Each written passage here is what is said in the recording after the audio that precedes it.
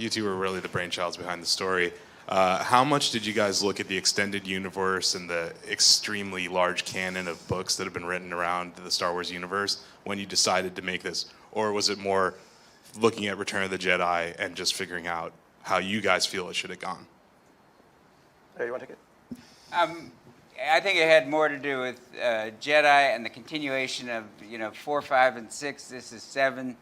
I think we were aware, we're respectful of the canon, but we really wanted to tell a story that interested us and delighted us, and we didn't really want any rules and parameters particularly. We just said, well, we can do anything we want with this story. What would be the most fun thing to do on this page and the next page and the page after that? And that was sort of the guiding principle, I think, more than the canon or anything that had come before.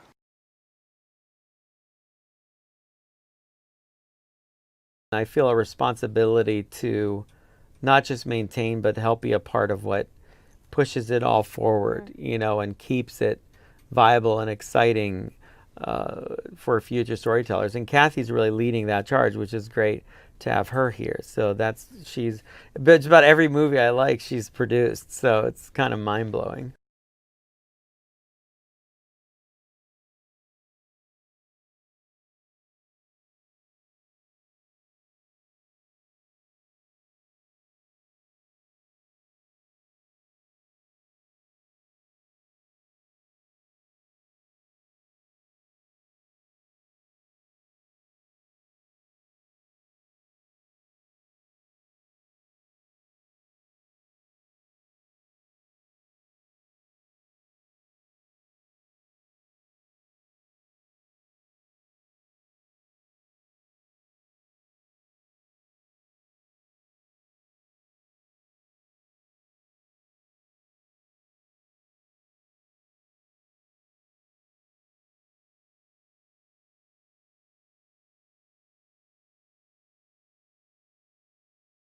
We have a vast and expansive timeline in the Star Wars mythology, spanning over 25,000 years of history in the galaxy, with each era being a rich resource for storytelling.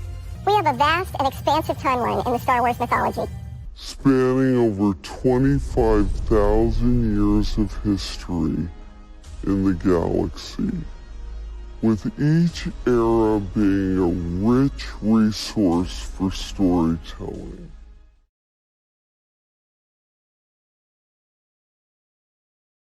You have to have a team of people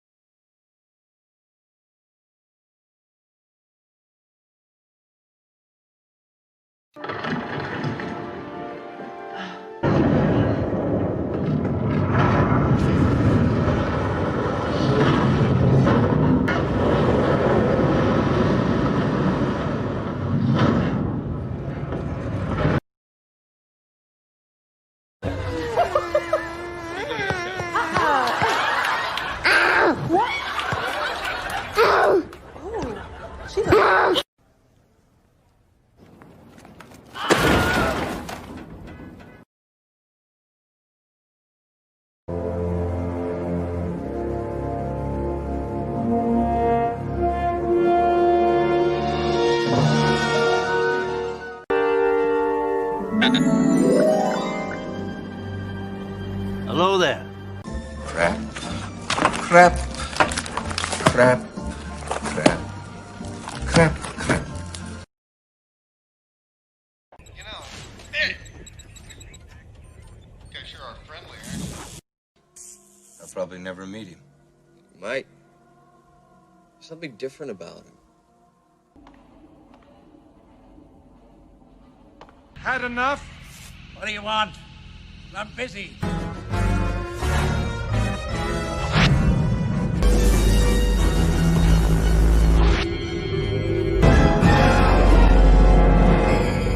No, we have a race.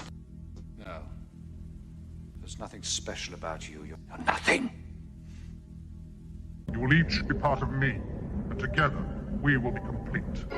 Use the Force. Let go. The Force is strong in this one.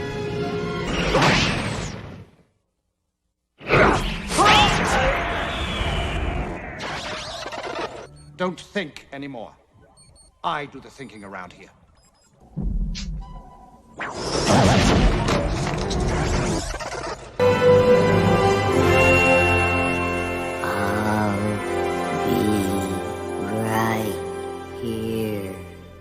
Have you now?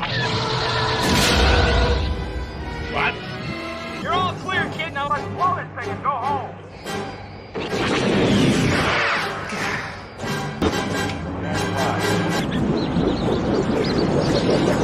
He saved us. He really did it.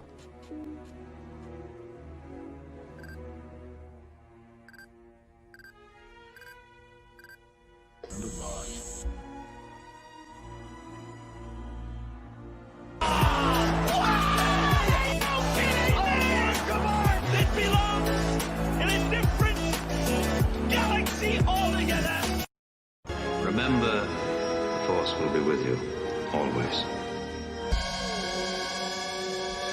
Greetings, program.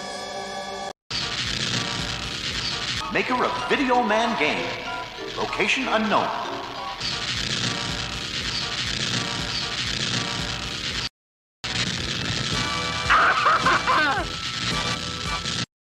I can wipe you out of existence. Like this.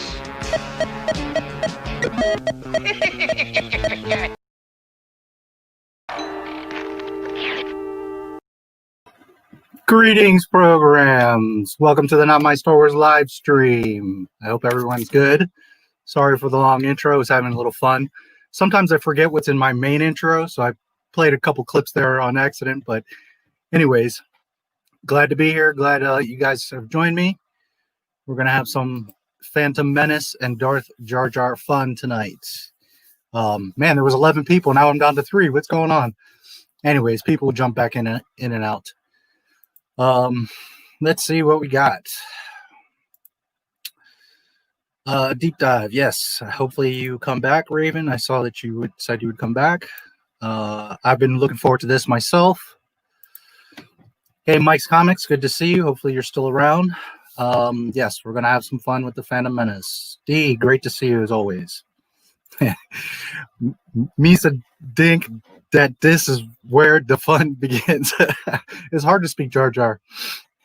Oh. Hey, Crazy A. Hello there. Welcome, everyone. Yes, good to see everyone here. Hopefully people will start coming back. Bring on the Kraken. Oh, it's coming. Disney, yes. All right, greetings. So I hope everyone's good. So I'll be doing a deep dive of the Phantom Menace. Oh, by the way, welcome to the live stream. Star Wars: The Phantom Menace. Not My Star Wars deep dive. Jar Jar Binks. I always do that, by the way. If anyone that's watching or is a YouTube creator, always try to say the title of your video in the beginning of your video, because YouTube watches your video, hears your video, and reads your video. So all the text, tags, description, comments, pinned comment, what you say, what it sees, it all gathers that to place the video. So if the thumbnail says Phantom Menace, if I say it, if it's in the description, it's in the tags, it's in the comments, it's in the chat, then YouTube knows, hey, Phantom Menace video. So anyways, that's why I always do that in case anyone's wondering. Raven, hello there. Hey. Good to see you guys. Hopefully some guys will come back. There was 11 here a minute ago. Looks like some people are coming back in.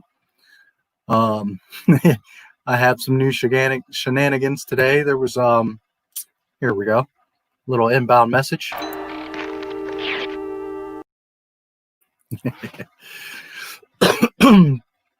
Anyways, we're gonna have some fun.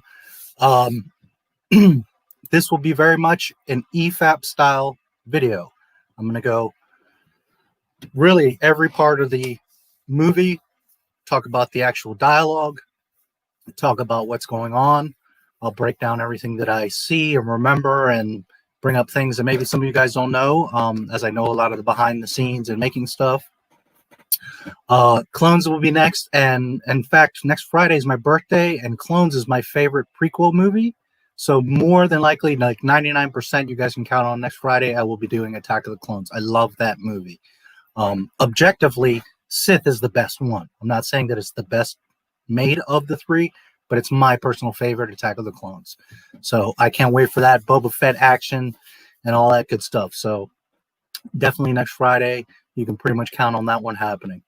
And it'll be a birthday chill stream. So I look forward to that. And yeah, definitely hope you'll be there next week. So what was I saying? Oh yeah, so this will be an EFAP style. I didn't call it EFAP because that's Mahler's thing, and I don't want to take his thing, but it will be in that vein. I'll be getting very detailed and breaking down all of the Phantom Menace. Mahler and Red Letter Media have really broken down the problems with it, and it's not to say that I don't know or recognize the problems with the prequels, but I do love them. They're official Star Wars. They are true canon. 1 through 6 is what Star Wars is. Everything else is nonsense. A lot of the EU you can consider, but from December 31st, 2012, it's all bullshit. So we're going to be focusing on true Star Wars, George Lucas canon. And again, if you want to really see like the negatives, Mahler and Red Letter Media break that down really well. I'm going to avoid that. I'm going to focus on the positives. I'm going to focus on the things that you guys may have not realized or noticed. Again, little references behind the scenes. I won't be referencing the EU because there's no need to. This is going to be strictly movie canon as it should be. Let's see.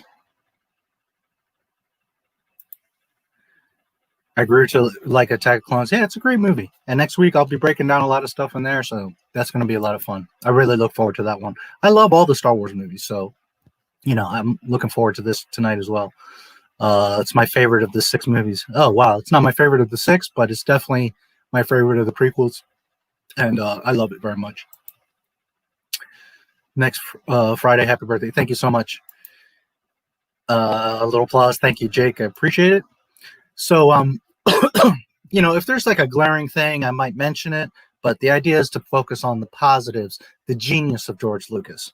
Again, I'll be going through specific dialogue like I did with the did Luke turn to the dark side and Return of the Jedi, because there's things when you really watch it frame by frame and analyze what George is having these people say and do, you start to really see the genius that he didn't make mistakes. A lot of people say like, oh, this is crap and this was stupid and this was a mistake. No. George Lucas was 20,000 steps ahead of all of us, and he put things in place for the entire saga. It's really brilliant the way it's written. And I know people say like, I hate sand, but you have to think of the significance of that line. And we're going to be talking about that kind of stuff. We're going to be breaking it down. Also, we're going to talk a little bit about Darth Jar Jar. The focus will not be on Darth Jar Jar, but there's going to be instances where he says and does certain things. Now, I'm going to give you a brief well, we'll get into Jar Jar once we meet him in the movie, which is not long after the beginning, as most of you know. So I'll give you a brief synopsis at that time of the idea behind Darth Jar Jar, and I have some quotes and some little things, some images, and we'll have some fun with Darth Jar Jar. The focus will be the actual movie as George Lucas made it, but keep in mind that Darth Jar Jar is a viable thing, and it's funny.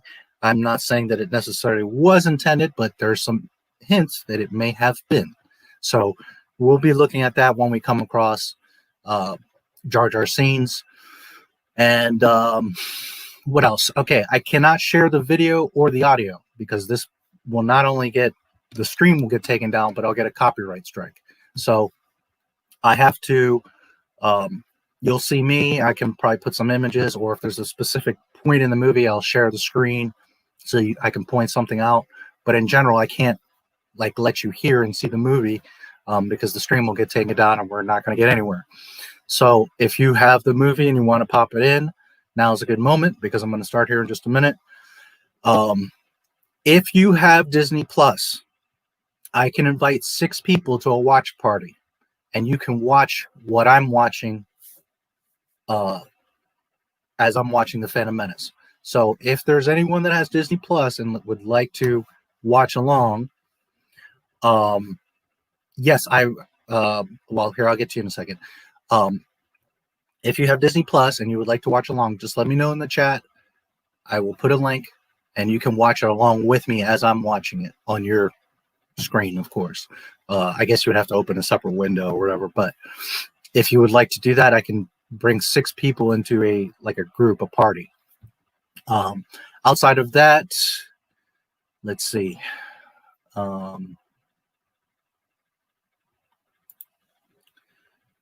Glaring like Obi-Wan's hair changing continuity. Yes, there's all kinds of little details, and I'm gonna really break them down.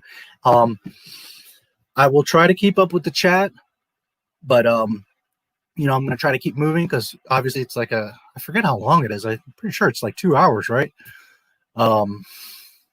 This stream will probably end up being like a 6-hour, 8-hour thing by the time I go through everything. And I will try to keep on the chat as much as I can. If it's just little loose comments, I'll probably try to keep going. But by all means, if you guys want to ask something, have me describe something or talk about something, elaborate on something, you have a question, let me know. For those of you that have been in my streams, you know that I am always want to be very interactive with you guys. So by all means. Let's see. He was a genius, a legend. George is a Kraken. Yes. He's the Kraken's daddy. Jar Jar was awesome. Bring it. Yeah, we're gonna bring some Jar Jar. Can you share time code of the film as you go? Yes, I will. Anytime I stop, I'll say like, hey, this is either in this section, or I'll try to remember consciously to look at the actual time. But you guys will know what I'm talking about because I'll be going into good description. But yes, I'll try to share the time code. Also, for anybody that rewatches the stream, it'll help you along. So by all means, I'll try to be conscious and do that. I have Disney Plus. Okay, just a second. I can give you that link. Disney Plus for next week. Yeah, do that because again, I can bring in 6 people and you can watch it in real time with me. You'll see where I'm at. Ever notice the ceiling pattern of Anakin and Shmi's hut? Yes, and we will touch on that. I will touch on a lot of things. And if I happen to miss something, mention it because maybe I forgot it, or I don't know everything. I know these movies damn well. And if you have been on my channel or my streams, I know Star Wars very, very well. But by no means do I pretend that I know every last nook and cranny. A lot of them, most of them, but not all of it. So if there's, again, something you want me to elaborate on or that I missed or, you want to throw out there, by all means, just, maybe sometimes be a little patient because I probably will mention what you're thinking of. But anyways, we will talk about that.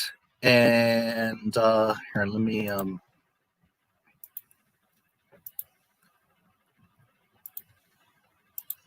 okay, I'm going to put the link and 6 people can join. So first 6 takers, you can jump on and you'll be able to watch it live as I'm watching it on Disney Plus. Again, I'll be pausing and it should pause for you as well. I've never done it, but as far as I understand, you'll be literally live watching what I'm watching. So if you have Disney Plus, here you go. Free for all. 6 people if you want to join. And I'll talk for another minute while anybody gets set up. Cue them up if you got it. Yep. We're going to start here in just a minute. It's the same as the ceiling in Lars' home, Attack of the Clones, A New Hope, similar to Darth Maul's tattoo patterns. Interesting that Shmi lived at both. Yes. 2 hours 16, yeah. So you figure double that because I'm going to be talking and chat and, Darth Jar Jar. And I think we're going to be here 6 to 8 hours, but we'll see. We'll see who hangs. Either way, you can always watch the replay. But, easily this is going to be a 4 or 5 hour thing. So.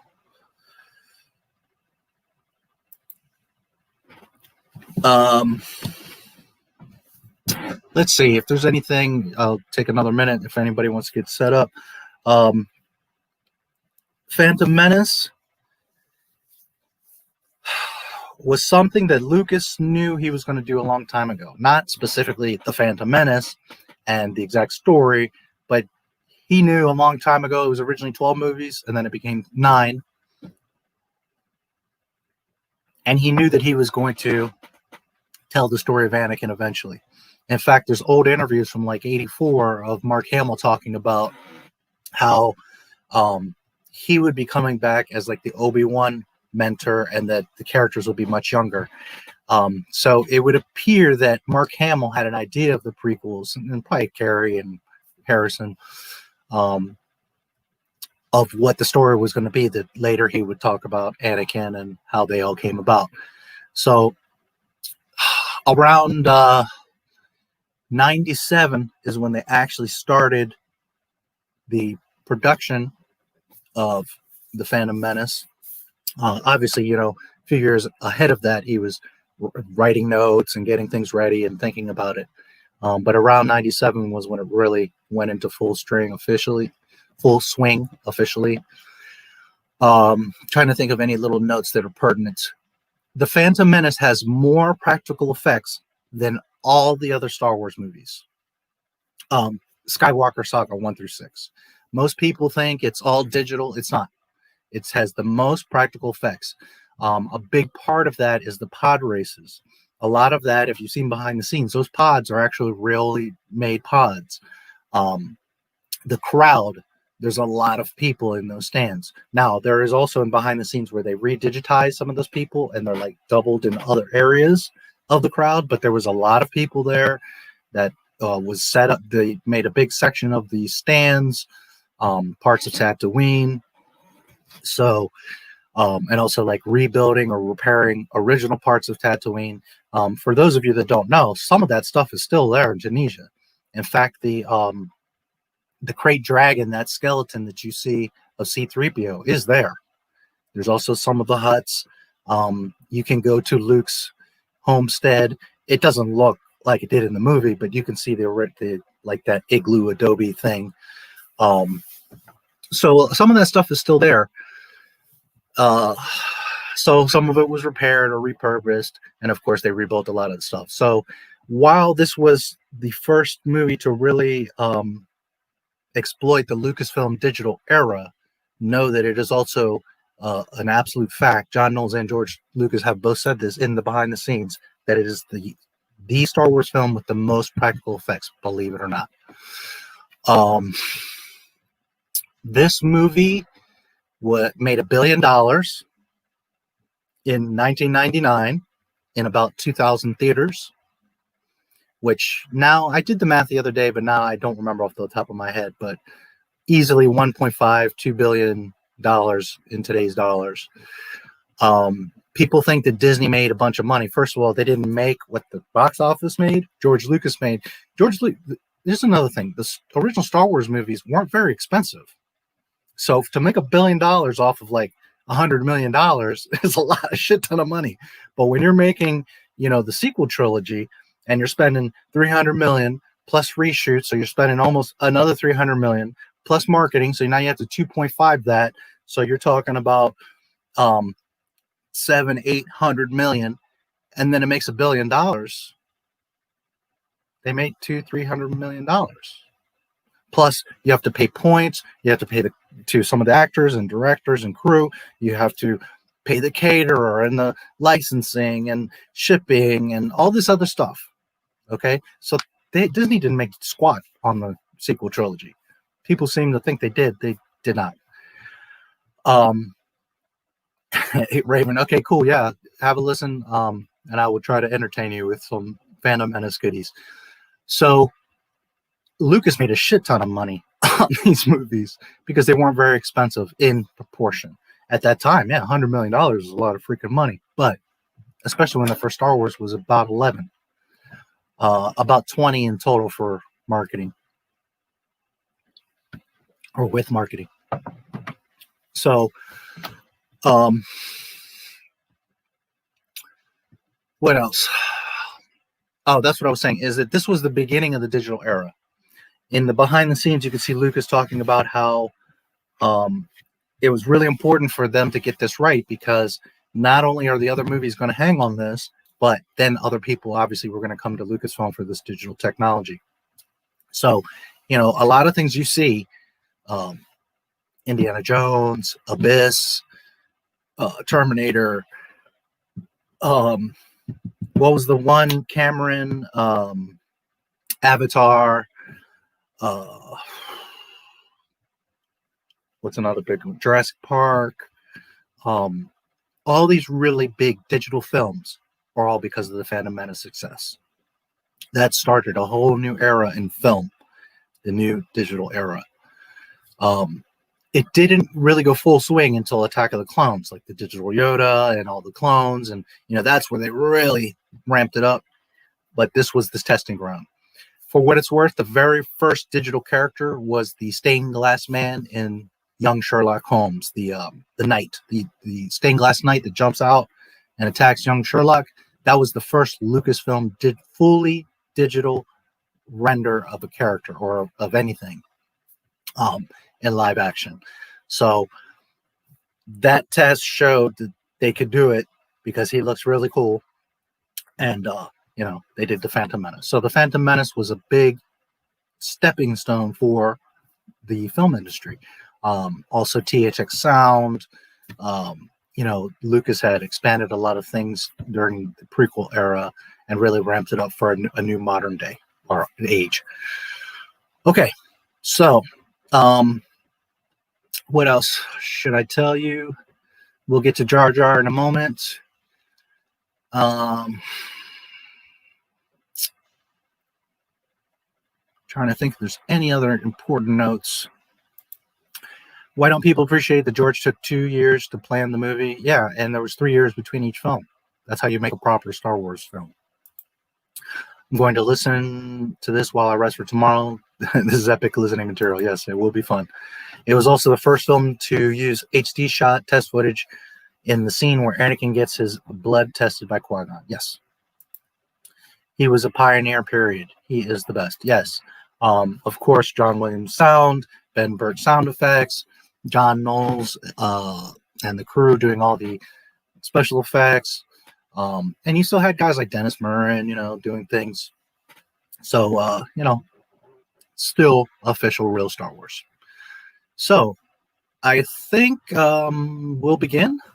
I'm trying to think if there's any other important notes.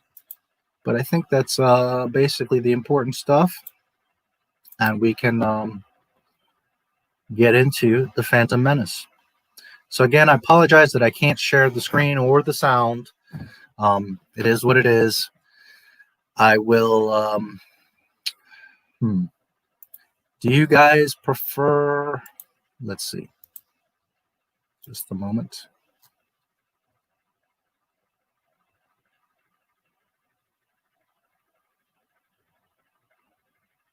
Where'd you go?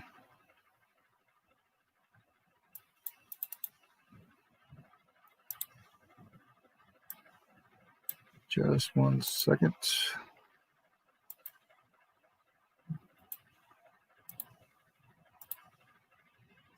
Okay. Do you guys prefer like this, where I'm small, or more of a full screen? I would think you kind of prefer like this, but you guys let me know. I can always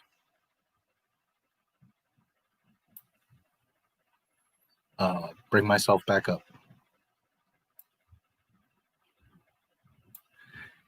Jar Jar is cringy but fun and lovable. Yeah, I mean, up until the sequel trilogy, you know, he was the dorkiest character. I love all the Star Wars characters. I love everything about these movies. So I never had this issue with Jar Jar or other characters. Whoops.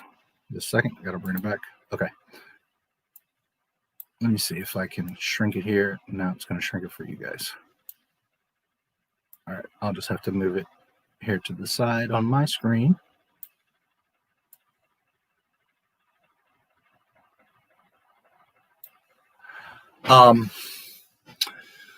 I never had a problem with Jar Jar. I never had a problem with any of the stuff in the prequels. Again, they're not the OT. They do have their problems.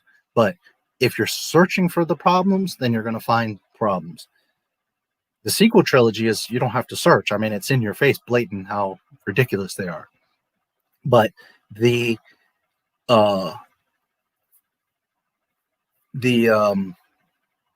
prequels respected canon.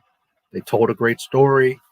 And when you look at them on the surface, there are stuff that you would say, oh, that's cringe, or that was silly, but I'm going to show you as I break it down, and I show you a lot of I'll be reading a lot of the dialogue. You're going to see that it's not so childish and so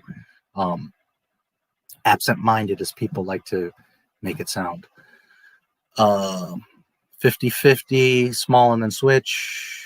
Yes, please hit like and subscribe. I'm almost at 9,000. I was hoping to hit 10,000 for my birthday. I don't know if that's going to happen, but we'll see. What I can do, let's see. I don't know if you guys like that. Let me see what I got here. I could do that.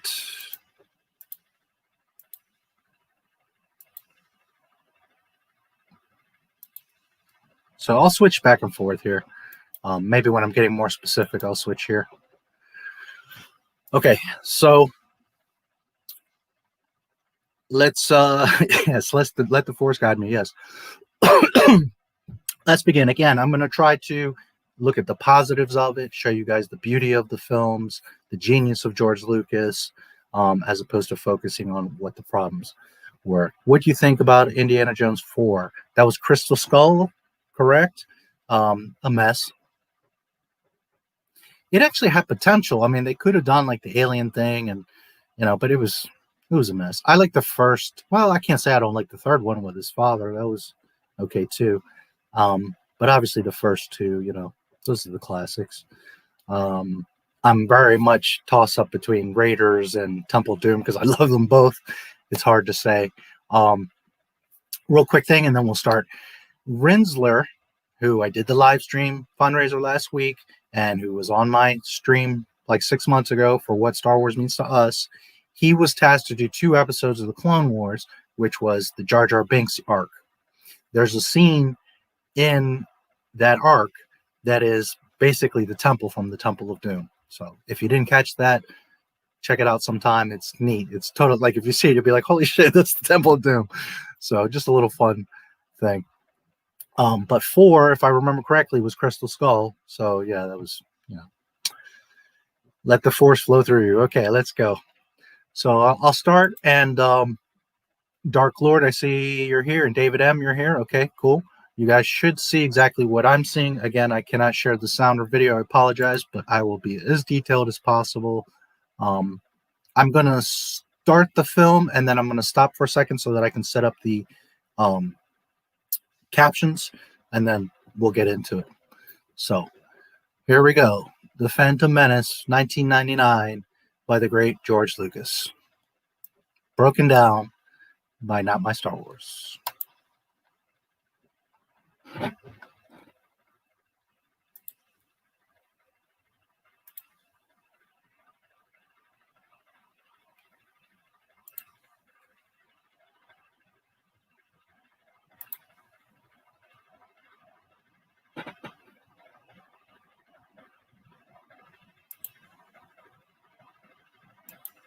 Okay, real quick, I was able to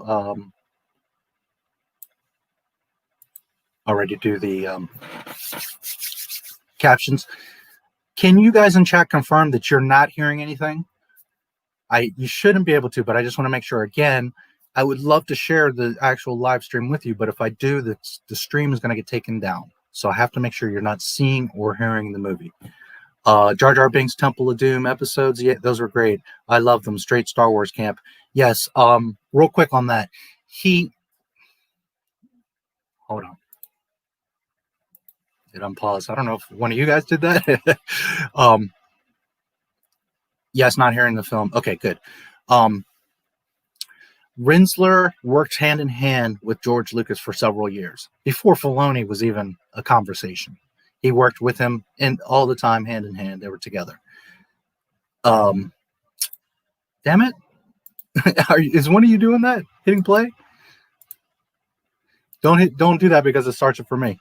So hold on. I'm going to start here in just 1 second. So there was a time where he wanted to write for Underworld because they started to begin the Underworld stuff. The Underworld stuff started around 2002, 2004. Okay, that's when they started hiring writers to do Underworld. Rinzler said to Lucas, "Hey, can I write for Underworld?" So then Lucas said, "Okay, well, you have to earn it. You have to redeem Jar Jar in the Clone Wars." So therefore, he had Rinzler write that 2-story arc for Jar Jar to try to redeem him in the Clone Wars cartoon. So there you go. All right. Not hearing you, not hearing the film. Not hearing you, I assume you mean the film. Okay, so let's get started. Right now, I'm going to read the crawl for you guys, and we'll get right into the movie. It's about to go to the crawl now. So here we go. Phantom Menace. Episode 1.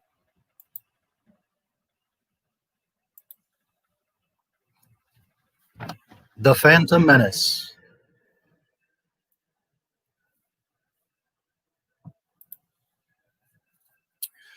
Turmoil has engulfed the Galactic Republic. The taxation of trade routes to outlying star systems is in dispute. Hoping to resolve the matter with a blockade of deadly battleships, the greedy Trade Federation has stopped all shipping to the small planet of Naboo.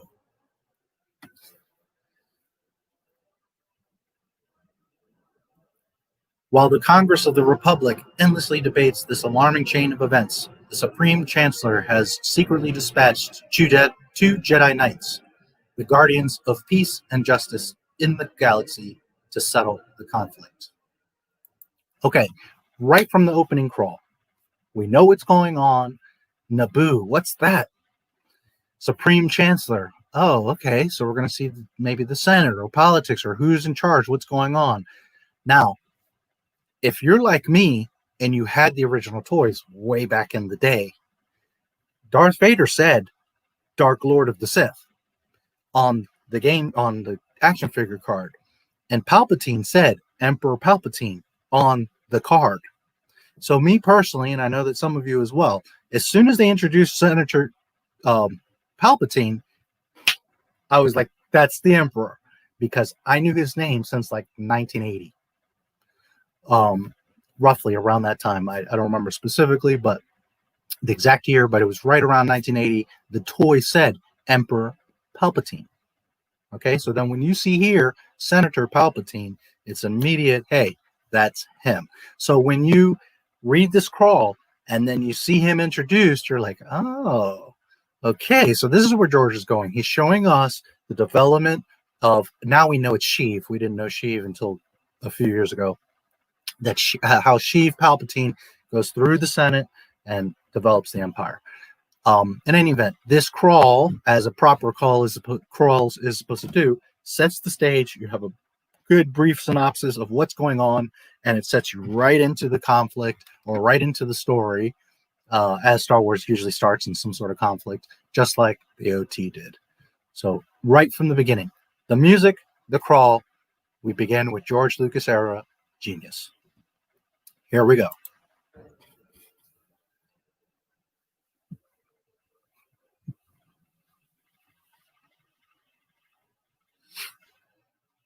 I really wish you guys could watch and or hear with me, but it is what it is.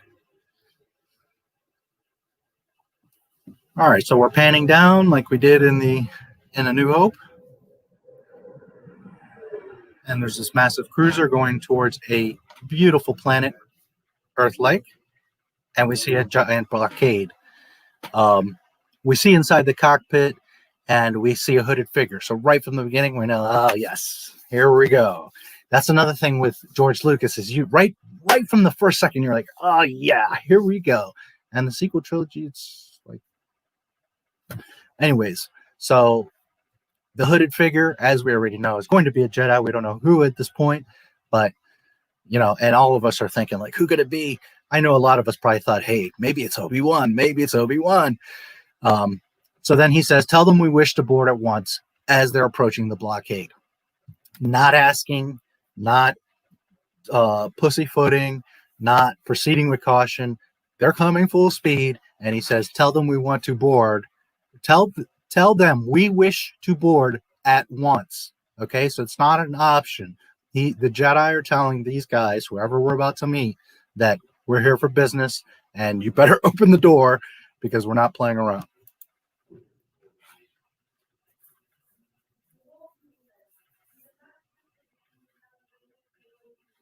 Okay, so then one of the pilots says, with all due respect, the ambassadors of the Supreme Chancellor wish to board immediately. Again, Luke is setting the stage right from the beginning that they are ambassadors. We know they're Jedi, so the Jedi are ambassadors for the Supreme Chancellor, and the Supreme Chancellor has sent them. So this must be something serious. There's a grave thing going on here.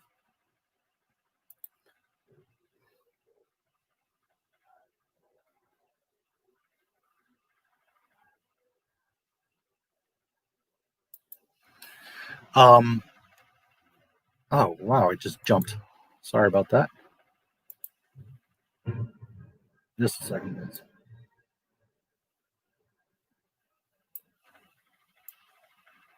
If one of you that's watching with me, you can't hit play or jump or anything because you're going to make me jump. So just know that you have to just be patient and go along with me here. I'm going totally blank on what's his name right now, but the leader of the CIS, it'll come to me in a minute. He says, yes, of course they can come on. It's perfectly legal what we're doing here with this blockade. Of course, playing his angle of, you know, we're not doing anything wrong. We'd be happy to receive the ambassadors. And you can see in the cockpit 2 hooded figures. We already know those have got to be Jedi, or at least we're certainly hoping so. They approach the droid control ship and are going to dock.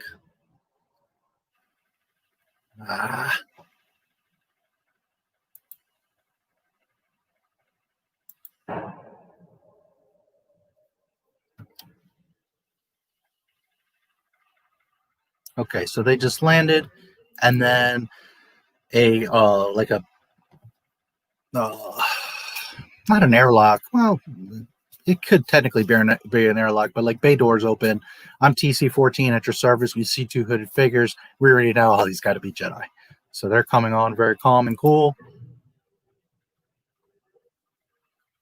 The droid is going to lead them on their way. Okay, for some reason it keeps jumping. I hope it's not one of you guys doing that. It keeps jumping back.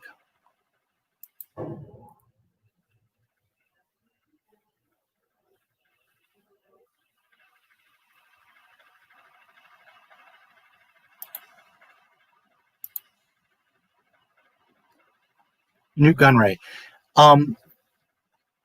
Okay, are you guys? Did the stream cut out at all for you guys?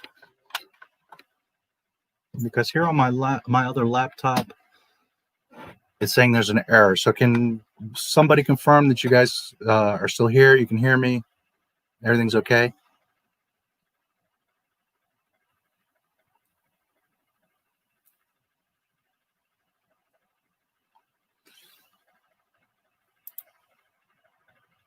You have to redeem Jar Jar in the Clone Wars. Is the stream still live, guys? Can you guys hear me? It appears to be on my end, but my other laptop is saying there's an error. So I just want to make sure. TC 130, yes. Can hear the film faintly, but it's warbly. I doubt you'll get flagged for that. Yeah, no, hearing it faintly, you shouldn't. It's just that I can't literally play the film because they will indeed shut down my stream. We can hear the film a little bit, but it shouldn't be enough to get stream flagged. Yeah, hopefully. I wonder what peeves the sheep. Yeah, we're going to find out. No, I can't share my screen, unfortunately, because they'll take the stream down. I'll get a copyright immediately. I really wish I could, but I can't. Yeah, they'll totally take down the stream, and then we'll have no fun at all. Every movie starts with outer space. Yes, it is Star Wars. Gotcha. Good to know. Yeah, and again, I really wish I could, because I would love to be able to, with all of you, watch the film, but we can't, unfortunately.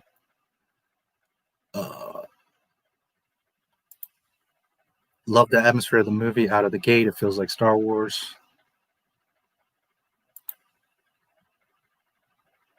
I just got double screens. New Gunray, yeah. I went blank on there. Sometimes when you have so much in your head, you go blank.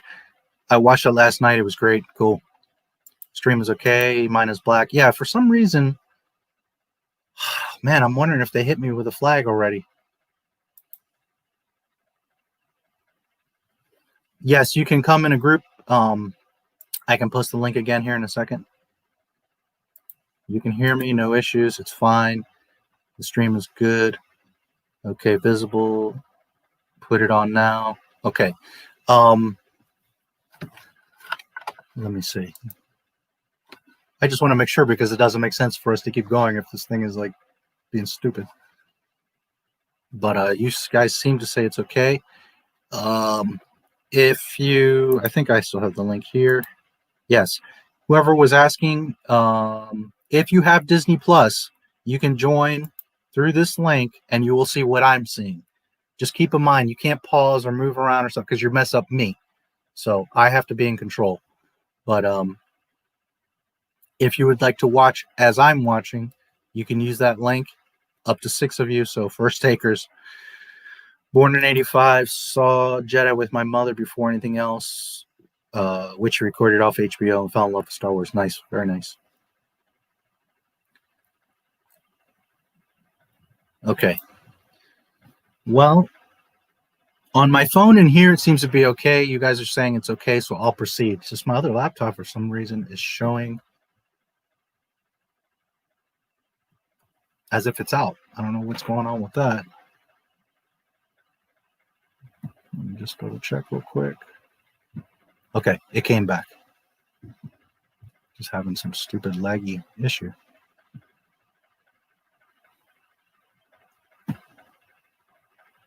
Okay, we'll proceed. Again, thank you for whoever has come in. And let's keep going.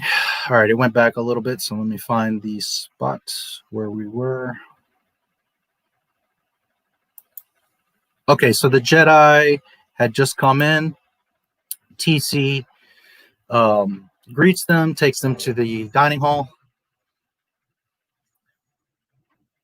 Of course, we see a silver 3PO.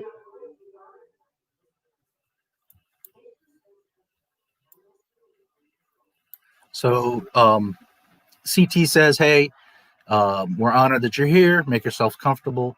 They're in this dining room. I just wanted to mention real quick, the first droid we see is a C3 unit. This is important because later people say, well, how come Obi-Wan doesn't recognize R2 or C3PO? You have to realize there's thousands of R2 and C3POs or C3 units throughout the galaxy.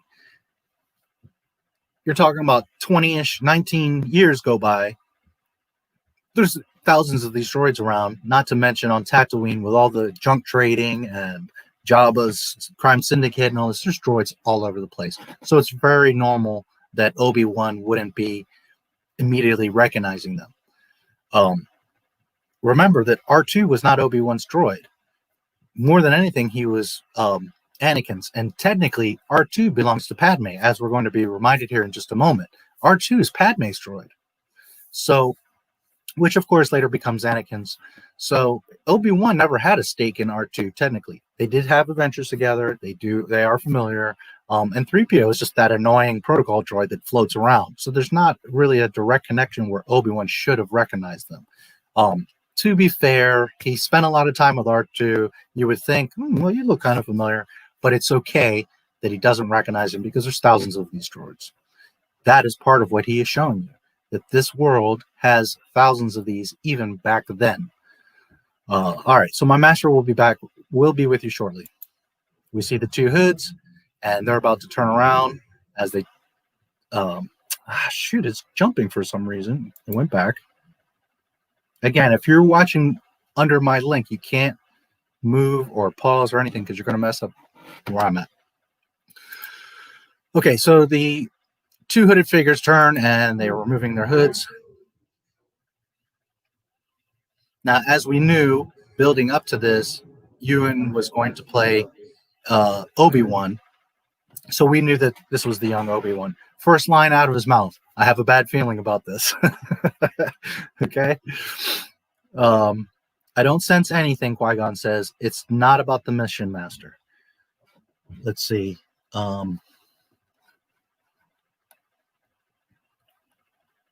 Just check these comments real quick, and we'll keep going. Atmosphere of the movie out of the gate, it feels like Star Wars. It is Star Wars. That's why it feels like Star Wars, because it is. Double screens, gun ray. Do you have a watch together? Yes. If someone has Disney Plus, again, you can join through that link. We're here. You can hear me. All right. I'm about to put it on. Okay.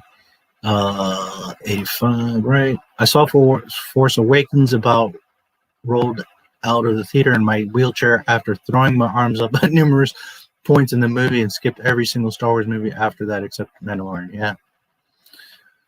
Star Wars is not what it used to be. Arl Knots, episode 1, re-audio is awesome. I don't know if I saw that one, but I have seen some of the Arl Knots stuff. There is good stuff there. I guess Obi-Wan wasn't around R2 that much. No, technically he's not, and you're going to be reminded of that throughout this film.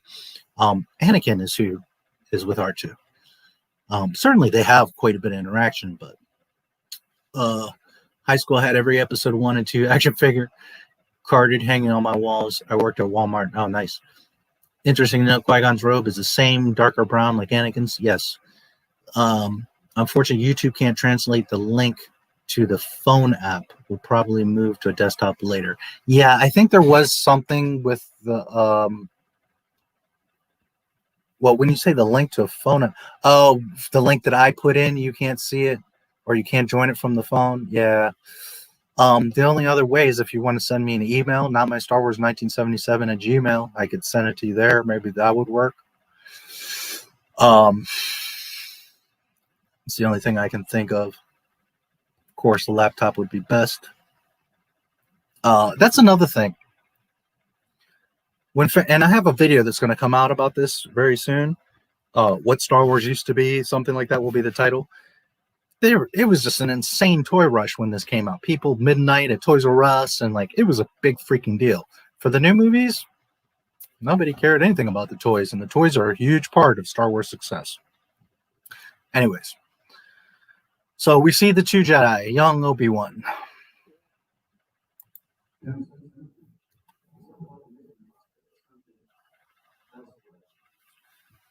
It's not about the mission, it's about something elsewhere elusive. Young Obi-Wan is sensing something. Don't center on your anxieties, Obi-Wan, Qui-Gon says. Keep your concentration here and now where it belongs.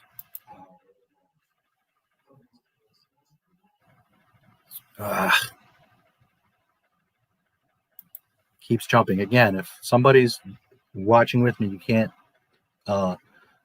hit anything because you're going to mess up where I'm at. Only work via laptop, switching to desktop. Okay. That Favreau's character in PCU, which saves Star Wars, and KK somehow gets lost at sea or disappears on a hiking trip. Sorry, not sorry. Yeah, she needs to go. We won't talk about it in this stream, or maybe later after, but the stuff that's going on now isn't really going to fix anything. It's just going to open more cans of worms for Star Wars. So as far as like the multiverse and Ahsoka and all that shit, it's just going to make more of a mess, which I'm not going to get into it right now. But But Master Yoda said, I should be mindful of the future. So what is he telling you there? That he's training with Yoda, that he's close to Yoda, that he's a full-fledged knight, or apprentice rather, and he's around the temple, and he's not a new Jedi. Now, we understand later through EU and dictionaries and all that extra stuff, Star Wars literature, that the idea is that they take younglings, and that's the best way to train, is from a young child. But at this point, we don't really know that. We're seeing two mature Jedi here, and Lucas is establishing that Obi-Wan has a lot of interaction with Master Yoda. It's not an accident, guys. I'm not going to read every last piece of dialogue of this film, but I am going to point out the important things so that you guys understand the dialogue is not an accident. George Lucas knew what he was doing, knew what he was saying, or having these characters say, because he's establishing important points, plot points throughout these films. All right. Not at expense of the moment. Be mindful of the living force, young Padawan. And yes, correction on myself. Sith are apprentices, Jedi are Padawan. There are no Jedi apprentices. Yes, Master. We see outside the window, beautiful planet, all the detailing, like in all the other Star Wars movies, beautiful detailing. The chairs, the lines on the walls, the windows, everything, immaculate detail, unlike Disney. How do you think this trade viceroy will deal with the chancellor's demands? So we already know that they're coming up on a blockade, and that the chancellor and viceroy are having some sort of dispute. Will they deal with the demands? So we're ready. We are 3 minutes and 31 minutes or 31 seconds in, and we already know what's going on. We're not going through half an hour of a film like confused. We know what's going on. We're seeing the Jedi as ambassadors in this trade blockade, in Trade Federation blockade, and that there's a conflict between the Chancellor, the Senate, and the CIS. We don't know their CIS, but the CIS, which is the Trade Federation, if anyone doesn't know that. There's another subtlety here. As they're walking, the sound changes. You can hear the depth of their voices change. These Federation types are cowards, Qui-gon says. Negotiations will be short. And immediately, CT goes to the bridge and is talking to Gunray, and Gunray's like, what? What did you say?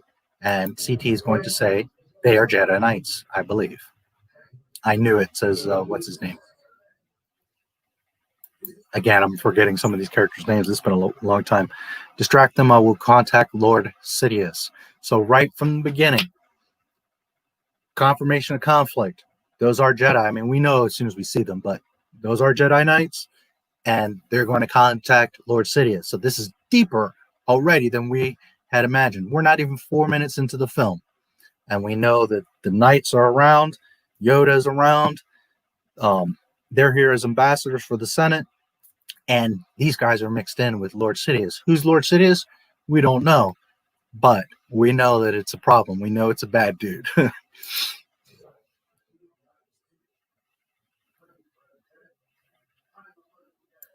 So then he says, distract them. I'm going to contact Lord Sidious. He says, are you brain dead? I'm not going in there with those two Jedi.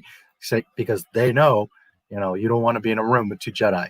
Unfortunately, Rey and the Mickey Mouse Club seem to not know what Jedi are. Neither does the Mandalorian. Let's see.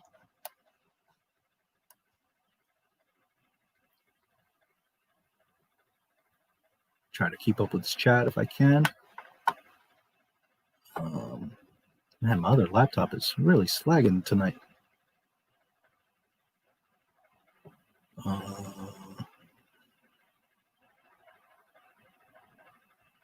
Disney movies are mostly ugly and depressing. Yes, we see Yoda training younglings in Attack of the Clones. Yes, Disney movies are pretty, but there's no story, there's no development, there's no nothing. We have already seen more world building between the mention of Naboo, the Senate, so we know the Coruscant's coming. If you were following Star Wars and the EU and paying attention to stuff, you know the Coruscant was at least mentioned in the past. The world is this big, and in the sequel trilogy, it's like, and Mandalorian, it's like this little peanut. We already have more world building in this in 4 minutes than we do in the entire sequel trilogy.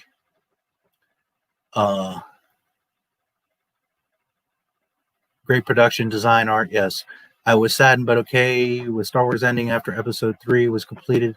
I knew George Lucas, whom I share a birthday with, was getting older and could tell he didn't want to milk it or cheapen it. Yeah. I have most of the action figures from Phantom Menace in the packaging still. Awesome. Lucas movies had a magical or mystical sounding soundtracks. Absolutely. Newt and Vroon, thank you. Yes.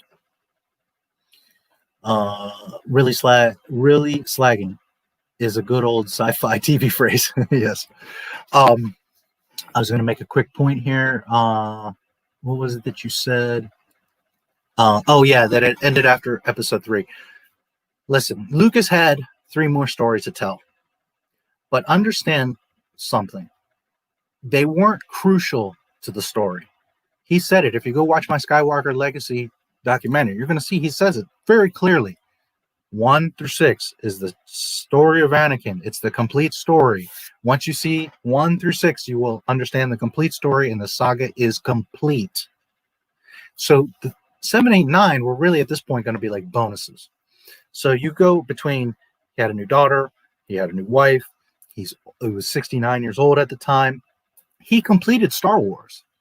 So it wasn't like it was crucial for him to do 7, 8, and 9.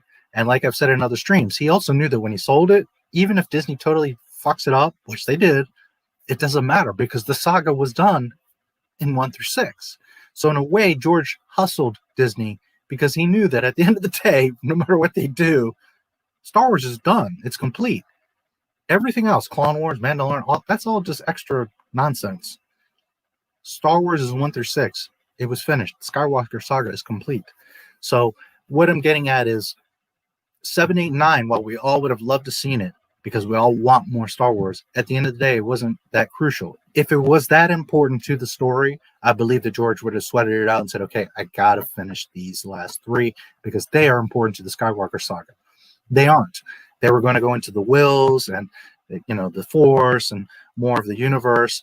So while we would have all loved to see that, it wasn't important to the Skywalker saga. And that's part of why he sold it, because he knew the story was complete. Onwards. I'm not going in there with 2 Jedi. I'm not either. Send a droid. Okay, and we see in the background here, 4:05, 4 minutes, 5 seconds, we see some computer panels and we see 2 battle droids. This is the first time we see other types of droids. You don't know what the hell they are or what's going on, but if you pay attention closely, there's 2 battle droids here in the background of the scene. Also, there's a cylindrical computer station here in the background. I don't know for sure, but my assumption is that that is something that goes throughout the droid control ship, you know, that ball in the center, and that's where Anakin later accidentally shoots that torpedo that blows up the core of the control ship. That is my assumption. I don't know that for sure, but just understanding the movie and the design of the ship, I'm pretty sure that that is the extension, the section there where we see that energy beam later, and it's also the center of the ship. Okay, so CT goes back in. Is it in their nature to make us wait this long? And then Qui-gon says, no, I sense an unusual amount of fear for something as trivial as this trade dispute.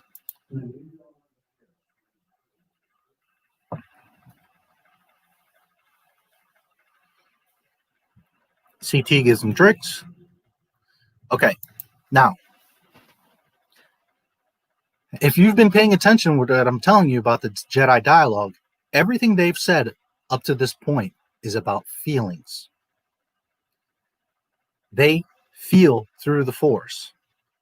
So some people misunderstand that Jedi can't love or can't feel or that are like just cold.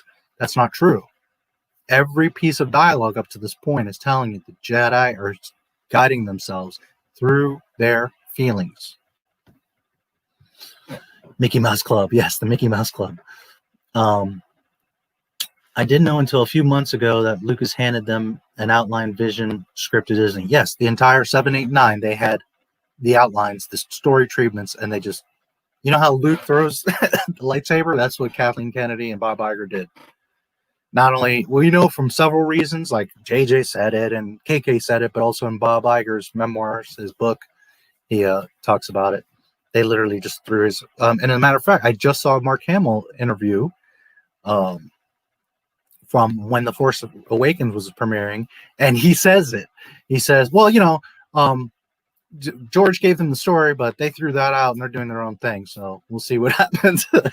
I just literally watched that like today or yesterday. So yeah, he absolutely gave them. Are the story treatments canon to Lucas? Well, yeah, they would absolutely be. Yeah. And they would be to us too. Unfortunately, we'll never see them unless, of course, somebody buys Lucasfilm, which may happen.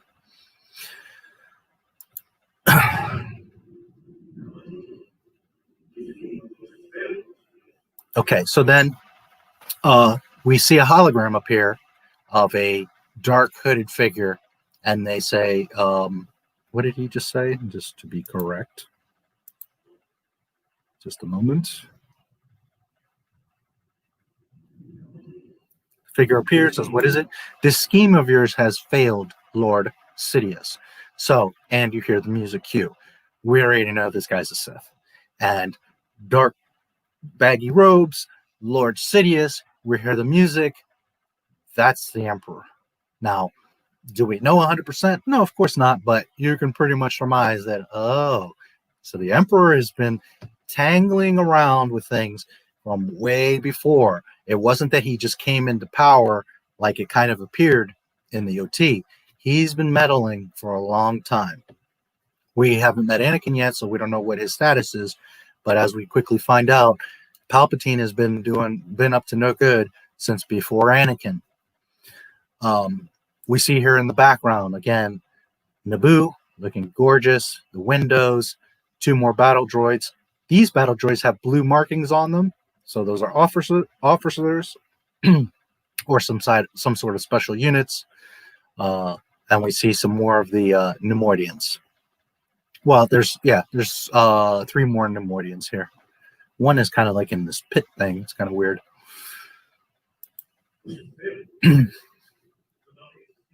The blockade is finished. We dare not go against the Jedi. And then we see the hologram from the front speaking. Viceroy, I don't want this stunted slime in my sight again. So he's telling, Gunray to send Newt off, or not Newt, Rune off. He's being a little puss. We see Sidious from the front, and you can pretty much then definitely surmise, yeah, that's got to be the Emperor. So again, wow, he's been involved all this time. I am literally proud to say I've never seen any of the new ones besides the first one. I feel untainted. Good for you. Yeah, they're not even worth watching. They're trash. Gonna have to leave watch party and transfer to desktop. Yeah, just do what you got to do.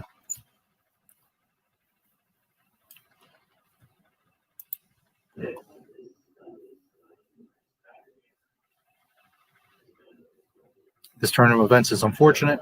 We must accelerate our plans. Begin landing your troops. And you can see there's a close shot from like the side, kind of front side angle, and you can totally see that's Palpatine. Now, granted, to be fair, Palpatine looks very old and decrepit when we see him, but you can tell that it's him. Newt, it says, "My lord, is that legal?"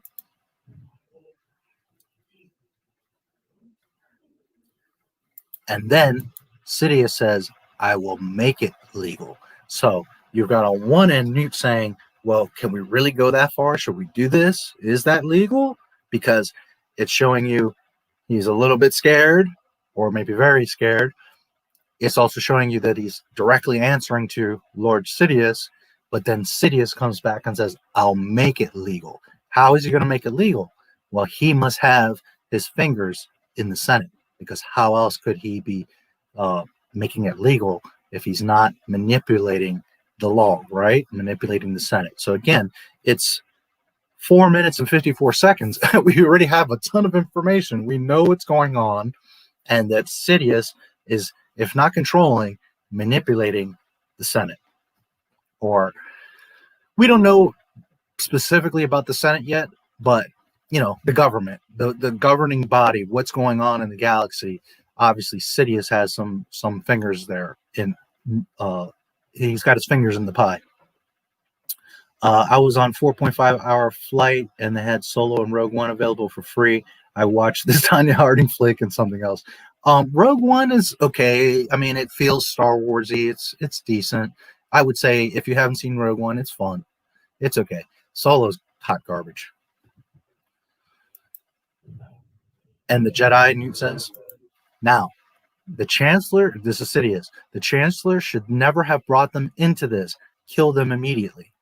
Now, we know later that he's the Chancellor, but we don't at this point.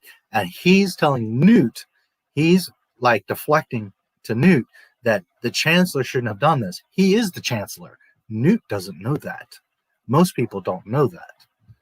And we obviously don't know that yet. But you can see that he's deflecting and making Newt think that the Chancellor himself is interfering. Kill them immediately, he says.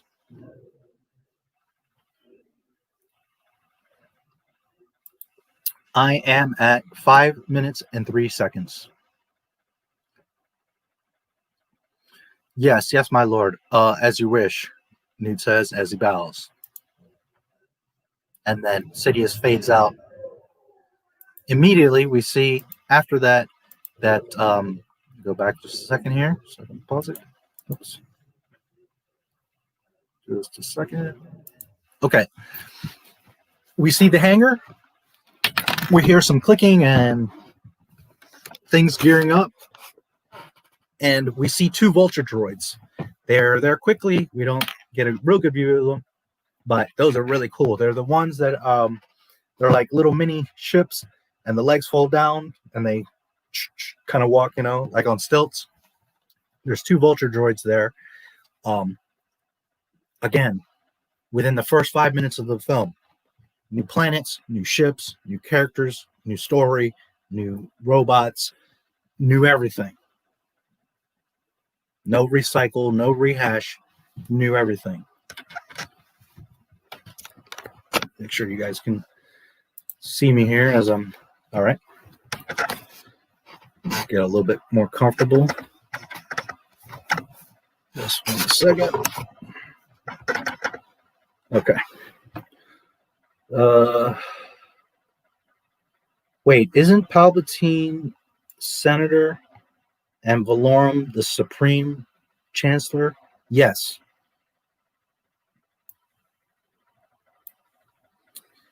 Where's the link for your watch party?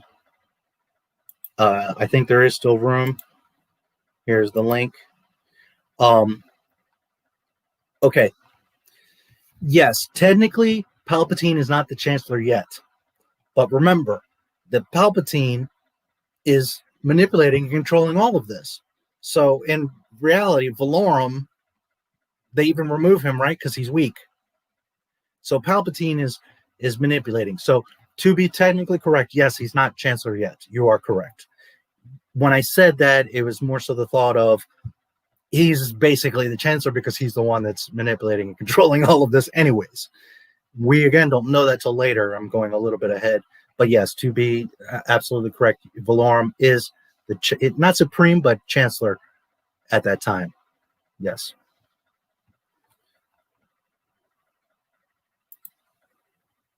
So we see the vulture droids.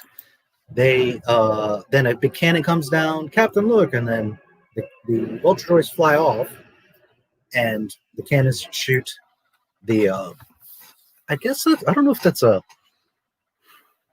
I forget the model of that ship. I believe it's a Coruscant diplomatic. It's got to be from Coruscant, yeah, some sort of diplomatic ship. I don't remember the model of that ship right now. Um, immediately, Qui-Gon and Obi-Wan get up with their lightsabers. I don't know that they heard it or feel the shake. I mean, we kind of assume that, but this is a large ship, and the hangar is probably several decks below. So maybe they didn't even physically hear or feel the shake of it, but, or I mean, they could have by all means, but I always took it as they sense it. They know something's immediately wrong, and they both jump up, light up their lightsabers. The droid is like, oh, sorry, because this tray spills. Then gas starts to enter into the room, dioxis. They both hold their breath, and we're introduced to battle droids. Then there's like a lieutenant, I believe it is, in yellow, guarding the door. A bunch of the regular battle droids are coming up. New Gunray and a hologram, which this is 527 timestamp, is saying they must be dead by now. They're assuming that the gas. So we know that at least a couple minutes have passed is the idea that they let them cook in there with the gas. Destroy what's left of them, they say. Doors open, you see the gas, and we get our first piece of Jedi action. Well, first CT, of course, comes out. Oh, excuse me. And then check it out, Corporal. We'll cover you. And then one of my absolute favorite Star Wars lines. Roger, Roger. I love that. So check it out, Corporal. We'll cover you. They're sending him, dummy in there. Roger, Roger. And here we're going to see the Jedi. The blades light up, they deflect the blast, and they come out. Obi-Wan jumps out, and they start wrecking shop. Newt says, what's going on? His assistant says, we lost transmission. Obi-Wan does a force push, knocks out some of the battle droids, 3 of them. Have you encountered a Jedi Knight before, sir? And this is important. Well, no, but I don't. And then he interrupts himself. Seal off the bridge. And then the droid says, Newt says, that won't be enough. I want droidicas up here at once. We don't know what droidicas are yet, but we know there must be something important or powerful. And then Rune says to Newt, we will not survive this. So again, Jedi are well known. This isn't like a mystery. They are well known throughout the galaxy to be very, very powerful. For Rey, Finn, Mando, these people not knowing the Jedi are is absolutely ridiculous. Bo being clueless of who Luke Skywalker is when she was right there with Anakin and Ahsoka in the Clone Wars. I mean, it's just Cara Dune, Special Forces, the jump trooper for the Republic, doesn't know what a freaking Jedi is. Anyways, we will not survive this. We see parts of the bridge. There are resemblances here or callbacks to the Star Destroyer bridge, because you see there's a bottom level here with a droid that's looking at a bunch of screens and controls. It's different but the same.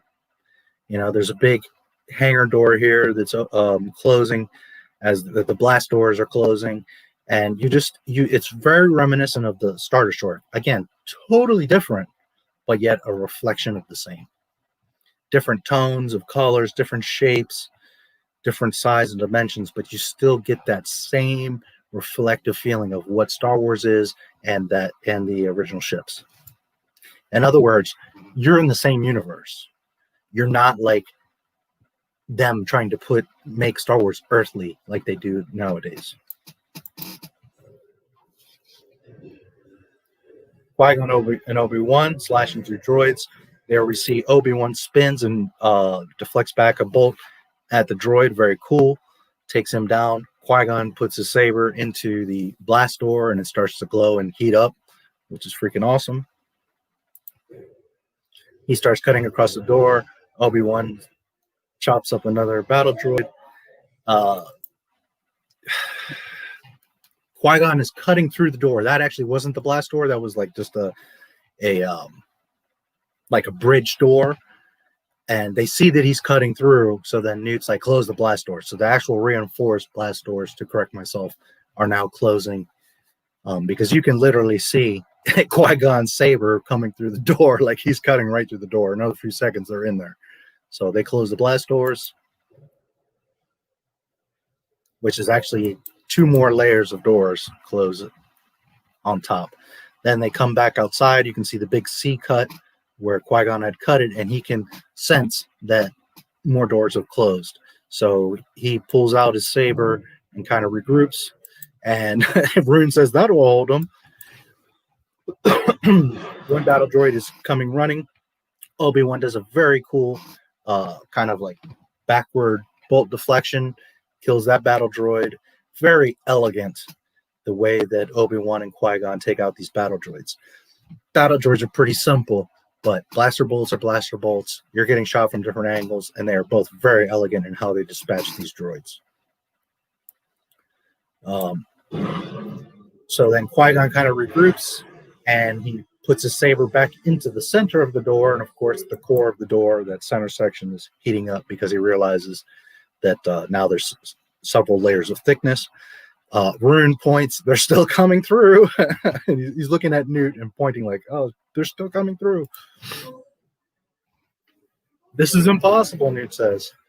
Qui-Gon very calmly, almost in a meditative state, just melting the door. He knows what he needs to do, and he's focused on it, and he's just calmly melting through the door. Rune turns, says, where are those droidicas? One of my favorite dialogue is coming up too. Here come the droidicas rolling, and Obi-Wan says, Master Destroyers.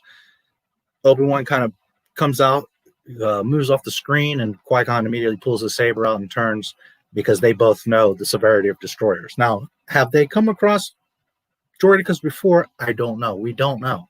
But they have enough, obviously, presence to understand that these are not the little papery battle droids. We need to regroup here. So they both kind of, back up. And the droidicas come rolling in. I love the droidicas. They were awesome toys. And I had the Lego one. It was maybe like this big. And it would totally fold up into a ball. And I could roll it on the carpet, but then you could open him up. And yeah, they were awesome. The Lego one. It was a good size. This sucker was like this big.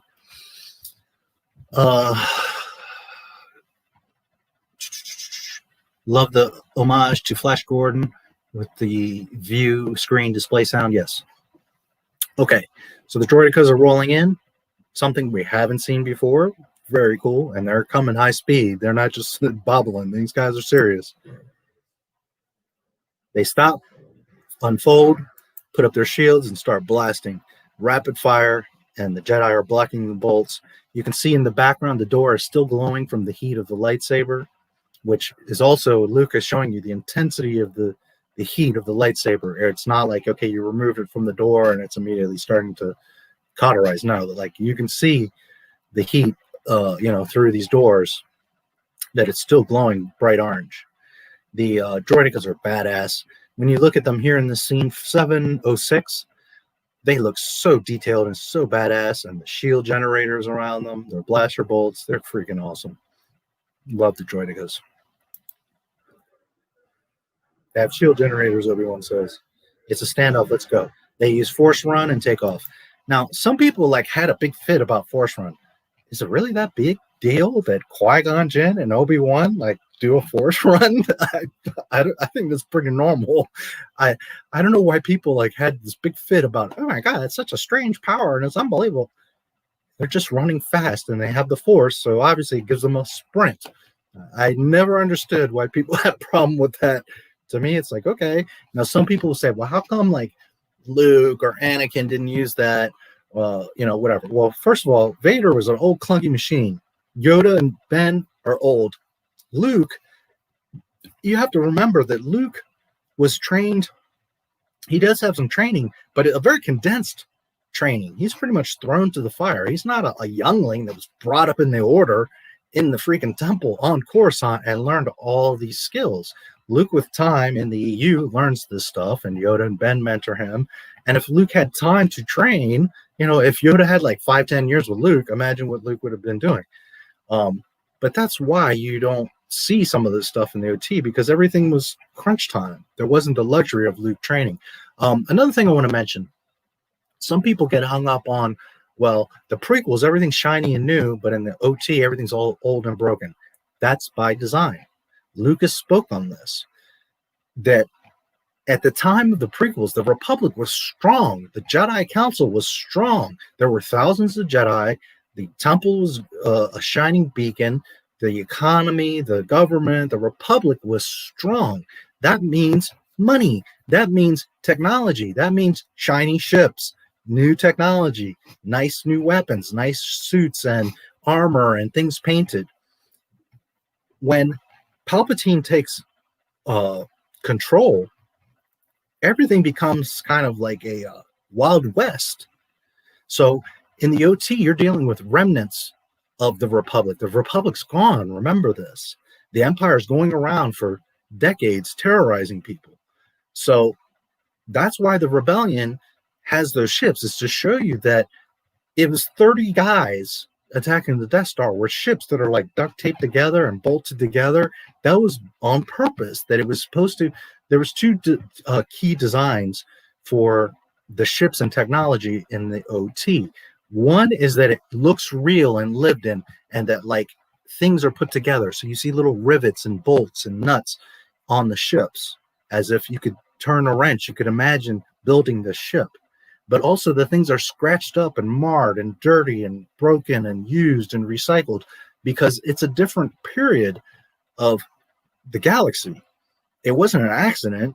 Lucas, again, very much knew that when he made 4, 5, and 6, that was the era. That was what was going on. And then in the prequels, we're in a high republic, and everything is prosperous. So that's why everything's shiny and new. Some people also kind of get caught up in that, like, well, how come it looks new and then later it's old? Because of that very reason, because there's prosperity in this era. Things are strong. The Jedi are strong. The Republic is strong. Later, you're talking about some ragtag rebels that are just piecing stuff together to try to fight the powerful Empire. So they force run down the hallway. The droidicas are looking at them like, well, goddamn, we're fast, but not that fast. And they're just, you can see them just barely, you can see them down at the end of the hall, their blades, as they're vanishing off. The droidicas are still, shooting. And then I love how Rune's like, they're no match for droidicas. Well,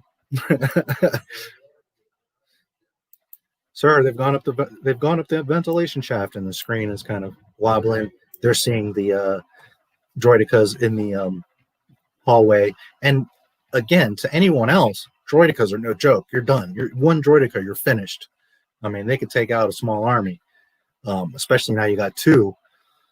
But this is Jedi we're dealing with. Okay, so then they show the hangar.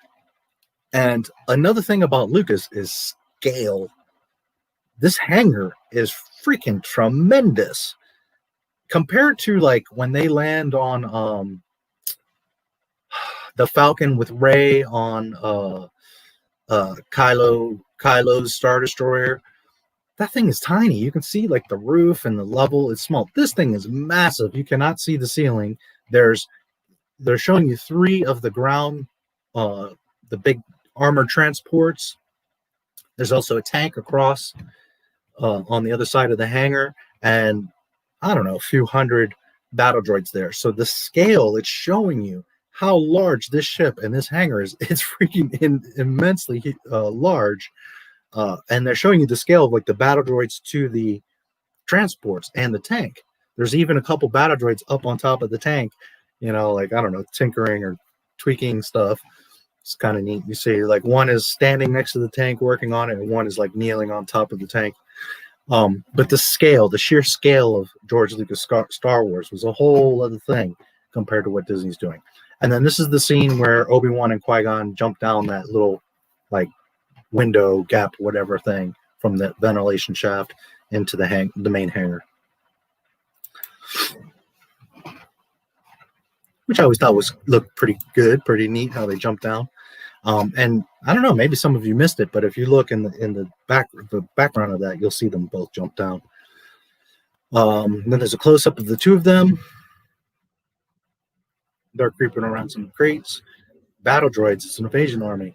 And here you get a closer look at the scale of not only how many droids there are, there's like several rows of a ton of them, and then the armored transports, are really huge. So again, showing you scale we just saw the big hangar and how small those transports were, and now we're getting a closer look at those transports, and they're much larger than the droids in Obi-Wan and Qui-gon. So you start to get a feel of the scale here, which Lucas, this is an odd play for the Trade Federation.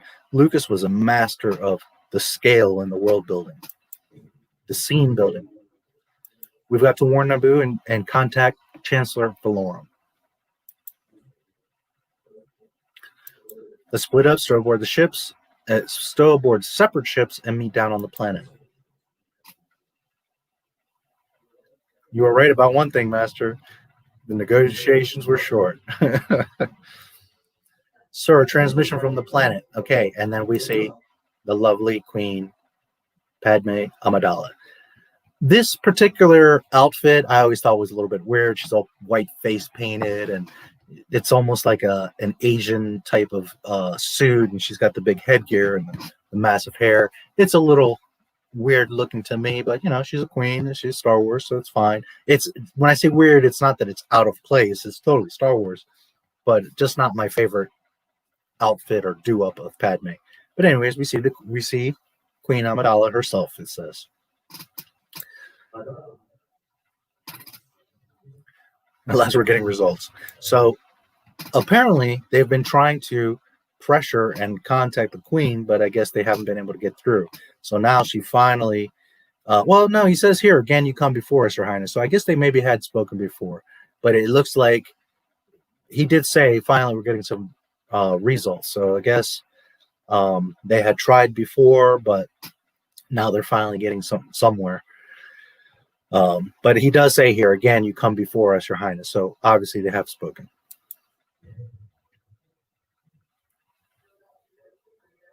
You won't be so pleased when you have to hear what I have to say, Viceroy. Your trade boycott of our planet has ended. And then he says, I was not aware of such failure. I have word. So then she says, I have word that the Chancellor's ambassadors are with you now. So she's aware on Naboo that the Jedi are in this ship, or at least are supposed to be. In the background, we see two of her handmaidens in yellow.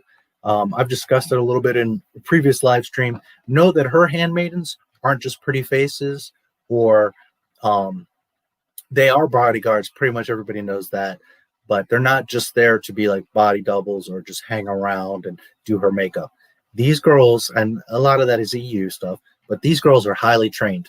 Linguistics, diplomacy, combat, weaponry, medicine, culinary. I mean, these girls are top-notch badasses. So Padme in her own right is a badass, as we know. But know that her handmaidens were no joke. They were like a elite special force chicks that were there to give their lives for her. So I have word the Chancellor's ambassadors are there, and that you've been commanded to reach settlement, which she has been told, but obviously she doesn't know what's going on. And then he says, I know nothing of any ambassadors, which, that was dumb. You must be mistaken.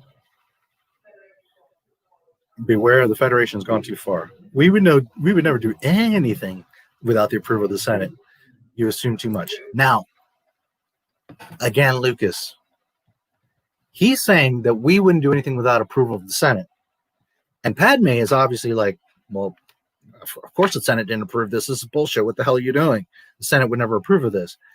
But in their eyes, technically, they do have the approval of the Senate. Because remember, just a few minutes ago, Palpatine, or Lord Sidious, is saying, don't worry, I got your back. The Senate will make this happen. I'll make it legal. So in a way, from a certain point of view, he's not lying. He says, we wouldn't do anything without the approval of the Senate. And he did ask Sidious, is that legal? Should we proceed? Should we do this? And Sidious says, yes, I'll make it legal. So technically, he's not lying there. He is doing what, under his impression, is under permission of the Senate. Plus, they wholeheartedly believe that their blockade is legal. They know that they're being pains in the asses, but technically they're in a trade dispute and they're having making a blockade. So it's like a political move. It's not so much or only a military move. It's a political move. So they know that they're in their rights to protest and to technically with approval of the Senate to do this blockade. So again, he's not technically lying. He did say, oh, we didn't do this without the approval of the Senate, because as we know, Newt and Rune are cowards. So they wouldn't just on their own fully go out like this. They're doing this because they have the backing of Sidious. Padme says, we will see. The screen is very cool too, how it like fades away. In the background, she's right. The Senate will never, and then I think that's Rune saying that. And Newt says, it's too late now. And we see more battle droids in the background, a couple more Nemoidians. And again, they know that they're in the wrong. They know that they're being pains in the asses with the trade blockade. They know that they don't technically have approval of the Senate. But on the same token, they got themselves into this because Sidious is assuring them that he'll make it legal. And that, again, in a way, he wasn't lying, because we do kind of, the Senate doesn't know it, but we have approval from the Senate, if that makes sense. It's too late now. Well, you stepped in it now, Newt.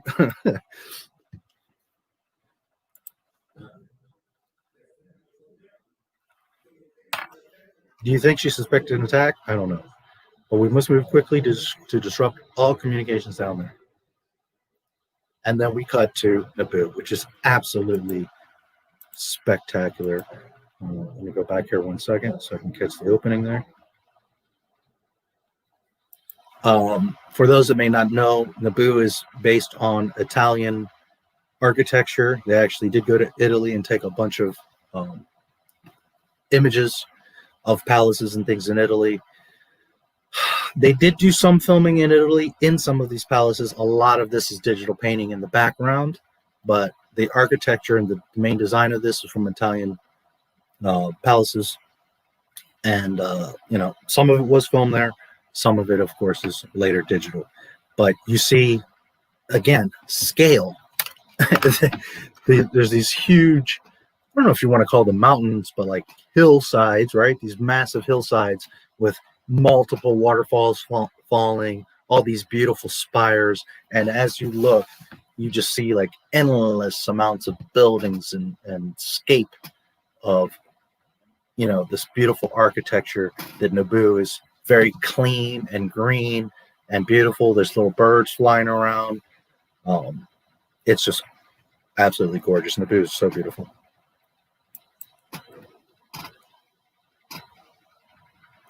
Negotiations haven't started because the ambassadors aren't there. How could that be true? Now we see Senator Palpatine, right? He's wearing a dark robe. It's got texture to it to show the difference. And he doesn't have a hood. So you see his face, and he's also speaking like a normal, right? Like his normal senator self.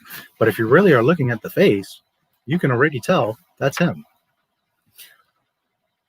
So his hologram is there speaking to, the Queen's Council, basically, in her palace, which her palace, again, is absolutely gorgeous.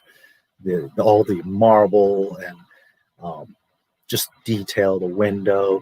If you look at 9 minutes and 5 seconds, you can see Palpatine's hologram is here in front of a window and also in front of, that might be Padme's mom. I think that's maybe Padme's mom. She has like two kind of buns on top, almost like donuts on her head. I want to say that's Palpatine's mom. Point is that the hologram, you can see through the hologram, you can see the woman, and you can see the window. So the amount of detail to see the depth, seeing through the hologram, the depth of everything, the shine of the marble, it's absolutely gorgeous. How could that be true? Of course, Palpatine playing dumb. We see a guard by the window. I have assurances from the Chancellor. What does he say there? Just a second. I have assurances from the Chancellor, his ambassadors did arrive. So we see, and not everybody, again, realized at this point that Sidious and the Senator are the same. I knew from the second I saw him that he's playing both sides, obviously. So we see right from the beginning how clever and devious he is that he's playing both sides there. There's this beautiful panning shot of the palace. Distorted voice. Must be handiwork, negotiate, ambassadors. And it's panning and showing the palace, and then as he fades out, it pans back real quick over to the queen. Beautiful cinematography. We see some of her handmaidens in yellow around her. And she's like, Senator Palpatine, what's happening? Our communications are being cut. Check the transmission generator. Communication disruption can only mean one thing: invasion. Federation would not dare go that far. Senate would revoke the trade franchise, and they're finished. We must continue to rely on negotiation. We've lost all communications. Where's the Chancellor's ambassadors? This is Panaka. This is a dangerous situation. Our security volunteers will be no match against a battle-hardened Federation army.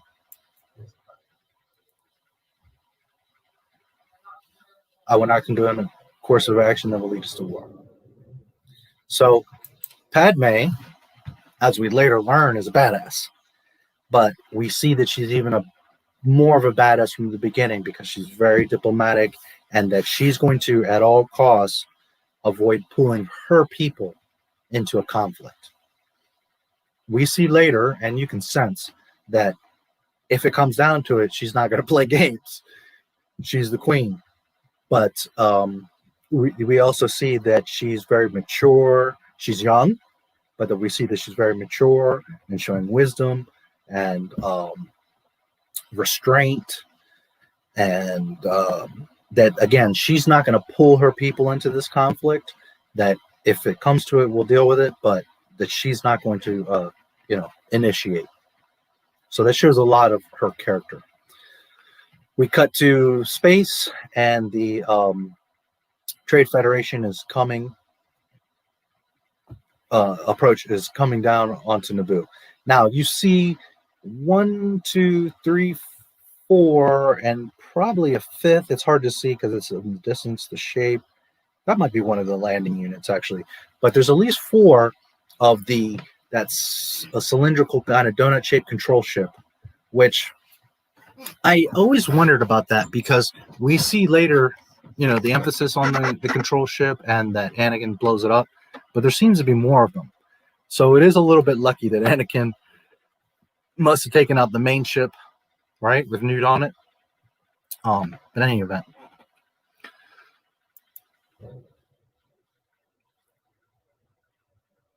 Beautiful sound effects. We see a shot of the camera pans. We see a shot of from space, the stars, right? It pans. They're coming into Naboo. Again, Naboo looks absolutely gorgeous. And then it cuts into the atmosphere. They're starting to land. Let me check real quick. Oh, I'd like to see you debate Force Run with EFAP. Yeah. Gonna break to watch some Cobra Kai with the folks. Yeah, of course, Mike, and enjoy. Thanks for stopping in. I'll be here, so stop back in. Yeah, I don't know why people have an issue with the Force Run. I mean, whatever. So they're landing on Naboo.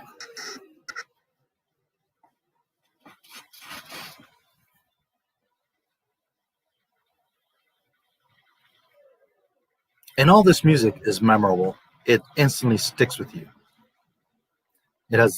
This section has a very militaristic tone. We see battle droids on the steps, the little floating kind of hover vehicle things flying by. We see the landing transports opening up and the ground armored transports coming out. So again, scale, just massive scale here. We see it's a captain, by the way, not a lieutenant, the yellow battle droid. We see him in a tank, and there's a little hologram. Yes, Viceroy, and then it says, Captain, we've searched the ship. No trace of the Jedi. So they may have gotten on one of your landing craft. And then he says, if they're down here, we'll find them. Use caution. These Jedi are not to be estimated. In the background, we're seeing tons of troop transports going by. So again, showing you scale of the amount of battle droids that are invading.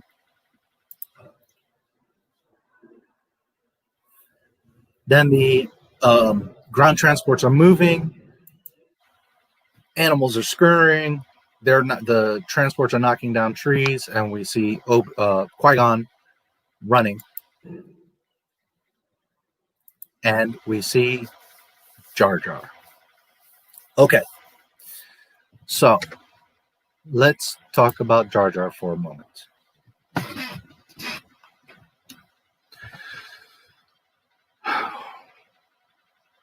I'm not saying that Darth Jar Jar was Lucas's intention.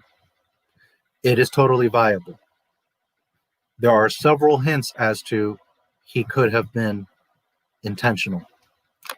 The basic theory is this, that Jar Jar Binks was playing dumb the whole time and was really the Lord of the Sith,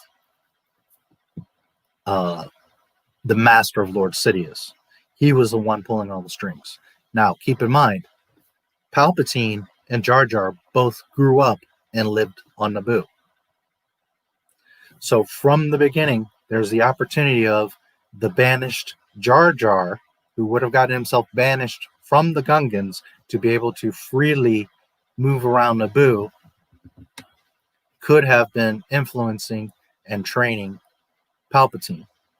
There's also another level of that theory that he was using mind control, suggestive Jedi mind tricks, or Force mind tricks on Palpatine to do his bidding.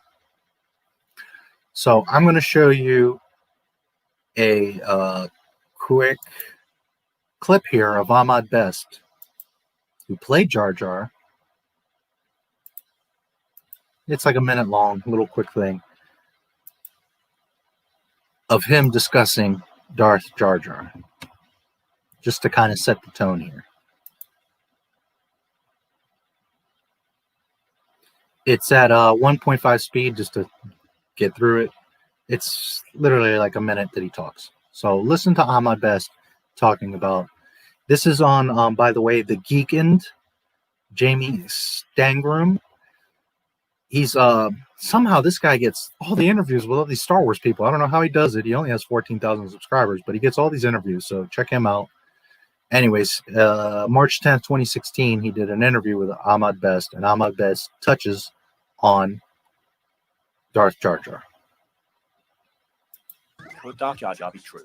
What I can say about it is, and I kind of said this on Twitter, there's a lot about it that's true. There are some things about it that are not true. Could Jar Jar have evolved into that? I think the answer is yes. Because of the backlash, and rightfully so, Lucasfilm backed off of Jar Jar a lot. But a lot of the influence that I put into the character mirrored a lot of what was already in the Star Wars universe. So was there an official Darth Jar Jar in the works? That's really a George Lucas question. I cannot answer that. You have mentioned in the past that you did shoot scenes, I suppose, for Attack of the Clones, which did have a kind of dark vibe to them that never made a cut. I think one scene with you and Palpatine. I really liked that scene, and it got cut from the movie because, you know, Jar Jar was so unpopular. In my opinion, that's what I think. I don't know. You have to ask George. But it was just me and Palpatine walking down the runway, talking about the plans to turn the Empire into what it had turned out to be.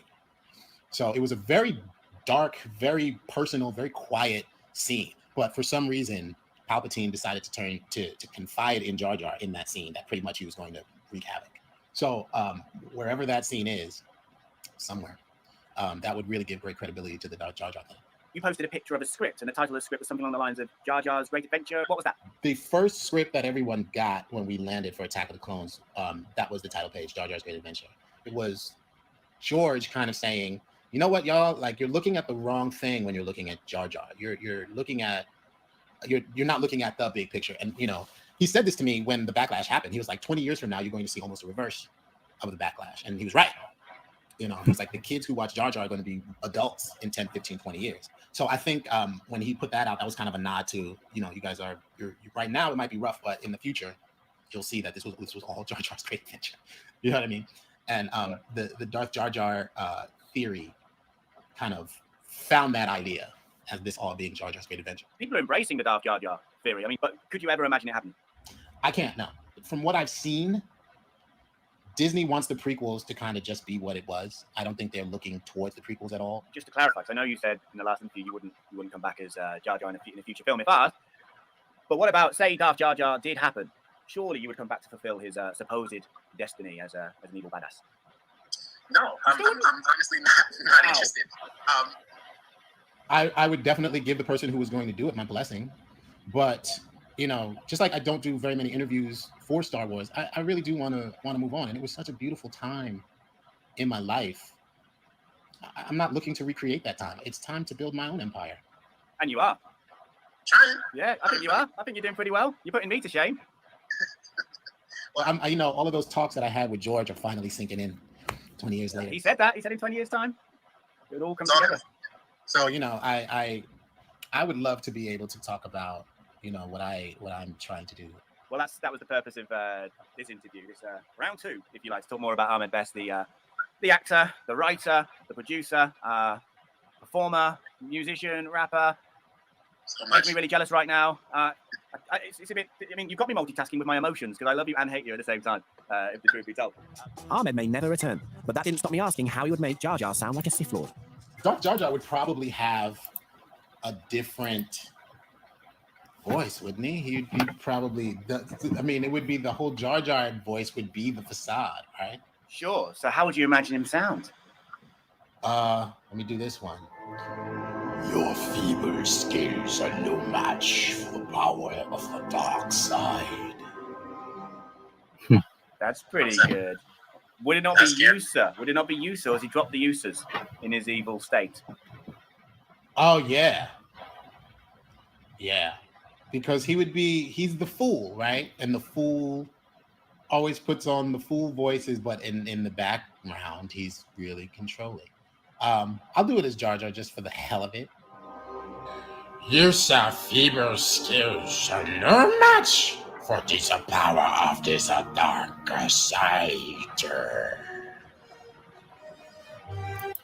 Okay, so there you have Ahmed Best. Man, he went through some hell, unfortunately, for Jar Jar, but he's doing well these days, so that's good. But you heard what he said, that Jar Jar is playing the fool, and the fool speaks like the fool and acts like the fool, but in the background, he's really controlling things. So I'm going to show you guys a couple more little things, and we will continue on.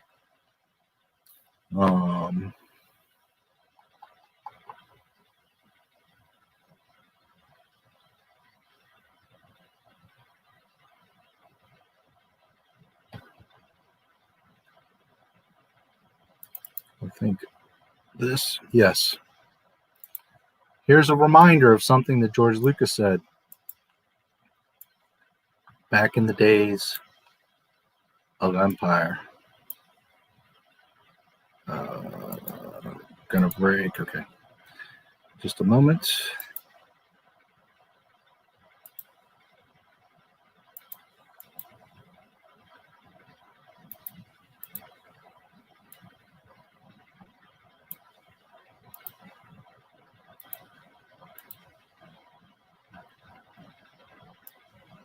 Okay.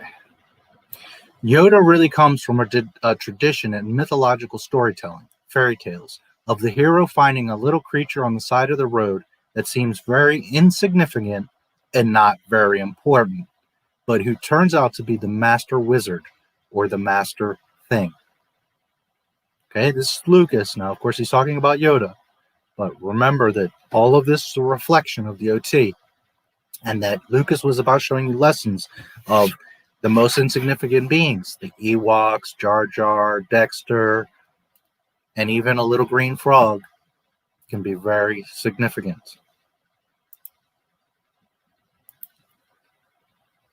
Let's see if there was anything else.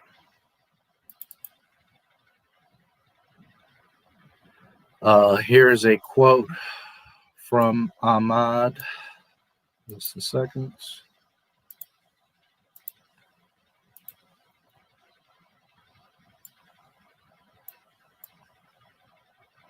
In Revenge of the Sith, There was a scene that was cut out where I'm walking down a long pathway with Ian McDiarmid before he is turned into the Emperor, Best explains, and Palpatine kind of thanks Jar Jar for putting him in power.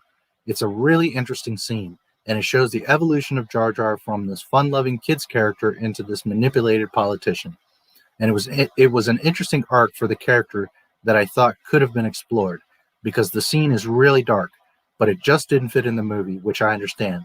But yeah, George's take on it is Jar Jar is now just a politician. So a lot of the theory and quotes from Ahmad suggest that Lucas was prepping Jar Jar to indeed be Darth Jar Jar. It's just that there was such a backlash with everybody bitching about Jar Jar that he then backed away from it because he was like, well, I guess everybody's going to be annoyed if I make him the Sith Lord. So again, I'm not saying that this is actual fact or canon or that it's a lot of speculation, but there's a lot of hints. There's a lot of cues in the film, and there's also things that Ahmad himself has been verifying, saying that, hey, you know, this is a possibility, that he was really pulling some strings. So it's just interesting. Eastern philosophy and religious text, as well as scenes from older movies. Yes. All right, let's see. Was there anything else?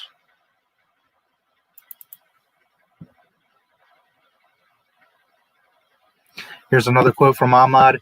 It was a very dark, very personal, very quiet scene.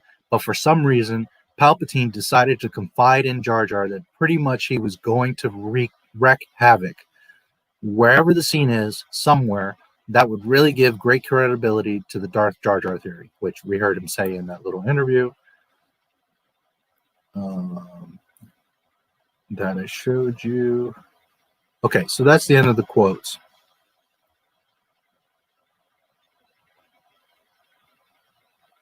There's one more here I can show you guys.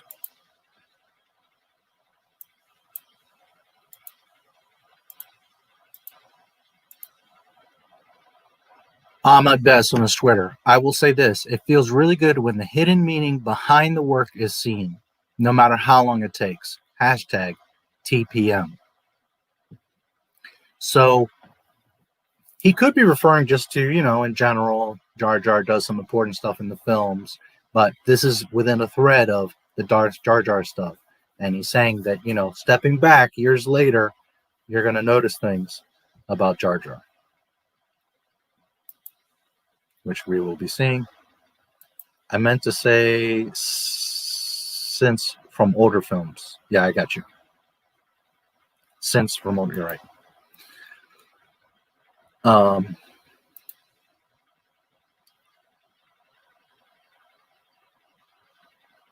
And I guess I will show you this because, you know,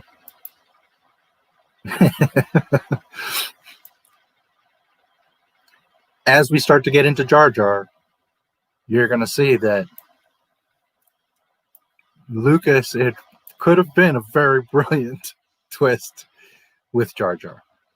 Let me see if it'll show you guys. Yeah, you should be able to see that. Come back screen.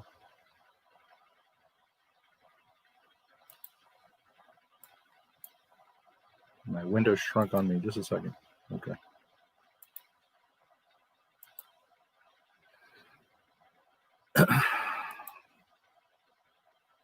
Jedi won't know that I am the real Sith Lord. No, they won't. And I'll show you why. So here's just some funny Darth Jar Jars.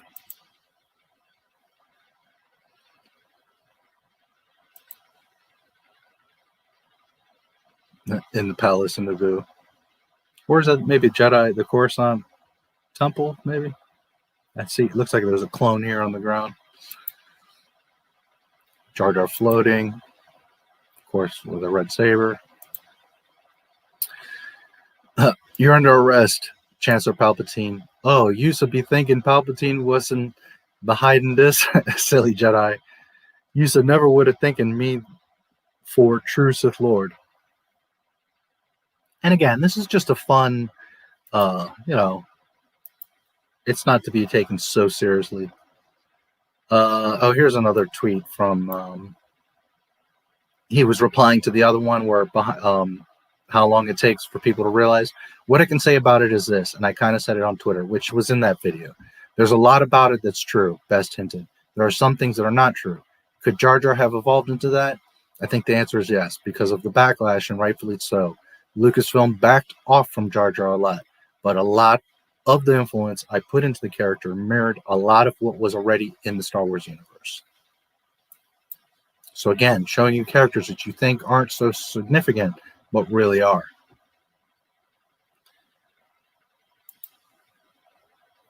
It's another Darth Jar Jar. You know, and I want to stress, it's just a theory, just a fun thing.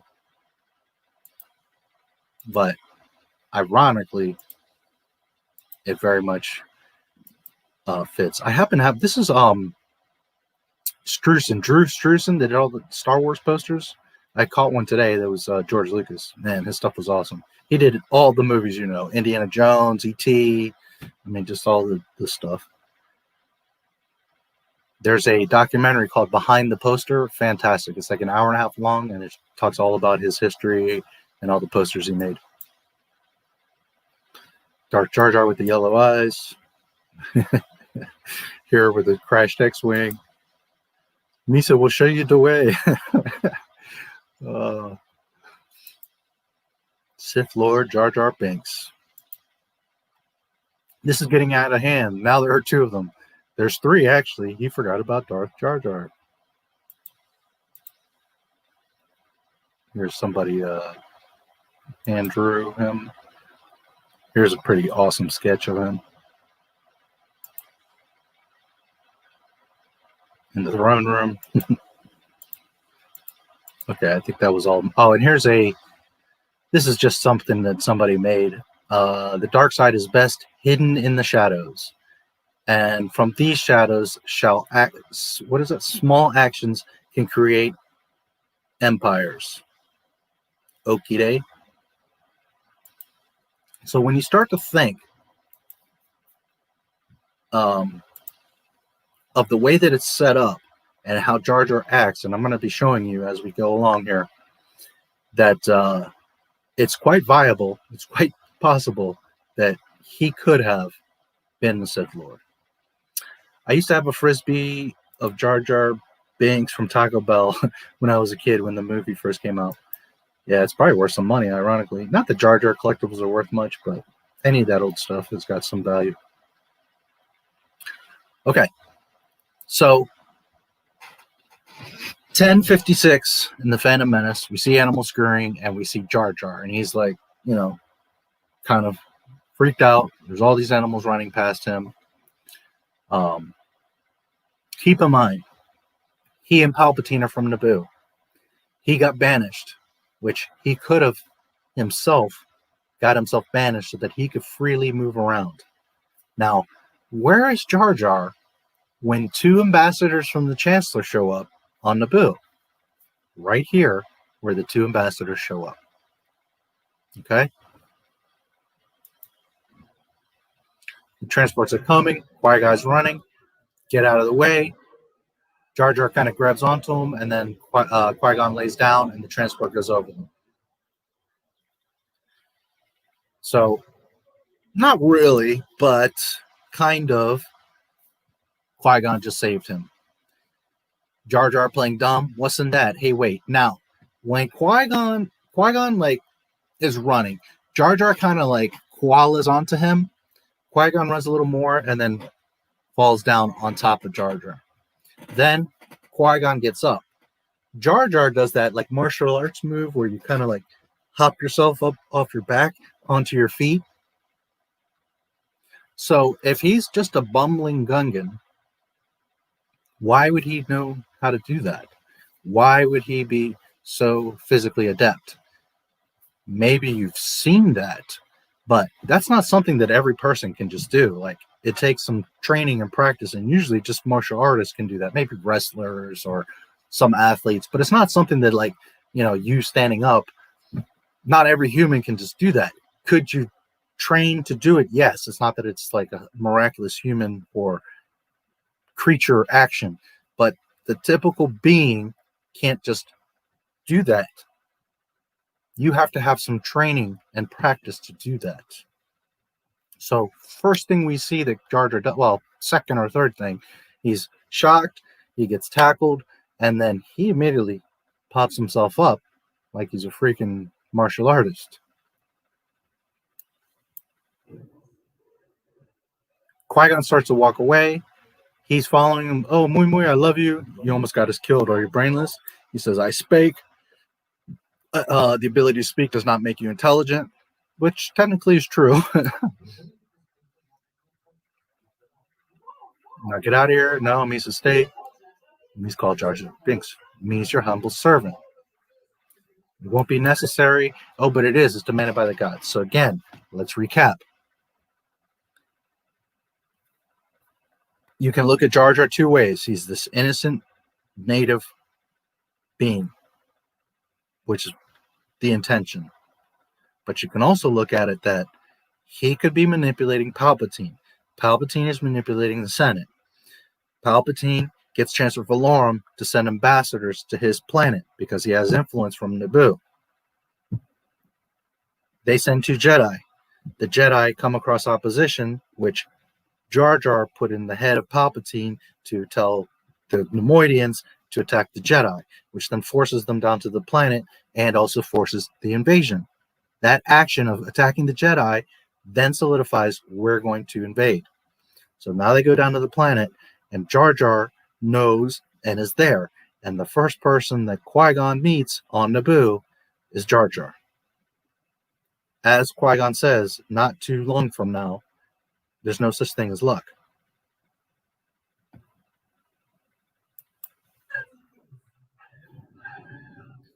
Staff comes, it's chasing Obi-Wan. Qui-Gon deflects some shots, takes out one, and then second staff. Very cool scene. You see the body of the battle droid flying off. You saved my again, Jar Jar says. Now, I'm going to back up just a little bit here, because Jar Jar has a knack for deflecting bolts as well. If you really pay attention, you're going to see the bolts go by Jar Jar all the time, and he always ducks or moves out of the way. So I'm going to go back just a little bit here so I can rewatch it. The staff comes around the corner. So immediately, a bolt comes right towards Qui-Gon and Jar Jar's head. Jar Jar dives and ducks that bolt. Technically, Qui-Gon deflects that bolt, but if hadn't he not deflected it, it would have gone right at their heads, probably Jar Jar's head, and Jar Jar moved out of the way. Oh no, he said, oh no, woo, and then Qui-Gon says, stay down. So then Qui-Gon then deflects the second shot, takes out the other stab, the body goes off to the side, the robotic body. So then also I want you to understand that Jar Jar's putting the emphasis of, you saved me, and now I'm following you around like a puppy. And that now I owe you because you saved me. And you didn't just save me once, but now you just saved me twice. Theoretically, Jar Jar should have just gone walking off. He's just some being, some native on the planet. Why is Jar Jar sticking to Qui-Gon and now the 2 Jedi? Why is Jar Jar the first being that the Jedi meet? And why is Jar Jar the one that introduces the Jedi to the Queen, who then gets them to Anakin? So we see Obi-Wan. This is the first time we really see his braid along the right side of his head here, his Padawan braid. So he's not yet a knight. Obi-Wan says, what's this? A local. Here's another little subtlety that I would think most people pick up on, but Jar Jar's going to turn his head and his ear flaps, and Obi-Wan just instinctively ducks. I always thought it was a cool little subtle thing that I've watched it with other people, and they're like, I never noticed that. Well, there you go. Let's get out of here before more droids show up. And then Jar Jar's like, more? Excuse me, of course, you know, cheesy. But the most safest place would be Gunga City. So he just met these guys, and he's going to take them to his home. That's the safest place. Very convenient.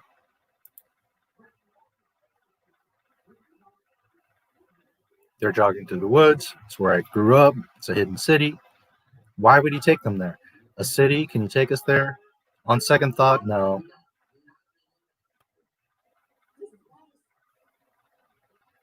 I've been banished. It's embarrassing. The boss will do terrible things. Now he says, "My forgotten. The bosses will do terrible things to me." Did you really forget? Did you really accidentally run into these two Jedi? And did you really accidentally tell them that that's the safest place and that you should go to the city? And now you're backing off like, well, no, I don't want to look too obvious. You guys, I want you to insist that we go to the city.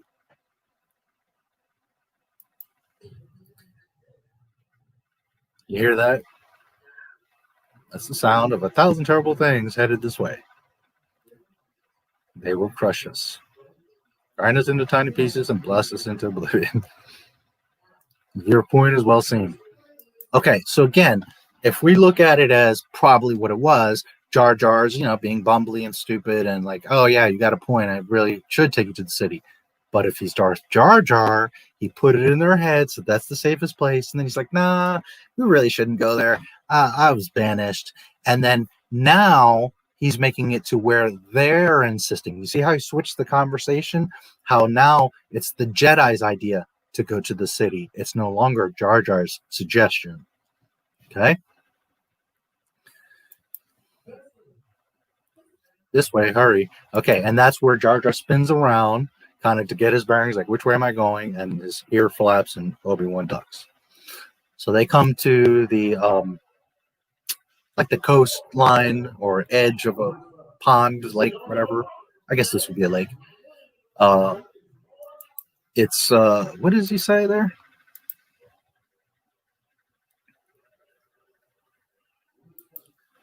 We said going underwater. Okay. How much farther? We're going underwater. You have my warning. Gungans don't like outsiders. Don't expect a warm welcome. Oh, don't worry. This hasn't been a day for warm welcomes. And then we see two things here. Jar Jar comes to the edge of the lake. Okay. And let me go back real quick so I can pause it there. This is at Jar Jar like stretches out. This is at 1306. Then he does this.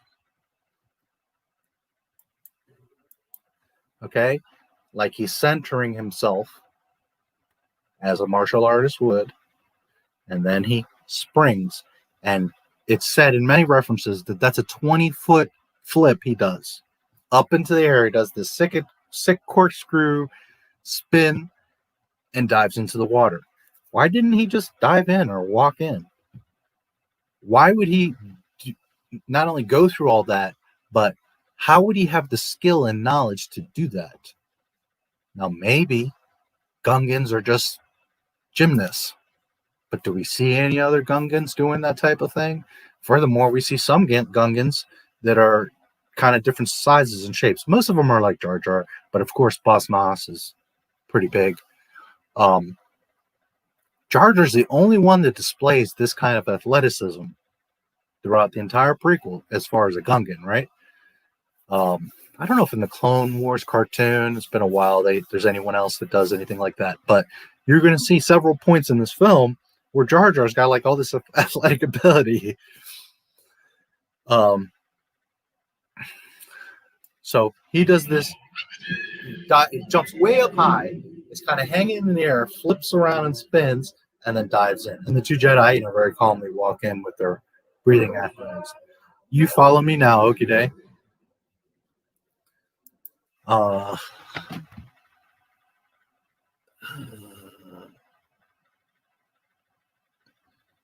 It's a cool idea for a twist. You're starting to convince me. Yeah, well, as you see, you're going to see that, again, it's viable. I'm not saying that it is. I'm just saying. So they go underwater. Beautiful John Williams music. You see the fish in the water, and then they're coming up over this reef, and it just opens up against scale. This big, beautiful Gungan city, all these glowing bulbs, like bubbles, right? The sections of the city, just absolutely gorgeous. And like the way their robes and clothing are moving, I'm assuming they were in a tank. I have seen scenes of Obi-Wan like ducking with his apparatus into the water, but it really looks like they're swimming. So, and then they come through the shield into the Gungan city, which is a very cool effect. And it's a cool idea that the city is contained right by these shields or force fields, whatever, containment shields, I guess you could call them. And there's of course Gungan around. Most of them look like Jar Jar. I see a few are thin here. There's one that's a bit thicker here on the left. This is at 1410. Right when they walk in, you can see a lot of the scale and scope of the city.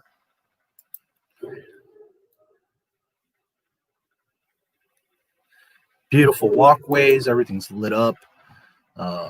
Everything's like crystalline. You can see through. So you see a lot of the depth, all the bubbles in the background and the scale of things, all the curved walkways.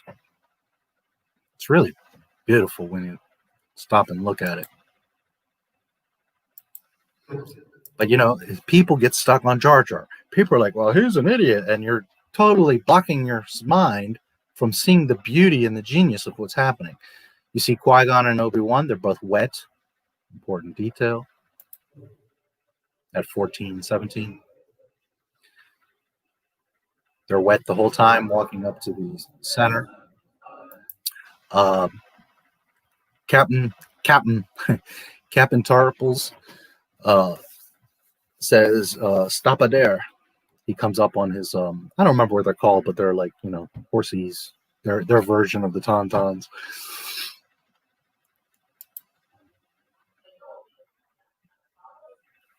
Nisa back. No again, Jar Jar. You should go in Tada bosses. Using a big doo-doo. Okay, so we're being shown Jar Jar's a knucklehead. He's been banished and all this. But if we're thinking about it, he's the one that found the Jedi. He brought them here. He's playing the role of, I'm not even supposed to be here, so that the Jedi don't even think that he's leading them to something. He's just letting it play out as if, well, this is what's happening. I'm just trying to be nice. They shock him, how rude. And again, remember, guys, that Star Wars at the core is for children. It's for all of us. Lucas has made that clear. It's for everybody. But the core was the central core, let's say like between 3 and 4, is 12-year-old boys. Okay? Although it's made for everybody. And as I've mentioned in other streams, the intention with the 3 trilogies was the prequels were that you would see them as a young child, boy or girl. And you would grow up with Anakin. So as the movies are going, you in the real world are growing as these films are going. So as a child, you would see Phantom Menace and then keep growing into the Sith. By the time Sith comes around, you're around 12 years old, and then you go into A New Hope. And now you start to become a teenager. By the time the sequel trilogy was going to come, now you're a young man or a young adult. And those movies were going to be a little bit darker, more mature. So the idea was throughout the 9, or most importantly, the Skywalker saga, the 6, that you would be growing with these films. So keep that in mind whenever you watch these films, that it's not so isolated, that it's all a big story. Phantom Menace by itself isn't the world's greatest film. Phantom Menace is episode 1 of the 6th Skywalker saga, is a great freaking Star Wars movie. So just remember that you are growing with these films. That's the idea here. So they're in the, I don't know, throne room, council chamber, whatever you want to call it, in the Gungan city. Fish floating around. Again, the scale and the depth and the layers. You're seeing the upper platform with the council members. You're seeing Qui-Gon and Obi-Wan at the on a lower level talking to them, kind of up. Always, when you're speaking to authority, authority is up. If you go to court, you're going to always notice the judge is higher than you speaking to the judge. Always authority is up.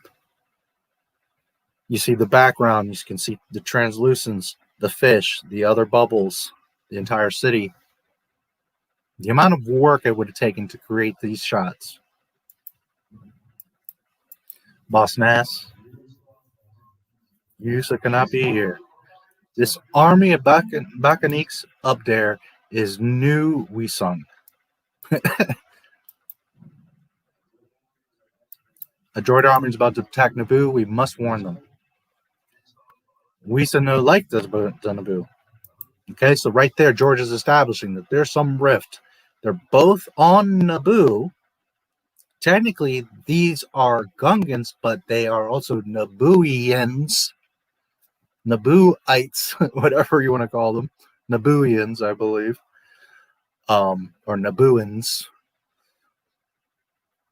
And George is establishing that there's a rift between the surface people and then sort of the underground, the underwater. The Naboo think they so smarty. Okay, so as we see later also, that the Gungans have this impression that the Naboo think so little of them, that they're above them. And this is a reflection of society, that often, just for not speaking to each other, you have impressions of each other. So now you have this group, the Gungans underwater, to think, well, the Naboos think they're too good for us. The Nabooians, right? And then probably on the other side, you've got the queen and her council, like, well, they don't ever want to interact with us. They stay in the forest and, you know, underwater and don't really want to be a part of our society. So one, there's a miscommunication of that they have a symbiont relationship, but also to the queen, she's like, well, they don't want to be a part of us, but on the same token, the queen isn't oppressing them, attacking them, damaging them, hurting the environment, nothing. They freely, peacefully live amongst the woods, the ruins, and of course in Gungan City. So it's showing you that perception between races and beings and classes, you know, different types of people and beings coexisting. They're right there neighbors, but yet they don't understand each other. They each have the wrong impression of each other. They think their brain's so big. Once those droids can take control of the servers, they will take control of you. Nisa no think so. They not know of Usen. So they think, again, that disparity between the two societies, that everyone thinks that just the surface is what's in danger, what people will notice or care about, that they're isolated underwater. But as Obi-Wan says, you and the Naboo form a symbiont circle, and that is true for all life, even here on Earth. That if you kill off the birds, then that's going to affect, you know, the insects and other animals, the fish population, and these types of things. So just because something may not be seen, we all affect each other, is what George Lucas is showing you. That whether it be a good or a bad thing, that we all are connected. We all affect each other in this galaxy, in our own galaxy.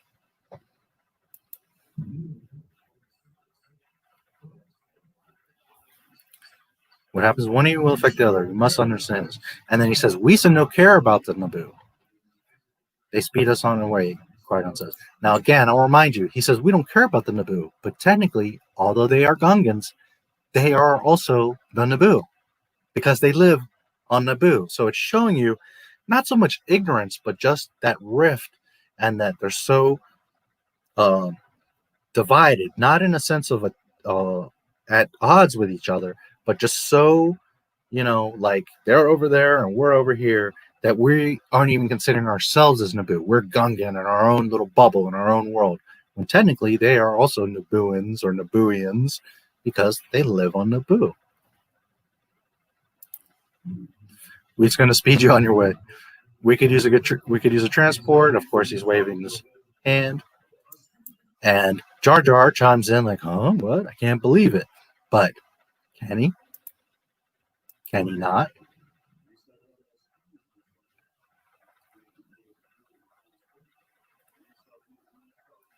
We gives you an Unabungo. Jar Jar was like, huh? Speediest way is through the planet core. Okay. Now, technically, probably from Gungan City, the fastest way you're going to get to the Naboo is a planet core. But they could have just as easily taken that, I forget the name of it, the Gungan submarine, to the surface. I mean, they're going to be stealthier underwater, of course, but it seems very logical that going from the city straight to the core is the fastest way to get to Naboo. But do we really know that? Is maybe Jar Jar suggesting that to Boss Nass? Is Darth Jar Jar perhaps using mind tricks on Boss Nass and telling them to go through the core? Because keep in mind, if they go to the surface, technically they could split up. But if they have to go through the core in a sub, well, in a moment, Jar Jar is the one that's going to navigate them. So now they need Jar Jar to continue on with them. Thank you for your help. We leave in peace. What's a bungo? Qui-gon says, transport, I hope. They're setting you up, going through the core. Bad bombing. Any help here would be hot.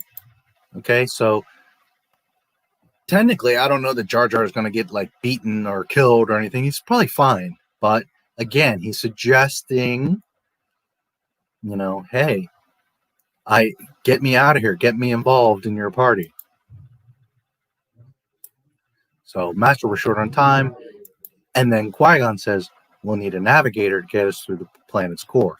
Now, that's very logical. Qui-Gon is known for his wisdom. It's not that anything's definitely nefarious there. I'm not saying that Jar Jar is using mind tricks on Qui-Gon, although if he is, in fact, Darth Jar Jar, maybe he has that much skill. But I'm not suggesting that Darth Jar Jar at any time manipulates Jedi. But as far as Gungans, Nabooans, Senate members, people on Coruscant, everyone else, by all means, if you consider the fact that he's maybe manipulating through mind tricks, well, he's also putting suggestions, planting seeds in the Jedi, Qui-Gon and Obi-Wan. So now he suggested that, well, what did he just say? Going through the planet's core, that's a bad deal. By the way, can you help me out? And then that suggests to Qui-Gon, well, we do need a navigator. So you see how now Jar Jar not only got himself free, right? He's going to get himself free from the charge or whatever, jail or whatever that's going to happen to him. But he also has planted the seed in Qui-Gon that, well, you got to take me with you because you're going to need a navigator. Again, that's not a mind trick. That's Qui-Gon using his logic and wisdom that they will need a navigator. But Jar Jar planted the seed by saying, well, that's really bad news. If you go through the planet's core, that's bad news. So what would you need? Someone with experience of the core, a navigator. Thus, Jar Jar is going to come along with them. So the innocent Jar Jar, well, he's just trying to get himself out of trouble. Darth Jar Jar is maybe planting seeds to continue the journey on with these two Jedi.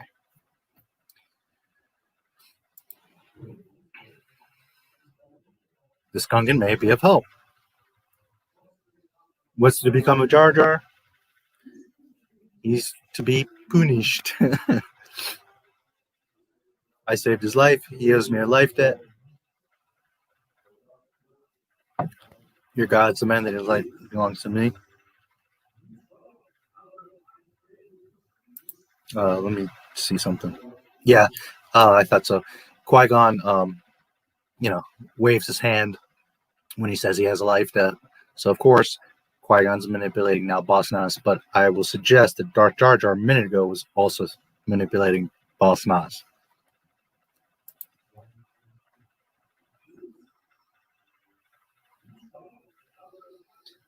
You have a life play with this isn't, right? You have a life debt? Yes, I do. He blubbers. Beautiful fish floating around. Be gone with him, take him. They take off the cuffs. And he says, count me out. Better dead here than in the core. He says, what am I saying? Okay, so then they take note that the Gungan submarine comes out of the bubble, out of the containment, which I'm sure most of you caught that, but it's just cool that they're it's not like it opens or they're in the water. They show that it comes out through the bubble, the containment field.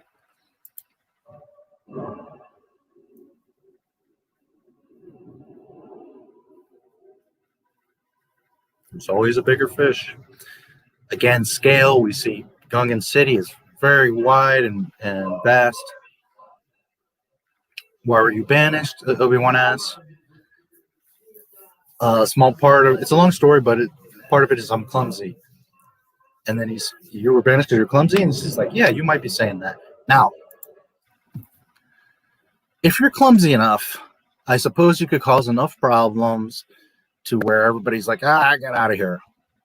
But the Gungan, all that we see portrayed of them are very noble, loyal. As they said, we're the Gungans, they're the Naboo. It would have to be so extreme, I would think, for the Gungans to be like, you're out of here, like if he was literally destroying the city. So, to me, it's very much setting up that Darth Jar Jar could have been purposely doing certain things to get himself banished. Again, to have the freedom to be traveling around in Naboo. Because otherwise, they would be wondering why has he disappeared? Does he have to report in? These types of things. Whereas by getting himself banished, now he has free reign to train Palpatine. So they're going along at 1750. The first big fish kind of backs away from a rock, big red eyes, and oh boy, they're in trouble. And again, scale. You see the scale of the reefs and the ocean, or this lake, because this is the Naboo Lake, technically, I believe. And or maybe another body of water, and they go through the core and come out underneath the temple, the castle, or palace. But you see, anyways, the scale of the water, the reefs, some smaller fish, and then this big creature fish. Spins around. He kind of looks like a giant shrimp. He's kind of neat. Again, scale, you're seeing just massive rock formations. Maybe one or two accidentes. You'd say boom de gasser and crashing and bosses a bibbler. He's talking Gungan, so we don't know. The fish slings out his tongue and grabs the ship, which is pretty cool. Remember that Jar Jar also does this later with the fruit. Not that there's any connection there, but just saying. They all look back, and the fish, sucks them in, bites on the ship, which it really should have screwed the ship up, but we'll play along on that one. And of course, the big slug fish comes out and chomps on that fish. There's always a bigger fish. Needs to think we're going back now. And again, scale. This thing now looks like Godzilla, just massive, and he rips apart, that fish that was holding on to the Gungan submarine. Again, reflection. If you remember back to the Rancor, he grabs the Gamorrean guard, bites him, and rips him in half. So George, again, showing you reflections of later. And this slugfish guy is pretty wicked. Now that I'm looking at him, he kind of, sort of, a little bit looks like the Krayt Dragon of Mandalorian. We don't see the body, but like the head and the neck, and not saying it's the same, but just saying there's some similarities there. Anyways, they zip off. Fortunately, there's a bigger fish. And they go down into a tunnel. You can see the lighting as they're going into the tunnel. And then we cut to space. There's vulture droids coming to the control ship. And we're now on the bridge at 1844, and the ghost, or the hologram of Palpatine, is talking to Newt and Rune. Let me see if there's anything in the chat. You're convinced me on Jar Jar. Yeah, you know, it's just fun. Nubians, yeah. I never understood the hate this film got. It was a top-tier world building from Lucas himself on the Jedi, the Republic, and the Sith. Yes, absolutely. A bongo. Very good, D. Yes, you are absolutely 100% correct. The prequels rock. The sequels suck. You always, man, D, you're always here to remind me of those types of things. And I know, you know that I know them. It's just so much, you know. The prequels rock. The sequels suck. Yes. Perhaps people's expectations were too high. Depicting the past needs to relate a simplicity, or relate to simplified time and its pacing. They all have the same color eyes as Jar Jar the fish. Yes. I don't know why these movies got so much hate either. They're beautiful. And when you break them down, when you look at the dialogue and you look at the scenes and the way that things are connecting and the importance of all the characters, and plus the music, plus the special effects, plus the world building, plus all new ships, all new droids, all new vehicles, all new planets, all, you know. I don't pretend that this movie or the prequels are perfect, but they are. I've said it many times. They're not great films, but they are great Star Wars films. If you watch, you know, if all you saw was just like Attack of the Clones or just Phantom Menace, even just Sith, you'd be like, okay, well, that had some cool stuff, but you watch all three, or better yet, you watch all six, and you're like, ew, yeah, these are badass. The invasion is on schedule, my lord. They're talking, Newt and Rune talking to Palpatine's, I say ghost just to be funny, his hologram. Sith cannot be ghost. But anyways, it's pretty awesome hologram. You know, you see his robes, which, you know, you think back to the Leia hologram, that was super complex, hand painted, insanely complex thing back in '77. But her outfit is, you know, very like clung to her body, would have been a lot easier to do. This is like this big flowing robe with the big hood, and like, you know, granted we're in the digital age here, but still the complexity of that.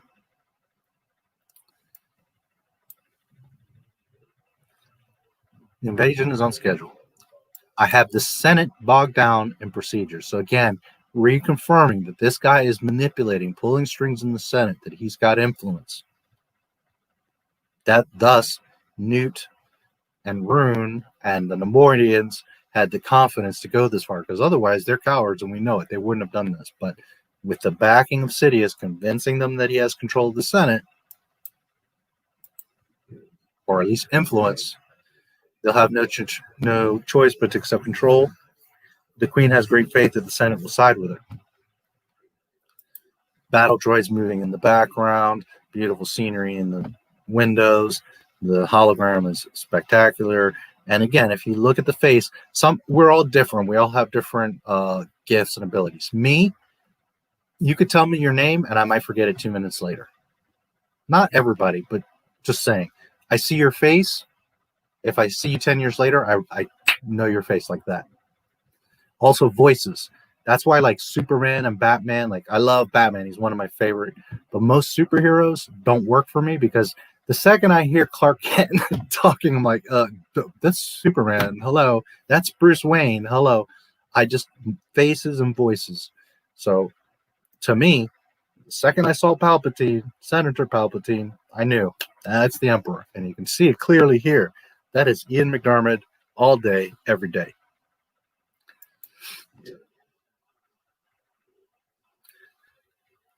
You'll find controlling her will not be difficult, which he greatly underestimated Padme, which also shows that, I mean, he is the senator of Naboo.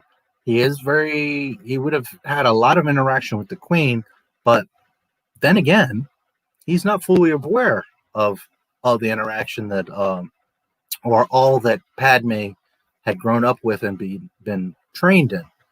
He's a little bit older, so probably he was around when she was a child, and then he went off and was probably spending a lot of time on Coruscant, visiting Naboo here and there, and secretly perhaps to train with Darth Jar Jar.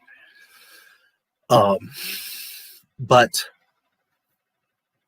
he, as you can see, he's underestimating Padme. So it's either he's lying to give these two knuckleheads confidence, which could be part of it, but I think also we see it play out that he doesn't really truly understand the conviction and skills that Padme has. He's surprised by it. So you could see that there's some separation there, that while they coexist, that he's pretty much in Coruscant, and Padme's being brought up with all these things that he's not totally aware of. In the background, 1908, there's these little droids in the background. I don't remember what they're called. In fact, I hadn't even thought about those little guys for a million years, but there's these little droids in the background. Again, George Lucas detail everywhere. Look at the walls. You'll see all these lines and detailing, foreground, background, the suits. There's another Nemoidian walking by, 4 little droids walking by. Yes, my lord. Hologram fades out, and Rune says, you didn't tell him about the missing Jedi. And then he says, no need to report that to him until we have something to report.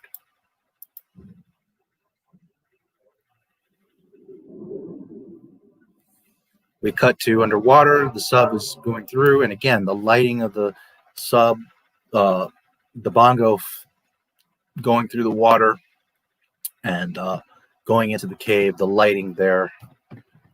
Immense detail. Where are we going? Don't worry, the Force will guide us, Qui-Gon says. Which, you see, if you think back, why does he need a navigator? So, 1, Darth Jar Jar put that suggestion in his mind, but also 2, Qui-Gon being wise, said as the logical explanation that he needs a navigator. But technically, Qui-Gon doesn't need a navigator because he's Qui-Gon Jinn. And he just confirms it by saying, well, the Force will guide us. Don't worry about it anyways. We would have found our way. So you see the dynamic of the dialogue there?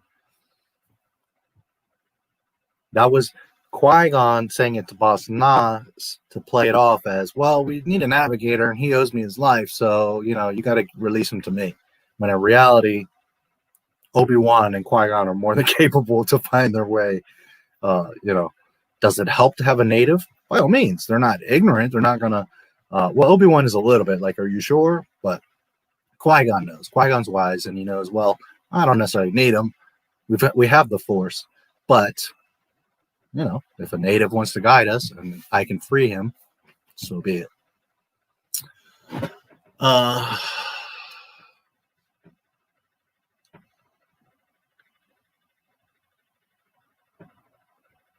They all have the same color eyes. Yes, the fish. Just here to lend a helping hand. Yeah, I appreciate it. Don't forget the costumes. Yeah, the costumes are spectacular.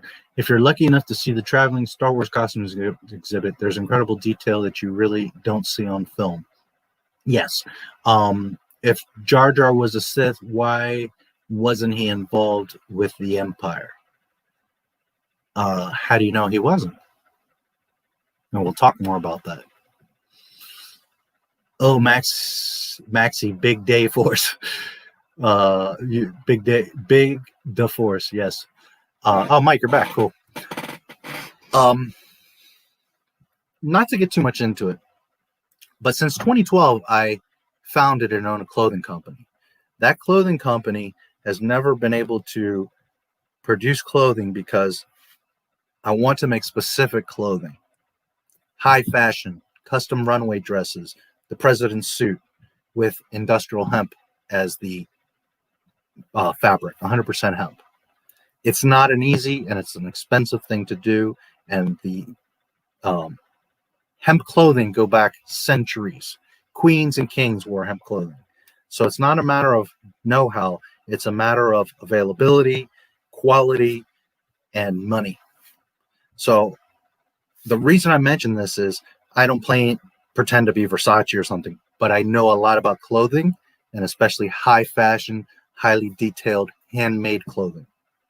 So Absolutely, D.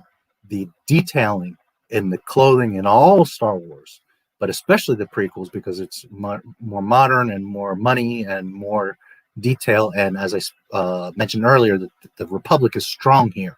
So the clothing, the ships, everything would be much higher level than in the OT. So absolutely, as someone that knows detailed hand-sewn clothing, the costumes in Star Wars are amazing. They're fantastic. The amount of detailing and the quality of the stitching and hand craftsmanship of these costumes. They're all custom made. Every last robe, every last slipper, hat, everything. Well, everything. Obviously in Star Wars, all the weapons, everything. But the clothing, we all see they're like cool outfits. But when you really know clothing, you can see that they're above and beyond the quality and the detail in the clothing of everyone. And we're talking about thousands of cast members. So yes. All right. Don't worry, the Force will guide us. Actually, bake the Force. Yes, that's most stickish. We're losing power. You can see the ship is pretty chewed up from that big fish. I mean, technically, that fish should have just chewed the whole side off of the ship. But okay, we'll say it's a strong metal and whatever, it's fine. I always thought it was neat how the like the propeller of the bongo is like these two tails or like tongues, right? It's not like a typical propeller. I just thought it was a neat detail. Again, they are kind of running out of power in this tunnel, and the lighting and the specs, the fish, everything. The detail is just the broken, section of the ship. And we used to die in here. They obviously have backup power. Qui-Gon's like, relax, we're not in trouble. we're the monsters out there. We're in here, no sinking and no power.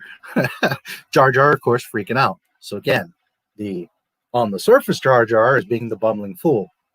The Sith Jar Jar might be hyping it up, over exaggerating, like, oh my god, what are we going to do? Because I have to distract you from the fact that I'm guiding you and manipulating this whole situation.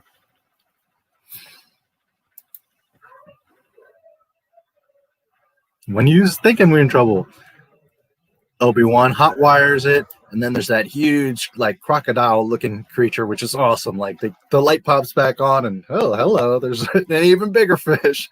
And, his eyes there, and he's turning. So cool.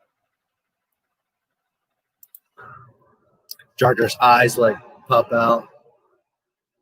The big, he's like an eel, right, with an alligator-type mouth. And, like, the way he twists and turns like a snake and kind of readjusts to chase after the bongo. Just beautiful. Jar Jar freaking out. And then in the background, you can see that eel thing like moving behind him. And he's kind of like an electric eel because you can see he's glowing in sections. Really cool creature. And again, scale, the size of the tunnel, the size of that fish, the bongo.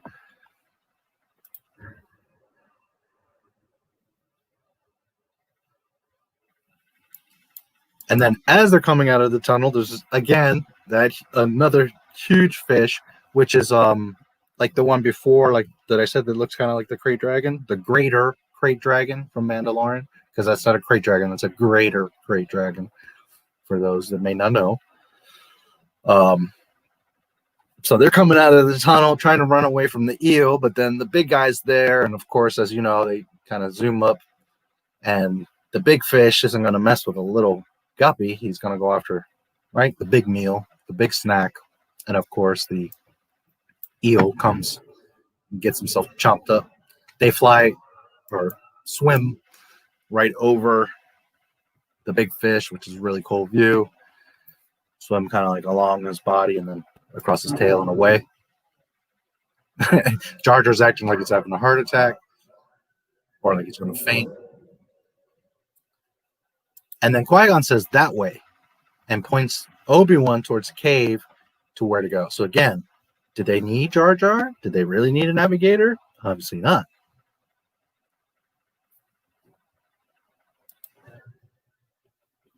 The lighting again going in the tunnel. Here we see, then it cuts to a field scene, and we're just seeing a massive amount of droids and transports. This scene holds up pretty good as far as the digital effects. There's a scene where, and I'll point it out when it comes to it, especially when they have that big battle in the plains, where the tanks just look totally like, you could tell it almost looks like the Clone Wars cartoon. It's like this, you can see it's like this digital thing. It's not that it breaks up the edges, but you can just tell like the detailing, it just looks totally fake. That's one thing you can't really avoid. That one really stands out. This shot at 2040 looks good, but and I'll point it out when it comes up, but there's a scene where I always remember that scene. It sticks out. It's like, that doesn't look so great. But imagine, the scale and how hard this would be to do at that time. And then you see the camera pans, right? It's close. You're seeing them coming by, and then it pans out and back, and you just see this massive line of tanks and transports and troops, just a massive army, vulture droids in the sky, and then you see this beautiful, long, wide, like cityscape of Naboo. What a beautiful shot right here at 2047. What a gorgeous shot this is. The clouds, the plains, the hills, the city. Absolutely stunning. Vulture droids flying by, Staps. Then they come to the famous scene that we've all have seen a million times in like Star Wars ads and stuff, where it kind of zooms in kind of downtown in the palace, and you see the statues, and there's all the vulture droids flying over. But if you really look at the shot, man, there's just tons of buildings everywhere, beautiful waterfalls.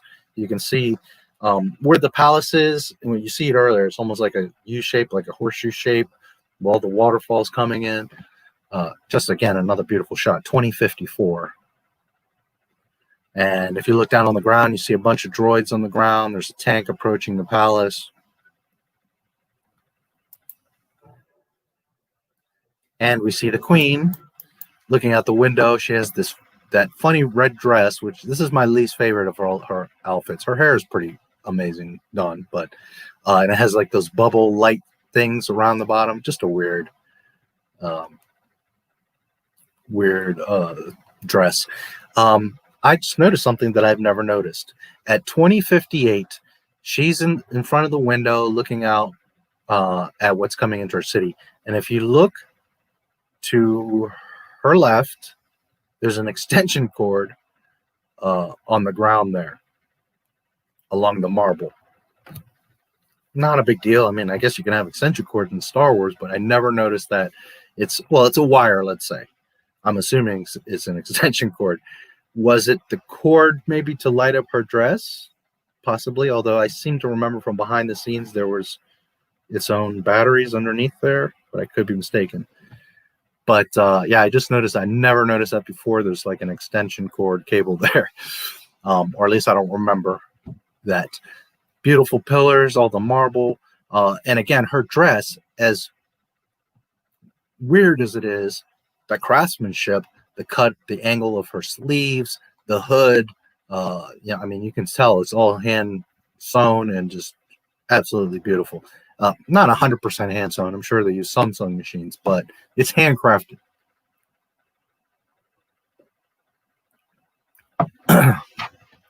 Anyway, so yeah. We cut to a shot. Now, again, George Lucas, you see her in her dress looking out the window, and then it cuts to her view out the window. Again, proper storytelling, Disney. And you see there's a big arch in the center of town.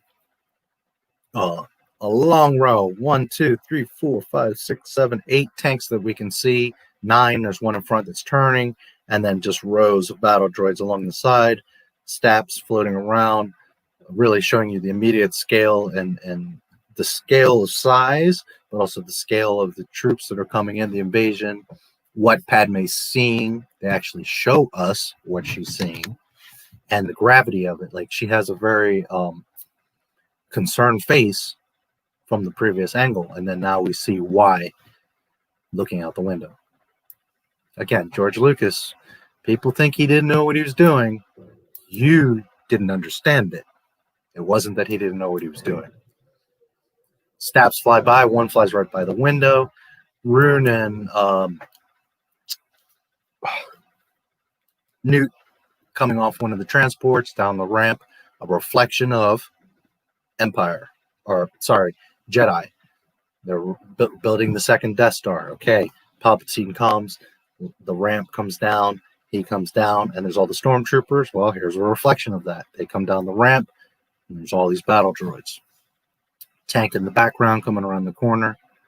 Again, the amount of detail. I'm at 2109. If you look at the ship, the bottom of the ship, it's got like landing claws, kind of like droidicas, which again, Lucas was very good about each species having their kind of style, right? Like the Geonosians have their own type of style of machinery and the way that they look and function. Just like here, the CIS, the Trade Federation, has their own style. So a lot of like claw type landing gears and the lines and cuts, the details, the colors of their ships and vehicles and tanks, it all has a certain style.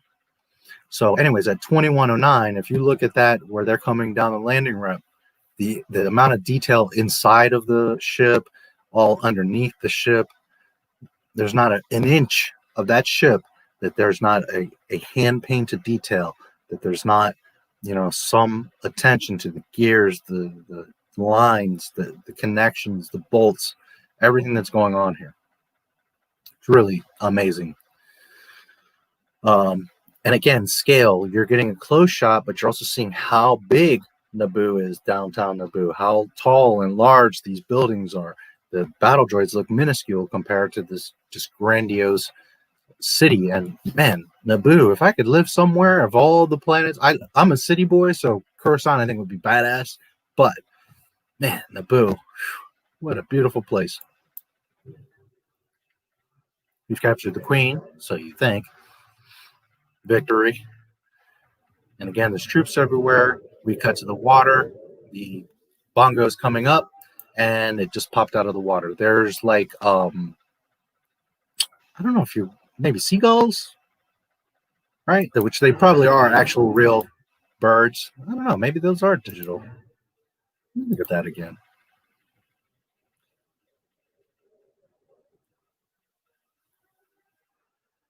Like geese.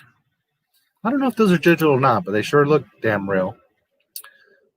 Anyways, the way the sub pops up out of the water is beautiful. At 2122, look at that shot.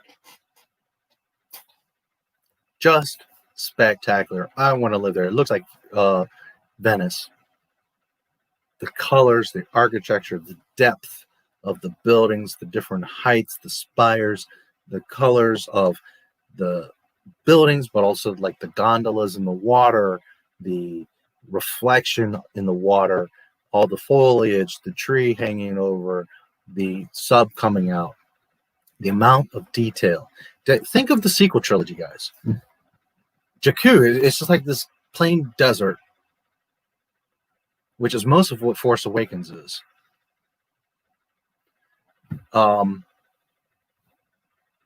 Rogue One actually had a lot of nice landscape, but the sequel trilogy is like these drab, plain environments. Pasana from Rise of Skywalker, it's just like Jakku or Tatooine. It's just like this desert thing.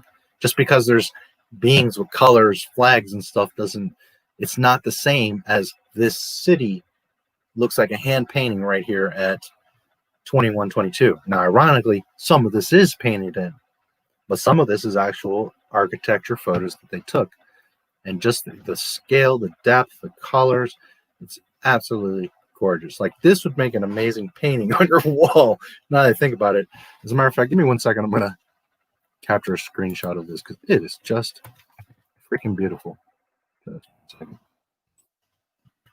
What a beautiful shot that is. Okay. 2122, if anyone wants to look. It's just before the bongo sub pops up.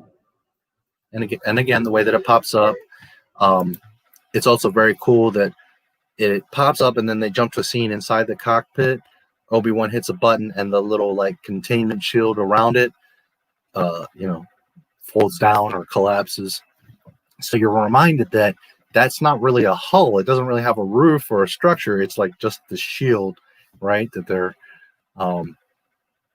swimming around in. And again, you see Naboo, both sides. They're like in a canal, and just the amount of buildings and detail, absolutely gorgeous.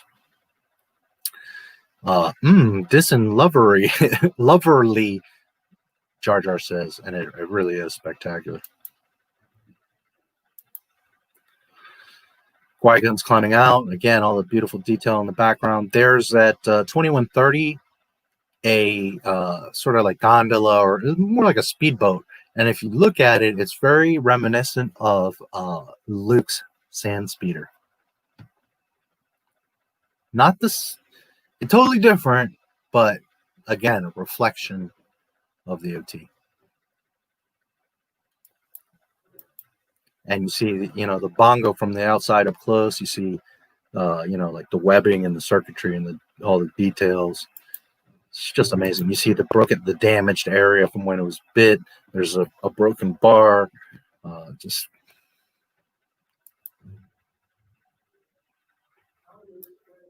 so we go into the palace. They're all coming down the stairs. Everybody's kind of under arrest. How we explain this invasion to the Senate. It looks like Padme coming down. It's one of her handmaidens. Again, I'm very good with faces. So I knew the second that you see her handmaiden switching out, I was like, oh, that's not Padme. That's not Natalie Portman. I know. I think, maybe most people don't really realize. 'Cause I remember in the theater, people being like, oh, that's the queen. Like, they didn't realize me. Like, I just have a thing for faces. And anyways, they're all coming down. And you can actually see, if you're looking to the left, behind New Gunray, you can see that Padme's there. You can see her because they show a glimpse of her. Which here I'll show you where. The Queen and I will sign a treaty that will legitimize our operation. I have assurances it will be ratified by the Senate. Again, they have no clue that the Senate even knows or is involved or anything. They're going by what Sidious is telling them in full faith that he has control. If you are at 2144, you'll see very clearly that the queen is not Padme. If you look behind Panaka, who's behind the handmaiden, you will see to the right, there's Padme. That's Natalie. Again, not everybody picks up on faces. I do. I can clearly see that the queen is there in the back. Anywho's. So they're coming down. I will not cooperate. Now. This is another thing. Her handmaidens are so trained and know her so well that they can speak for her. Like, they don't have to, they're like on the fly, very quick. They know how she would speak, the decisions she would make.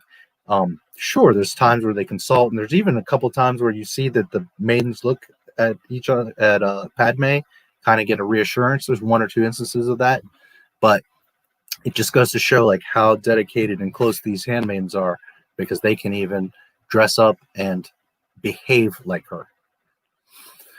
It's in time, the suffering of her people will persuade you to see our point of view. And Panaka's looking at him all crooked-eyed. The handmaidens' dresses are absolutely gorgeous. Those little hoods they have, they're orange at the top, and they around the waist start to blend into a yellow. Absolutely gorgeous. The way the sleeves are. I'm on 2154 if you ever want to look. The battle droids, of course, the detailing.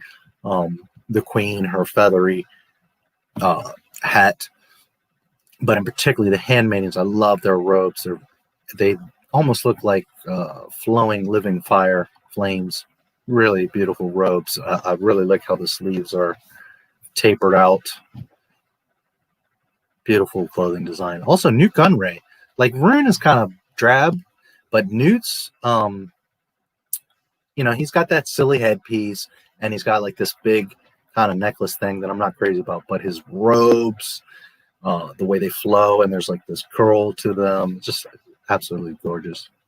Panaka's suit is pretty cool too. I always liked his suit. Process them. Take them to Camp 4. So you can see they've already set up camps. Roger, roger. I love that. Roger, Roger. The maidens, beautiful statues. They are coming out of the palace down the main stairs. Beautiful, tremendous statues. A reflection of Coruscant, the Jedi Temple. You can see battle droids positioned, keeping guard around. They're all coming down the stairs. The scale, they look like little ants on the staircase, coming down. So the scale of the palace.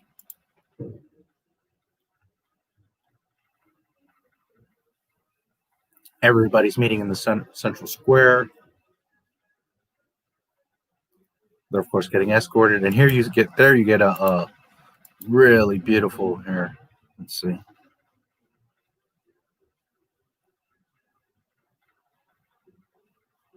At 22:23, you get a really beautiful, well-lit outside view of the handmaidens' robes, those orange to yellow, just gorgeous. I think they're so cute. Obi-Wan, Jar Jar, and qui-gon are now creeping into around the palace. They're up on that upper walkway. Now, this part is important. They're looking down. They see that the queen is being escorted. Beautiful flowers all around, by the way. Again, attention to detail. All the planters, all the vines hanging on the walls, the lines in the walls. So they're creeping around up on that upper walkway, and they come to a stop, and they're looking down over into the courtyard at the queen approaching with her handmaidens. I can't remember for the life of me the old guy with the beard, the bald guy. I know his damn name, and right now I cannot think of his name. But anyways, you must help us. You must communicate with us. That guy, I can't think of his name, but they're looking down over. Now, Qui-Gon's in the middle, Obi-Wan's on the right, and Jar Jar's on the left. Or if you're looking from the Queen's view coming this way, right, you've got Jar Jar on the right, Qui-Gon in the middle, Obi-Wan on the left. But we're going to look from our view, from their view. Jar Jar's on the left. So Qui-Gon pulls his lightsaber, as is Obi-Wan. The group is advancing, right, with the battle droids escorting them. Now, at 22:42, Obi-Wan and Qui-Gon jump down, and for whatever reason, Jar Jar decides to also. Why would Jar Jar, fumbly bumbly, coward, scarado, weirdo, want to jump down? Why wouldn't he just stay up top there and stay out of the way or stay hidden? He decides to jump down. Now, here's where it gets interesting. He says, whoops, and the two Jedi come down, and then if you pay attention, Jar Jar like jumps or is trying to go straight off the ledge, and as he's falling, he manages to turn and grab the ledge. So to have the timing, the strength, the agility, and ability to do that, again, he's pretty athletic. Now, Obi-Wan, Qui-Gon land. This is at 22:43, right in front of the battle droid escort. Obi-Wan jumps up, does a split kick, kicks the two battle droids.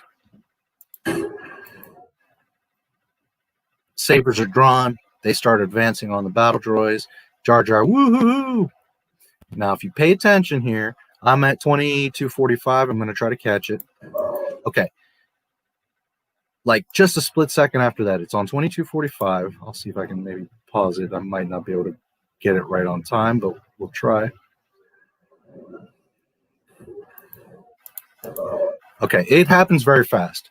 But at the end of 22:45, you see that Jar Jar comes falling down. However, in the previous shot, remember how I told you from the Queen's view, you've got Obi-Wan, Qui-Gon, Jar Jar. So the two Jedi come down here, Jar Jar's here, turns, grabs a hold, and is hanging. When the shot switches, and now we're looking from the Jedi's view, Jar Jar falls down on this side to the right of Obi-Wan. Now, a lot of people have caught this in the past and said, oh, well, this is a mistake. You know, they messed up in production and filming. It's quite possible. But I haven't seen a single production mistake this whole time outside of the extension cord I mentioned. Would George Lucas have really messed up Jar Jar from one side of the bridge to the other? Maybe. But maybe Darth Jar Jar, who was playing dumb, who decided to go down with the Jedi, who had no business to do so, turned, hung himself, had the ability to do that, now flipped himself over. And if you pay attention, on the left side of the screen, there's a bunch of battle droids. On the right side, Obi-Wan only has one in front of him. So the safer, better place for Jar Jar to fall and land is on this side to the right of Obi-Wan, not on the left side where there's a whole row of battle droids. So this could very well be a mistake. I'm not saying that it's not, but it's interesting because Darth Jar Jar quite possibly jumped down, hung himself, and flipped over to the other side out of harm's way.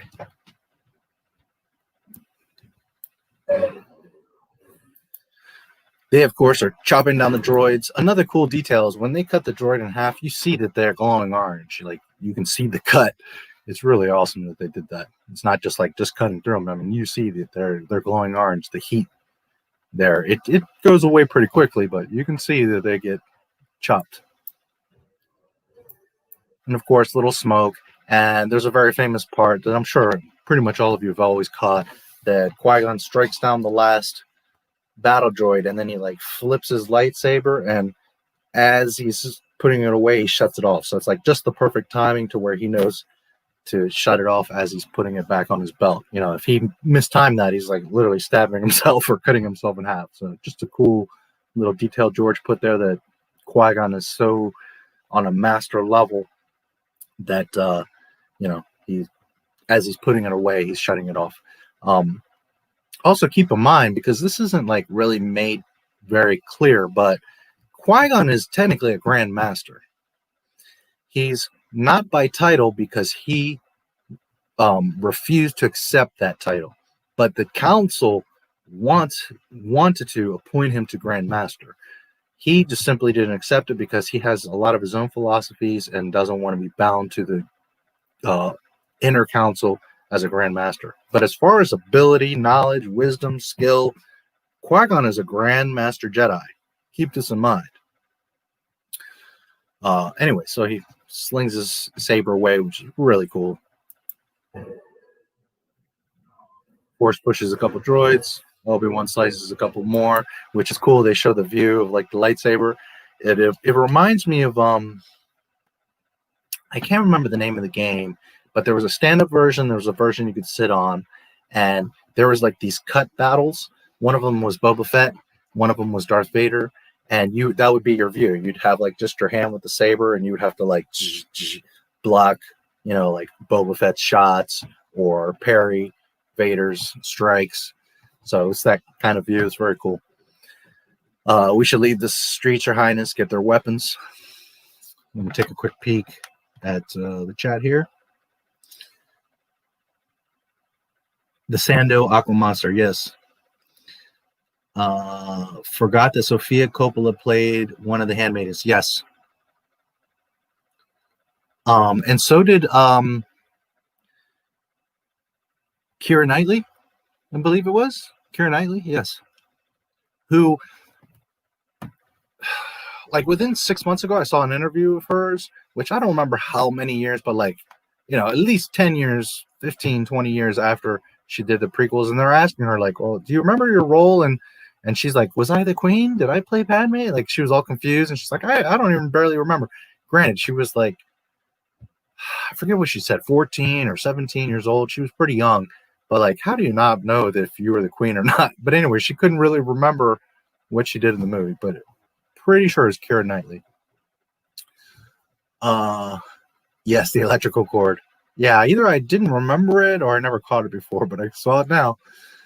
I live in Alderaan. Alderaan, I'm sure, was quite a lovely place, although we really don't know what it looks like outside of our imagination. EU, you know, you could fill in some ideas there, but From outside, it looks like Naboo or Earth anyways. So I'm sure it was beautiful. But Naboo, I just think is absolutely gorgeous. A lot of deserts in Mandalorian too. Gray desert, yellow desert, and white desert. Mandalorian's all just one big freaking desert. You talk about Anakin, I hate sand. Well, how about the Mandalorian? Christ. Crate and the rubble base in TLJ was dull. Yeah. I believe Crate is with a C, and the Crate Dragon is Krayt. Not to correct you, but just saying, I believe that's pretty sure. The shot 2219 is also impressive. 2219, where am I at? 2256. Let me take a quick peek there, D. 22.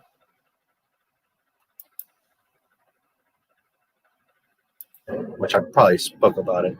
Oh yeah, the big guy, yeah. He tries to swallow him up, yeah.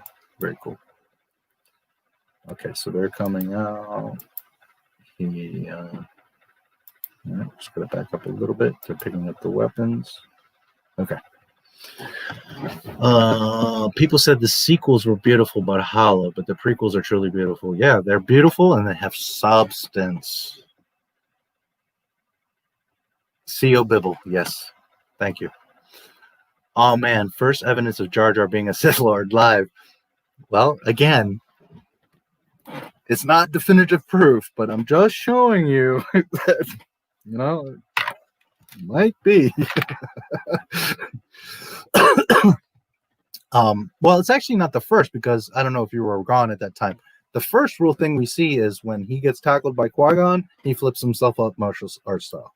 Then the second is when he flips into the lake to go into Gungan City. So there's a couple instances where he shows some pretty impressive acrobatics. But yeah, there's also this part where he was hanging from the bridge. All right, onward. So they finish off the droids. We should leave the street, get their weapons. Again, the handmaidens, those orange and yellow suit dresses, gowns. I love them. They're so awesome. The Naboo soldiers, I wasn't a huge fan of those suits, but I mean, they're well made. I like Panaka's. I think they look good. Panaka, you know what, ironically, always remind me of Planet of the Apes. And I'm not saying it because he's a black guy. His suit and that hat, it always reminds me of the like the military apes that are in the Planet of the Apes. Yep. Which I don't know if he drew some inspiration off of that. Oh, and something I didn't show you guys in the Ahmad Best interview that I showed you a little bit. If you remember when, which we'll come up to it, but when Jar Jar gets his hand stuck in Anakin's pod racer and then he gets his tongue like shocked by the beam and he's like all numb, that was because the interviewer asked, he said, hey, that looks a lot like a scene from the Cosby Show where he goes to the dentist and his mouth is numb, and he's like, yes, actually, George Lucas, that's exactly where they got it from, was an old Cosby Show episode. So just a little fun fact there, that's where he gets the numb tongue for Jar Jar is from an old Cosby Show episode, some dentist episode, which honestly I don't remember, it's been so long, but maybe to some of you it will ring a bell. So then Jar Jar says, whoa, Yusa guys, Bombad. This is at 2302. They're picking up the weapons and they go up some stairs. We're ambassadors for the Supreme Chancellor. Your negotiations seem to have failed. The negotiations never take place. It's urgent that we make contract with the Republic. They've knocked out our communications. Do you have transports? Yes, in the main hangar. So, another part of the brilliance of George Lucas, everything flows and moves for a reason, and logically and chronologically, not forced like the sequels. Like, well, we need this, so then there's a MacGuffin so that we can just get to here. In this, everything flows very naturally. It has a purpose and it makes sense. You can tell that it was filmed with intent, that they had it all storyboarded out. Not that, and it's not to say they didn't do a couple shots or they didn't do retakes or they didn't have to adjust things, but for the most part, there was the plan. They knew where they were going and what they were filming.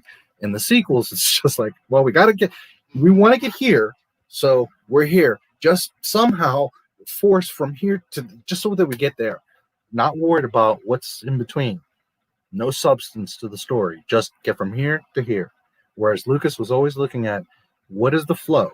What is the stream that you go from this point to this point? And more importantly, from this, each step, how are we progressing towards that? Everything has flowed very naturally in this film. We are only 23 minutes in, and everything has flowed perfectly. Smoothly, great pacing, great timing, and it all makes sense. There's not one MacGuffin. There's not one contrived or forced reason. On the contrary, the deeper you look into it, the more sense and the more ingenious that it is. 2322, there's a beautiful shot of the hangar. We're right under a one of the engines of this is that's probably the big silver. I don't think that's a Naboo starfighter. I'm pretty sure that's Padme's big trying to remember the name of that one. Her star freighter or star. It's not a starfighter. Maybe it'll come to me. But anyways, you know, her big silver ship.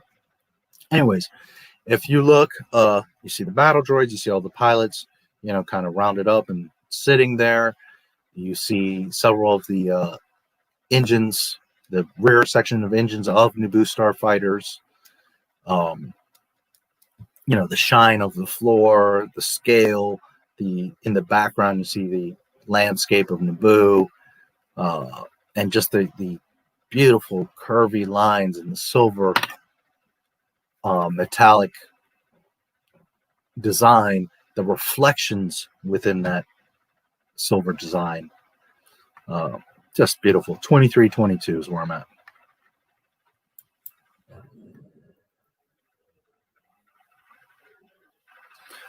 There's too many, there won't be a problem. Your Highness, under the circumstances, I suggest you come to Coruscant with us. So now her handmaiden is speaking for her. Right, 2333, Qui-gon says, you should come to Coruscant. Thank you, Ambassador. But my place is with my people. If you look just right to the right, you can see that's Natalie Portman. Obviously, that's the Queen. But as everyone doesn't pick up on faces, we technically don't see Padme without makeup, except as a handmaiden up to this point. You only see her earlier in her crazy red dress. So the other girl here, her handmaiden is playing as her, could definitely pass. But if you really pay attention, you can say, well, she doesn't look quite like the Queen from before. So yeah, you can see Padme there, Natalie Portman on the right side. You can very much, she sticks out. Her face is very recognizable. But again, her handmaidens, knowing the behavior of the Queen, no, thank you, but my place is with my people. Always thinking of her people, always thinking of her planet, her kingdom, not herself, not what's going on in the greater picture of the Senate. I mean, yes, she's thinking about that stuff, but always her priority is her people.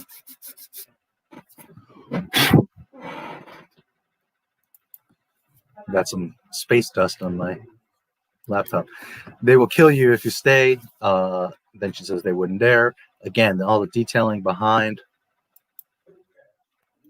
Yeah, Panaka here, 2339. I mean, it always reminds me of Planet of the Apes.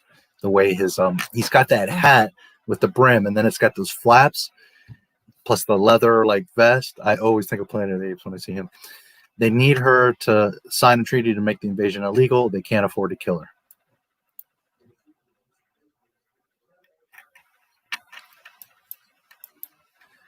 There's no logic in the Federation's move here. Qui-Gon saying, my feelings tell me they will destroy you. Again, feelings. Logic, wisdom, assessing the situation. But many times you hear, especially Qui-Gon, trust your feelings. My feelings are showing me. Your feelings will guide you. This is very reoccurring in the prequels. Especially here in episode 1. Our only hope is for the Senate to side with us. CEO. CEO Bibble. Palpatine needs your help. Either choice presents great danger. Okay, so you see there, 2358, the handmaiden who's playing the queen says, let me get it right. Let me go back and I'll tell you the exact. Senator Palpatine will need your help. Either choice presents great danger to us all. Speaking for the queen, knowing the behavior of the queen, and you can see that the queen Padme is looking, very innocently, but she's looking directly too. Some of the handmaidens are looking off to the sides, but the one handmaiden behind the fake queen and Padme are looking straight at the conversation. The fake queen says either choice presents great danger, and then after that she reconfirms it by looking at Padme. 2356, she looks to the queen. Right? I said the right thing. Padme, just between their eyes, they're having a conversation. Good job. That's exactly what I would have said, and that's where we need to stand. The subtleties of George Lucas. We are brave, Your Highness. Okay? So the queen is now confirming to the handmaiden, you said the right thing, you made the correct decision. I'm confirming to you, yes, that was correct what you just did. We are brave, Your Highness. We will stick with you. In other words, I, the queen, agree with what you just did. You've made the correct decision and said the right thing. If you are to leave, Your Highness, it must be now. Then we'll plead our case of the Senate. Be careful, Governor. Now is when things start to get. Here's where the fun begins. Again, a little subtle detail, but George Lucas. They turn and go through this gap in the doors. Jar Jar, by the way, in all of this, if you go back and watch, look at what Jar Jar's doing. How he's looking around and paying attention to key things. There's also several scenes where he's kind of like wording things as if he's suggesting, without audibly saying things, he's suggesting dialogue to people. So keep an eye on that. 2408, they're coming through the doors of the hangar, and then 2413, it switches view. Now, the previous shot that I was telling you, the big silver ship, where you can see the hangar and the length of it in the background, Obi-Wan, Qui-gon in front, Panaka, the Queen, all of them are walking underneath. But if you pay attention to the silver of the ship, you see the reflection of all these people walking underneath. That reflection was not there earlier. You can literally see the orange in the, you can see the figures, but you also see the orange of the handmaiden that's there, visible, on the other underside of the ship. The attention to detail by George Lucas and Lucasfilm. And it's not just the reflection. You see the reflection moving. So in other words, that's a practical shot. I mean, I guess it could have been digitally made, but that's most likely a practical shot. That section of the ship was there so that they could pick up, the scale, the scope, the reflection. We'll need to free those pilots. There's oh, look at that. I just caught something I didn't catch before. At 2416, bottom left, there's a little mouse droid. He's different. He's orange. He looks like kind of like a little Tonka truck. He's got construction stripes and he's orange. I don't remember him before. Again, maybe it's been a while, but there's like a little mousy droid there. It's funny. Naboo version. There's one just sitting there, and then there's one to the further left that is starting to zip behind the crowd there. So Obi-Wan says, I'll deal with that. He's going to go free the pilots. Qui-Gon, this is a cool little scene. I like this. Qui-Gon walks up to the captain battle droid. The droid says, halt. Qui-Gon says, I'm ambassador to the Supreme Chancellor.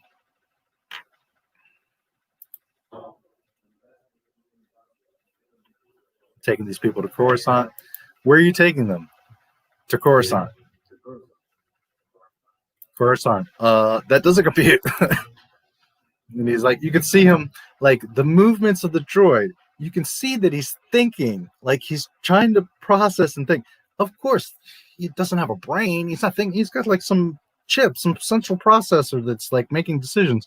But George Lucas giving life to these droids.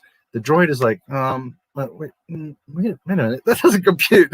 It's so ingenious to detail the movement of the droid. You totally believe that he's thinking and processing this when it's just a computer. So then he's like, well, that doesn't compute. Wait, you're under arrest. And he points at him, and of course, Qui-Gon chops him.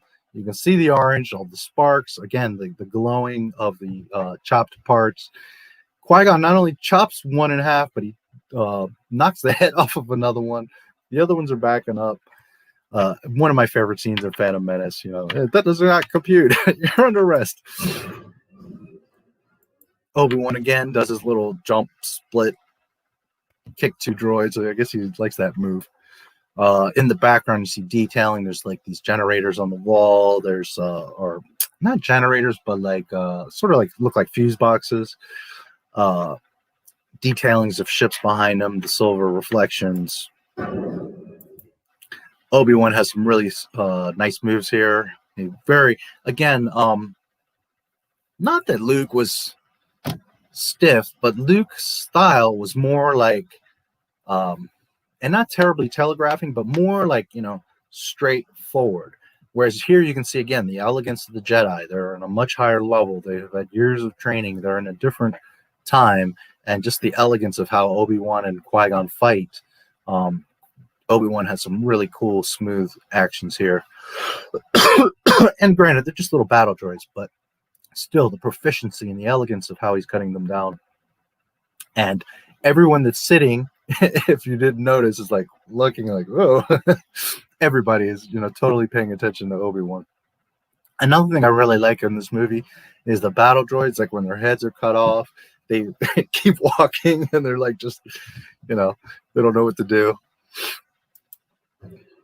So anyways, Obi-Wan like hacks one, spins and ducks, a bolt goes over his head and he comes around and finishes them off.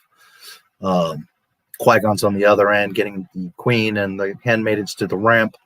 He's deflecting bolts and cutting down droids.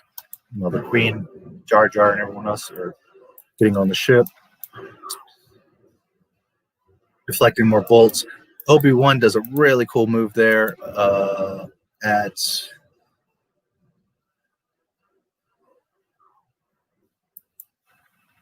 2449, 2450. He does like this kind of side slice that always stood out to me. I just really like the style he does there, how he takes out this droid. He just kind of like, it's not like really a stroke or a swing. He just kind of like nudges him almost with the lightsaber. I don't know how else to describe it. Again, the detailing all behind Obi-Wan, the ships, the crates, the landscape.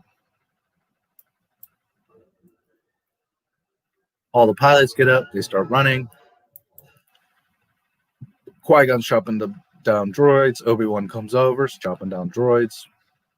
2456, you're going to see the bottom of the big silver ship, the Queen's ship. And again, all the reflections in the metallic surface. Some have speculated that that ship is made out of Beskar. I don't know. It does take some blaster fire here in a minute in space. It does have the sheen, but it would be extremely heavy. Beskar's a bit heavy. Not insanely heavy, but it is heavier than the typical Durasteel. So I don't know, but some people have speculated it's Beskar. I have no confirmation of that. To me, it was always like some stainless steel plating type of thing.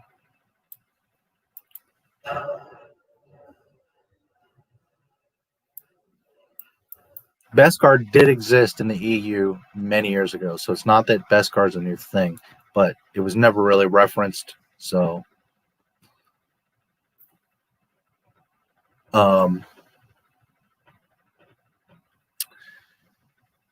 2502. A bunch of the droids are dispatched. Obi-Wan is taking one out, and I'm noticing here he's got some call numbers on his shoulder. Looks like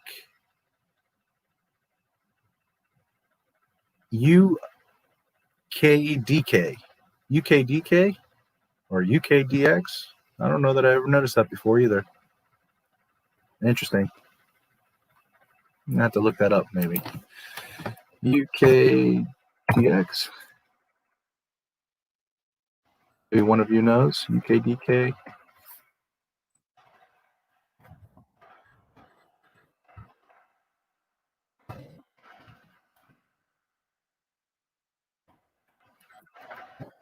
It might be UI. It's kind of hard to see. Google. I haven't seen this in a million years. Google says it looks like there aren't many great matches for your search. Wow, that's a rarity. It might be DK. I don't know. It's hard to see. It's not that important, but I don't seem to recall those call letters on his shoulder there. So anyways, Obi-Wan dispatches him. Qui-gon takes out another one. The hangar's pretty much clear. You see 2507. Obi-Wan's going up the ramp, and there's legs, just moving around like the battle droid doesn't know what to do. Jar Jar is there. Let's see. What's Jar Jar up to there? So Jar Jar at 2507, they finish off the droids. Some of the pilots are running off to the ships or to the opposite side of the hangar. Qui-Gon's at the bottom of the ramp. Obi-Wan's halfway up the ramp, and Jar Jar is peeking. He got on the ship earlier. He apparently came back, is peeking, looking. You can see he looks to the left, and he's watching the Jedi. That's interesting.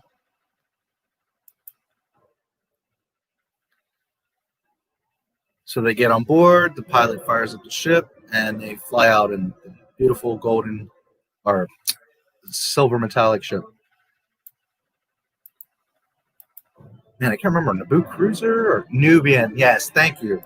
Man, D, what would I do without you today? Nubian J327 Royal Starship. Absolutely. Ding. You are correct. 2515. Beautiful shot. It's flying out. You can see the landscape. I don't know if you guys ever noticed, but it's very similar to the Blackbird. Our stealth, the original stealth plane, the Blackbird. The design there is very similar to that. You need some ominous music cue each time there's a Darth Jar Jar moment.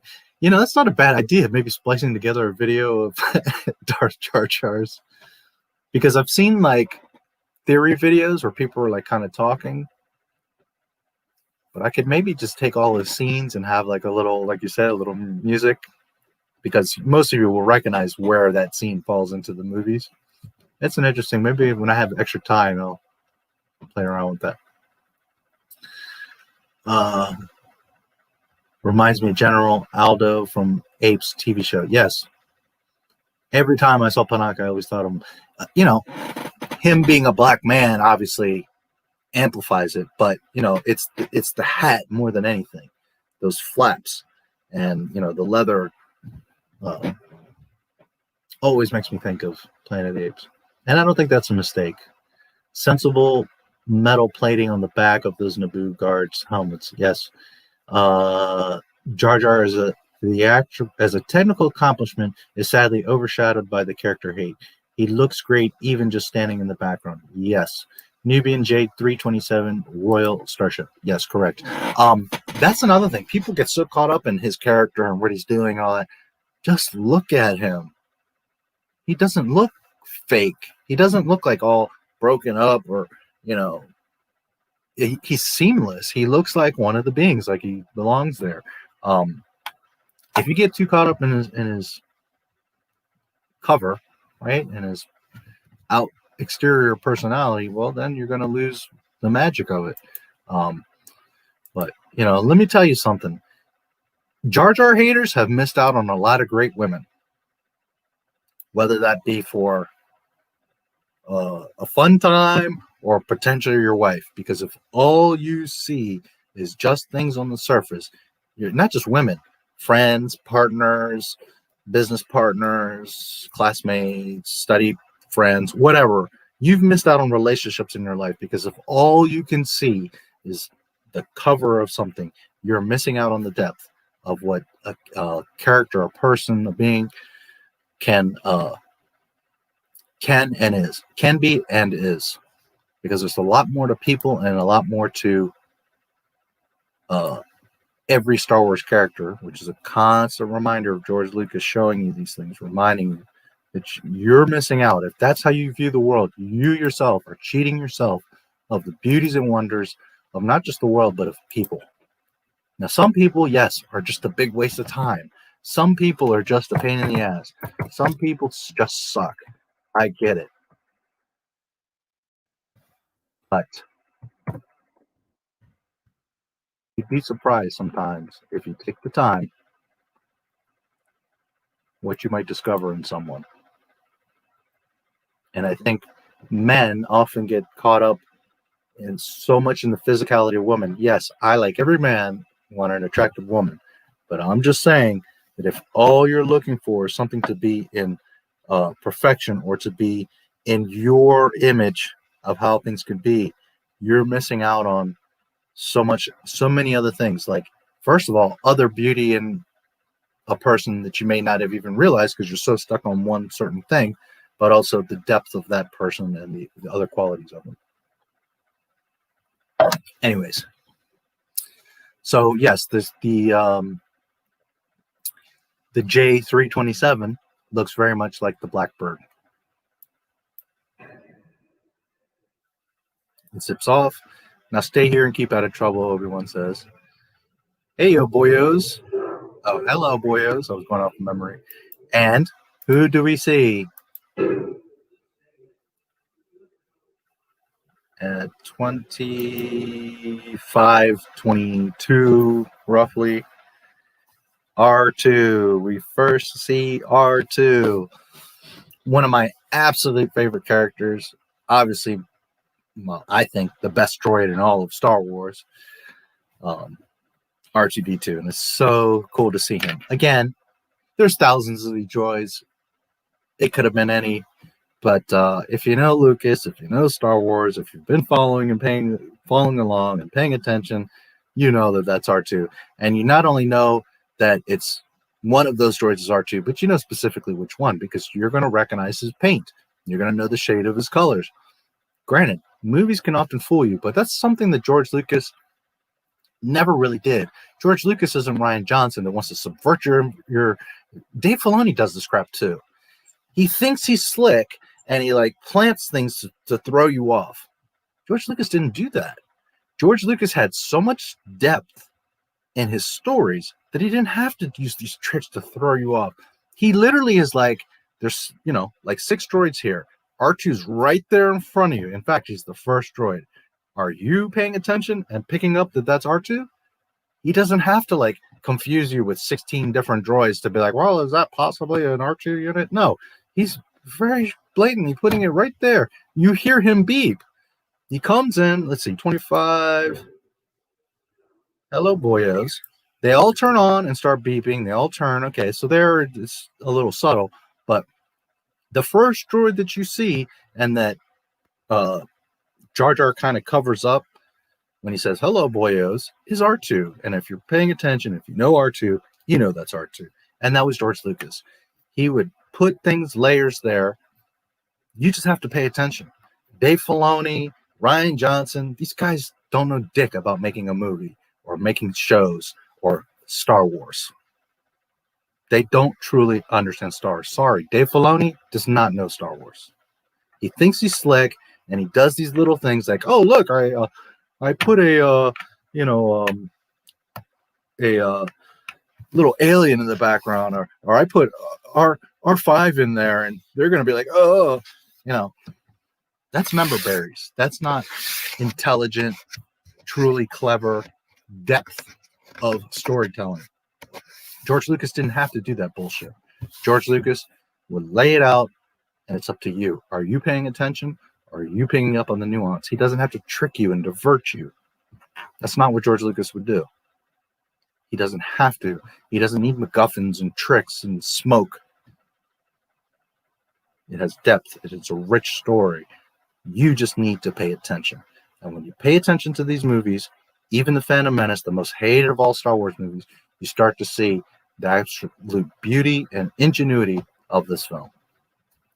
Anyways, detail all over this cargo hold. Qui-gon goes to the cockpit. Beautiful shot, 2531. The J321 flying away from Naboo. Naboo looks absolutely gorgeous. All the glowing, the ring, the stars, you know. There's a subtlety of, you see the engines have like reflections, like flashes as the lighting's changing and it's moving. The pilot, who I can't for the life of me remember his name, there's the blockade. He's the one that gives Anakin a crash course later. I'm sure you guys remember. I believe that's on Tatooine, right? Anakin's looking at the controls and he's like, "This is the pitch." He's like, "Yeah, that's right." So he sees the blockade. You see all the control ships. Then they start taking heavy fire. There's all these flashes like flak. Again, George Lucas, most of you know, he would take scenes from old war films. So this scene is directly taken. You can see all the little explosions of like flak going off around the cruiser. The ship takes a hit. Panel blows off. It catches fire. Shield generator's been hit. Of course, of all the spots, the shield generator gets hit. But hey, that's life. There's an alarm blaring. Hold on a second. Seemed like I got lower on here. Maybe my there we go. My earphones.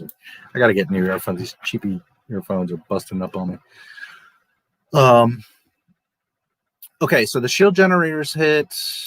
I forget if they say to deploy the droids or not. There's the alarm blaring. Yeah, no, they automatically know to go. So all the droids, and there's different color droids. Now, again, George Lucas isn't tricking you. He's showing you quite clearly. Yes, there's different R2s. So one, he's showing you there's several models, several versions, different ones. But there's one that is obviously R2. There's not 6 of them that look alike. There's one that obviously has the blue paint, and you know automatically that's R2. Now, do you actually know until they say it? No. Of course they could be fooling you. But when you know George Lucas and you know Star Wars, the second that you see Jar Jar come into that cargo hold, you're like, R2-D2! That was George Lucas. Not member berries, but respecting and showing you your heroes in the right way, in an exciting way. He bumps Jar Jar out of the way. They're getting sucked up the top. How rude. And then I always thought this was neat that the R2s are on top of the ship, which is totally believable. They have little magnetic feet and wheels, so no problem. They're hanging out on top of the ship. R2's coming. The red one gets blasted off. You can hear him scream, like, you know, why would a droid scream? But, you know, very cute and clever. The reflections of the ship are beautiful here. 2603, just a gorgeous shot. R2's about to plug in. Really cool space shot, man. Wow. You could hear the droid. And they're now it switches to a in the cockpit view. You can see them in the camera, and you see this another droid get blown off, but this time from the cockpit view. Again, George Lucas just, you know, from one angle to another, you're continuing the flow of the story. And you saw from the outside one gets blasted, and then they switch to the cockpit, and you see the other one get blasted. We're losing droids fast. Can't get the shield generator fixed. We'll be sitting ducks. Yes, of course. There goes the other droid, the square top droid. And then just R2's left. Now, at this point, if you don't know it's R2, then you just aren't paying attention to Star Wars. Obviously, the last droid that's there is R2. Now, on a side note, for those that may have not watched my previous streams or not know this, George Lucas said many years ago, it is also in the Skywalker Legacy, that the entire Skywalker saga is told by R2-D2. Through his eye, he views all the major events of Star Wars. The story, the movies that we are watching, right now we're watching the Phantom Menace, is as if we're sitting at a bar or a campfire with R2, and he's telling us the story of the Phantom Menace. He's telling us his story. He is the narrator and technically the keeper of the wills, because he has the story. He's narrating and dictating the story to us. It's all R2's story in reality. Again, Lucas has quotes of saying this. There was a documentary years ago. I can't remember if it was Beneath the Dome or Under the Dome, or some other little R2 documentary, but he physically says that as well, like audibly says it, that all of this is being told through R2. So just a neat fun fact. And if you pay attention throughout the entire Skywalker saga, R2 is at all the major key events. R2 saves everyone's ass over and over and over. Luke, Vader, qui-gon, Yoda, all these guys are nothing. Everybody, whatever, it's all about R2. R2 is the true hero and storyteller of Star Wars from George Lucas's lips. So, who's going to save the day? Who always saves the day? R2. Power's back. He beeps some words, like we know our little guy. The shields are up at maximum. Not even on. They're on maximum. We're full. We're cooking with gas, baby. Let's go. Music ranks up. He's going to zip back into the cargo hold. And again, R2 saves the day. They've got enough power to get to Coruscant. So he not only saved the shields, but saved the hyperdrive to the point where they can at least make it to a close planet. There's not enough to get to Coruscant, but they have enough to get to where? Tatooine. It's leaking. Got to land and refuel and repair. Trade Freighter has no presence. It's controlled by the Hutts. The Hutts are gangsters. You can't take your Royal Highness there. Or we could, if not, we'll take her to a system that's controlled by the Federation. So better off to the Hutts where you're off radar. The difference is the Hutts aren't looking for her, which gives us the advantage.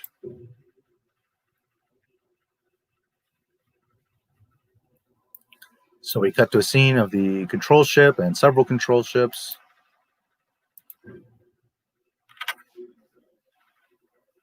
Palpatine hologram. Has she signed the treaty? And he's like, she has disappeared.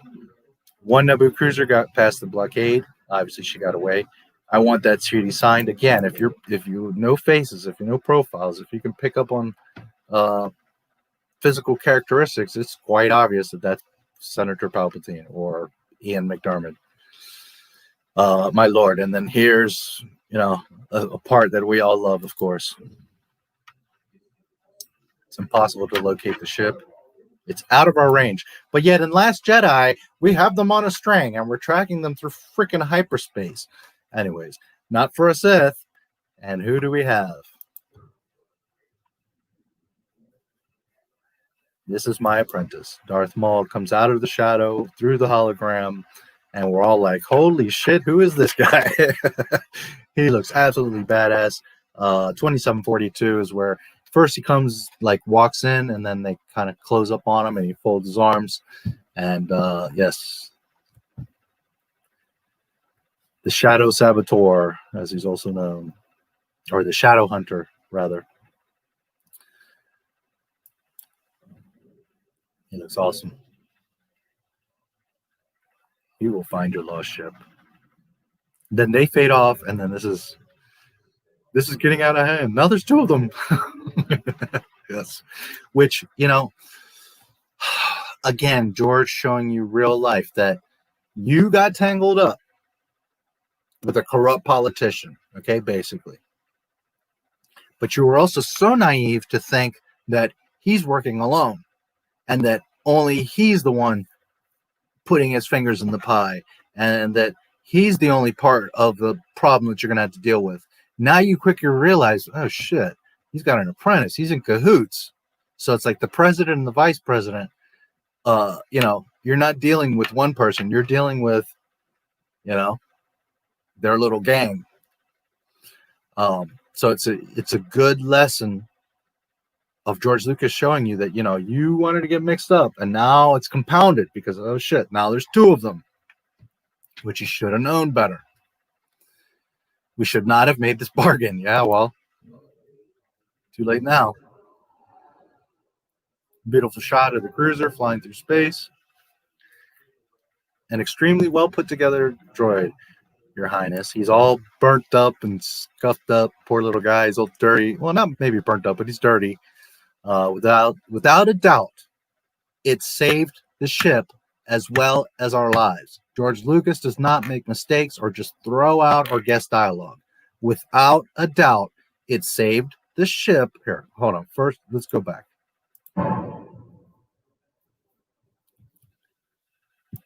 An extremely well put together little droid, Your Highness. Without a doubt, it saved the ship as well as our lives. It is to be commended.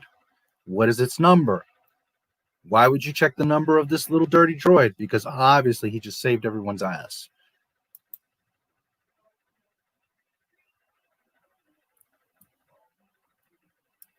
Okay. When I saw the Phantom Menace, I was living in Argentina for a year. So I saw it a couple months after the US. If I remember correctly, this came out in May, like the old movies. I saw it, I want to say like June 23rd-ish, something like that. Maybe July, but I'm pretty sure it was June. I know I've looked it up. You could actually look up Argentina Phantom Menace premiere. And I'm sure that people all around the world had the same reaction. But I can tell you, in Argentina, you know, people were hooting and hollering from the beginning, the scroll and everything. But throughout the film, we're seeing all new characters and all new things. And we're kind of processing, you know, what's going on and understanding the whole situation and taking in this new Star Wars. As soon as Panaka reads his call sign, R2-D2, the whole theater went nuts. Now, I don't know if you guys went through that experience. I would think so. And I would think here in America, like, people would have gotten pretty excited over Obi-Wan. But let me tell you, when she says, what is his call number? Or what's his destination? Whatever she said. And he looks and he says, R2-D2. Everyone went freaking berserk in the theater. That was my experience with Phantom Menace. I saw it opening weekend in Buenos Aires, Argentina.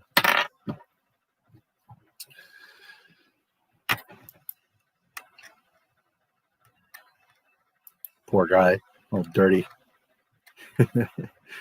I love that little guy.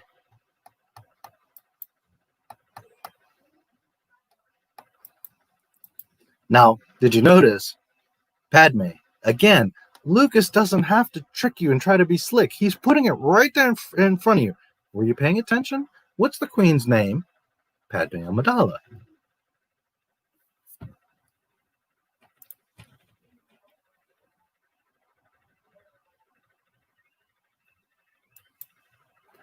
She, the fake queen, is telling the real queen that you should clean him up and show appreciation because she knows her queen, and her queen would have said, that droid is my boy.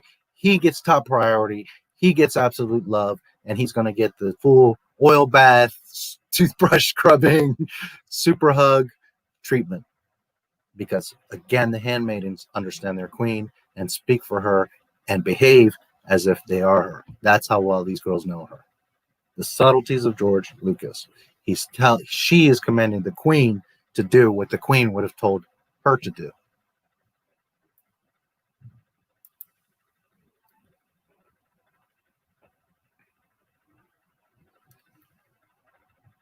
With your permission, we're headed for remote planet Tatooine. It's a system far beyond the reach of the Trade Federation. I do not agree with the Jedi on this. You must trust my judgment on this, Your Highness. Now, to be fair to Panaka, at first you don't fully get the scope of him, so you're like, who's this guy butting in with Jedi? But he is Padme's personal security chief. You know, he's pretty badass himself, and of course he's got the queen's life and best interests, right? And again, this is the Queen of Naboo, 2856, and she's scrubbing, I don't know, not a toothbrush, but she's got a little brush, and she's hand cleaning R2-D2. Does the Queen need to do that? Obviously not. But This is the character. George Lucas again, character building, showing the character of the queen of a planet, not a city, not a nation, not a country, not a continent. Queen of a planet, massive power, massive respect. And she is hand scrubbing this little droid because she has nobility and she has understanding and she has appreciation and she has humility. She is, in her way and in George Lucas's way, showing you that this little droid is a hero to be elevated and loved and taken care of, not put under a fucking tarp like Disney did. The Queen of Naboo, hand cleaning R2-D2. George fucking Lucas.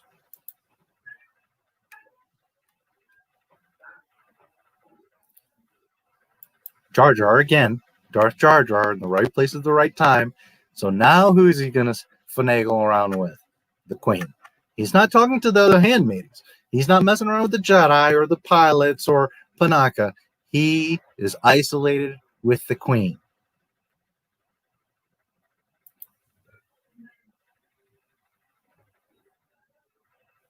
Now, why would he mess with the handmaiden that's in the cargo hold cleaning the droid? Well, they kind of banished him to the bottom. It says, stay down here and out of the way. So you can very innocently say, well, he's just down there in cargo hold, and it makes sense.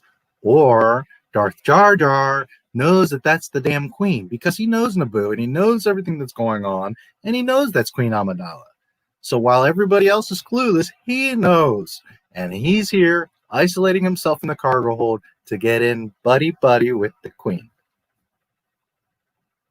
You're a Gungan, aren't you? Now, the Queen of Naboo, who is very intelligent, probably has all kinds of information about the planet, hasn't actually met a Gungan. She's certainly heard of them, maybe seen a picture, but right here she says, you're a Gungan, aren't you? So they obviously have not met in person. And this goes back to what I was saying earlier, that these two societies coexist, are so important to each other. Each one's fate affects the other, and yet they're so divided just because they don't speak, because they don't mingle and associate. And it is a total reflection of our own society, how your own neighbor sometimes you might not even speak to or know, and yet they have this total symbiotic relationship with you, because if someone breaks into your neighbor's house, you may hear the glass break, or they may pick up your mail when you're in the hospital, or, you know, so many little things that your next door neighbor, or maybe someone up the street, or, you know, what happens in one city next to your city affects the people, right? So the queen, who of all people would be very cognizant of the people on her planet and what's going on, even she doesn't have a direct connection with the Gungans. So this is George Lucas again stressing the division of these two societies that live on this planet.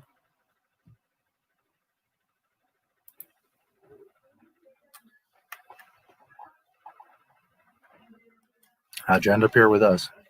Me no. Yeah, well, you do know, because you are the one that was waiting for the Jedi, that led them to the Gungan city, that took them to the core to get to the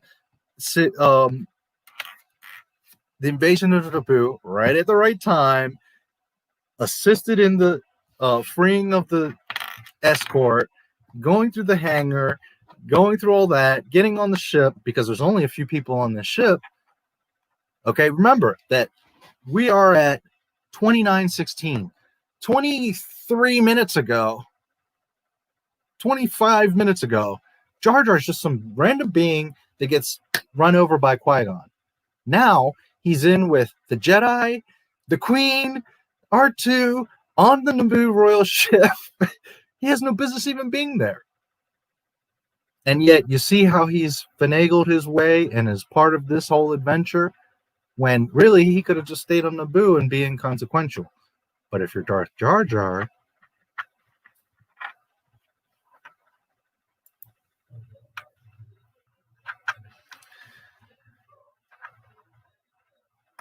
morning munching, getting scared, grabbing a Jedi, and here I am. And of course, I was very scared, and Padme's looking at him like, "Whoa, you're an interesting character.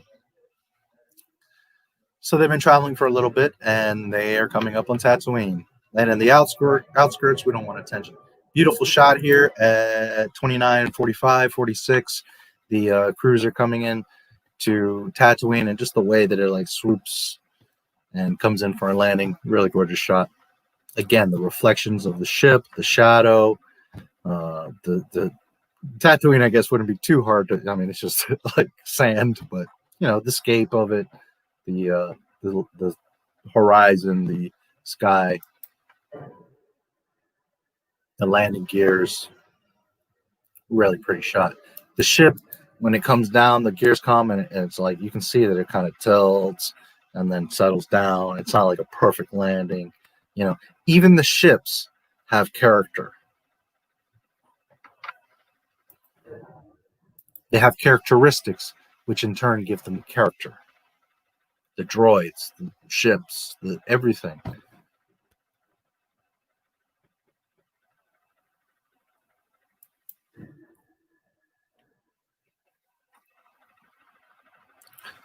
Back on board, Obi-Wan's working on the hyperdrive. The hyperdrive generator is gone. Master will need a new one. The hyperdrive looks pretty cool. I've seen it and looked at it before, but I haven't spent too much time looking at it, and it's pretty neat. It reminds me of Tron. You see like a lot of like blue circuitry in there. It's pretty neat that they show that. And again, if you just watch the movie and it goes by, you might not really pick up on that. But if you're paying attention, like, wow, they actually show you the hyperdrive, and Obi-Wan's working on it, which, think in depth. Obi-Wan is working on a hyperdrive. Obviously, Obi-Wan's pretty bright. Obviously, Obi-Wan has had either some training and or he has an aptitude for repairs, mechanics. He wasn't known as some master mechanic. He's not Anakin, right? But, I mean, he's repairing a hyperdrive, so the guy's pretty smart. Those are one of those subtleties that you might not think about. Oh, yeah, he's working on the hyperdrive, because logically. But if you really think about it, Obi-Wan is repairing a hyperdrive. I don't think anybody can just fix a hyperdrive. Furthermore, the ship's crew isn't working on it. Obi-Wan is. So there you go. We'll need a new one. It's gone. That complicates things. Be wary. I sense a disturbance in the Force. I feel it also, Master. So again, feelings. Qui-gon. They just landed on Tatooine. I sense a disturbance in the Force. Obi-Wan. I feel it also, Master. Now, it is possible that they're picking up on Maul and, of course, Sidious and the Phantom Menace behind all of this. But it is also possible that they're picking up on Darth Jar Jar and not realizing it. What I always interpreted and what I think is that it's not really a disturbance. They're just kind of misinterpreting it. They're feeling something, and what it is Anakin is not far away. That's how I always interpreted that line, is that it's not a disturbance in the sense of like, when Alderaan blew up. It's a like a wavelength in the Force. They feel something, some sort of tremor, but not understanding what they're about to come across, that the chosen one is just right there above or across the horizon from them, that's what they're picking up on. That's how I always understood it. I haven't heard Lucas specifically or anyone behind the scenes clarify that, but that's just always been my interpretation, that what they are sensing here is Anakin.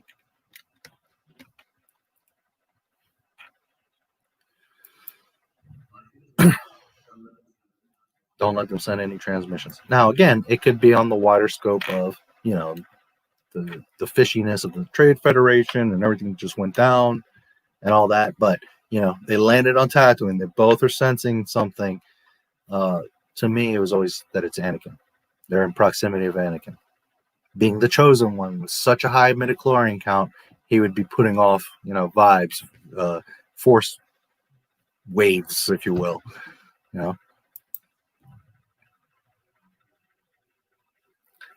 There's a old school wipe from left to right, just like they did in A New Hope, from the ship to Tatooine.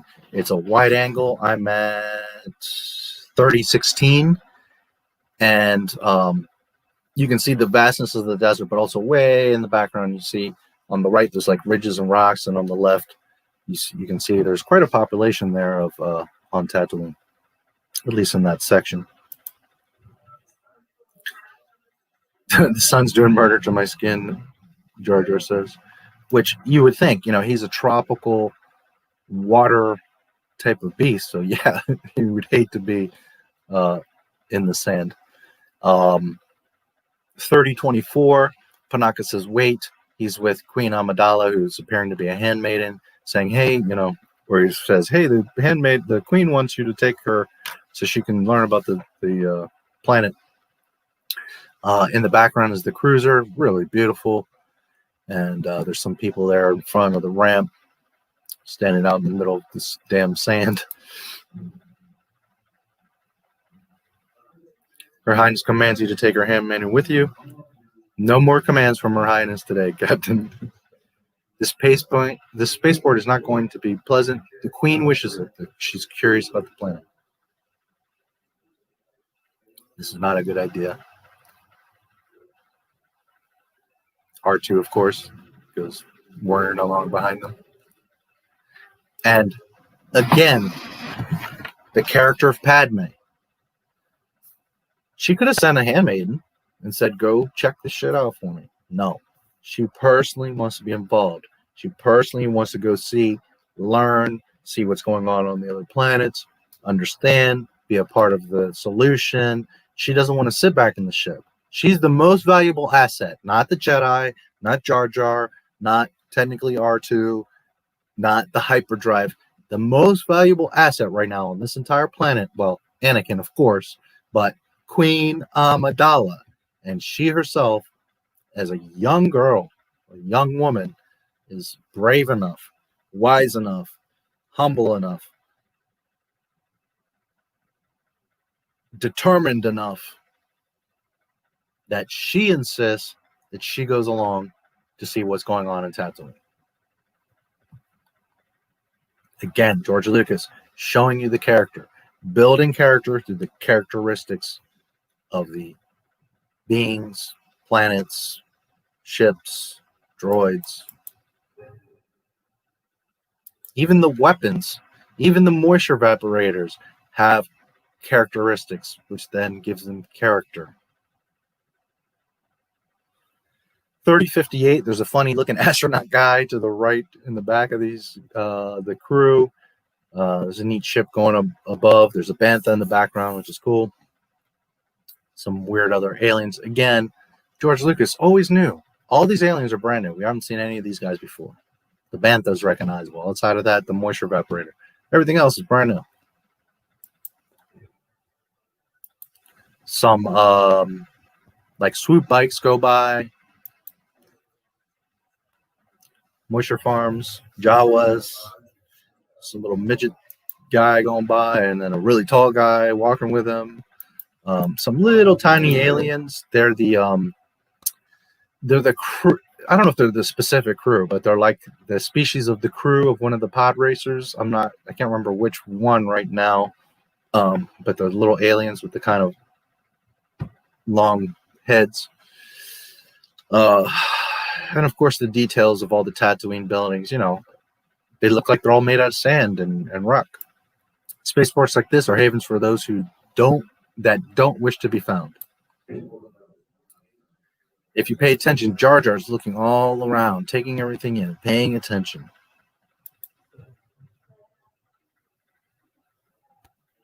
Here he steps in the hoodoo.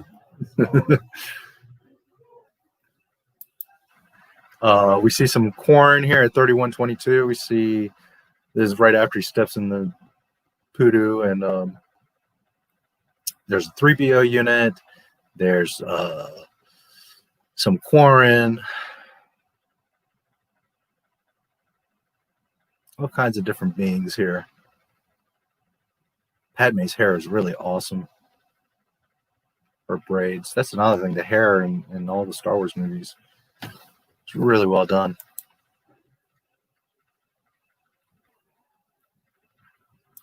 There's a 3127. There's a yellow speeder, which is identical to Luke's, but it's like a yellowish green.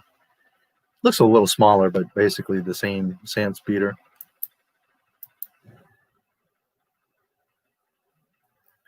They come into the market. A dewback is being led, going behind. I always like the dewbacks. Little speeders going by. And we come to Watto's shop. The Nemoidian. I need parts for a J-type 327 Nubian. 327, he says. Yes, Nubian. We have lots of that. Let me see what you guys are talking about. Hello, boyos. Yes. If I turn the volume up, will it turn on for everyone? No, it shouldn't. I don't know. Maybe. Well, first of all, I have it full blast, so you shouldn't be able to. That's a thing, by the way. Disney Plus, for some reason, their shit is low. Especially Mandalorian Season 2. It's like, I gotta really crank up my speakers. I don't know what's going on with those guys over there, but the sound is bad on Disney Plus. The quality is good, but the volume is freaking low. The hyperdrive looks so bizarre. It's like a mainframe sized video card with a fancy plastic frame. Yeah, it kind of is. The ship at 3059 has a nose that looks like the Moldy Crow Cal Katarn ship. Yeah. Let me take a quick peek at that. 3059. Is that where they're standing out? Yeah, exactly. Yeah, I know what you're talking about. Okay, so Watto, Nubian, we have lots of that.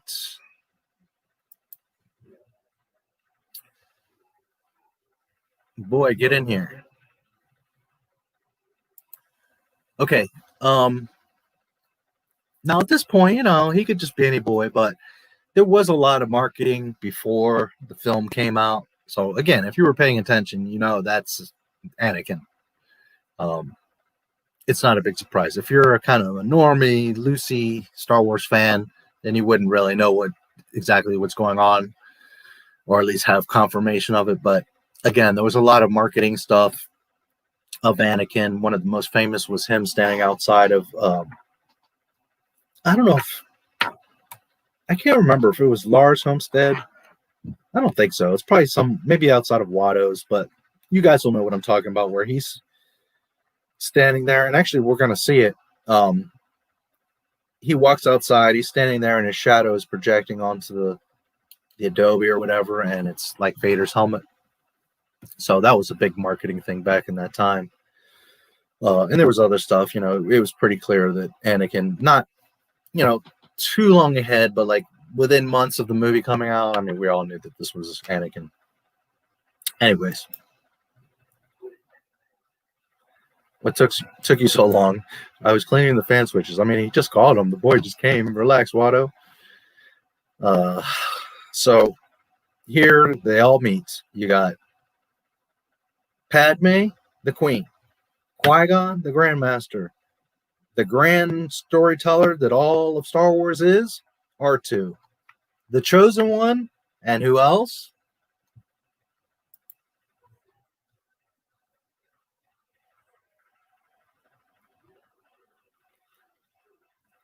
Find you up, take you out back, find what you need.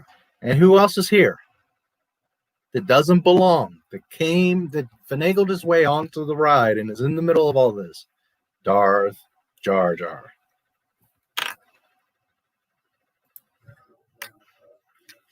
Don't touch anything. He sticks his tongue out, he goes walking off.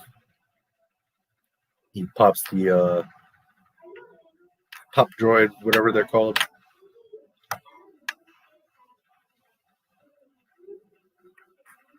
Okay. Are you an angel? And she's like, what? And she's like, yeah, an angel. They're space pilots talk about them. They're the most beautiful creatures in the universe. Okay. Anakin is 9 years old. So what is the little boy going to say? Anakin is a slave. He probably has seen few girls, period. He's a dreamer. He dreams of the universe. He probably is listening to pilots all the time. And because he doesn't have an understanding of even a basic girl outside of his mother, how else is he going to equate? Then you compound that by Padme's a little hottie. She's a little cutie pie. And she's all clean and pretty, and her hair's all fancy. And she's a handmaiden, but you can definitely pick up on that. She's like, you know, something special. Like, she looks like royalty. Even she looks like royalty trying to look like a handmaiden. Not, she's not the, like,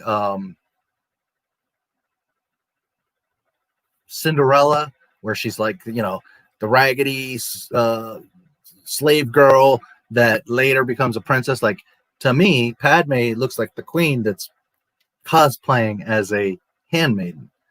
Something sticks out about her. She's a very pretty girl. He's probably never seen maybe a young woman that close, that attractive, all clean and cute, and her hair's all done.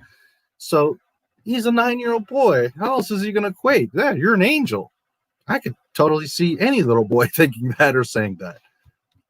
I only mention it because some people are like, oh, he was so dumb in his dialogue. And get real. If you were that little boy in his life and in his situation and you saw Padme Amidala, you would be like, oh my God, you're an angel. Be real. Anyways, they live on the moons of Lego. Yes, Lego. I think. He says Yago, but it's Lego, L-E-G-O. You're a funny little boy. How do you know so much? Now, again, Lucas knows what he's writing in the dialogue. So she says, funny little boy, as if she is just not like being rude, but dismissing him in the sense of, well, I'm a young woman. I'm not even seeing you as like a cute guy. You're just a little boy. Okay, it's that first impression where she's very much separating, like, I'm the big sister and you're the little kid. How do you know so much? I listen to all those traders and star pilots who come through here. I'm a pilot. Someday I'm going to fly away from this place. You're a pilot all my life. How long have you been here? Since I was very little. 3, I think.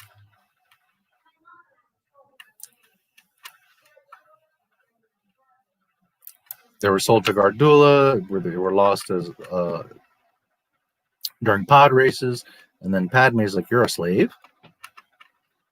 3311. Wow, she's really pretty.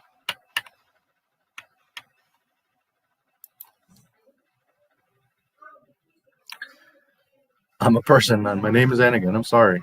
And again, I'm the first person to tell you that Jake Lloyd didn't do like some Academy Award winning amazing performance, but the kid is 9 years old. He did fine. And you have to consider who he is. He's not like some rich, educated boy that lives in Coruscant. He's a slave boy who's been through shit all his life. It's amazing that he even speaks and can read and can fix and can do. If you're not picking up on that he's special from the very beginning, then you're just not paying attention or you don't understand Star Wars. It's that simple. Now, do we see everything? Do we understand everything at this point? No, of course not. But he's a little boy, guys. And some people get so caught up in his dialogue sucked and his acting sucked. No, it didn't. He was just fine. Was he Academy Award winning, amazing, most amazing child actor of all time? No, nobody's saying that. But he did just fine. All the hate for Jar Jar and Jake Lloyd and all this bullshit was just dumbasses. Just people wanting to hate it, not being objective. And I will say what I said in the beginning. These movies are not perfect. I'm not saying that this is the best ultimate film of all time, but it's much better than people remember or want to give it credit for. I don't fully understand that this is a strange place to me, which absolutely it is.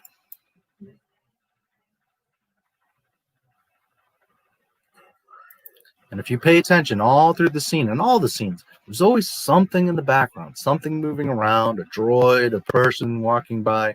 There's always something. Now, here, he pops the pop droid. Ooh.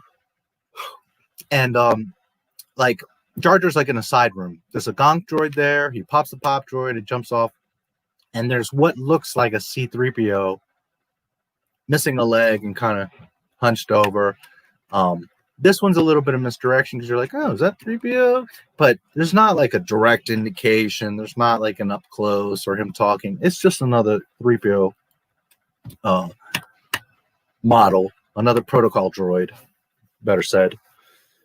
So there's the subtlety there of like, oh, could it be the 3PO's here? But it's not blatant, you know, like to throw you completely off. It's just showing you, like, you might interpret it as it's throwing you off, but really it's just Lucas showing you, well, you know, there's tons of droids all over the place.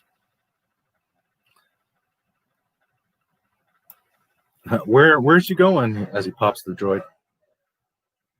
By the way, that's a pit droid. I just remembered. Those are pit droids. Little mechanics.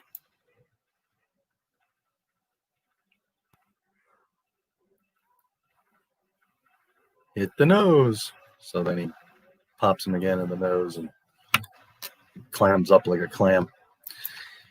A T-14 hyperdrive generator. The in luck, it says. And then you see, like, in the outer junkyard section, there's, you know, droids working on stuff, moving stuff around. In the very background, you can see in the archway, there's people walking around and doing stuff.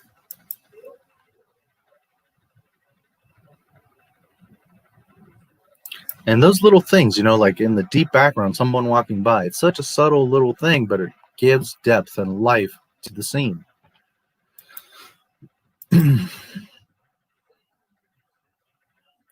Watto also looks really good. If you really pay attention and look at his detail, his coloring, his hair, his movement, Watto's really well done too. Him and Jar Jar are actually very well done for all the digital work. Now, I'm sure most of you are aware that Jar Jar was Ahmad Best. He had like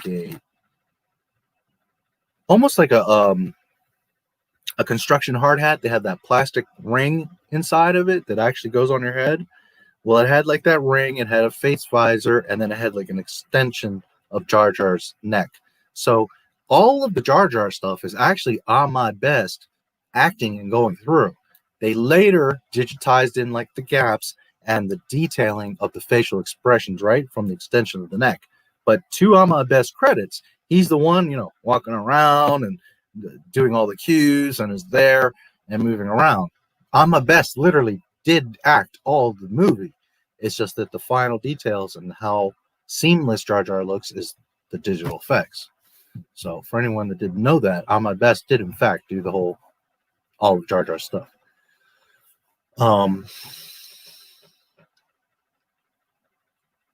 I thought Darth Plagueis was Palpatine's master. Well, that's what we assume. That's what it should be and what he says. But again, as I'm showing you, it's quite possible that Jar Jar is the true master. Jar Jar uses drunken martial arts techniques. Absolutely. That's exactly what he's doing. If you're following the Darth Jar Jar theory, what he's doing is he's not just acting bumbly and all that, but he's doing a drunken style where he looks all, you know, like gummy and fumbly and if you understand kung fu and martial arts and the drunken style, you know that it looks very all over the place, but he's precisely in control. They train for decades to get the drunken style to look like you're drunk, when in reality you're 1,000% in control, and it's all about diversion and what's the word I'm looking for? Well, basically diversion, to make you think, you know, that you're moving this way and that you're drunk and unawares, but in reality, all your moves are flowing for a purpose, for a reason. And that's the part of the theory, is that Jar Jar is actually a master and he's using a drunken style. I think Jake got it worse from the school peers.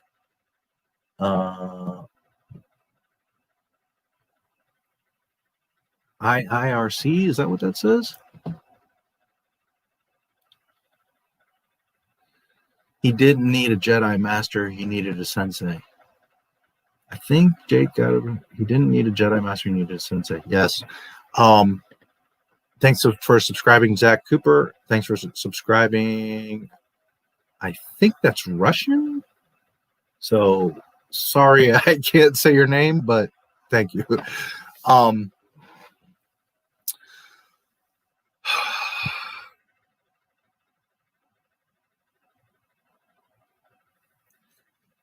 The hate for Rose Teak, or for Kelly Marie Tran.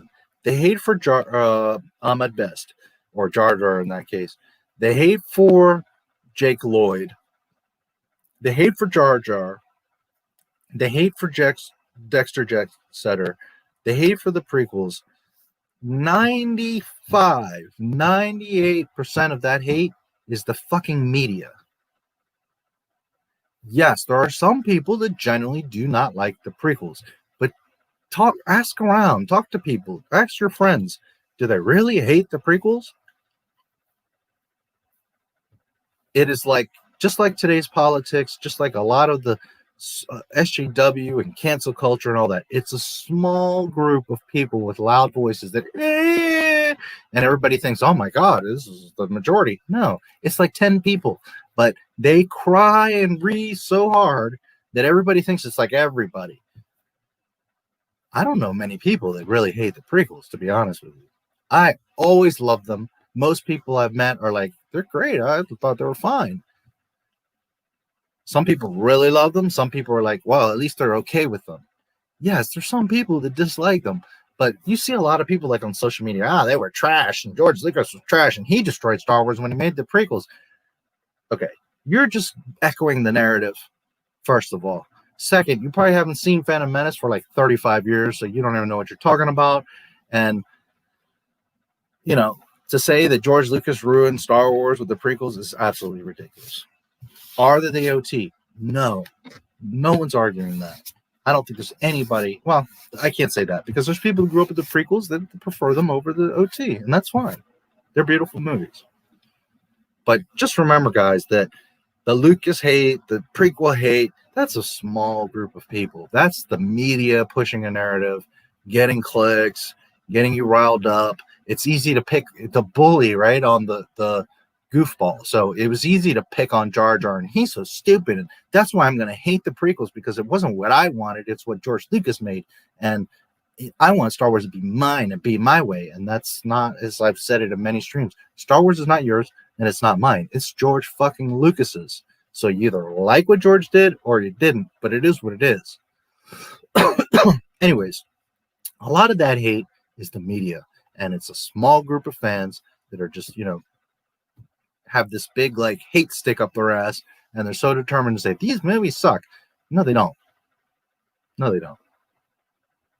I'm not saying that they're Academy Award winning. I'm not saying that independently as standalone films they hold up great, although they're fine. You know, you can watch it and enjoy them. But again, they are designed for a purpose, and they wholeheartedly serve that purpose, and that is the Skywalker saga. At the end of the day, that's all that matters. If you have a series of 10 books, if you pull out book 3 and book 3 isn't great, but book 3 fills in the important pieces of the 10 stories, then that's all that matters. Would we have liked them to all be fantastic 10-star films? Yes, of course, duh. But at the end of the day, they complete the cipher, and that's all that matters. The Skywalker saga, not it being the most amazing film or how technical or this actor or this line. If you're caught up on, you know, I don't like sand, then you don't like Star Wars. You don't understand Star Wars, and you're being a little fucking baby. Because you're not understanding the reflection of him saying, I don't like sand. Why does he say that? We will get to that. How's he going to pay for all of this? Watto asks. I have 20,000 Republic Diterias. Republic credits are no good out here. I need something more real. Don't have anything else. He tries to do a mind trick, and of course, Watto's like, that shit don't work on me. No, they won't. Yes, they will. No, they won't. What do you think? You're kind of Jedi? You're waving your hand around like that?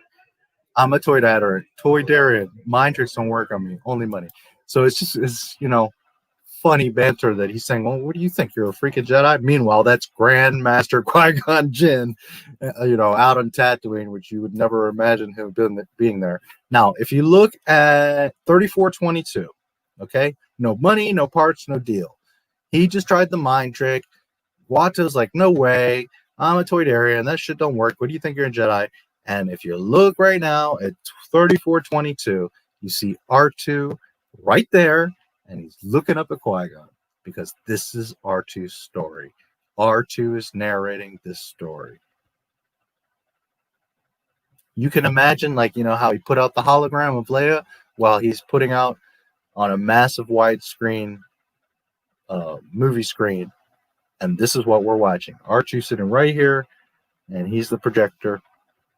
And he's showing us, I was right there with Qui-Gon. I saw and heard the conversation between Watto trying to get the parts for this ship that I just saved so that we can get off the planet and get Anakin out of here and the Queen and the Jedi. It's all about R2.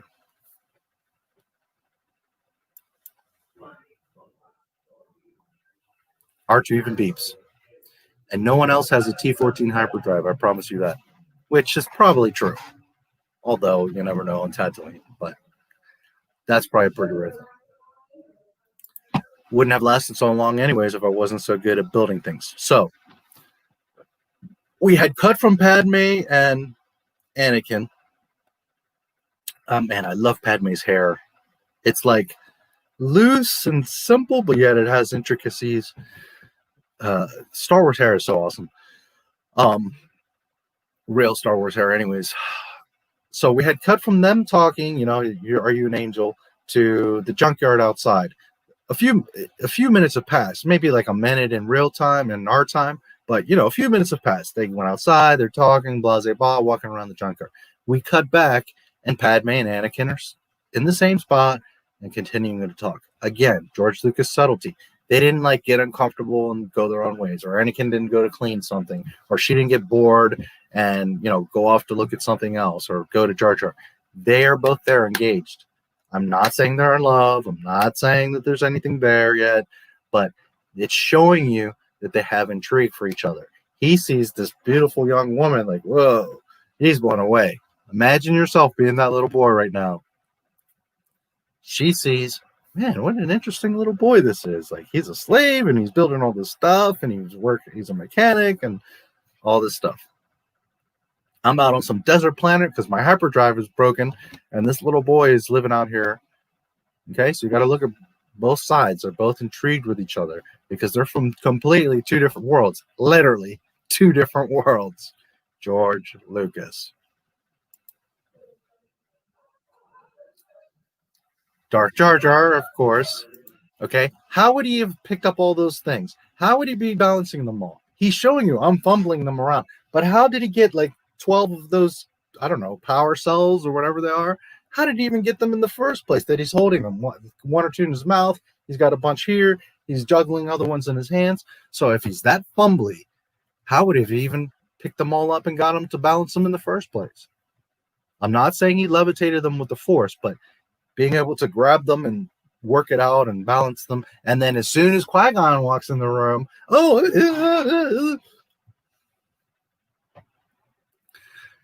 we're leaving. Jar Jar, Qui-Gon says, because to Qui-Gon's perception, oh man, you're making a mess, you're embarrassing, you're chucking parts all over the place. How convenient that he did that right when Qui-Gon comes in the room.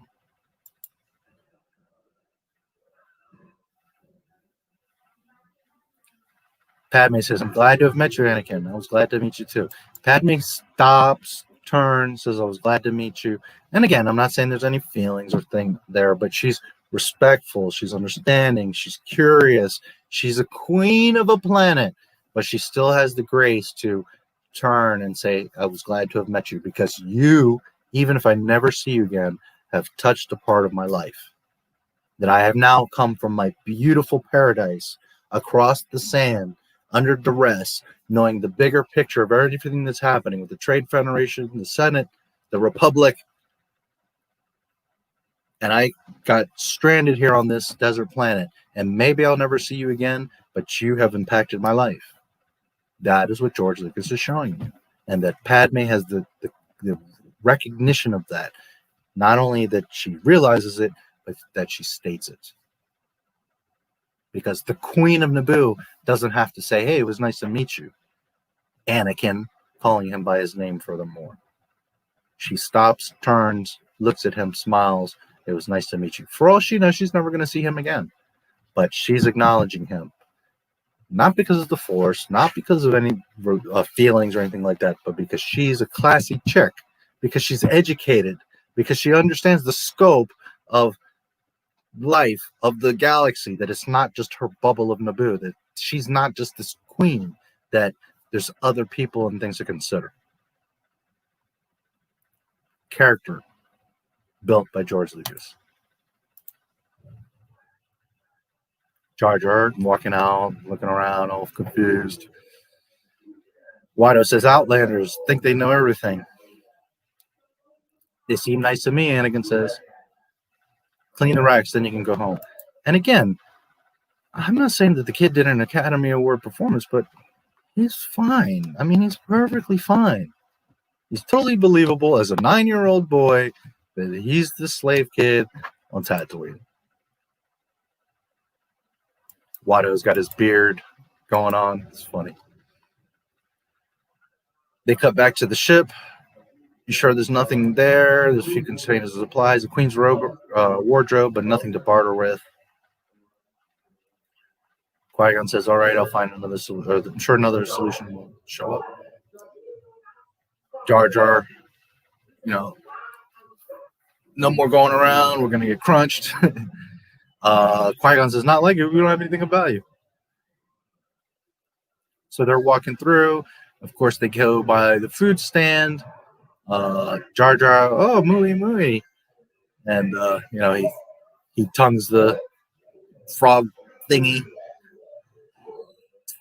Defender's like, hey, what are you doing? And he's like, oh, and he slings it, and it goes flying off into Sebulba's bowl. Sebulba comes jumping out. And he says, is this yours? And he's about to choke Jar Jar.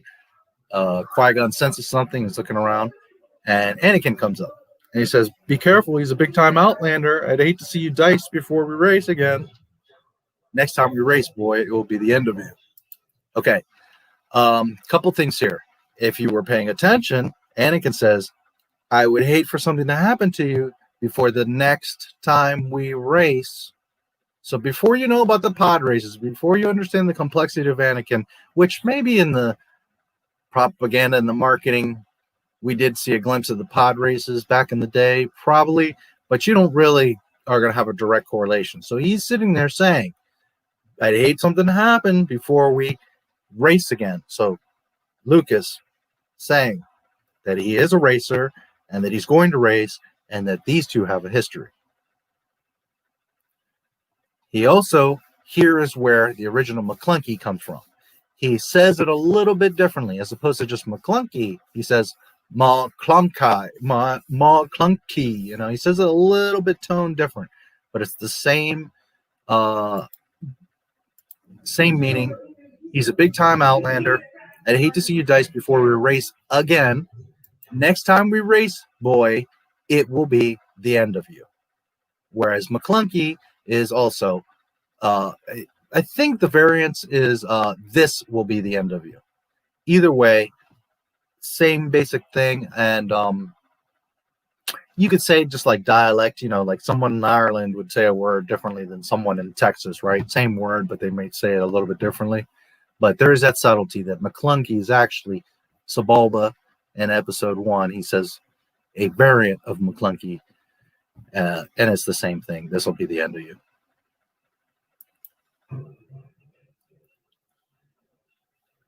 If you weren't a slave, I'd squash you now. Yeah, it'd be a pity if you had to pay for me. Something I always loved about Star Wars is there is nobility in Star Wars. When I say nobility, people respect code. People respect traditions. So, for example, like the lightsaber fights were always meant to be elegant and very one-on-one, eye to eye, hand to hand. Not funny tricks or like I threw a detonator under you or I pull out a blaster. Man to man, mano a mano, or woman to woman, whatever the case. But straight up, honorably fighting with swords like a true samurai would. Not, extra tricks. Boba Fett had a code. Bounty hunters had code of conduct. And here, Sebulba's showing that, and even states it, that if you weren't a slave, I would squish you right now. But he knows to be respectful, even though he's a mean Doug, he's got a lot of clout, he's got a lot of money, he could probably do some nasty shit and have Jabba cover up for him, but he even respects the fact that you can't just go around squishing slaves because there's ramifications, there's problems for doing that, because there's nobility and code in Star Wars. That is something that is lost in the sequel trilogy and all of Disney Star Wars. Mandalorian is freaking stupid because there is no code.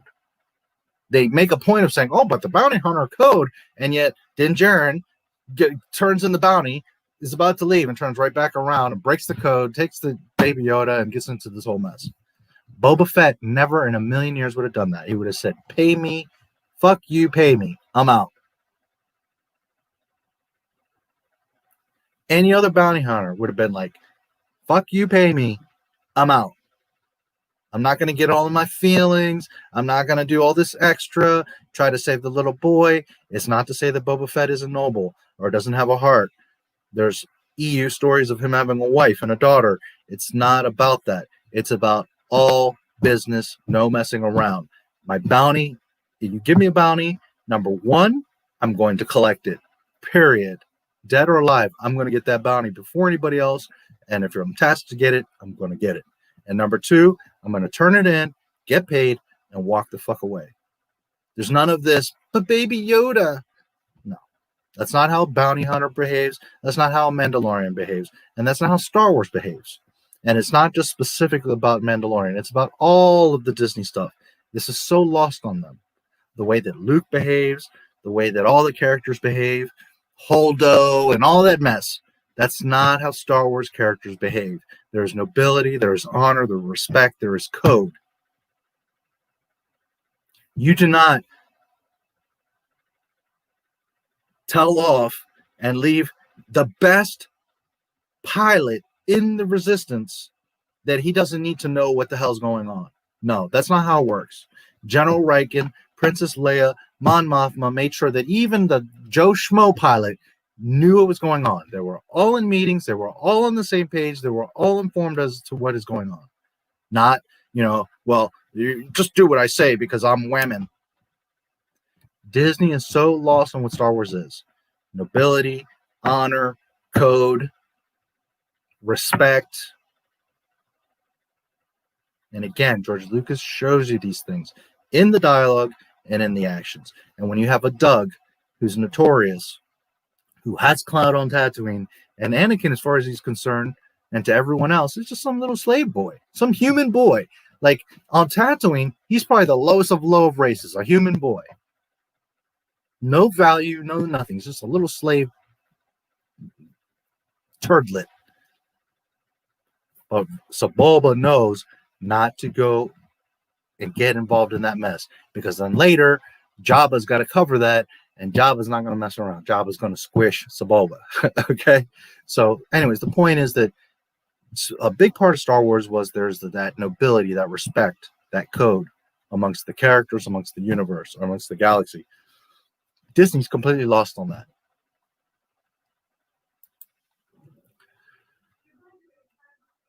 Your buddy was about to be turned into orange goo. He picked a fight with a Doug, an especially dangerous Doug, Sebulba. Misa hating Crunchin. That's the last thing Misa won. Thanks, my young friend. Now, did Darth Jar Jar, who was trailing behind R2, Padme, and Qui-Gon, could he have just minded his business and kept going and stayed out of that? Or did Darth Jar Jar, was he aware that Anakin was about to get off of work and that he was coming behind them? So Darth Jar Jar took the time to waste time by grabbing the frog and doing that whole little mess, because in reality, Darth Jar Jar could just force choke the crap out of Sebulba, if in fact he's Darth Jar Jar. So the innocent Jar Jar, okay, bumbling, saw food like Chewie did in Empire and in Jedi, and went for it. Or Darth Jar Jar was buying some time so that Anakin could catch up, because just like he put himself in this mix of characters, he's now trying to get Anakin involved in this mix.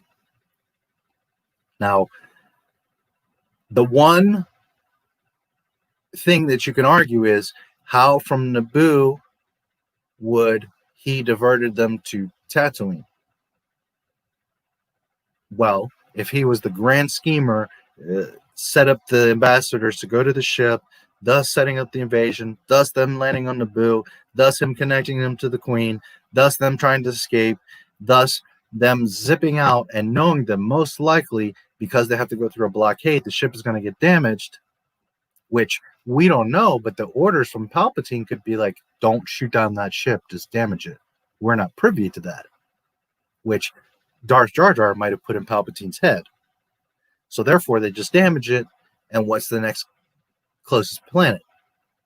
Well, if you look at the galaxy map, here's the center core, you got Coruscant and Alderaan, and then down here you've got Naboo, and not so far away is Geonosis and Tatooine. So if in fact Palpatine would know this, Darth Jar Jar would definitely know that the next closest planet, or at least cluster of planets, is Tatooine. So they would have ended Tatooine, Geonosis, somewhere in that area. But at least you're setting yourself up with the odds of, well, Geonosis and Tatooine are right next to each other within a close proximity. They're headed in that direction, although they would have gone more up to get to Coruscant. But just saying, because of the way the battle was diverted in R2 and all that, they got sent into this direction. Plus, they probably have to get to a hyperspace lane. So they're going across this direction. The odds now are Geonosis or Tatooine. Well, Geonosis is just a bug planet that doesn't really have anything. At least nobody knows that there's a whole droid factory, right? It's just like a bug desolate planet. Or Tatooine that, has gangsters and Jabba and all that, but it's also known as a haven for pilots. It's known as parts and Jawas. And so if you're going to be put in that direction, and now you have an option like, well, where do we go? The two closest planets are Tatooine and Geonosis. Well, you're going to probably pick Tatooine. There's more civilization. There's more chances of parts. You could communicate. You could maybe get another ship. There's more viable options going to Tatooine as opposed to Geonosis. So what I'm getting at is Darth Jar Jar, in fact, is planning all of this. It's very viable that he could have, knowing if the ship gets damaged, they're close to Tatooine. If he's aware of Anakin, because he felt the divergence in the Force, he doesn't know who Anakin is specifically, but he knows that there's a strong divergence of the Force on Tatooine. He leads the Jedi and all of this to Tatooine, because for Darth Jar Jar or Palpatine to go to Tatooine, make a relationship with a young boy, and do all this convincing to get Shmi to give him the boy and take him away isn't going to happen.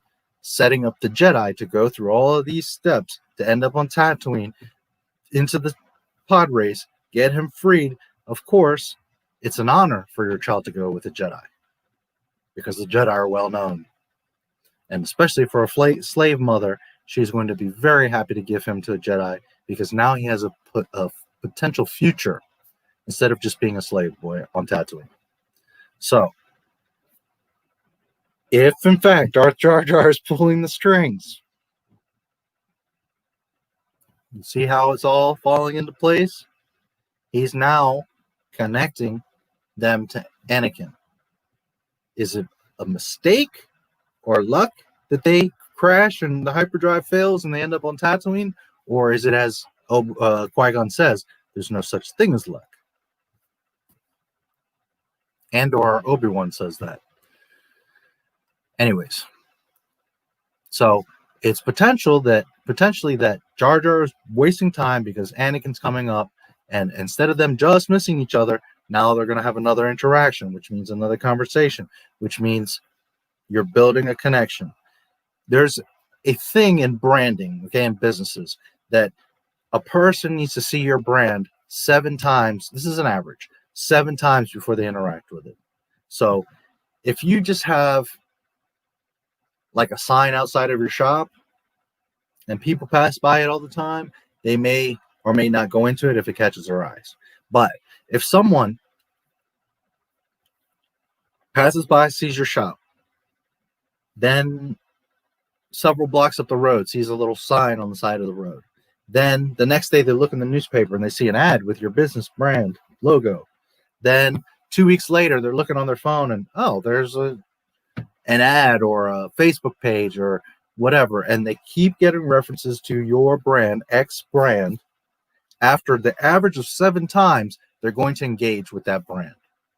And it's the same thing with relationships and establishing connections, right?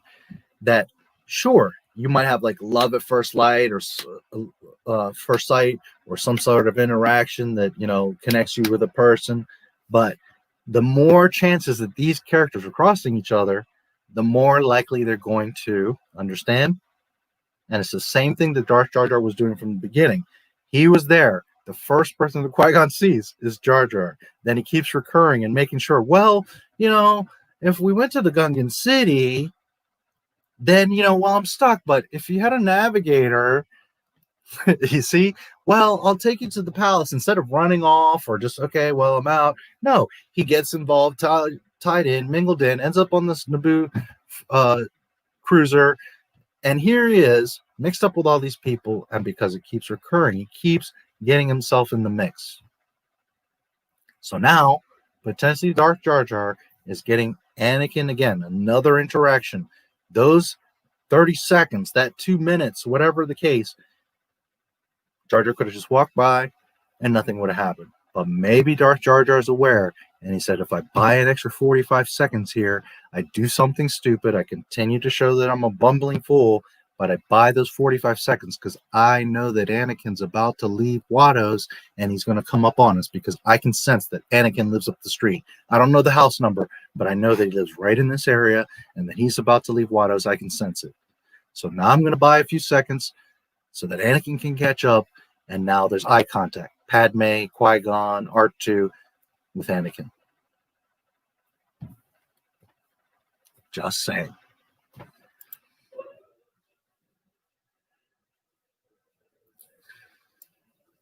So Bulba yanks the head off the frog.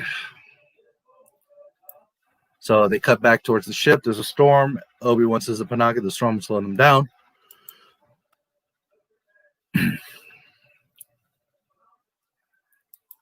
Panaka, I always think of Banaka Blast. I don't know if some of you older crowd will probably remember that. Banaka Blast.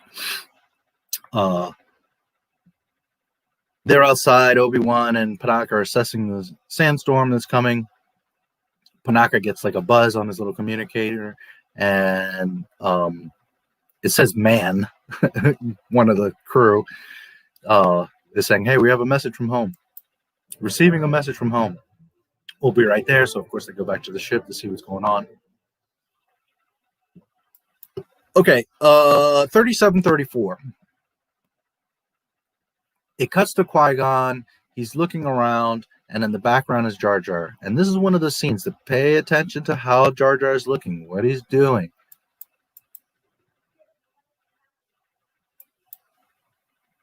Okay, you'll see his movements that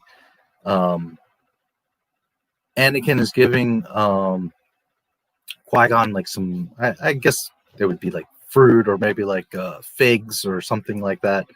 You know, Star Wars space food. What are they called again? Let's see. Palas or something like that. I don't recall. Pallies. Maybe they're donut holes. I don't know, but I'm assuming they're kind of like figs or some sort of fruit. If you pay attention to the way Jar Jar's body language, the way he's paying attention and tuning into things. So Qui-Gon takes the pallies, lifts up his robe, and you can see the lightsaber. And there's a little ting, a little sound design from Ben Burt. Obviously, Anakin sees that he's a Jedi. Storm's coming up, Annie. You better get home quick, the old lady says, who's a friend of Anakin's, obviously. I don't know how friends they are because she's an old lady, but probably every day going to and from Watto's, he passes her, and so they probably know each other all his life. So she says, you better get inside because there's a storm. And right now I can't remember, but there's a story with this lady. She's related to somebody, or off the top of my head, I can't remember, but there's something about this lady. And right now I can't remember, but there is something about her. She's related to somebody or has some connection, maybe later in Tatooine or something. There's something with her. Right now I can't remember. Maybe it'll come to me, but there is something about her. She's not just any vendor. There's something about her. Do you have shelter? We'll head back to our ship. And Anakin's like, oh, you'll never make it back in time. Is it far? It's on the outskirts. You'll never reach the outskirts in time. Sandstorms are very, very dangerous. I'll take you to my place. So they're all going to his homestead, and it's, I'm assuming it's special effect and they're just kind of acting, but you can see like the wind is blowing in the sand. It's really cool. I mean, it really looks like a sandstorm. It's very convincing. I think they're just acting. They're probably like, but or maybe there's a giant fan. I don't know. But you would think if they did that in that dusty era, these actors are going to get a bunch of sand and dust in their face. So I'm thinking they're just kind of blue screen, like acting. But whatever the case, it's very convincing that they're in a sandstorm. And it's really neat. 38-14-ish. They cut from them outside in the sandstorm, and then it cuts to inside Anakin's home, and there's an orange door, and it swooshes open, and you can see like Anakin hits the panel, or is hitting the panel from the outside and walks in. And it's just a neat contrast because they're like in this sand, mud, adobe, yet there's like electronics and like a metal swooshing sliding door. Just neat. If you 99 out of 100 other people, 99 of 100 other like special effects companies could try to do this where it's organic sand home adobe with electronics, and it would just look fucking stupid. And Lucasfilm always knows how to make things organic, or at least used to know how to make things look organic. You don't really think about it. Like he walks in, of course there's a swooshing metal door. It's Star Wars. But you're not really thinking like, well, this is a damn sand hut. How is there a metal swooshing door like that? But that's, again, the characteristics that build the character. And in this case, the character of his home, of his adobe. George Lucas. On the right, there's a basket, and you can see little legs hanging out.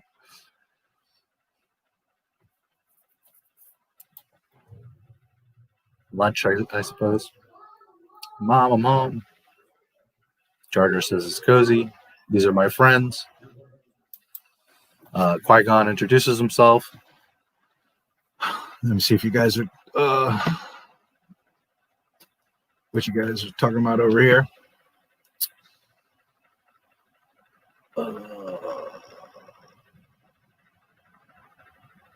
If I recall correctly. Okay, I've never seen that, I don't think. IIRC. I don't know. It's not something that really sticks out to me. I want to say that I have seen IIRC, but I never really knew it, if I recall correctly. Okay. The other day, someone was saying WTF. I always thought that was what the fuck. Or no, FTW. He thought it was always... what was it that he said?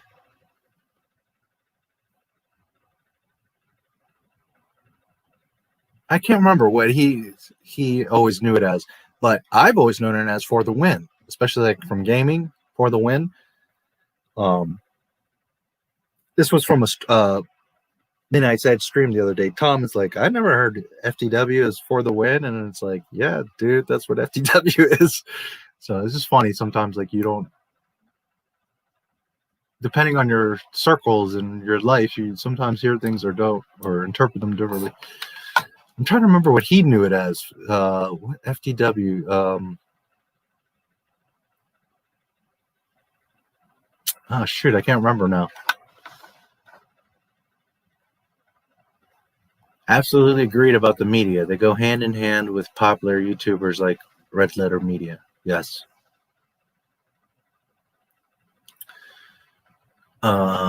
Disney roaring Star Wars, but at least the Mandalorian looks good. Ruining, I guess you meant to say, Star Wars, but at least the Mandalorian looks good.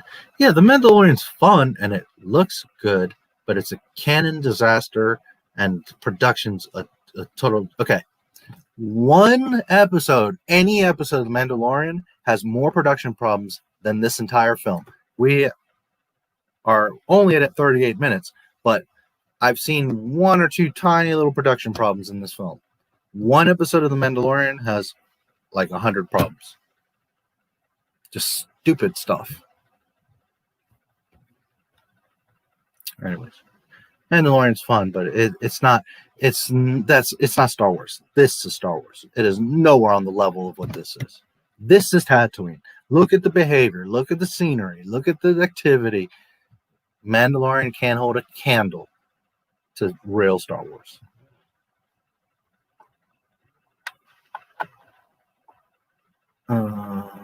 Disney is probably going to delay more movies. Yeah, I think they're going to sell Lucasfilm in the next 6 months, but we'll see. Darth Jar Jar is skilled in force bumbling. Yeah, well, he would be. Might just be me, but Sebulba looks a little less realistic than Jar Jar. Yeah, I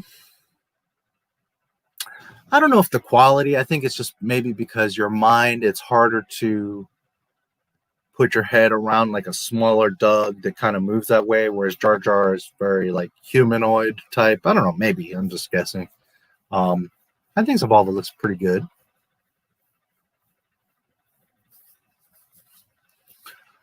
We spend a lot more time and see a lot more detail of Jar Jar too, so that might be part of it.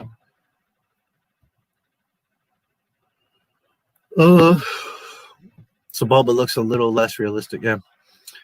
There is no code in new Star Wars, only privilege. Yes, absolutely.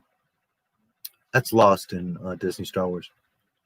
I don't think we could have handled the reveal that Jar Jar was the evil Tom Bombadil of the Star Wars universe and Revenge of the Sith.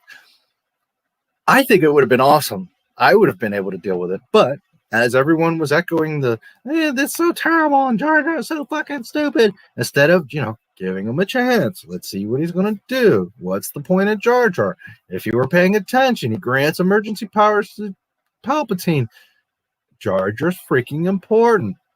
So again, if you're just going to look at him on the surface, then, it does seem like a big reveal. If you're really paying attention and start to consider things, it's fucking genius. It would have been definitely, it would have been I am your father. Okay? And maybe that's what Lucas was thinking of. Maybe that's what he was planning. Like, oh boy, do I got a surprise for these guys.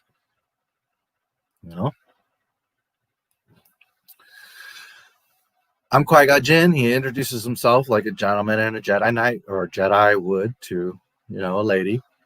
I'm building a droid. You want to see? Of course. Not only is he super excited to show her, because she's like the first kid or person around that he's got to show, other than his mom is probably like, oh, you and that damn droid. And she's probably excited because, well, I guess I'll see their home life and what things are like on this planet. And then, oh, you built a droid? That's interesting.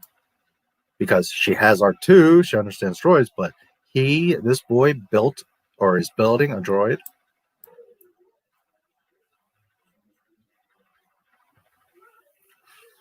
Jar Jar looking around, acting crazy.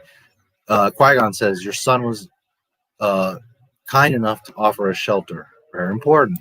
Not only Qui-Gon being respectful to Shmi, but acknowledging that Anakin, a young boy, these strangers, is trusting enough, is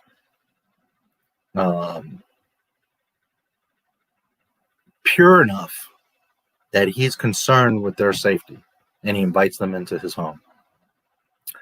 3842 on the back wall here, it looks like a highlight scoop. I just noticed that. That's funny. And of course we see Mr. 3PO. He's under a tarp, but he's being built, and I wonder if that's where JJ got it. Like, we'll see, 3PO was under a tarp.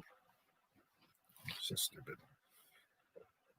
Isn't he great? He's not finished yet.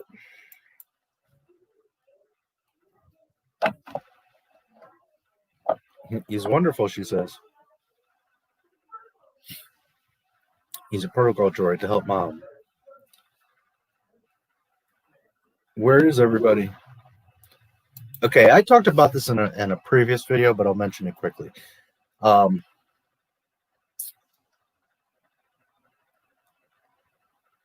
don't remember if it was JJ.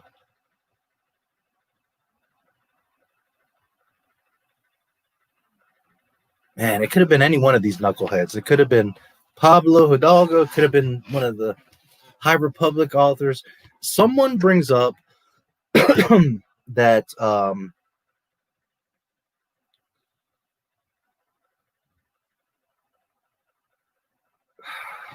something about, you know, that 3PO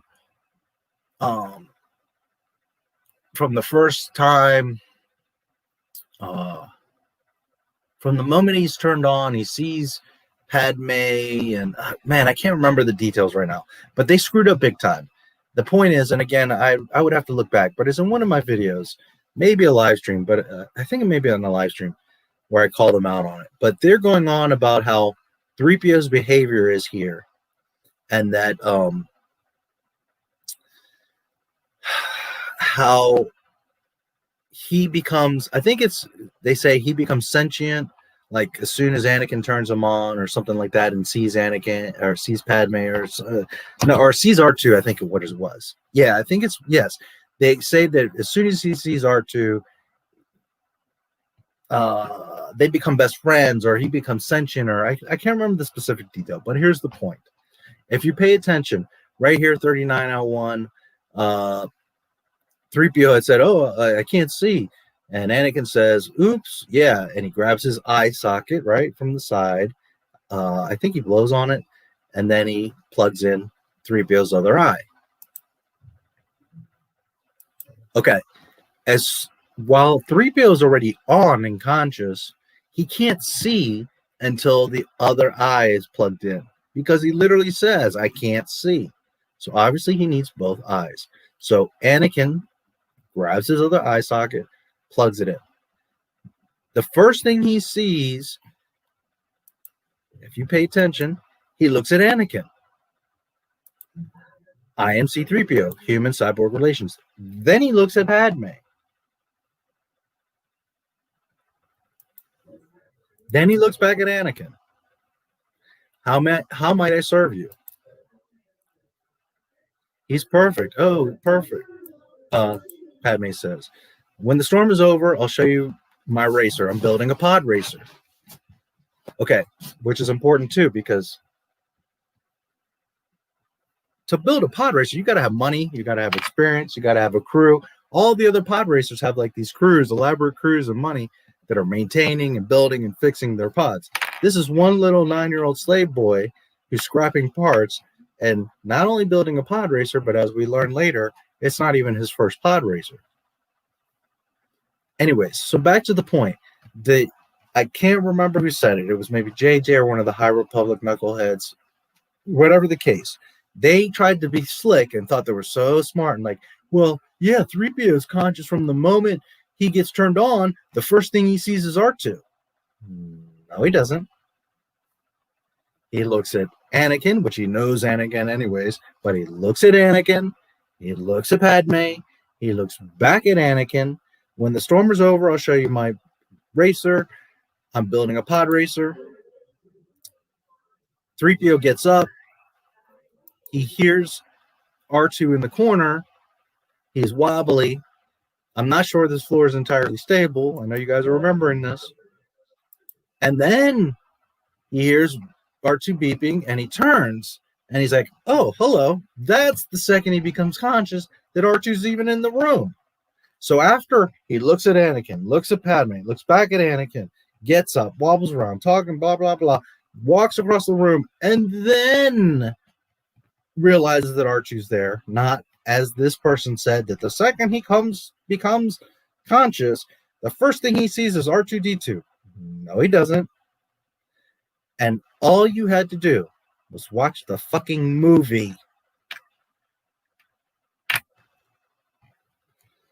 Oh, hello. I don't believe we have been introduced.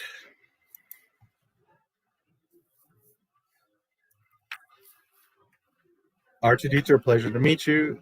I'm C-3PO. And then here, of course, which I think is a very cute line, he says, I beg your pardon, but what do you mean naked? My parts are showing? I love that. I think that's really clever and cute. Anyways, it's neat to see 3PO as his like guts and skeleton. Anakin built him, which is a really cool little tie-in to the whole thing. That think of the dynamic in that room.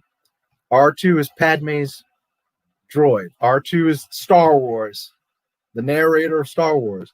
Anakin, the chosen one, is meeting up with his future wife, and he's the builder of 3PO. Then you think back to the OT and all those connections. Again, George Lucas, a genius. They cut back to the desert, to the Naboo cruiser. The death troll is catastrophic. C.O. Bibble sending them a message. You must contact me. And Obi-Wan says, that's a trick. Don't send any reply. Don't send any transmissions because he knows better. He calls Qui-gon. It sounds like bait. What if it's true and people are dying? Either way, we're running out of time. But they know if you start communicating, you're going to endanger the whole mission. So they have to, unfortunately, the queen has to not give up her presence. They got to get her to Coruscant.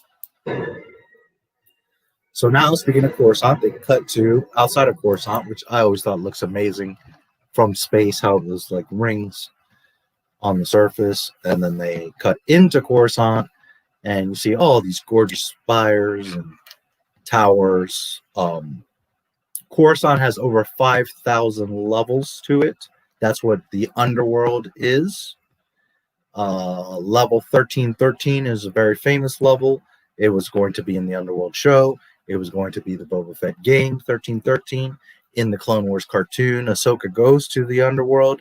That is level 1313. So, for what it's worth, Coruscant, I think, is amazing. I would love to live there. Have a vacation home on Naboo.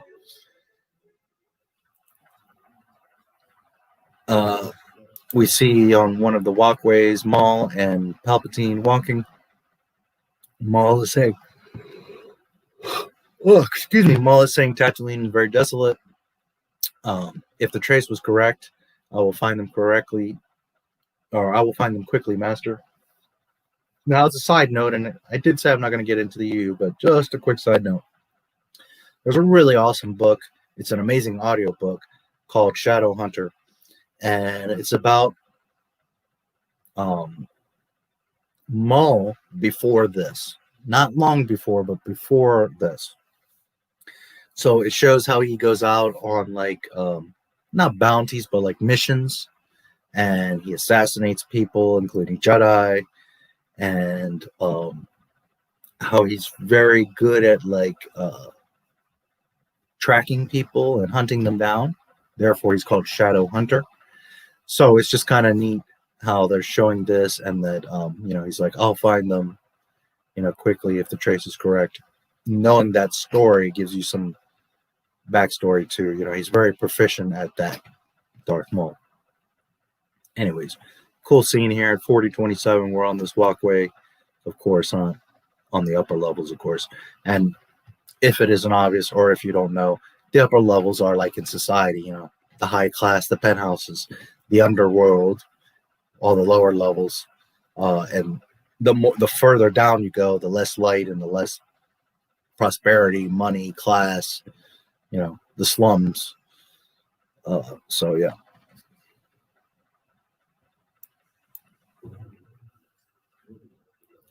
Move against the Jedi first, you'll have no difficulty in taking the Queen to Naboo to sign the treaty. Alas, we will reveal ourselves to the Jedi. Alas, we'll have a revenge. You've been well trained. There will be no match for you.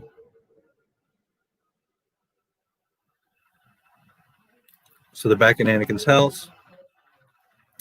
All the slaves have a transmitter placed inside their bodies somewhere, which is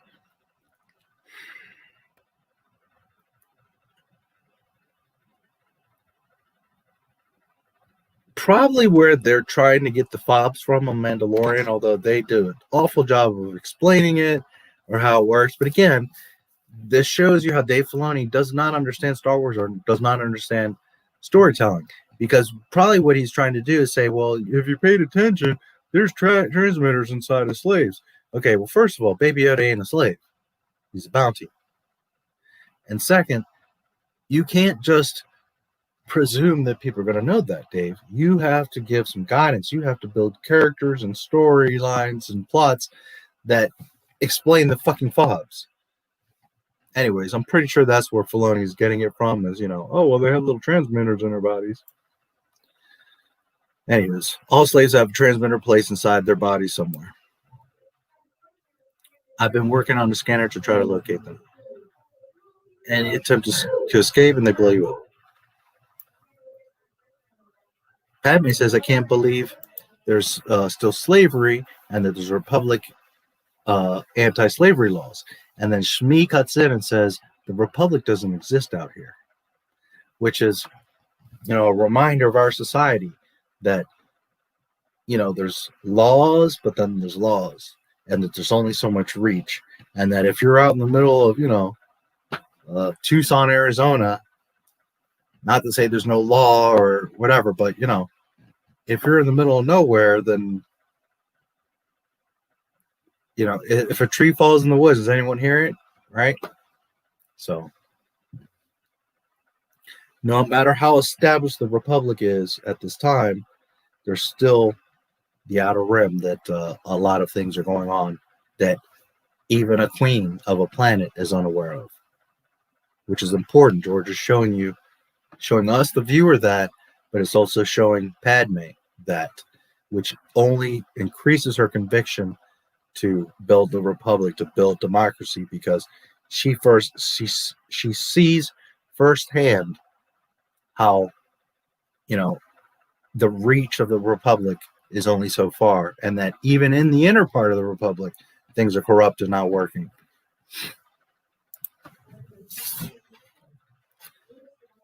We must survive on our own. Jar Jar's slurping up little apples or whatever they are with his tongue.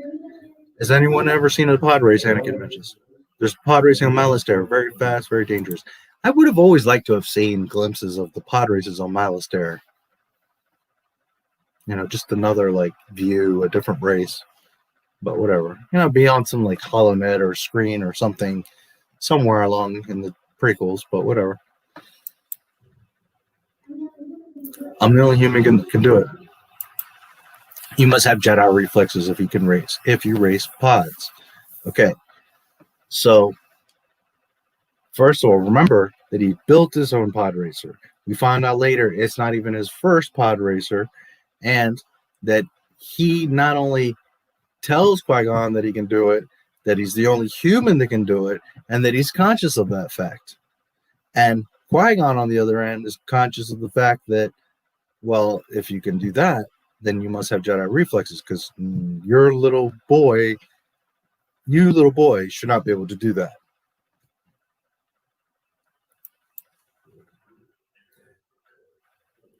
Qui-Gon grabs Jar Jar's tongue, which again, remember what I told you in the beginning. This movie, of all the movies, is really made for kids. You're meant to grow with Anakin as a 5, 10, 12-year-old, you're meant to grow, 7 years old, whatever, with these films and progress. So this movie, of course, it has the most little gags and silly things, and but that's by design. It's not George Lucas is oblivious. And Anakin says, just so I get it correct,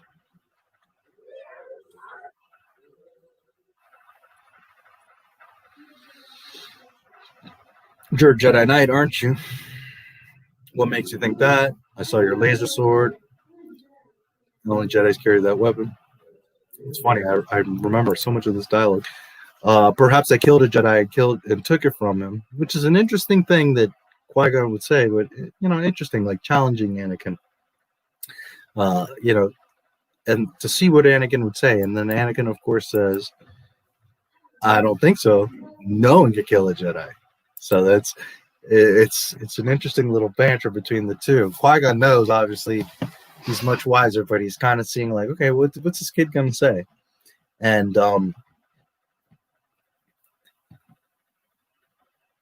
a 9-year-old slave boy, granted, he's interested in the galaxy and he listens to pilots and he's a little more maybe informed and curious about these types of things, but a little boy in the outer rim, Tatooine, that's nothing but sand and crime and villainy, knows of the Jedi.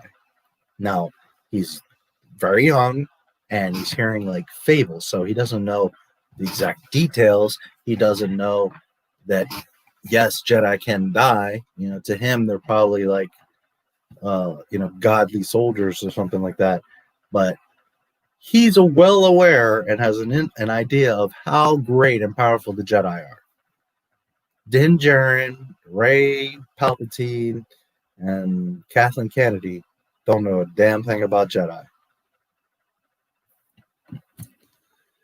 Ay. I wish there were so, says Qui-Gon.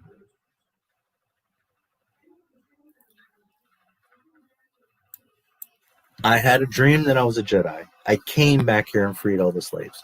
9-year-old boy. And maybe that dream was years ago. Maybe he was 7 when he had it. Maybe whatever. Who knows? But again, George Lucas showing you, right? I came back here and freed all the slaves, which he kind of sort of does. Not directly, literally, but he kind of does. Or at least that's what he would have intended or would have done, because he doesn't know he's the chosen one, but he's saying, I had this dream, and it's just interesting. The self-awareness this boy has.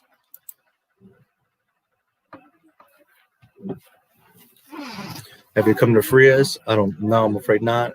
I think you have. "Why else would you be here?" "Well, because Darth Jar Jar set this all up, buddy. Because you are going to be the dark side, the Lord of the Sith, even though nobody yet knows it." Although, ironically, at this point, all the viewers, the Star Wars fan, is like, holy shit, that's Darth Vader. It's so funny. It's so ironic to see that. "I can see there's no fooling you. We're on our way to Coruscant, the Central System Republic, on a very important mission." "How'd you end up in the Outer Rim?" "Darth Jar Jar. Our ship was damaged and we're stranded here until we can repair it. I can help." Now, one thing that I really like about this scene is, Qui-Gon says, "Well, I can see there's no fooling you," but it's nice that they don't treat him like a kid. Even from the beginning when they first meet, they don't you're just a little kid, you wouldn't understand this. They're straight up telling him here's what happened. We're stuck out here. The ship broke, and Anakin gets it. Sometimes adults assume that children don't understand things. They forget. But, quite often kids are much sharper than what you think. And I just really appreciate how they're straight up with him. And just telling him what's going on. And he's totally understanding and sympathizing. And of course, Annie, with this big heart at this point, says, I can fix anything. And Qui-Gon says, I believe you can. His mom smiles. But first, we need the parts. We don't have any moolah to trade, Jar Jar says. And then these junk traders must have some sort of weakness, says Padme. So then Shmi says, gambling. Everything here revolves around those awful races. R2 here in the background, right there again, right in the thick of things, listening to what's going on. Part of the most important conversations, part of the most important events. The literal exchange of how Anakin Skywalker, little slave boy, is about to save the Queen, the Grandmaster Jedi, all of these people's destiny. And R2-D2's chilling right there at 4252, chilling right there, not under a fucking tarp, Disney, chilling right there. Part of the narrative telling us what happened, because we're not looking at our laptops right now. We are hanging out with R2, and he is telling us how this happened. Gambling, everything around here revolves around this races. Pod racing, greed can be a powerful ally. I built a race is the fastest ever. Now, that kind of sounds like a little boy, like, I think it's the fastest thing, but in reality, it's like, it's the fastest race, right? The fastest pod racer. And there's a big race tomorrow on Boonta Eve, which, that one's a little bit convenient, right? That they're there right at this right time.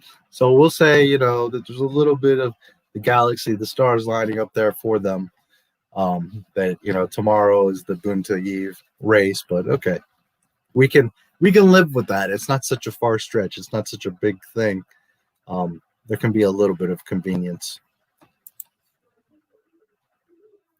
When you have a well-written story and there's certain things that just make sense to keep driving the story, okay, it's fine. It's tomorrow's Boonta Eve. When your whole story revolves around, well, we just got to make it fit. So because this has to happen, we'll just make this event happen tomorrow. Like on Pasana and The Rise of Skywalker. Oh, well, this is the, I forget, whatever festival bullshit they called it. It happens every 42 years. 42 years is a number in Star Wars? I mean, really? In the Star Wars galaxy, 42 years? That is because Star Wars was 42 years old. So they thought they were clever. And 3PO says every 42 years or 41 years, whatever it was. It might have been 41 years because Rise of Skywalker was 2019. Man, has it already been over a year? And that movie's long forgotten. Nobody's even... Anyways, that's the difference. Disney injects things because they have to explain something because the story's weak. Whereas if you have a great story and there's just something that continues with the flow, okay, well, then tomorrow's the Boonta Eve race. Fine. You can enter my pod, and then Shmi immediately is like, Anakin. Watto won't let it. Watto doesn't know you built it.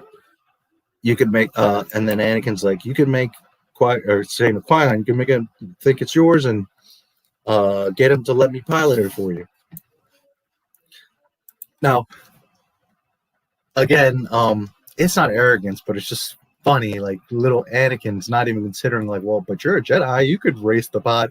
He's like, automatically so unselfishly like, I know I'm the only one that can do this, and that I can, if you can convince them that I can race, I'll race for you guys. And then Shmi, of course, like a typical mother, tells the truth of why she doesn't. It's not about Watto not letting him, because of course Watto will let him if he can bet on it. So then what she says is, I don't want you to race. It's awful. I die every time Watto makes you do it. So that's important because the real reason why she doesn't want him to do it is because that's her little boy, obviously. But there's also the key dialogue here. I die every time Watto makes you do it. So Anakin's done it a few times, not just once, not just twice, but apparently he's been in various races. So again, if you pay attention to the dialogue, you see that it's got to be at least 3 or more times. And I'm guessing he's probably racing a dozen races. Did he, the first couple times crash and end the race in like the first, 100 feet or something? Okay, maybe. But it's clearly telling you that Anakin has been in various races. As we learn later, he's never finished one. But regardless, he's been in several races. And apparently he must be getting further and further every time because he's like, I'm the only human that can do it.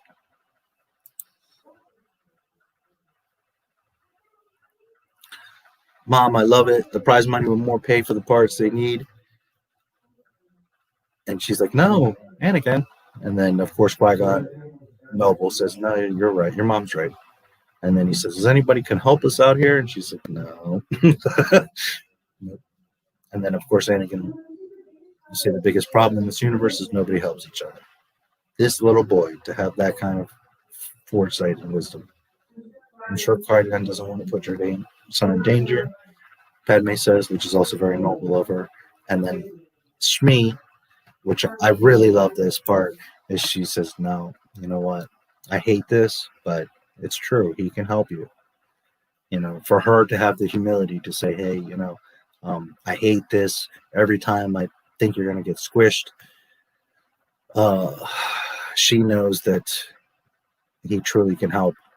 And to be saying to a Jedi and to a queen, she doesn't know a queen, but, to be saying to these people that she acknowledges that he is special and that he can help them, I think it's a nice moment and great dialogue. He was meant to help you. And then you see how Anakin looks up. Again, George Lucas knew what he was doing, guys. I don't know why people get so caught up. Hey, it's so terrible acting. No, that was fantastic. She interjects, no, he's meant to help you. And Anakin looks up and he's like, he knows it, but he has like this moment of, I think probably all his life and all the times that Watto made to try to race, she was like, no, I hate it. Don't do it. I don't want to see you doing it. But this time she's acknowledging that not only does he have the skill, not only can he help you, but that, you know what? Yeah, he does need to help you. So that's why he looks up like that, because he's coming of age. He's saying, oh, my mom finally believes in me. She finally understands that I actually can do this and that I should do this because it's going to help them. So again, if you look at things on the surface, but if you understand the genius of George Lucas and what he's telling you and the depth of the dialogue and the story,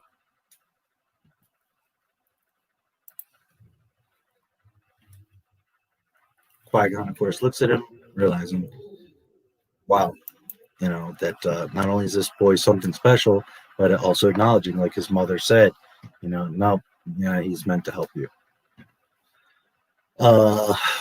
We see a very furry bantha here, and there's like a Jawa poking at it at 4417.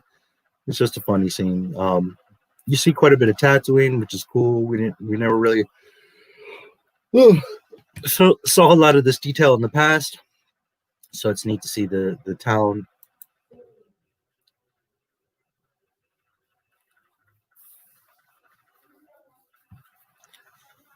And Padme's like, are you sure we're trusting a boy? Okay. Let's see if I can catch it.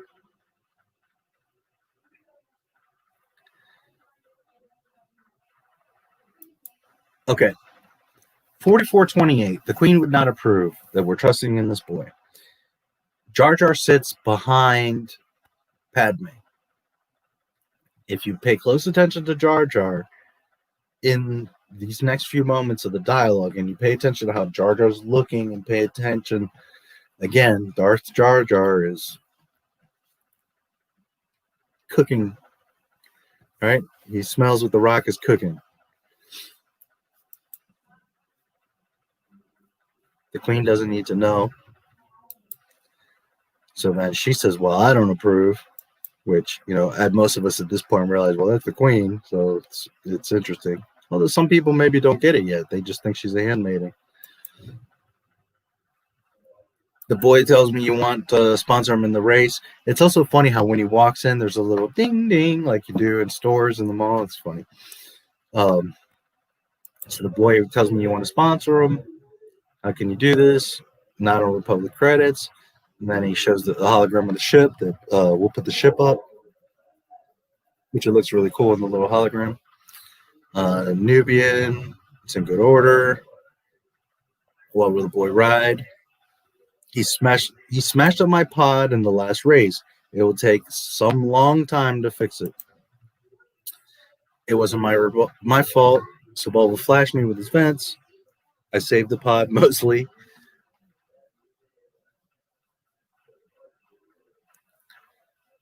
Boy's good. Qui-gon says he's acquired a pod.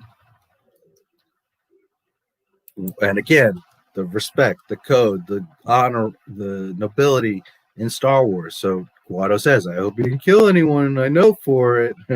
Which being a little bit facetious, but also understanding that, you can't come around these parts and start causing trouble because,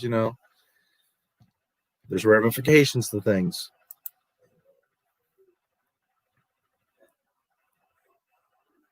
So you supply the pod and the entry fee. I supply the boy. We split 50-50. If it's 50-50, you put up the cash.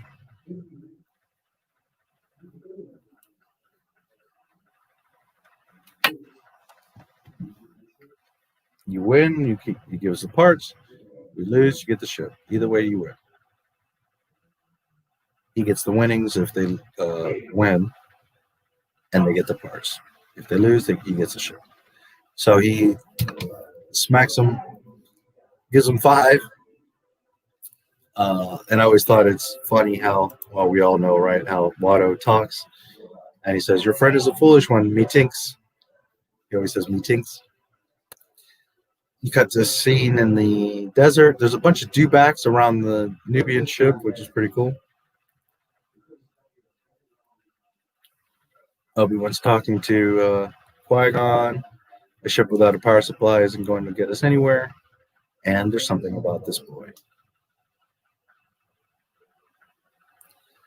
So if you haven't figured it out at this point, I mean, we all have because we've seen this, but I'm saying at that time, had you not figured it out at this point, you pretty much can assume, that must be Anakin Skywalker, that he's very special because of all the dialogue and the events. And then, of course, he says there's something about this boy.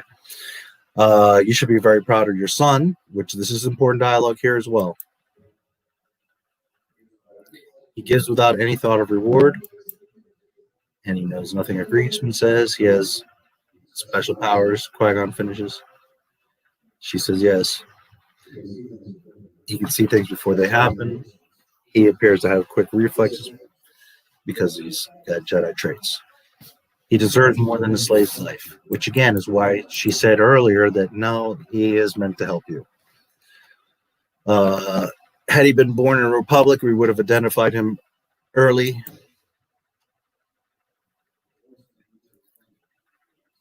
The Force is unusually strong with him. Who was his father? Now, well, first I'll let this dialogue finish out. There was no father. I carried him, I gave birth, I raised him. I can't explain what happened. Can you help him? I don't know. I didn't come here to free slaves, which is true. Okay. Now, as most of us know, and if you were paying attention to this film, Anakin Skywalker's immaculate conception. All right, the idea is like Jesus Christ. He just, the Virgin Mary just was pregnant one day, and that's it. Like God created him, and that's kind of the same thing with, not that there's a direct correlation to Jesus Christ, but just that same concept, immaculate conception, that God or the Force created Anakin. Most of us understood this and accepted that and got that, right? That's how we all thought about it. Disney, about a year ago, created a comic book where they show Sidious behind Shmi, and he's like manipulating the Force to get her pregnant. that lasted about a week, and they're like, oh no, actually that's not canon. That's not necessarily what really happened. So again, Disney, as always, is flip-flopping, breaking their own canon and making shit up as they go along. Anyways, I've spoken about this before, but I'll mention it again.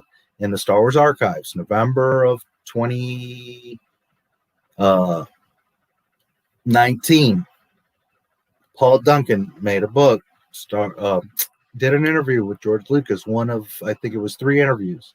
It's in his book, Star Wars Archives. And Lucas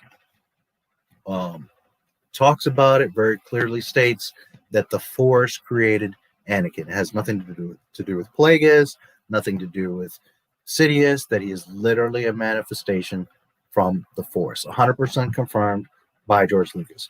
I mention this because we all knew this, but it's the first time, like, actually physically out of his mouth, he says, yes, the Force created Anakin. There was no other interference or, dark meddling, or he wasn't injected with the dark seed or any of that bullshit. The Force created Anakin to bring balance. He is the true, pure, chosen one.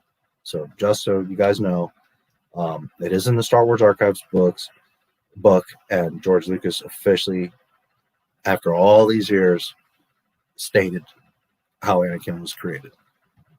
Anyways, so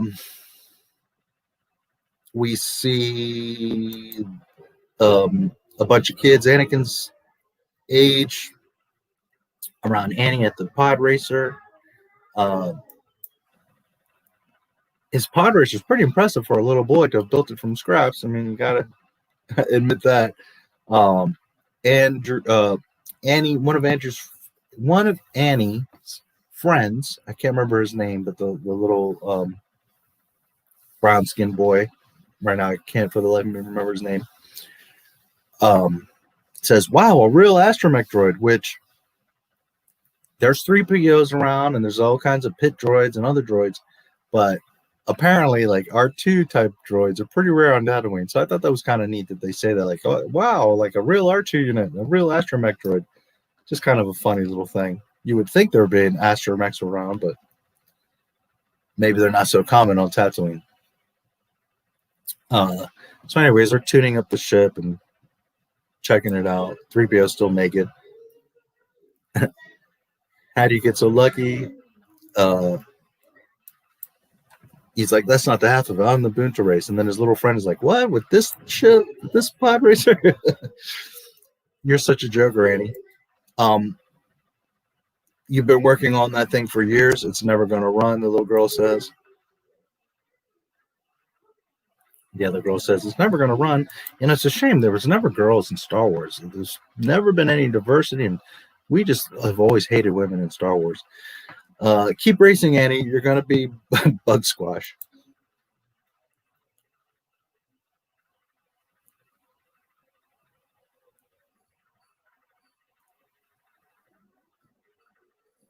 So Jar Jar here, Anakin's like, hey, Jar Jar, and kind of startles Jar Jar. He throws up the wrench, and this is where he bends down to grab the wrench and gets his face numb, his tongue numb. And Anakin even says, don't get your hand caught in the beam. You're gonna go numb for hours. So he reaches down for the wrench. When he stands up, he gets his face shocked. His tongue is all numb. And then he tries to grab the wrench out from the engine, and of course gets his hand caught. And the wrench falls out, but his hand is caught. Okay, so this scene, as I mentioned earlier, was directly taken from an old Cosby Show episode. Apparently, there's some dentist episode where Cosby ends up with a numb mouth for the day or whatever the case. I don't remember the episode. It's been so long, but Ahmed Best, in the previous interview I showed you guys, says that, yes, literally, they took that directly. George Lucas took that directly from the Cosby Show episode. I find that Jar Jar creature to be a little odd, which is kind of funny. Naked C-3PO talking smack. R2 doing his thing as always, tuning things up, fixing things. He's the one that's under control here more than anyone else. Anakin's friend is like, you don't even know if this thing's gonna run, and Anakin's climbing up on top.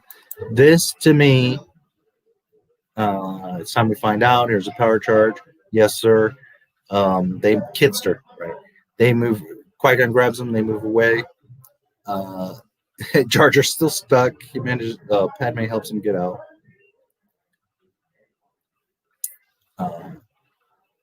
3PO says it's very odd indeed, and he starts to back away. Okay, this to me, and this is just me, and I think probably a lot of you feel the same way, think the same way, but this to me is one of those Star Wars moments that is like screams Star Wars. This is what Star Wars is.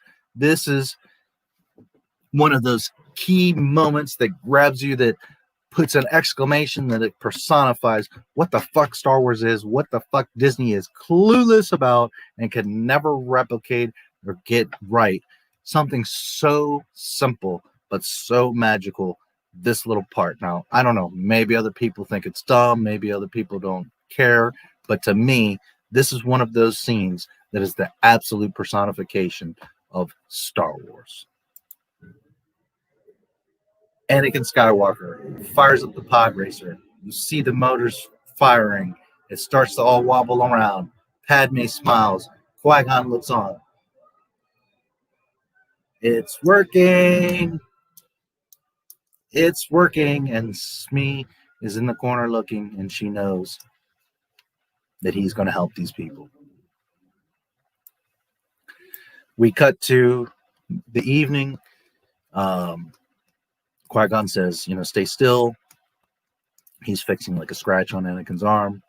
And Anakin's looking at the stars. And he's like, there's so many of them. Do they all have a system of planets? Because this little boy is constantly thinking of seeing the galaxy. This is also a reflection of Luke. Because while it's a reflection of Luke in several ways. One, remember that Luke in the beginning of A New Hope, like all he wants to do is get off a Tatooine and go see, right, have adventure and see the world. But it also is a reflection of Yoda, always looking to the future. Never your mind on where you are, or what's going on. I can't remember the specific dialogue right now, but you guys know what I'm talking about. Where Yoda's lecturing Luke on Dagobah and saying, you're always distracted, you're not thinking in the moment, you're not concentrating on what is important now and what is in the now. You're so worried about other things and thinking about other things and the grand adventures and all this stuff that you're not paying attention to this moment. And it's a small reflection of that Anakin, from a young child is always thinking of a bigger picture, always trying to go across the stars, which is nice because, he's a little slave boy. But instead of thinking about the pod race that's coming up, instead of thinking about his arm or what Qui-Gon's doing or saying or whatever, he's just thinking of like, I want to see all the stars. How many are there? Do they all have planets? He's thinking about other stuff. And most importantly, the race that's coming up, that's so important. He's not even thinking about that. He's thinking about other things. Now, granted, he, in a way that's good because he's calm, he's relaxed, he's ready to go. He's not stressing over it, but it also shows that ambition and that distraction and that not focusing on the moment that Luke later has.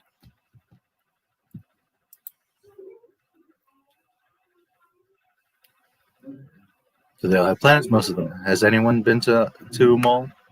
Not like Qui-Gon says. And he says, I want to be the first one to see them all.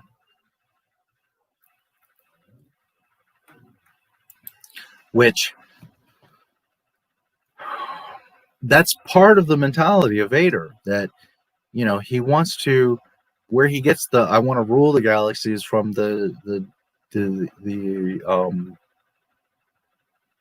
passion to see the galaxy, to visit all these stars and to explore and experience all these things. It later gets twisted and it becomes into him now controlling and domineering all those stars. But that's where it comes from, his ambition to see them all. And in his twisted, dark, robotic way, years later, that's technically what he's doing. Is that little boy that wants to explore and see the galaxy. He's doing it under a different pretense and in an evil way, but at the core of that, the root of that, is him wanting to have his empire and unification and be able to govern over everyone. Is because in his mind he thinks he's the good guy. He thinks he's doing the right thing. It's not so much that he thinks he's evil and domineering. It's that he wants to see all of it, and in his strange, twisted way, he thinks that he can help all these stars to have peace and prosperity, as they say in the Empire. So again, this is a reflection. This is where that's coming from, is his young ambition to see the stars. Shmi, Annie, I'm not going to tell you again. Typical mom. Which, I think it's fine, typical mom, whatever. But on the same token, it's like, he's with the Grandmaster Jedi. I mean, come on, leave him be for one night. But, she's concerned, of course. That's her son. And she wants him to get rest because she knows that this is a very important race that's coming up. This is the most important. She is smart enough, and she has, obviously, the womanly and mother intuition to know that tomorrow's Boon to Eve race is the most important event up till now in Anakin's life. Not just for Anakin, but because of the people that he's going to affect and help. What are you doing? Checking your blood for infections, which that's a lie, but okay. Well, maybe not a total lie, but go on, you have a big day. There's a neat view here at 5034 where it pans out and Anakin's going in, where you see all the different homes and like their lights. Again, world building. It's view of Tatooine that we've never seen and we don't see again. Just neat. Looks kind of like an apartment complex in a weird way.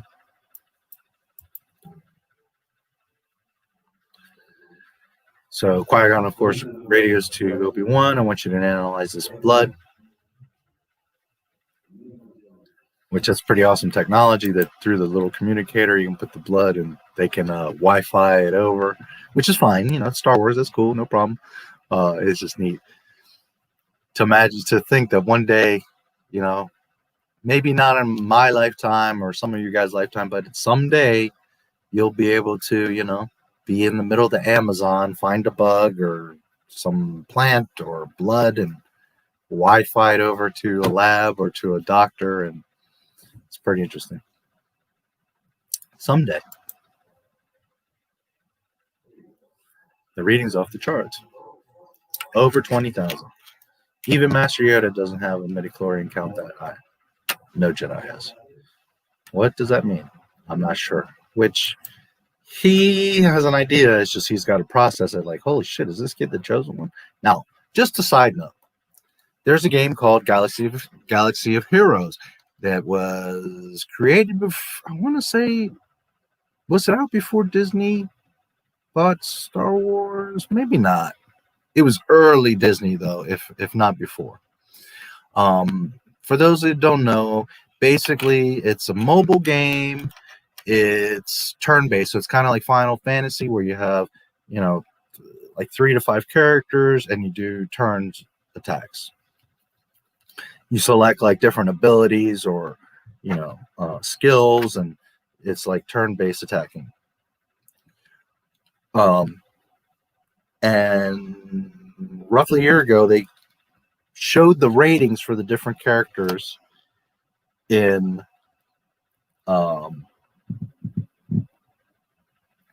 the game, right? Like they're different force strength or midichlorian count. So you had like Luke Skywalker and Darth Vader and like Yoda were like, 10,000, 12,000. And then he had Rey that was like 23,000. It's just like, really, Mickey Mouse? Really? You have the balls to say that not only is Rey more powerful than like all these Yoda and all that, but even more than the chosen one that has more than Yoda, over 20,000. She has like 23 or 25,000. It's just, the nerve, the balls of Disney.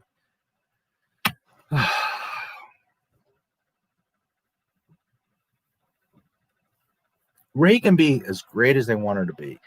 You have to develop her and you have to respect.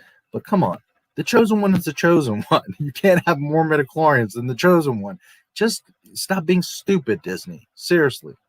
You're so pressed on being better that you actually make yourselves look stupid and end up being worse. Anywho's, this is an interesting thing again too. That, and again, George Lucas, knowing what he's doing.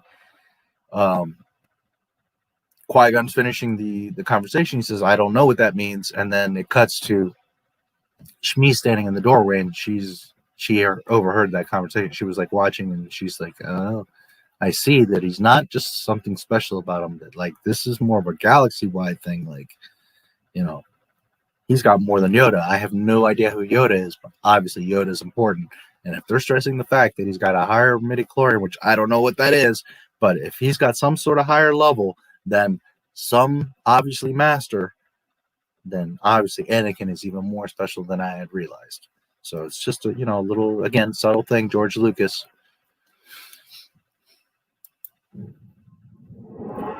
We cut to space and Darth Maul's Sith infiltrator. Awesome ship, one of the coolest ships in Star Wars.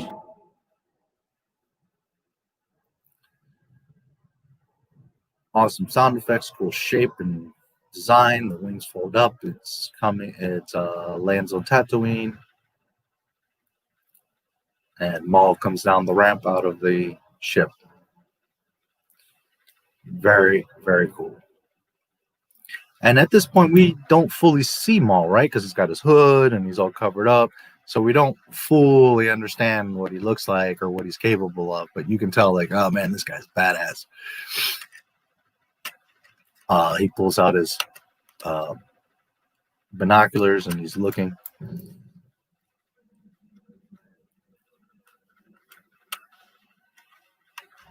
And it's really quick, but if you really pay attention, he's looking through his binoculars and you can actually see two towns, but at 5146 he like hones in and you can see way in the distance, like, a section of Tatooine, which I don't know, it's unclear if that's Mos Eisley or Mos Espa or what area that is.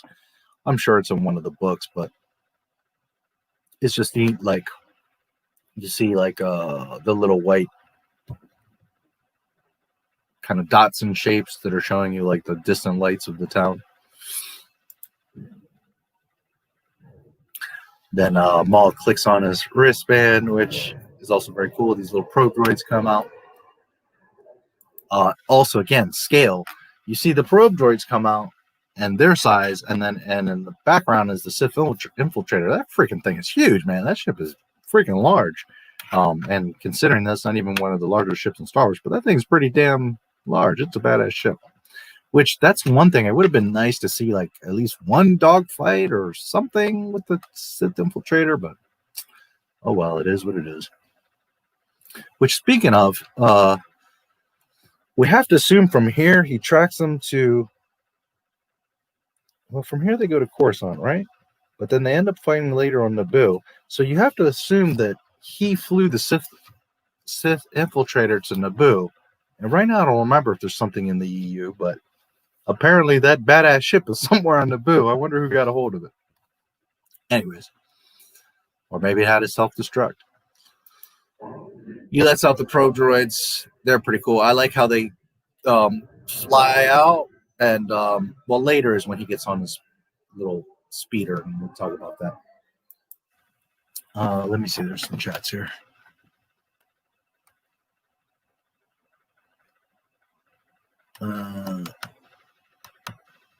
We didn't deserve it, but Darth Jar Jar, or whatever his Darth name would have been. Yeah, well, obviously, that's part of the funny, too. He wouldn't be Darth Jar Jar, right? But anyways, could have been epic unless he's killed in revenge, though it begs the question of what happened to him in the OT.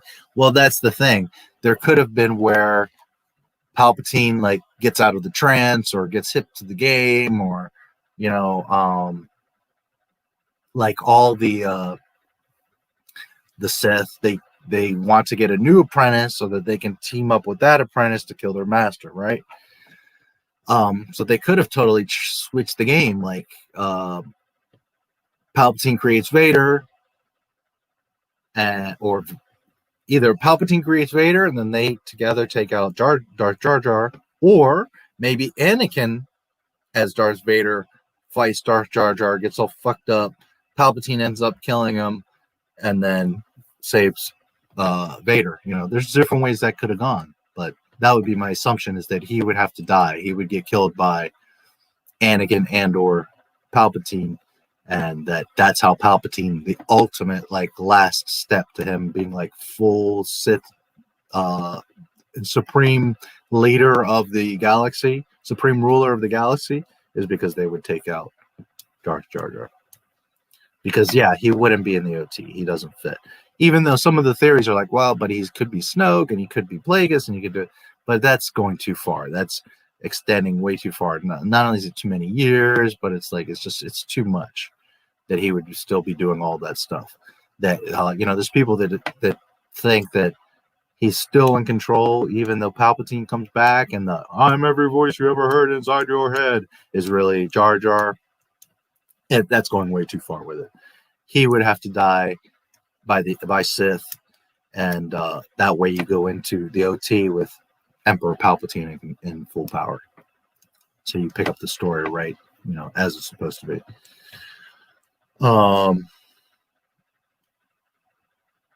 What I'm getting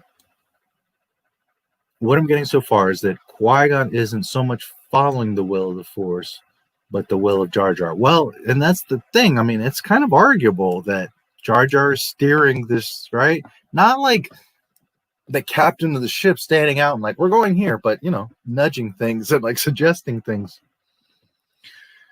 Wonder what kind of storage R2-D2 is rocking to store 30 plus years of history in audio and video. A couple Yoda bytes. Technology is curiously fantastical in Star Wars. Yeah. I would think, you know, their little microchips can hold zettabytes, you know, various zettabytes of ours. I don't think that's an issue. And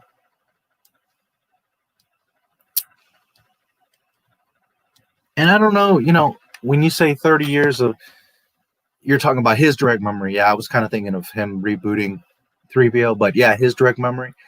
Well, yeah, to be fair, it would be a heavy amount of information, right? That's a ton of shit because it's not just 30 years of life. It's like a massive adventure across the galaxy, traveling and planets and creatures. And so, yeah, that would be a massive amount. Plus, he has a very clear recollection. Plus, if he's literally sitting next to us, showing us the story, telling us the story, he would have a shit ton of data. So, yeah, that's a good point. He would definitely have Yoda bytes. But again, I think that in that universe, you know, one little chip would be our equivalent of like, you know, a massive computer data center. You know, one would think. Remember that like R2 has radar and all kinds of stuff.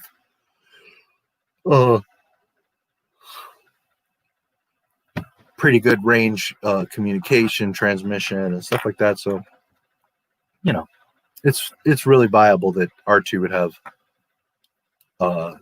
nice storage capacity, solid state drives. Okay, 52 at an hour. I'm going to take a little break, stretch my legs, get a drink. So let's try to get through these last 8 minutes. Or if the pod race is about to begin, whichever, and then we'll come back and continue. Man, what are we at? 5 hours, 6 hours already. Well, there's a lot to discuss. Anyways, we're here outside the hangar of the pod racers. There's 5210 is where I'm at. There's on the right far background, there's a spire or a tower, and there's like a bowl type of platform to hang to, like a balcony. I don't know if it's the same one, and I want to say that it's not because of the location, but I'm going to check now when we see. But there's a scene coming up during the pod races where Aura Singh is hanging out on one of those balconies. And I'm wondering if they're showing you here that same balcony. I want to say no, that she's in a different location, but I'll double check that. I never really thought about that before. All right, so continuing. So they're inside the pod racer hangar. And as you can see, all these pod racers have like crews and mechanics and, you know, not massive teams, but they do have, you know, and you got here Sebulba with 2 Twi'leks. Like, I don't know how he's managing to pull that off. I want a Twi'lek. So anyways, what Watto is like, I want to see your spaceship the moment the race is over. Him assuming he's going to win. In the background, you can see Sebulba's motors. They're huge. Pretty neat to see them. As I'm sure most of you know, the pod racers are inspired by, because George Lucas was into hot rods and cars, American Graffiti, if you've seen that film. So that's where the pod racers come from, is old school hot rods. So it's neat to see them in this garage type thing, right? This hangar, but it's as if they're classic cars in a garage sort of type of thing, hot rods.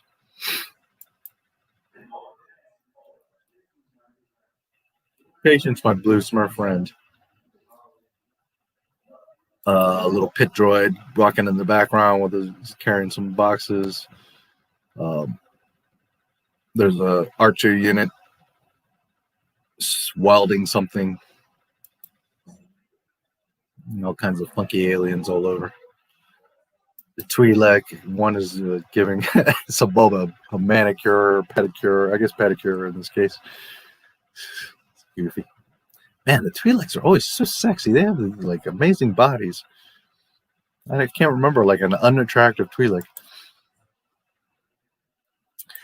You don't think Anakin can win? Don't get me wrong. No, he says, Watto says, I have great faith in the boy.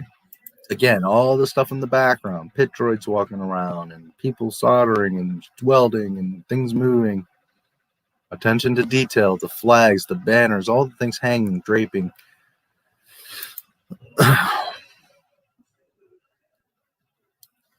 Sebulba's going to win, methinks.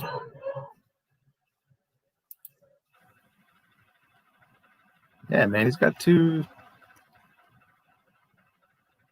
Twi'lek babes. What money won't do, even in a galaxy far away, huh?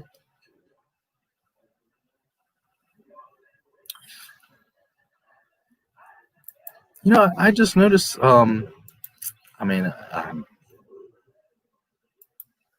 if you, 5243, right behind Watto is a guy with like a, oh no, never mind. I see. It's the neck thing. It looked like from an angle, like he had kind of a top hat. It almost looked, I knew that it wasn't Cad Bane, but it almost looked like Cad Bane from behind, but no, it's not. Yeah, when you catch it from that angle, you're like, oh. So why do you think Sebulba is going to win? Because he always wins. I'm betting on Sebulba, which... And Qui-Gon says, I'll take that bet. Because at this point, what does he have to lose, right? He understands that Anakin's special. His mother confirmed that he's meant to help him. They're all through this adventure where they ended up here for a reason. And at this point, if they don't get the parts, well, the ship is worthless anyway. So he takes a big risk, and he says, well, screw it. You know, I'll take that bet. Again, Darth Jar Jar right behind 5305. He's right behind Qui-Gon. Like, if you look at him, his hands are like this, right? And he's all up in the conversation. Darth Jar Jar spinning his web. I'll wager my new racing pod against, say, the boy and his mother. He does try to get both of them. Says he's not worth both. The boy then, I will roll my chance cube. Will let fate decide. Just happen to have a chance cube here. Blue is the boy, red is the mom. Which, if you hadn't noticed,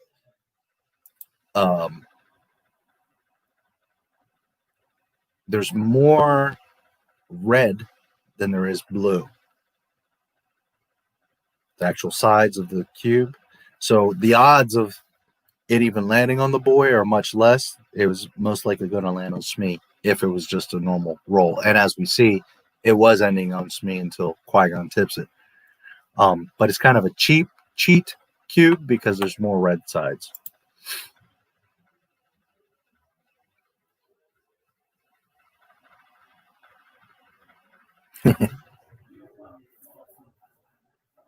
So let's see what Jar Jar does there. Okay, so if you pay attention to Jar Jar, he pulls out the cube. Jar Jar, of course, all curious.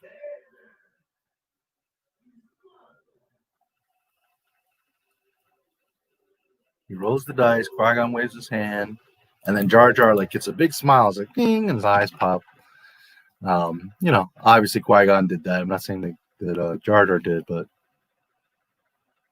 why is Jar Jar so excited that Anakin is going to be freed or potentially freed? Does Jar Jar want a little boy apprentice? You won small toss, but you won't win the race. I always thought it was neat how Watto is flying off, floating off. We do see him like floating and his wings flapping and stuff earlier, but this shot really like shows him, flying off and his little legs hanging. I just thought it was like a neat detail to actually really see him flying off. If you look on the distance, 53, 57, top left corner, you can see R2 and 3PO hanging out.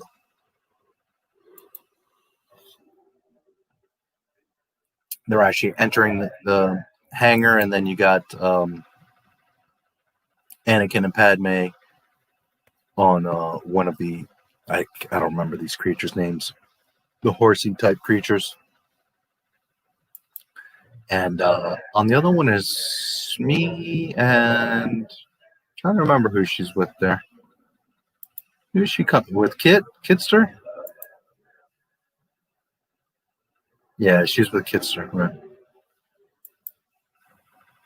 Now, no big deal, but it is interesting that Anakin and Padme are together. Why isn't it the two boys? And Padme with, I guess weight maybe on the creature, less strain, but you could have a lot of arguments there. But it is interesting that Padme and Anakin are riding together. And if you look at exactly 54 minutes, you'll see that as the creature's like hunching down, right, like bending its legs to go down for the kids to come off, that Anakin looks back and Padme's got a big old smile, and it's pretty innocent, but yeah, they're both pretty happy there in that moment. Tell your friend to stop betting, or I'll own them too. What do you mean by that? I'll tell you later. Again, we see 3PO creeping around naked. It's funny.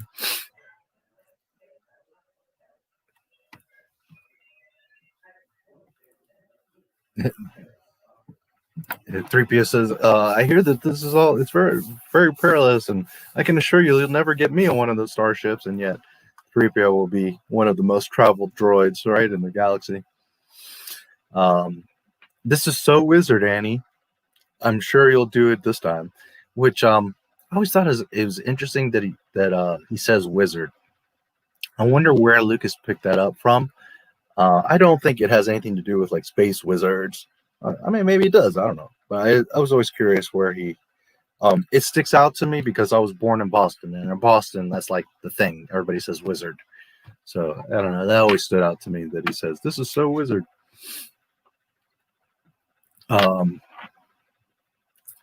I'm sure you'll do it this time. And then Padme's like, "Do what?" And then Kitster, like a dummy, says, "Well, but it'll finish the race." And then, "You never won a race?" Well, no, not exactly. Not even finished. And again, the dialogue. People think, it's hollow dialogue, but it's establishing. Not only did you not win, but you haven't even finished a race. So now all these stakes that were set up that this kid is special, he's going to help you, he's meant to help you, he's got this high midichlorian, but yet he's never even finished a race. So now you're like, well, wait a minute, is this Anakin? Because I remember back then, I mean, you know, because it's his name and you know it's him, but you're kind of like, well, wait a minute, is he the chosen one? Is he the Anakin?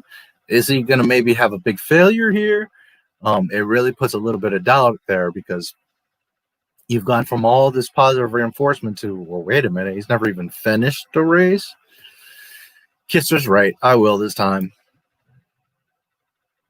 Of course you will. Qui-gon looks at it. Padme. Padme's like, oh, shit. We cut to the market. The probe droids are whirring around.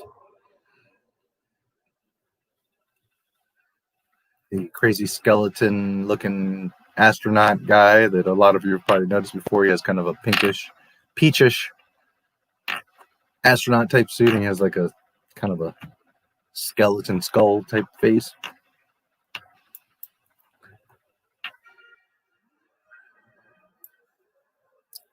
Okay. So, as I mentioned earlier, this movie has the most practical effects of all the other Star Wars movies. A lot of this arena that you see, the starting section of the pod races, is actual real sets. I'm not saying all of it. A lot of the lower sections of the like bleachers were there, and then the characters and bleachers were like digitally reproduced and put. See how they're like boxes? If it, well, you guys don't necessarily see, but at 5508, if you look at the bleachers, it's like they're in box segments. So a lot of the lower stuff was filmed, those sections, with actual real actors. Then a lot of that was duplicated digitally and put into the different boxes, so it's all mixed up, so you don't really see like the same character again. If you went with a fine-tooth comb, frame by frame, and really looked at every last character, you will eventually find that one or two of them is replicating because they were digitally copied. They didn't literally get like, 100,000 people to sit in these stands, but there was quite a few people, and a lot of the set was built. And anyways, that's how they did that, is they digitally replicated the actors that were there and then put them in the different boxes so that they were in different positions and that you wouldn't notice that they're there again.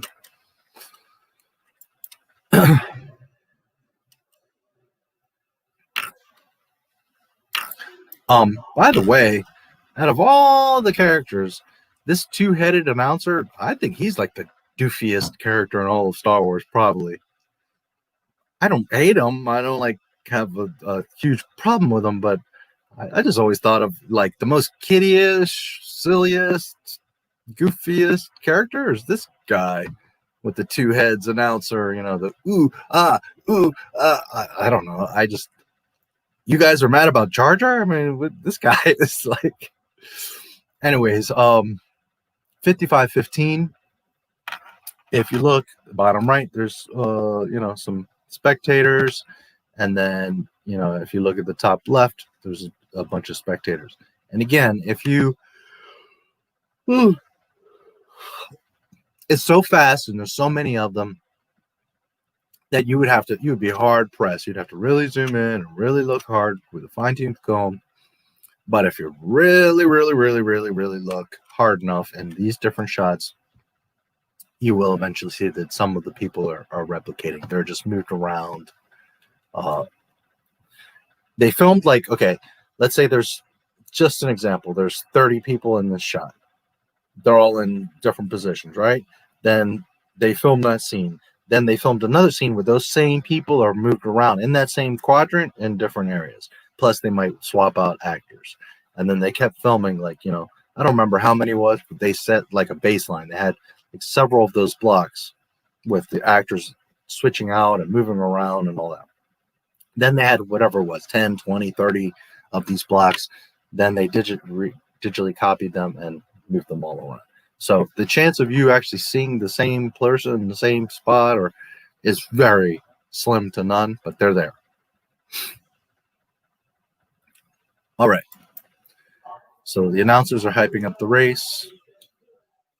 Another character that I don't for the life of me remember his name, but there was toys for him. He was somewhat popular with the kids. I remember there were some toys and stuff for that goofy guy. I seem to remember like maybe like some cup or glass or something where it was like kind of the two necks were kind of stretched out. Maybe he's on the cover of the Pod Racer game. I seem to remember him on some marketing stuff. Anyway, him, them, they, whatever. It's talk about pronouns. They're they, them. A big turnout from all corners of the Outer Rim territories. And, I mean, they somewhat express it, but, know that these races are a big freaking deal. So you got people from, like, not just the Outer Rim, but, like, Coruscant and other planets that would have come to Tatooine to watch these races, because this is like a big galactic event. Obviously, you would also watch it like, you know how you could go to like the casino and watch the horse races on the TVs. So in the HoloNet, people on the different planets would be naturally watching. And there's some scenes where you actually see the races on screens, but it was a major event. So you would have people traveling from all over to go to these races. All right. So 5522, they're showing you basically the field of racers. 1, 2, 3, 4, 5, 6, 7, 8, 9, 10, 11. I never really counted all the pod racers. So let's take a quick look. Ben Quadranaros. 1, 2, 3, 4, 5, 6, 7, 8, 9, 10, 11, 12, 13, 14, 15, 16. Is that another pod racer? It's kind of hard to see. No, that's an animal one at a time. So there's roughly 16 pod racers.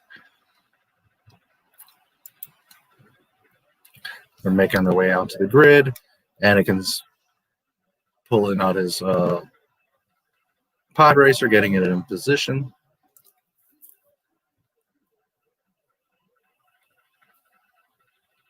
Speaking Huttese. Sabolbo the champion. And blowing kisses. I always get a kick out of the fans, the crowd cheering. If you guys have, anyone has watched my Rego sand sledding, and if you haven't, go watch them because they're funny. You see a lot of these crowds, cheering when Rey meets her fate. Her fates, because there's two of them, Rego sand sledding.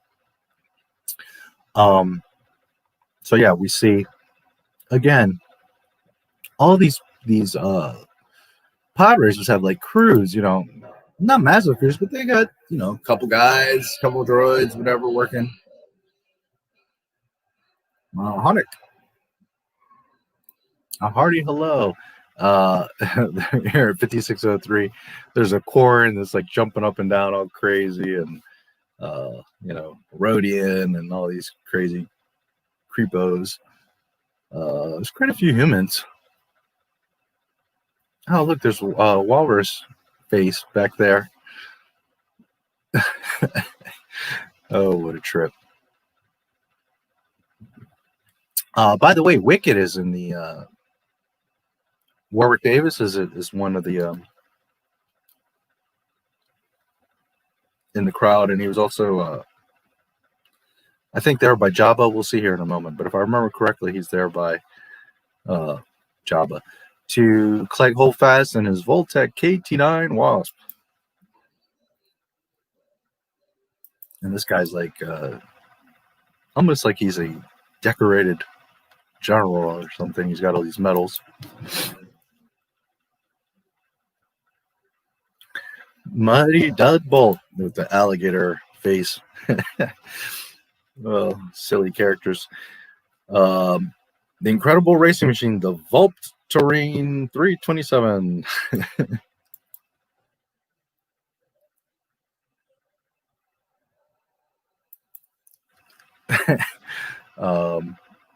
5620, again, a bunch of crowd, and you got the elephant face. He's like, oh, it's just funny. When you really stop the frames and look at the details, it's silly stuff. A hammerhead was in there.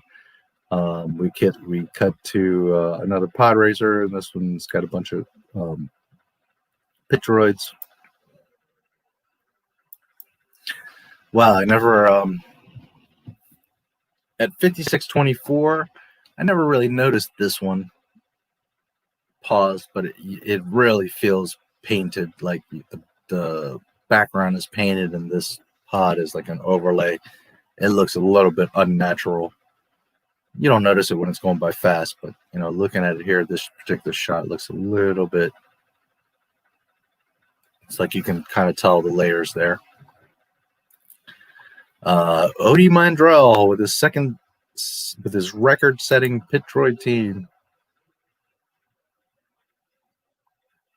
And for those of you that don't know, which is painfully obvious, but some of you that are younger don't know, these are the Three Stooges. This is literally a parody of the Three Stooges movies and show from back in the day. Black and white. If you don't know them, you've definitely heard the name. And this is literally their behavior as the Three Stooges.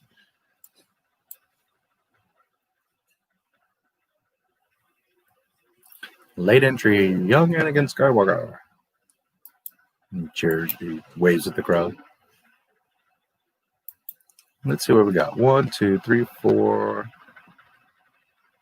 5, 6, 7, 8, 9, 10, 11, 12, 13, 14, 15, 16. One might be cut off the screen there, but again, I'm counting out with 16 racers, so sounds about right. Sebulba, little shithead, is up front as always.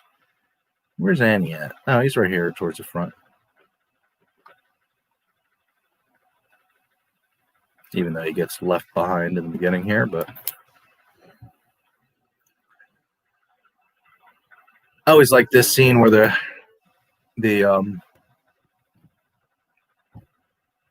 I don't know what to call them, representatives come with the flags for each of the pod racers. I thought that was kind of neat. 3PO comes out with the Anakin flag.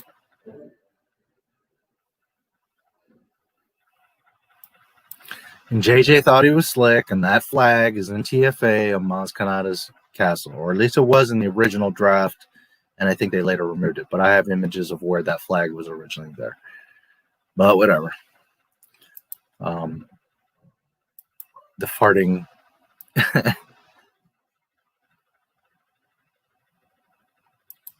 horsey thingy. Shmi says to Anakin, be safe.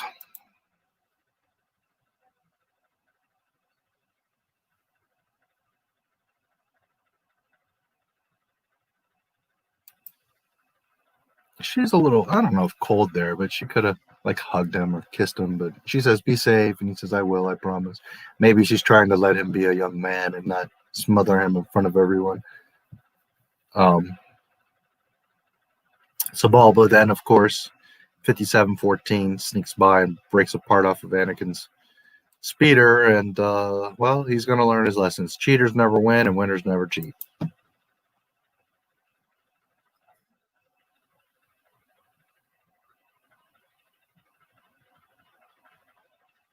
Such a strange creature, Sebulba. He walks on his hands and his feet are up in the air, but his feet are like hands. Such an interesting character. But I always thought Sebulba was pretty cool. You won't walk away from this one. I mean, can you make it any more obvious? You slave scum. Don't count on it, slime ball. You're a bantha fodder. I don't know if you guys have seen it, but if you look at, I think there's a scene in my Skywalker Legacy documentary, pretty sure. But if you look at behind the scenes for Phantom Menace, and I'm like 98% sure that there is in my Skywalker Legacy. The guy that is reading these lines, it's just kind of interesting. Like, you would never imagine the guy that's doing Sebulba's lines, but it's kind of neat to hear him recording the dialogue.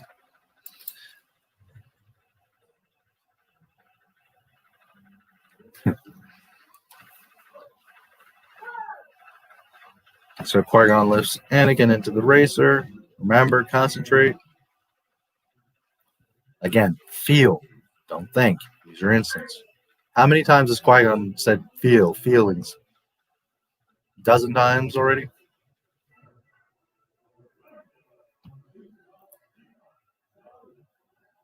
Jabba the Hutt, the host. I always thought this was a cool little scene. You got Bib Fortuna, which, by the way, for those that don't know, the guy that played Bib Fortuna here with Jabba at the pod races is the guy that plays Bib Fortuna in the Book of Boba Fett, where we saw at the end of The Mandalorian where the Bib that gets shot by Boba, even though he blew up on the freaking sail barge in Return of the Jedi. But anyways, it's the same guy. Matt something, I can't remember his name right now, but he is the same guy that played here in Phantom Menace. I always thought the chick here with the blue spiky hair is pretty hot. I don't know who she is or what her story is, but she's just chilling there in a semi-slave Leia outfit.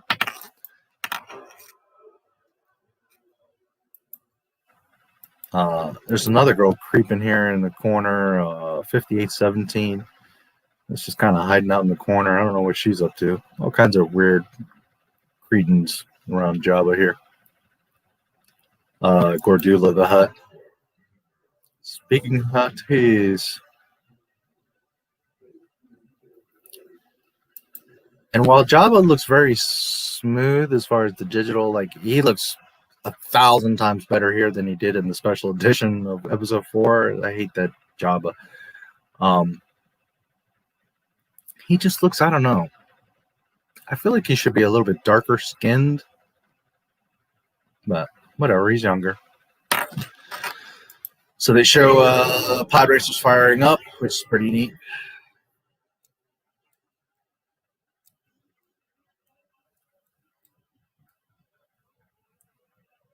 The flags are going past the grid.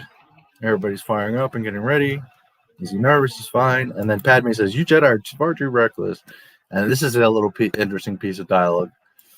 The queen is not what she was going to say. And then Qui-Gon says, "The queen trusts my judgment, young handmaiden." And of course, he's clueless, which is funny. How can you not know that that's the queen? But okay. You should too. And you assume too much. And of course, I'm the queen. And it's just funny.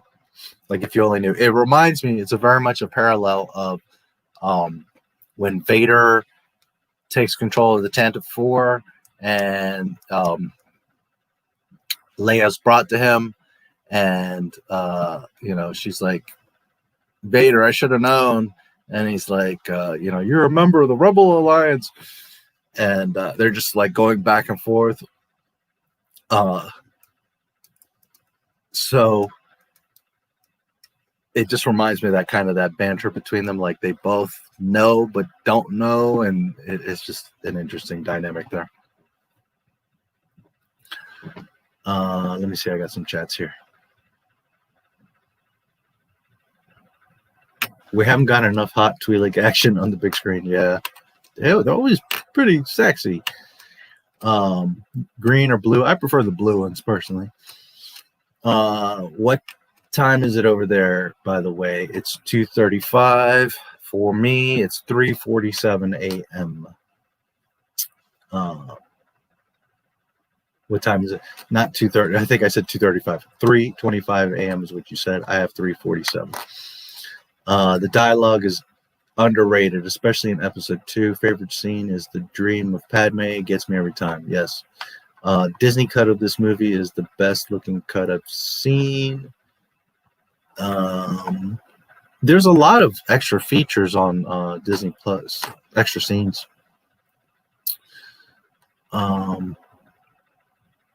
Nice butt on our thing. I think I'm out of sync. My vid doesn't pause when you do. You could post the link again. Yeah, sure. Give me 1 second. I'll be happy to. Mike's wonder who the second female hut behind Jabba is. I'm pretty sure that's Gordula, if I remember correctly. Fudgeman or Fugman. Hello.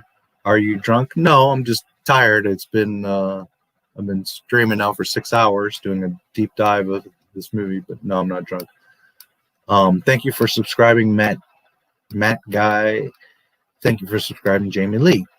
Thank you for subscribing, Nigel Dixon.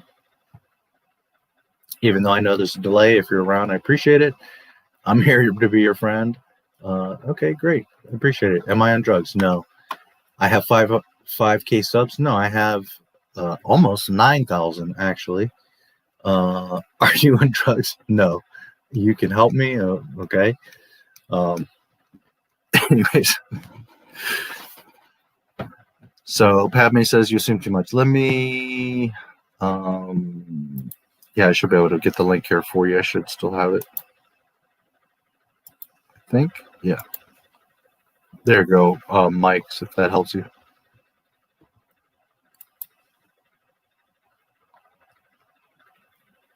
All right, a minute and 5 seconds, and then I'm going to take a break. Let's get to an hour, or to the beginning of the pod race. Anyways, I always thought this was neat. Right now at 59, they all get in that circular platform, and the platform goes up so they can get a better view. Just little things like that. Right at 59, I mean, if you look at the crowd, it's just massive amounts of people. And again, those are all digitally replicated. You can see the pod racers getting ready to start from the front view. You can see there's several of these, like those elevator type towers around.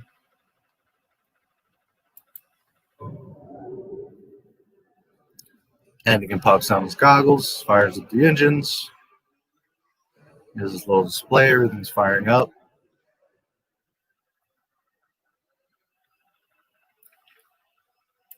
Okay.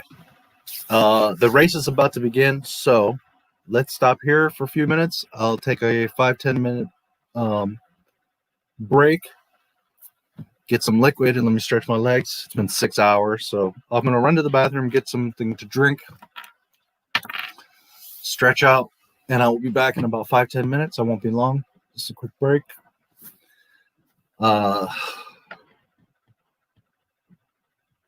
You seem like a nice kid. For some reason, I'm pretty sure I'm older than you, but who knows? Join Comicsgate.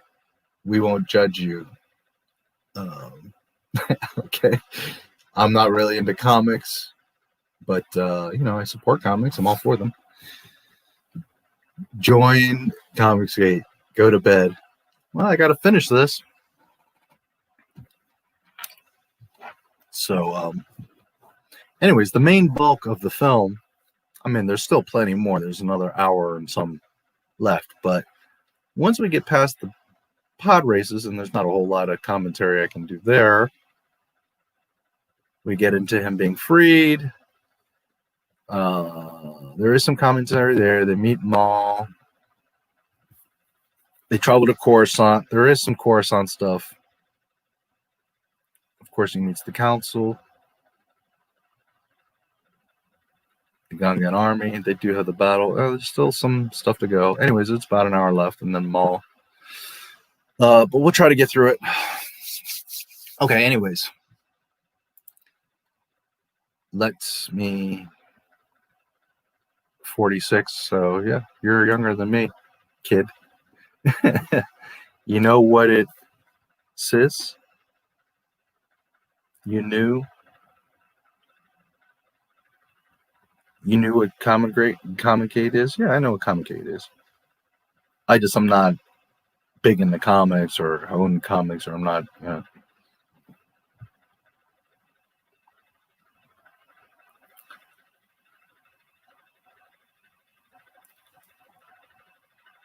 Okay. I'll be back in just a few minutes, 10 minutes or so. Take a quick break. So you run around the house, get some blood pumping, grab a snack, and I will be back in a few minutes, guys. Let me see. Maybe I'll leave you with do I have some shenanigans you can watch for a few minutes here?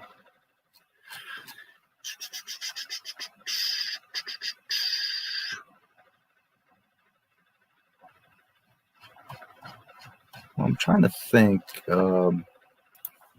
Let's see.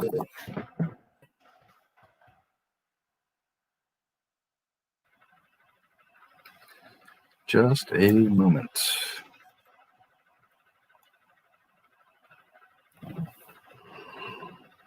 Ooh. I had mentioned a video earlier. Off the top of my head, I'm not remembering what it was.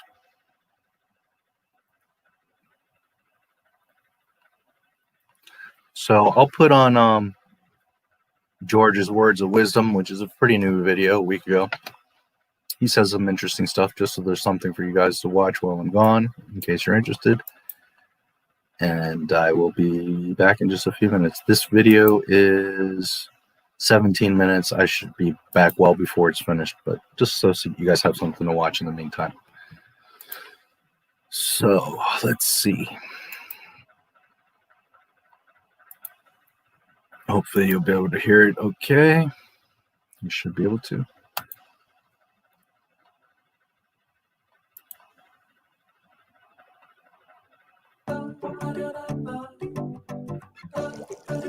Is your ramen back in stock?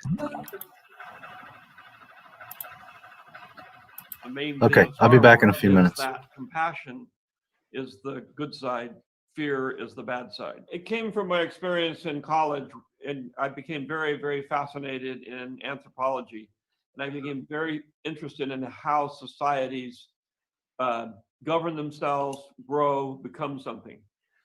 You can't really have a society unless you have a common belief system. And then there are people who are very greedy or afraid. The thing about people who are greedy is that they fear. Their whole soul is drenched in fear. And they're, first of all, they're afraid they're not going to get, afraid they're not going to get all the things they want: power, wealth, fame, and they'll do anything to get it. Then when they get it, they're afraid they're going to lose it. So they live in fear their whole life. So remember that about people who are not nice. They live in fear. Fear is not a happy thing to live with. You're always afraid that somebody's going to take your stuff away from you. And it's the same thing with your life. And it's the same thing with the people you love. You have to understand that the reality of nature and God and life is that things come and things go. They do not stay in your life. And you have to learn to accept the fact that it is a continuum that you're just a part of, and the things will be there and then they won't be there. So enjoy them and love them while they're there, and then be happy that they've gone someplace else. But you have to decide that you can't hold on to people, because the pain of losing somebody or losing something is your pain. It's not the pain of, that person. It's your pain of losing that person being with you. And you have to be able to overcome that. Otherwise, you just suffer your whole life. It is something you also learn with your children, because there is a point in your life where you have to let them go and be on their own. And it's a very hard thing to do. You're starting to reach that period.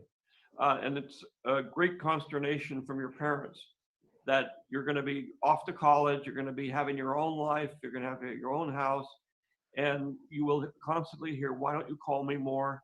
Why don't you come home for this function or that function? And it's a natural thing, but the more you hold on, the more painful it is. And if you just let people go, as I say, if you hold on to if you have a bird in your hand and you hold it too tight because you don't want it to go, eventually you'll crush it. So the important part is to let it go and fly off and be on its own. It'll come back, and the love will be even stronger. In my study of anthropology, which is basically the study of different religions and different ways of thinking of things, my kids ask me, what are we? What am I? I say, well, we're Methodist Buddhists. Which, and you discover in anthropology that, well, one way, which I've said, which is when I was about, I don't know, 7 years old, the age of my daughter, I asked my mother, what, if there's so many different religions, why is there only one God? And she couldn't answer that. But if there's only one God, you realize that the religions are a manifestation of man or woman, but the God is still there. It's just we don't know what it is or what it looks like or what it is. But the one thing it has constantly done, and in all religions, is God is love. It's time to say thank you to the place that matters most, starting with a free estimate from CertaPro Painters. We understand how you feel about your home. That's why you can count on us to take care of every detail. Listening, prepping, painting. It's always worry-free with our expert painting team. Whatever painting project you have in mind, your local neighborhood CertaPro Painters will do the job right. Start your on-site or remote estimate today at CertaPro.com. Proven and trusted experts in painting. First things first, I'ma say all the words inside my head. I'm fired up and tired of the way that things have been. The way that things have been. You make me up, you make me up,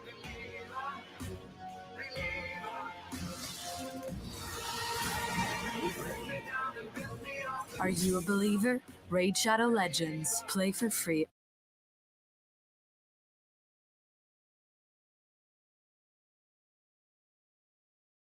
How do you think the changes in the fights for racial justice will impact the Star Wars universe going forward? I don't know. I mean, I've kind of lost control of Star Wars, so it's going off in a different path than what I intended. But the first 6 are very much mine and my philosophy. And I think that philosophy sort of goes beyond any particular time, because it's based on history, it's based on philosophy, it's based on a lot of things. And you know, the first 3 basically tell you how a democracy turns into a dictatorship, and you end up with a tyrant, the emperor. It's a very important now, where we are now in our political history. The other part was that in there, it's like, I purposely, all of the various colors and shapes of the aliens and everything that live in that world, it's a normal situation. There's no real discrimination. The only discrimination is against robots. And we haven't really reached that period yet. And I'm sure the robots will be able to overcome it because they don't have the same feelings. But it really shows you in terms of the way the politics are and the way things are, you know, how to fight those ideas. And a lot of it really has to do with overcoming fear. You know, the thing that brought that, and also the movies, you know, the thing with Anakin is that he started out a great kid. He was very compassionate. So the issue is how did he turn bad? And he went to the dark side by, the Jedis are not supposed to have attachments. They can love people, they can do it, but they can't attach. That's the problem when you get in the world of fear. Once you're attached to something, then you become afraid of losing it. And when you became afraid of losing it, then you turn to the dark side and you want to hold on to it. And that's what Anakin's issue was ultimately, is he wanted to hold on to his wife, who he knew he had a premonition that she was going to die. He didn't know how to stop it. So he went to the dark side to find, in mythology and everything, they go to Hades and you talk to the devil and the devil says, this is what you do. And basically you sell your soul to the devil. When you do that, then you're afraid and you're on the dark side and you fall off the golden path of compassion because you are greedy. You want to hold on to something that you love, and as a result, you turn bad. So the thing about that is, George, you're saying with the movies, there's the time, it's not of a time, but the lessons are timeless, right? Yeah, they're timeless. They've been around for thousands of years. They're based on ancient mythology. mythology was designed ultimately to give a society the tools they need to be a society, which means they have to have a common belief system. They have to believe in the same gods. They have to believe who their leaders are. They have to believe what their history is. They have to believe who their heroes are. Those are the things that combine to make a society. If you don't have those things, then you don't have a society. The interesting thing that we're going through now is the United States was a conglomerate of a lot of different ideas and things, and it was the first beginning of globalization where we began to respect others who look differently, who think differently, who have different gods. But at the end, you have to have that cohesion. And we were beginning to get it for the whole world. We now split apart, but I think we'll get there someday. But that is the most important thing, is that you respect other people, you respect what they're doing, and you realize that we're part of a symbiotic relationship, meaning that we all help each other. That's the ecology of what we're in. If you take some of the gears out of the watch, it won't work anymore. And taking some of the gears out of the world means it won't work anymore. We know that from extinction of animals. We know it from global warming. We know that we have to all be one in order to go forward. A lot of people don't like that idea. They hate it and they're fighting against it. But we have to do that in order to survive on this planet. And there's only two ways to survive in the world. One is to adapt, which is to, if you're a fish, you grow legs and you get on land, or you migrate. And migrating for us, I mean, adapting is, we got a lot of adapting to do, but we are trying to do it. But the other one is to migrate. And if you're living in a pond and the pond is drying up and you're going to die with it, you have to learn to migrate to another pond. What we're trying to do now is to migrate to another planet. And you say, well, what's that going to do? Because the sun's going to go away pretty soon, well, a couple million years. And now we only have a couple million years to figure out how to get from our planets, which we will soon be on Mars and some of the other planets, to another galaxy. I mean, not another galaxy, I'm sorry, to another solar system, one that's not dying. And that's a hard thing to do. Right now, it's completely impossible because you have to go faster than the speed of light.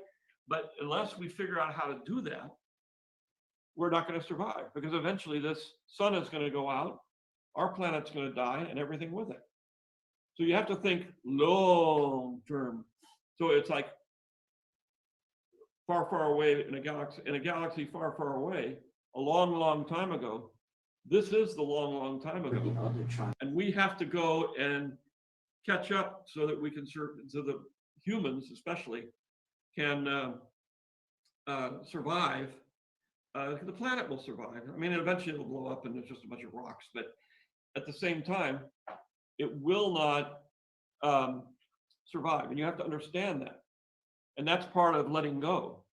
But at the same time, that's millions of years away. It's like the grasshopper and the ant, where the grasshopper is collecting, the ants are collecting food for the winter, and the grasshopper doesn't do it. And therefore, when the snow comes, the grasshopper has to come and ask for help because he was making fun of them. But it's that you have to prepare for the future. And that's basically what humankind can do, as opposed to a lot of other life forms. The only other life forms that can go through, can fly through space and survive on all kinds of strange worlds are microorganisms. They're everywhere, and there are trillions of them. They outnumber humans, and even in your body, there's more microorganisms than there are human cells. So you got to say, and that's where the idea of the secret, that's where the idea of the wills come from. The wills are microorganisms, and they help create the energy, which is what mitochondria do, which are in your cells. That's the energy that makes your cells divide, which makes life. And they feed on life. That's what the force is. The force is life. Being a hobby architect, building buildings, and at the same time working on a museum, which is a museum of narrative art, which is saying that ultimately art in the beginning and still tells a narrative of society. That's how people come together and have a common belief system, because in the beginning, and even a lot of places now, people don't know how to read or write. And so you can give speeches, but it doesn't resonate that much. But especially in ancient times, if you go into a city, they had statues of their heroes, they have mosaics of their religion, they had statues of the leader who's ever running the country. Those are all things that told people in a very emotional way, it's done emotionally, not intellectually, that this is who we are. And it's kind of a controversial idea, but I got it through anthropology and I believe in it. And so I'm building a museum that really is based on the aspirations of a society. And everybody says, well, you got comics in there, comic art. I said, that's what people believe in the United States. And illustration, Norman Rockwell, Frida Kahlo, these are things that people believe in, that's where aspirations are. And so it sort of tells you a lot about a society. And so the museum I'm building is sort of a way of connecting with what the society believes in. It's especially, I think, relevant today when we're fracturing all that up. In the end, it's, I believe it's all got to come together and be homogenized, because we're the human race.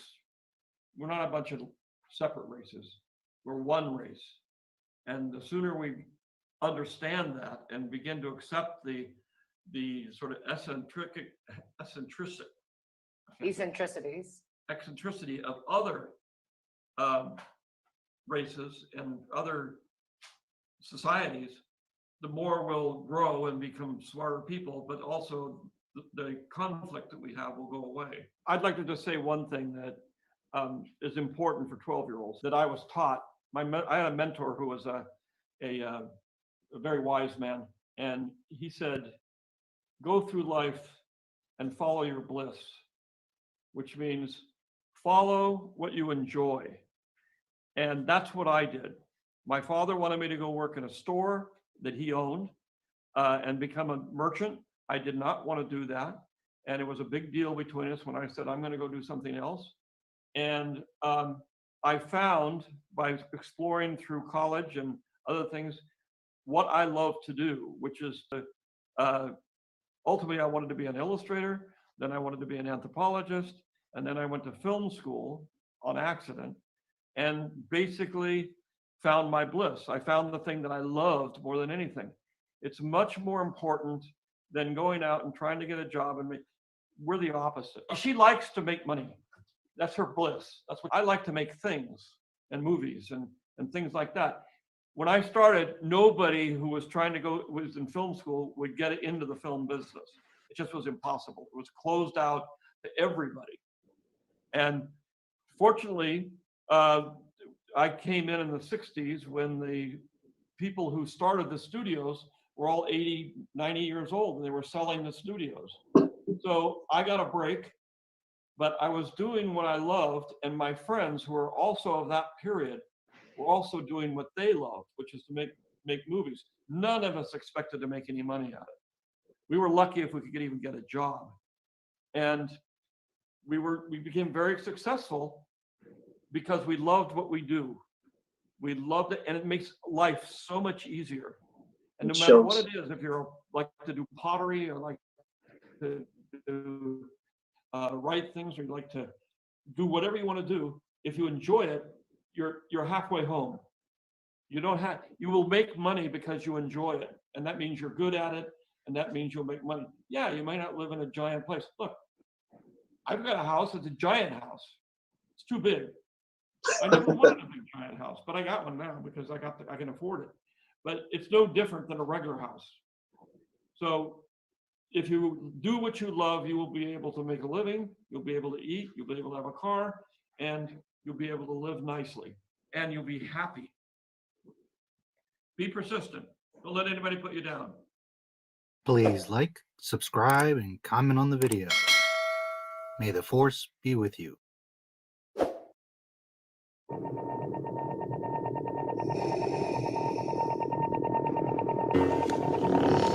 Impressive. The most impressive.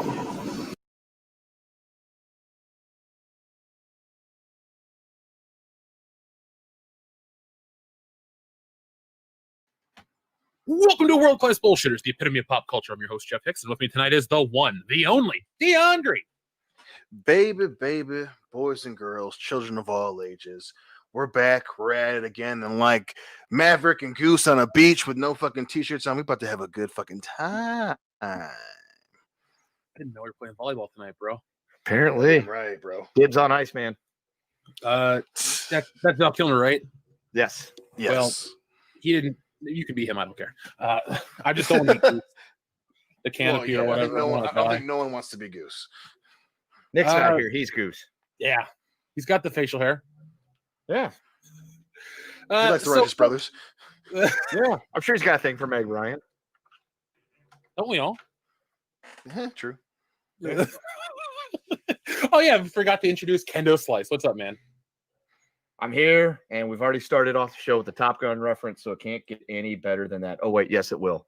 Oh, God, yeah, it will tonight, dude, because tonight we're going to feel the burn. Yeah, folks, we don't talk politics, but when shit crosses over into entertainment and memes are abound, well,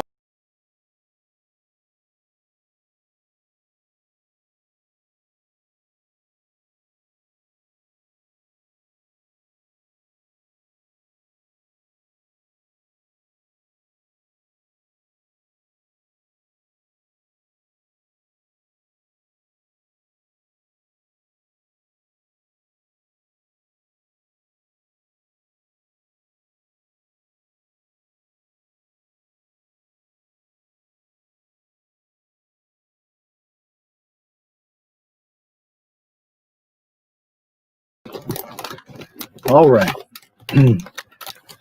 Hopefully my video at least finished before it went on to the World Class Bullshitters.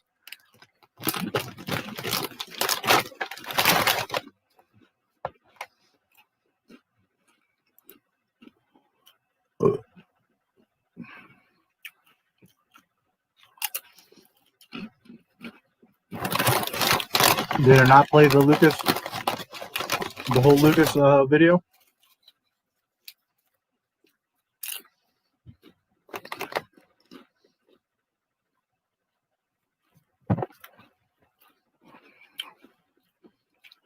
Anyways, got a drink, got a snack. I'm a little recharged.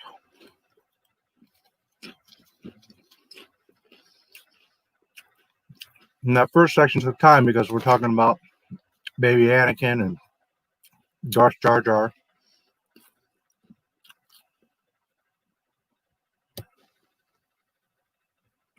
But this next section we should hopefully get through considerably faster. We'll see, whatever it takes. Oh.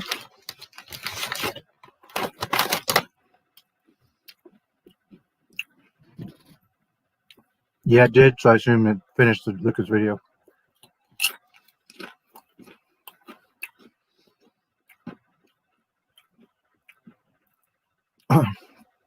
Oh, thanks, Mike. I appreciate it. 1138. Awesome.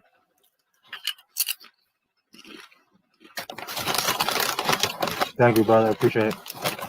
Oh, by the way, I saw the other day that you had sent another tip about, because YouTube takes a percentage, so you sent like, I think it was an extra 15 or something like that, so I appreciate that. I assume that was for Jonathan, so I'll send it to him. Which, on a quick side note while I'm munching, that stream being 20 hours is still processing it. You can't even see the replay. It's insane. Usually takes a few hours for the live streams to process, but that one's still a week later processing, so I can't even see the full stats or everything that happened there, but it'll come back in case anybody's tried to watch it. It'll eventually process, and the replay will be there. I didn't take it down or anything.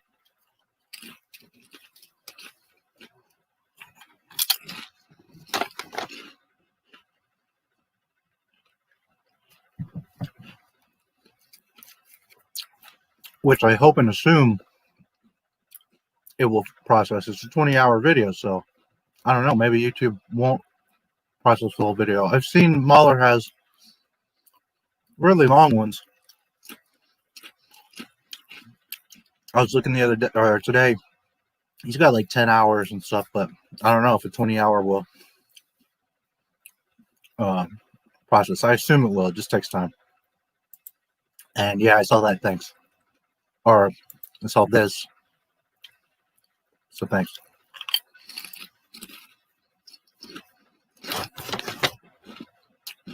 Yeah. Here, while I finish munching real quick, we can have a little bit of video man fun. I can start with this. Now stand aside, worthy adversary. 'Tis but a scratch. A scratch? Well, what's that then? I've heard worse. You liar! Come on, you pansy!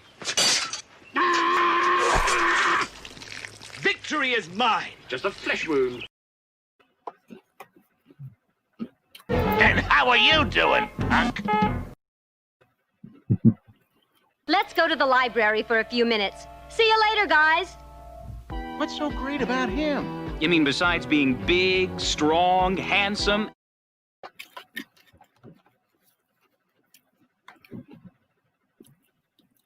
I really like this one.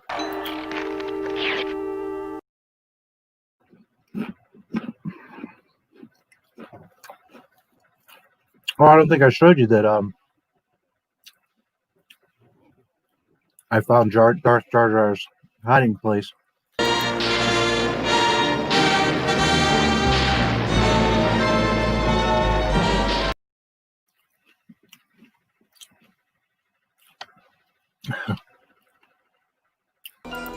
He's a genius, a mad, evil, maniacal genius, and he's experimenting with his most dangerous, his most fantastic invention.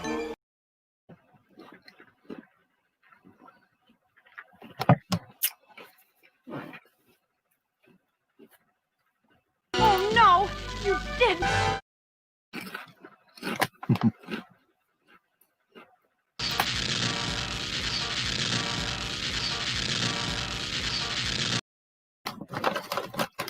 I've got a little video man short film coming. It'll be about 10 minutes long.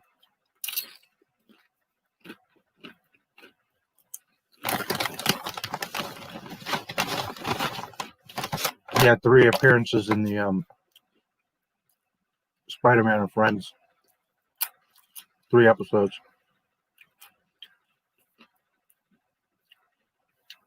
Two episodes about him, and then there's the origin of Iceman. And he's in some of that. So I'm kind of rearranging and rewriting the story, and that'll be coming soon, next couple of days.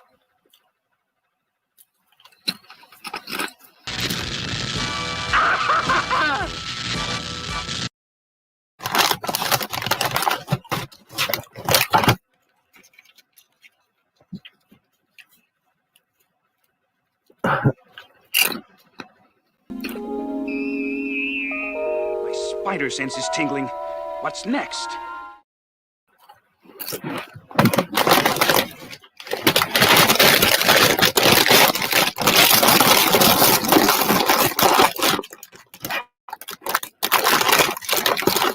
All right.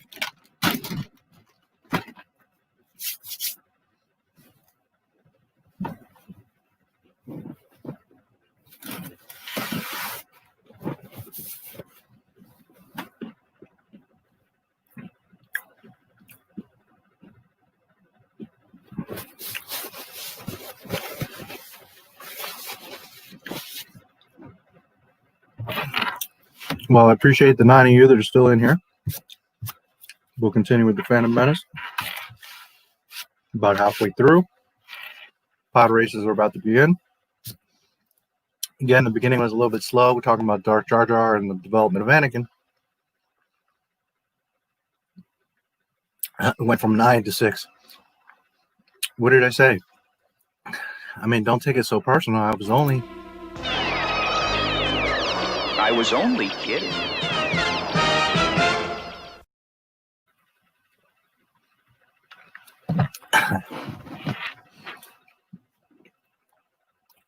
Let's see what you guys are talking about.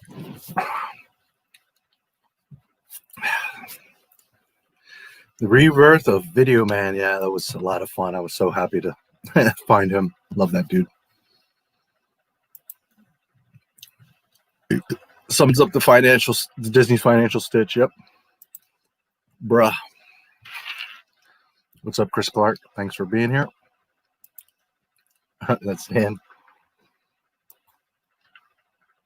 Looking forward to it. Yeah. It's going to be a fun little Video Man short film. All right. So I guess we'll continue with the pod races. Yeah, that's a good one. Yeah, I'll give it to you one more time.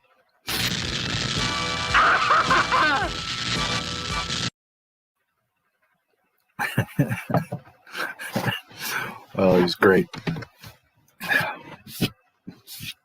Such a simple character that probably most people totally forgot about. Yet so many of you will recognize him. And he was just a badass. So cool, Video Man. And he was, I don't know, to me personally, he like really stood out when I was a kid. Like, that was my dude. Him and Boba Fett. Man, Video Man always stood out to me. Even after all these years, I always, here and there would think about Video Man, and I had forgotten his name, but I knew he was in the old Spider-Man and Friends, and I had been meaning to check, but I just never got around to checking. But I remember when I first signed up for Disney Plus, that was some of the first things I was looking at, was seeing that they had all the old Marvel cartoons. I was like, oh man, I can't wait. When I have some time, I'm going to look through here. And for whatever reason, that last stream, I started digging around and found Video Man. So that was a lot of fun. The most delightful Spooderman villain. Yeah, I think he's freaking badass.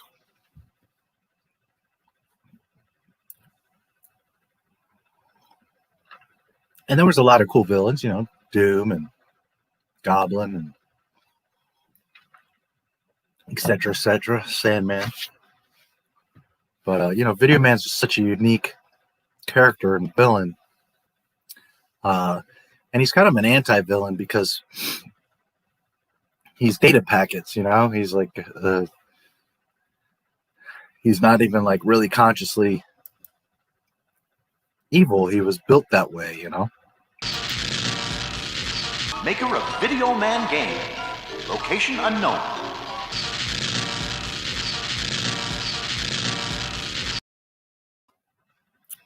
When you take coding to the wrong place, you end up with Video Man. Okay. So back to the Phantom Menace. I think I'll stick around for the end of the pod race, then get some sleep. Yeah, do what you got to do. I will try to make it through. I am a little bit tired. I don't know. Maybe the only reason why I really want to finish this one is so that next week I'm free to just do Attack of the Clones. But then again, I could maybe do a second half tomorrow night. We'll see. We'll see how I feel in the next hour or so. Anyways, so at 59:17, pod race is about to begin. They're firing up their engines.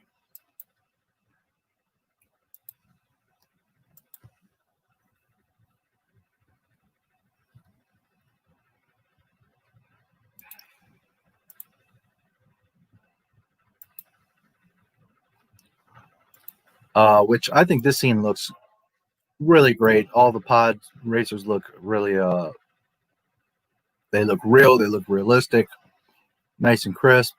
The crowd, everything looks great. There's like those kind of, the fumes kind of waves that you see.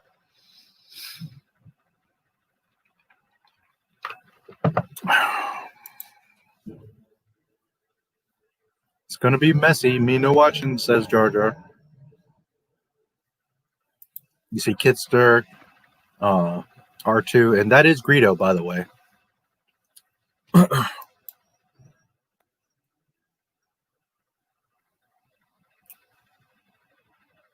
There's Wicket.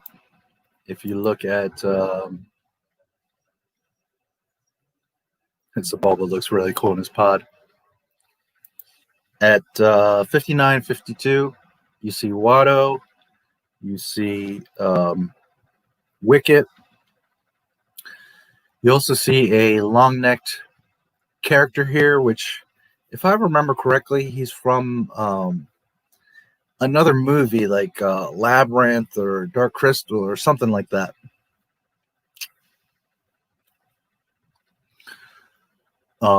There's a couple other characters around.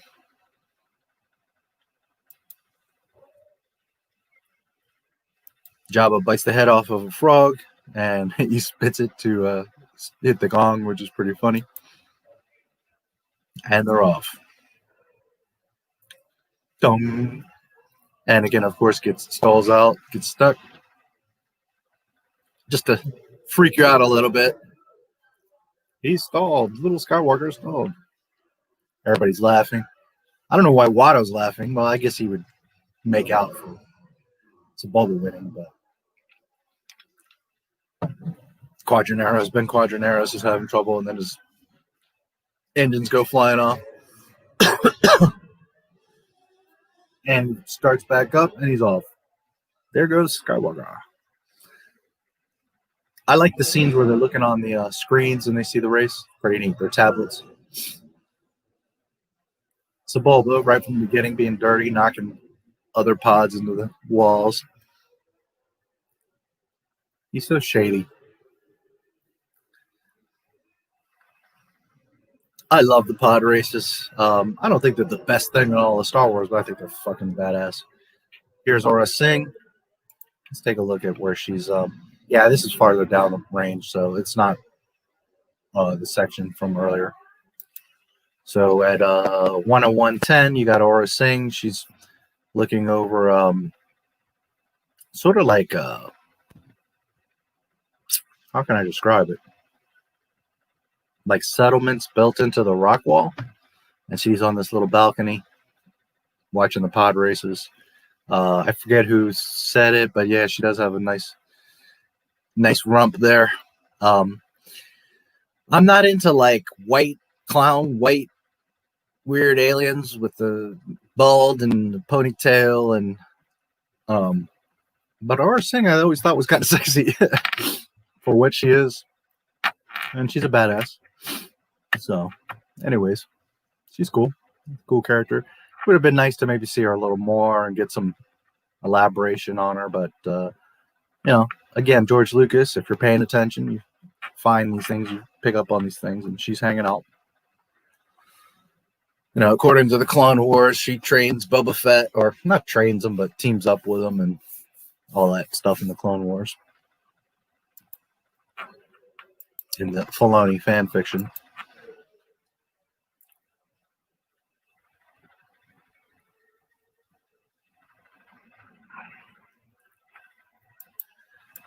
If you notice the pod race for the first half, there's no music.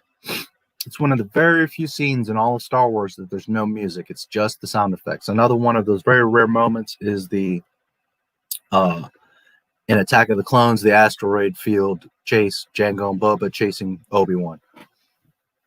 In Sith, I don't remember. We'll see in a couple weeks, I guess, when I do Sith.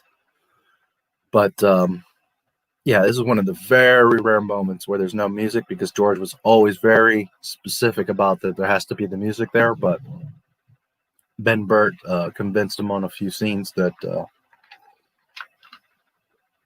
you know, just have the sound there. So this is one of those rare scenes. And again, I think the pod races are just fantastic, going through all these caverns and rock walls, and they're going about 600 miles an hour, which is insane.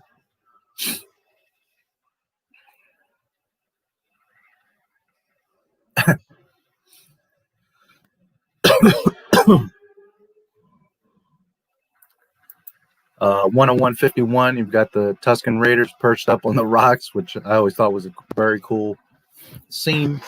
Tusken Raiders are very much against technology. They do not use lasers, blasters, any kind of technology. They purposely live in a primitive manner. They don't like technology at all.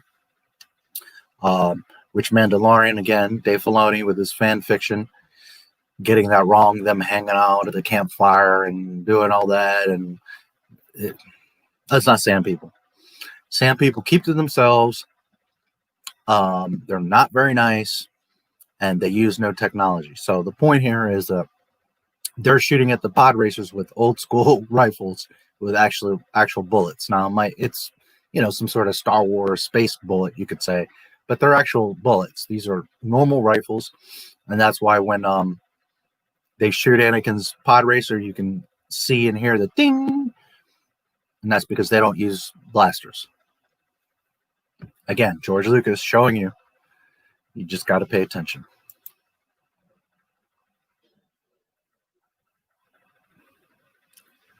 A few Tusken Raiders are camped out at the Canyon Dune turn.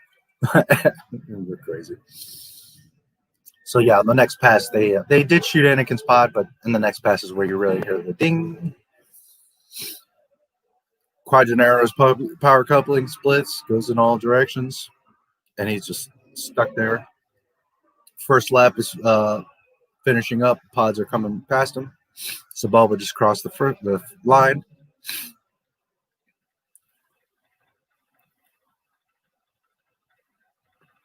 You got the Three Stooges pit droids.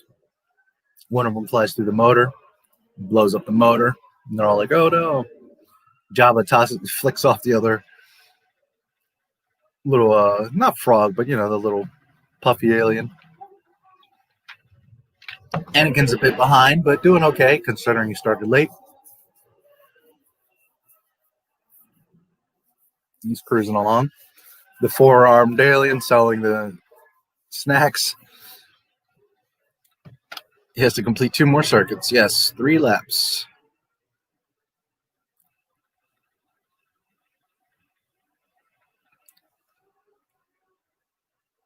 Homeboy tries to block Anakin out. Of course, Anakin outmaneuvers him and flies over him on the drop down there.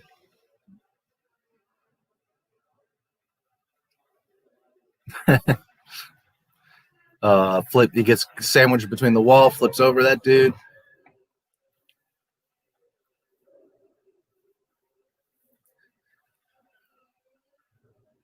There was a different angle from up top. There's a scene coming up. This my favorite scene is where they show the top angle, and it's like they go through the snake run from the top view. Sebulba tosses a wrench into Homeboy's motor. Anakin avoids the explosion. His coupling comes loose, and he's spinning around freely. He adjusts his motors to stabilize, and you can see like the coupling, the hose flapping around. Now, he uses a magnet. In the behind the scenes, George Lucas had actually considered him using the Force to pull that coupling in, but then he said that he's too young and he doesn't have knowledge of the Force, and it wouldn't have made sense. So that's why he gave him that like magnet rod, and he grabs the coupling and pulls it back to him. But there was actually a discussion of Anakin using the Force there instinctively, but it didn't make sense.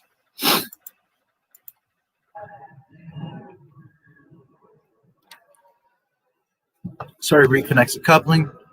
Motor fires back up. The music starts to chirp a little bit.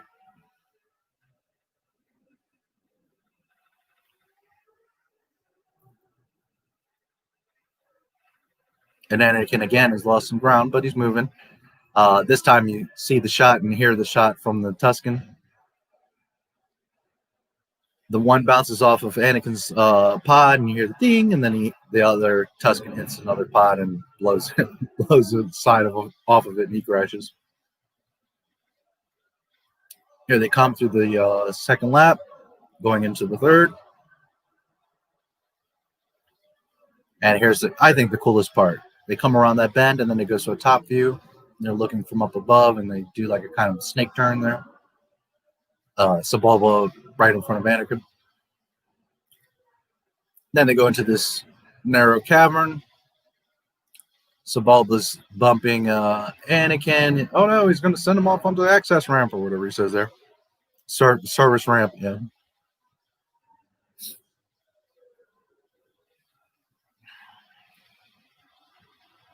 Anakin's launched way up in the sky, comes back down, stabilizes, and pops out in front of Sebulba. It is a little fantastic there how he zips up so high up in the sky, but it's okay. It's space fantasy. That's the least of problems in Star Wars universe. They pass the they come down that ridge and the Jawas are there. Sebulba's now behind Anakin and on his tail real close. The music starts up. You're getting the pressure, the tension of Sebulba right up on his ass. And then the part breaks off from what Sebulba broke loose. Anakin's smoking. Sebulba's choking. And of course, Anakin has to pull back. He's got a problem. His motor's on fire. Sebulba takes the lead.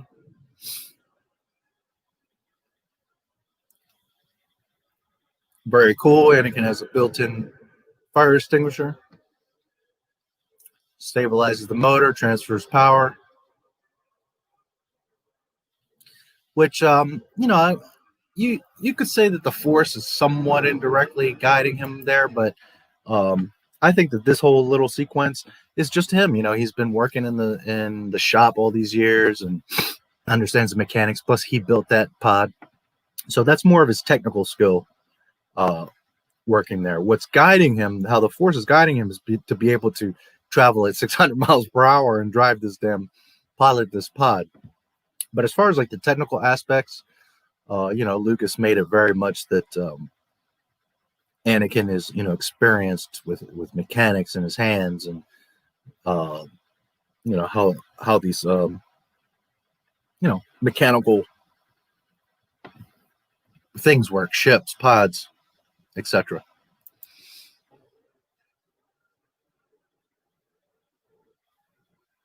So he's trying to fire back up the engine, gets to go, and then he's back full throttle. He's a bit behind Sebulba, but not too far behind. He's zipping around these curves.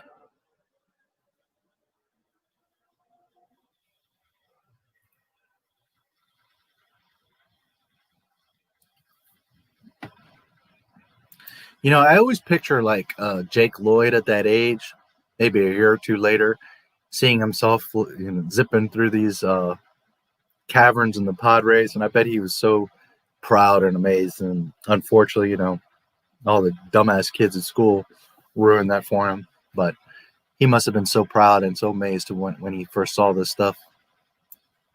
You know, we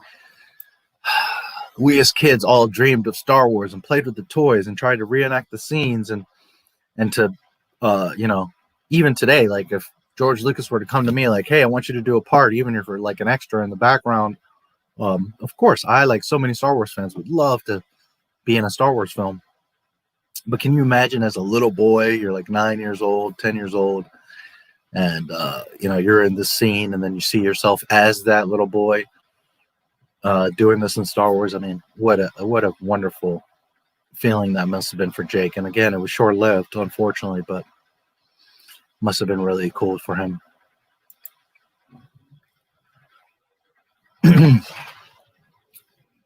So they're coming out all in the last stretch.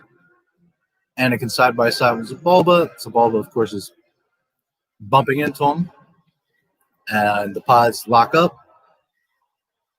Kitster's looking at the screen like, no. Everyone looks concerned. Qui-gon, Shmi. And they're all tangled up, locked up right now. Qui-Gon's like, oh, is this going to work? And then Anakin realizes that, a coupling kind of comes loose on Sepulva's racer. He floors it and pretty much rips the side off of Sepulva's racer.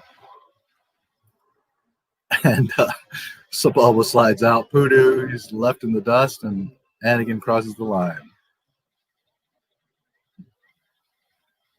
3PO says, I can't believe it. The crowds are going nuts.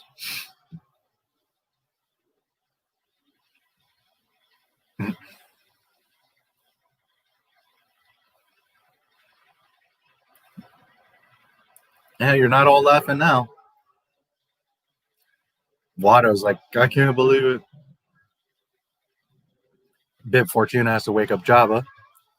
Which I don't know. Would Jabba fall asleep during the pod races? I don't know. I think it's funny, but I would think he'd be very engrossed in the pod races. Maybe he's seen so many. And Shmi, after the race is kissing Anakin, and she's like, I'm so proud of you. You've given hope to those that have none. So that's a important piece of dialogue there, that this little boy, very unselfishly, because he has nothing, he doesn't know he's going to go to the Jedi Temple or that he's going to be freed or, he really has nothing to gain. He's doing this out of the kindness of his heart to try to help these people, these strangers. And I'm sure he's already crushing a bit on Padme, but outside of that, I'm ahead of you, but Shmi seems like a bit of a tinker herself. Also, I meant to say the death of Shmi in my last comment, not the death of Padme. I didn't catch that. Where did you say the death of Padme?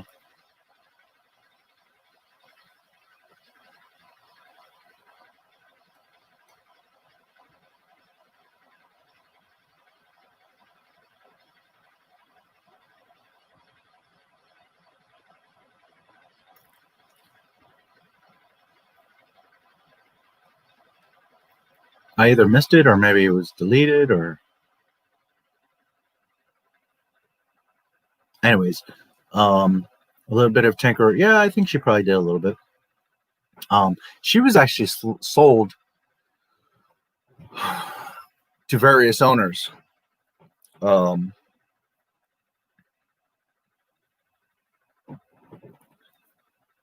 The film doesn't say it very clearly, but in Wikipedia, Anakin is born on Tatooine.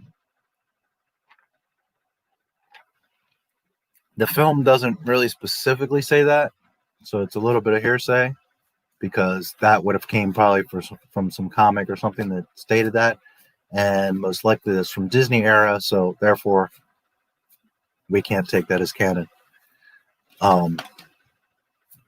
But the story is that Shmi was sold to several masters and went to various planets. So you would think that Shmi is pretty...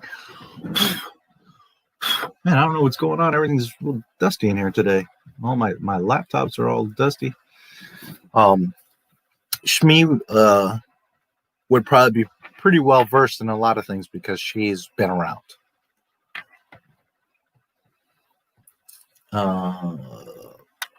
Can you go into detail about Jake Lloyd's experience being ruined as a kid? Well, I mean, there's interviews where basically, I can't go into a major amount of detail, but because I've only seen so much, and I'm not in this kid's life, but basically, a lot of people had a big backlash to the Phantom Menace. Why? I don't know. And a lot of people blamed it. There was two things that everybody blamed it on. One is Jar Jar Binks. Oh, he's so dumb, blah, blah, blah. And then Jake Lloyd. They all made it like, oh, God, he sucked as Anakin. He did a horrible job. Blah, blah, blah. Okay, first of all, the kid did just fine. He's a child actor. He did just fine. The hate was coming from a lot of people were just being haters and didn't want to see a baby Anakin. They wanted to see Anakin older and chopping up a bunch of people. And I get it. We would have liked to see, I'm always happy to see Anakin wrecking shop and being more of a Jedi and all that. But it's important. It's part of the story. For you to get to Darth Vader, you must understand this stuff about Anakin. You have to see this. George Lucas knows better than you do. So a lot of the hate wasn't specifically Jake Lloyd's performance. That's where the projection was going to. The hate was because you didn't get what you wanted, and you wanted Anakin to be older. Not you, but I'm saying that's where the hate came from.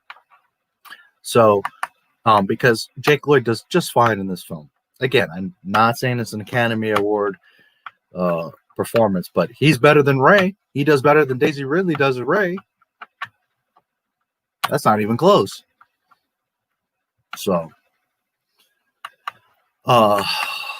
so there was a lot of backlash between Jar Jar and baby Anakin.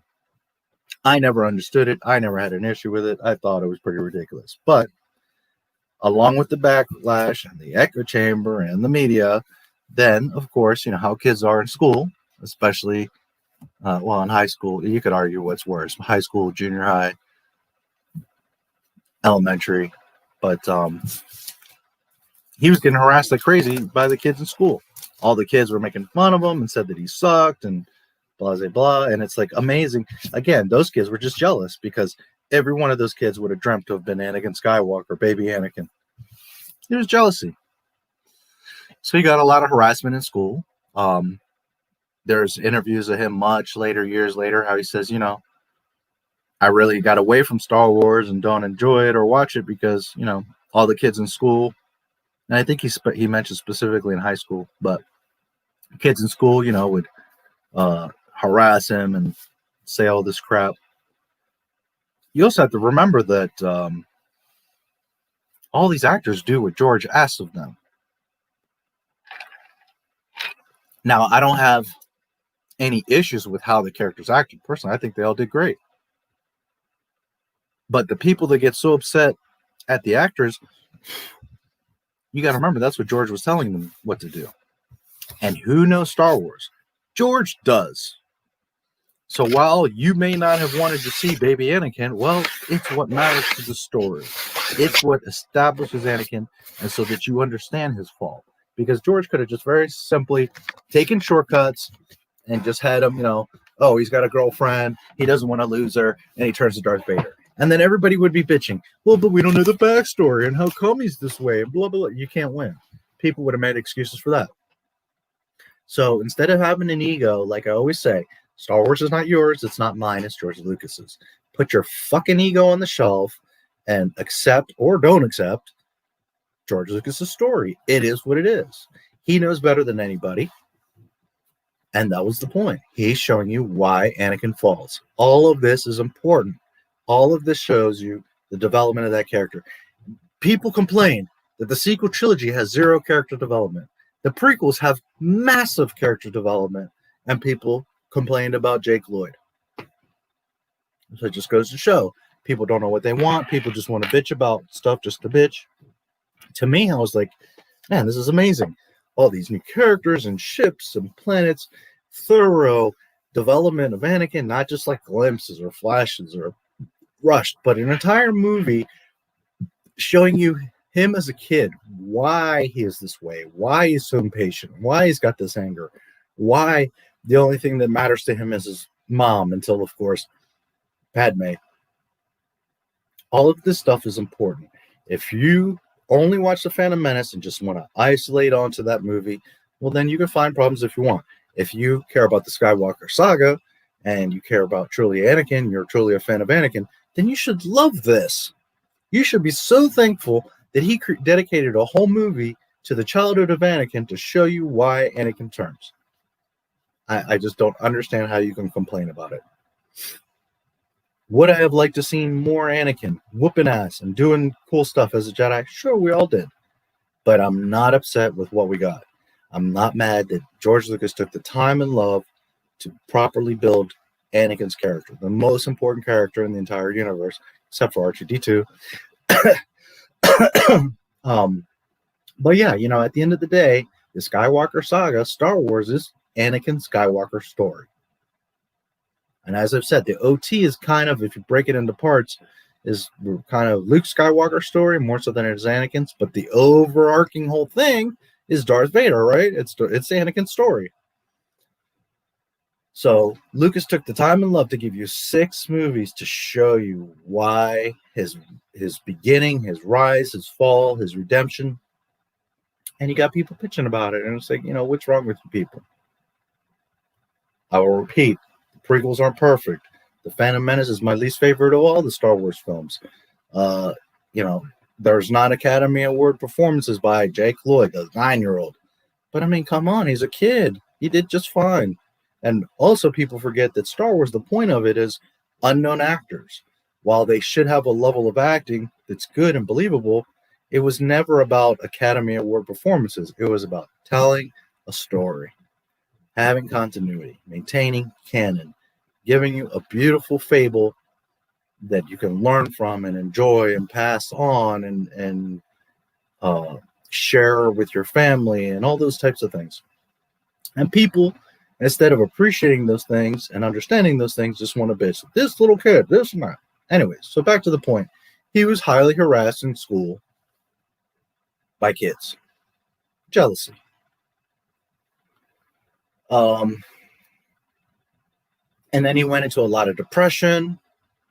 He was getting in trouble. He was on the news. He got arrested. He was, I don't want to misstate because right now I'm tired and it's been a while, but I think he was like in juvenile detention or something. He did get into some trouble. Nothing like major, but he did get into some trouble. He was having outbursts. He went through all this abuse as a kid. He thought he did something so beautiful and wonderful, like any child would dream to be in Star Wars. And instead of other kids, if not praising him, just leave him alone. But no, they were saying how shitty he was and how much he sucked and how the movie sucked and that he ruined the movie, that it's all his fault. The Phantom Menace sucked and all this nonsense. So I know that he was fighting a little bit with suicide, depression. I actually made a video. I can't remember which one. It might have been a live stream, maybe one of my Star Wars news. It's been months.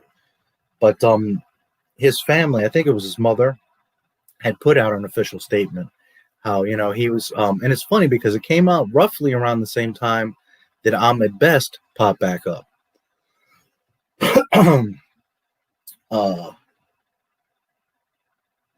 But his mother had put out a statement, that Jake had been through a lot of stuff over the years, and unfortunately he was being harassed and bullied and all this stuff for playing Anakin. And, he went into depression and got into some trouble, but that he was doing a lot better and he's trying to cope with a lot of things. He also had, I think a bunch of deaths in the family. There was a whole thing.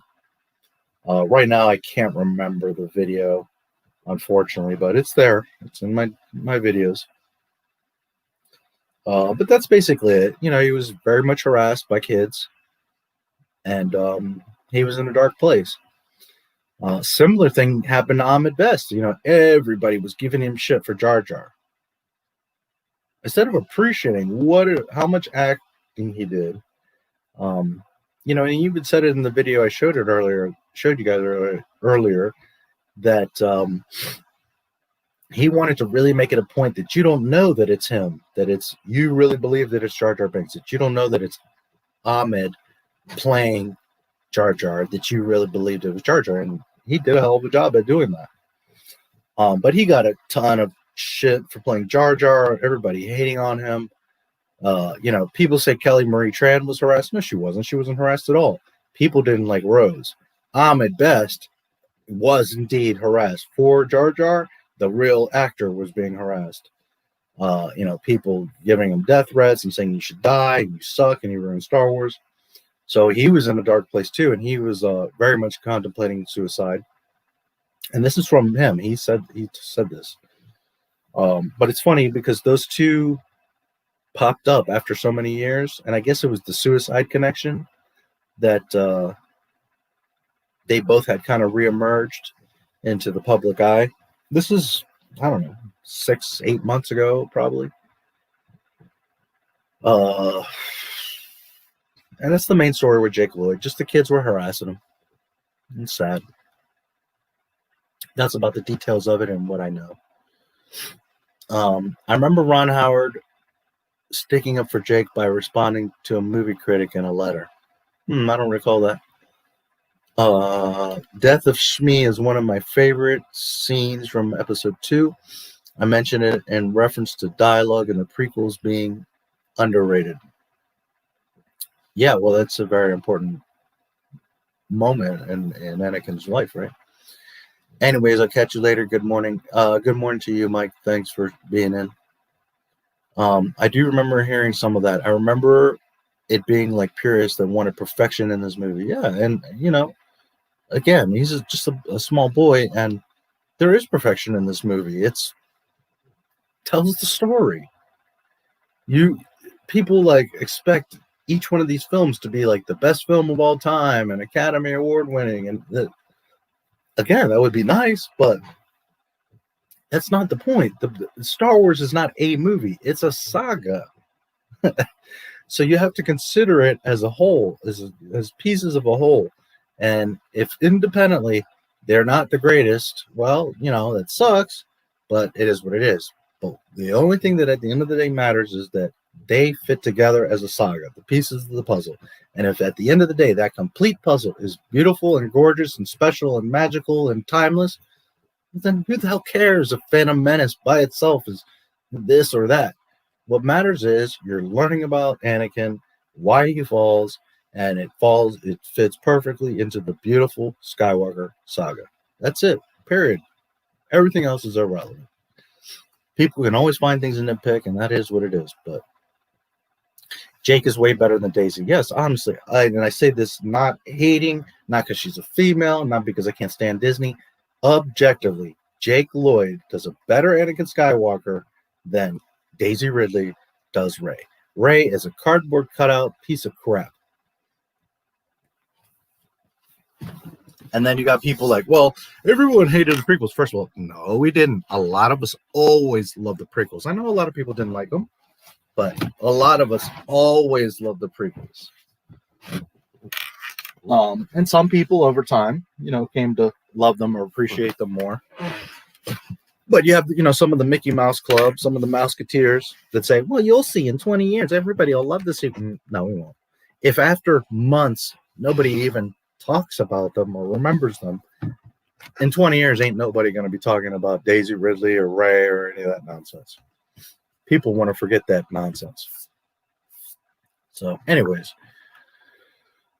yes, Jake Lloyd smashes Daisy Ridley, and that's embarrassing. So Shmi is saying how proud she is of Anakin, which is very important, of course, because he's coming of age. He's now looking at becoming a young man. She's giving him approval and appreciation, and she's also kind of letting go a little bit, understanding that, you know, what he did was very noble and important. And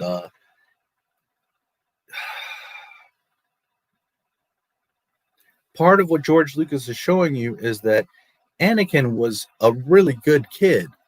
He didn't have the corruption of what a lot of other kids have, being greedy or spoiled or bratty or any of that. He had little in the sense of freedom or material, but his mother was very loving and supportive and gave him opportunities. And you know, she's a mom. She's a pain in the ass like all moms are. But she nurtured him. So Anakin didn't have a bad childhood in that sense. He didn't have the luxuries and the excess of other children, of course. But what Lucas is painting for you here is that he was a good kid.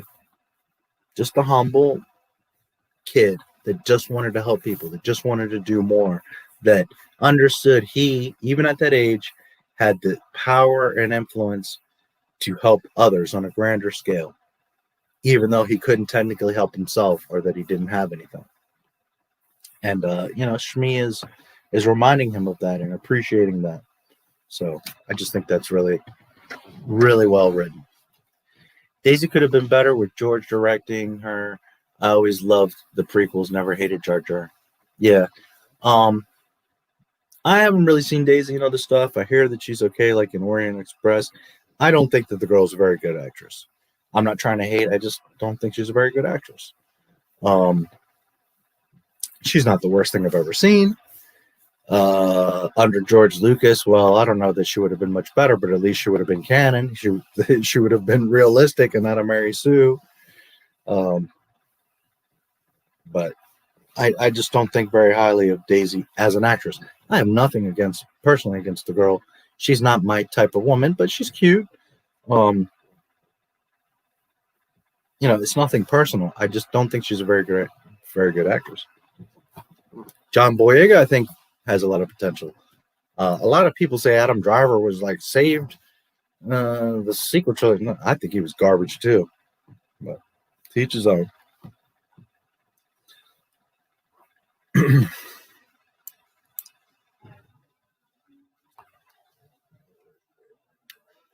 So it's dawning on Watto that he just lost his shirt. You swindled me, he says. You knew the boy was going to win, and Qui-Gon says very wise words. Whenever you gamble, my friend, eventually you lose. Bring the parts to, just so I get it correct, bring the parts to the main hangar, right? I'll come by your shop, and you can release the boy. And then he says, you can't have him. It wasn't a fair bet. And I love how Qui-Gon's like, well, should I discuss it with the Hutts? By the way, at 10:50, at 1 hour, 11 minutes exactly, Qui-Gon turns to mention, well, should I mention it to the Hutts? And in case you missed it, a probe droid floats behind Qui-Gon. It's ironic because right when Qui-Gon turns, the probe droid comes flying by, so they miss each other. So it's just kind of interesting how they don't see each other there.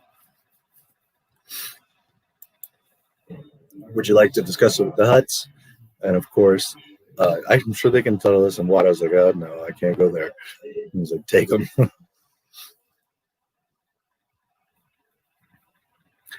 Because again, there is no nobility, honor, respect in Star Wars. Even Jabba the Hutt, who has probably done a lot of dirty stuff, has had people assassinated and bounties and all kinds of stuff. Even Jabba the Hutt knows that a deal's a deal. Respect is respect. That's why you even see him in the OT. He's saying to, Solo, like, hey, I want my money, but, just make sure you pay it. He, is giving Solo chances and respecting their deal. Because Jabba could very easily hire any one of bounty hunters or his right-hand man, Boba Fett, who's like his personal bounty hunter for several years, and just finish Solo. But even Jabba the Hutt, that controls the Outer Rim, understands that in this universe, there is respect. That you honor your word. You honor deals.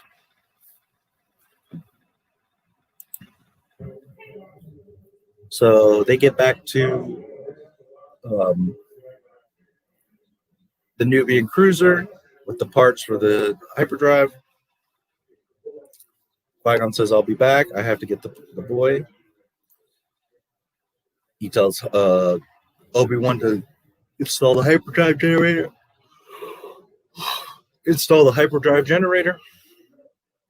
Qui-Gon's back at Anakin's.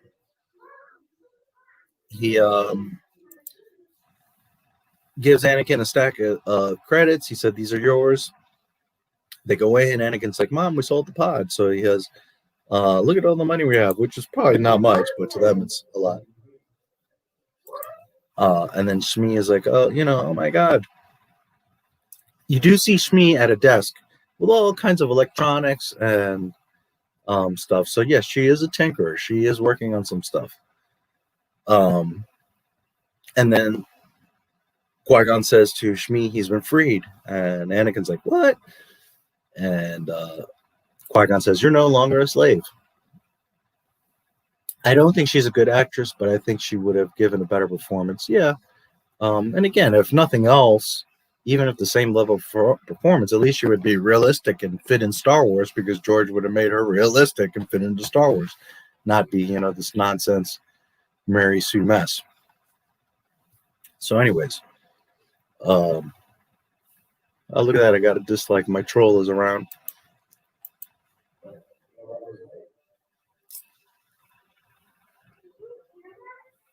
Did you hear that?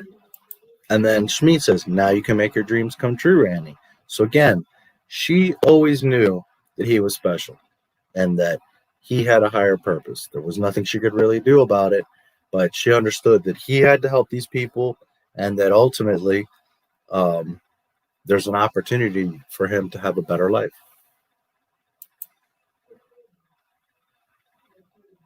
You're free, she says. She says, will you take him with you? Is he to become Jedi? Qui-Gon says, yes. Our meeting was not a coincidence. Nothing happens by accident, Darth Jar Jar.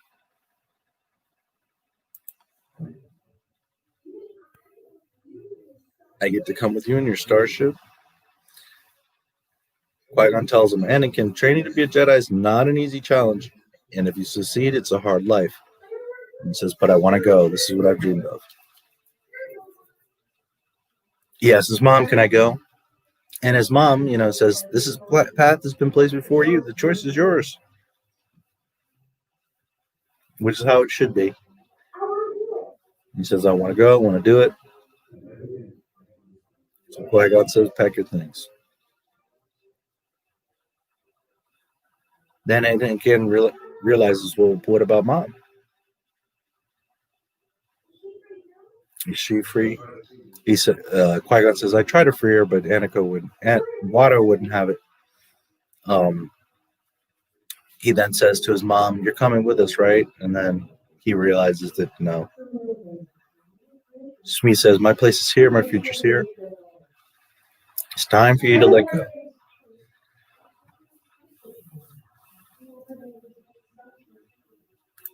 Now it's ironic because here he says, I don't want things to change. And she says, you can't stop the change no more than you can keep the sun from setting, which is so ironic because later he's all about,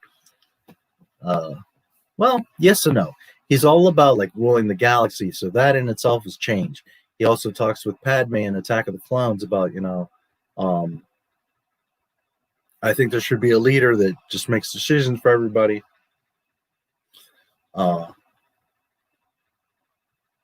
So it's ironic. In ways, he does want changes. And in other ways, this is why he becomes Darth Vader. Because he's so scared of the change. He's so scared of losing Padme that that's what ultimately drives him to become Darth Vader. So it's very ironic.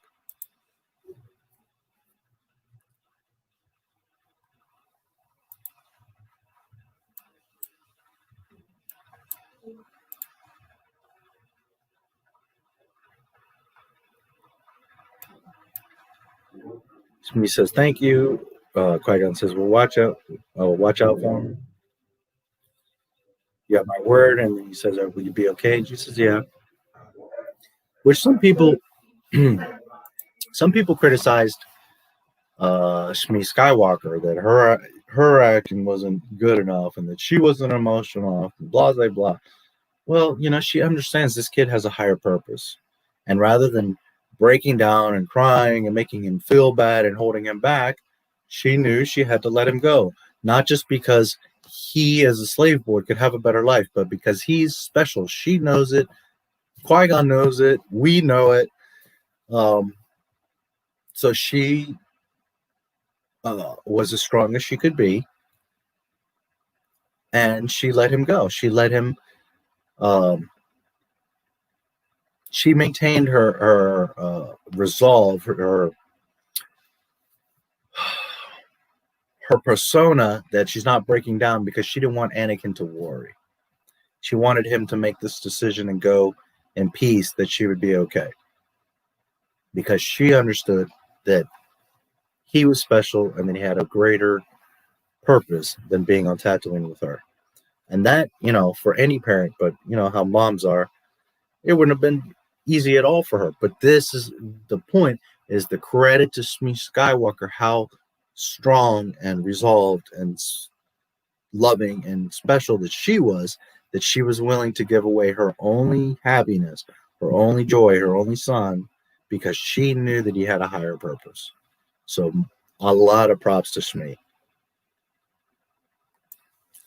3PO gets switched on. He's like, hey, Master Anakin. And Anakin's like, I'm free and I'm out of here. I'm getting on the starship and blasting out of here. 3PO says, I wish you well. And Anakin's like, I'm sorry I wasn't able to finish you. I'm going to miss working on you. You've been a great pal. Take care of Mom. She'll, make sure she doesn't sell you or anything. And she's like, sell me. And he's like, bye. He's out of there. Which, I don't know. It's cool that he left 3PO for his mom. It's also, he could have taken him with him. It is his droid, but yeah, it was nice that he's left it for Shmi. Left with 3PO for Shmi.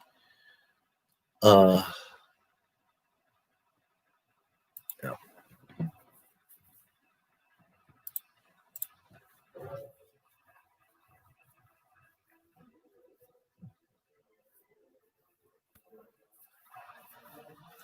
So as they're walking off, Anakin stops for a second, runs back to see his mom. Then he's having second thoughts. I can't do it. And I like this part. He says, will I ever see you again? And then Shmi says, well, what does your heart tell you? And he says, I hope so. Yes. And she says, then we will see each other again. And he says, I will come back and free you, I promise. Which, he was busy training and doing all the Jedi stuff. But it is kind of shocking that he didn't come back a little bit sooner.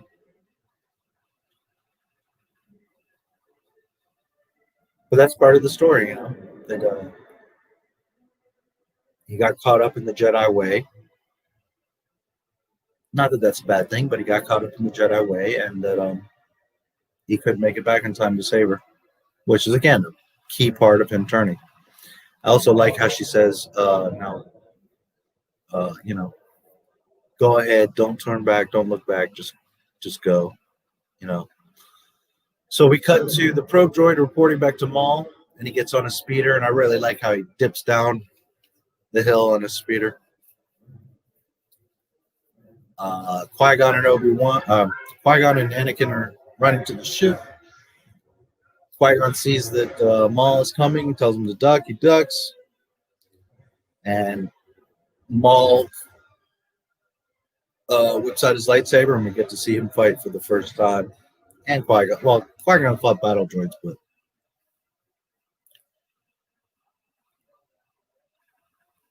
so Anakin's on the ship, tells him to take off.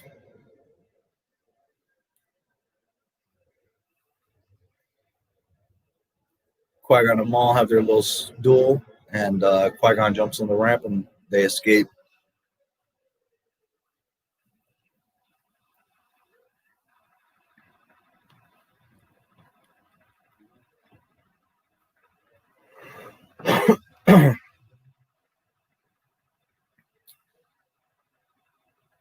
So Obi-Wan says, what is it? And he said, I'm not sure. He was well trained in the Jedi arts. I assume he's after the Queen.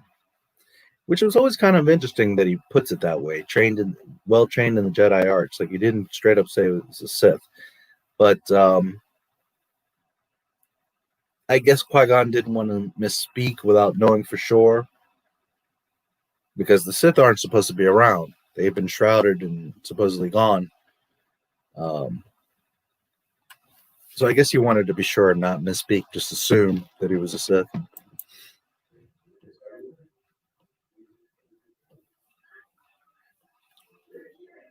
So Anakin and Obi-Wan officially meet. And they fly off from Tatooine. And we cut to Naboo at night, which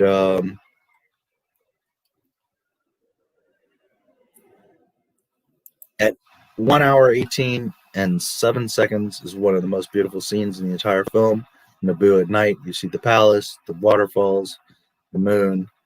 Really gorgeous shot.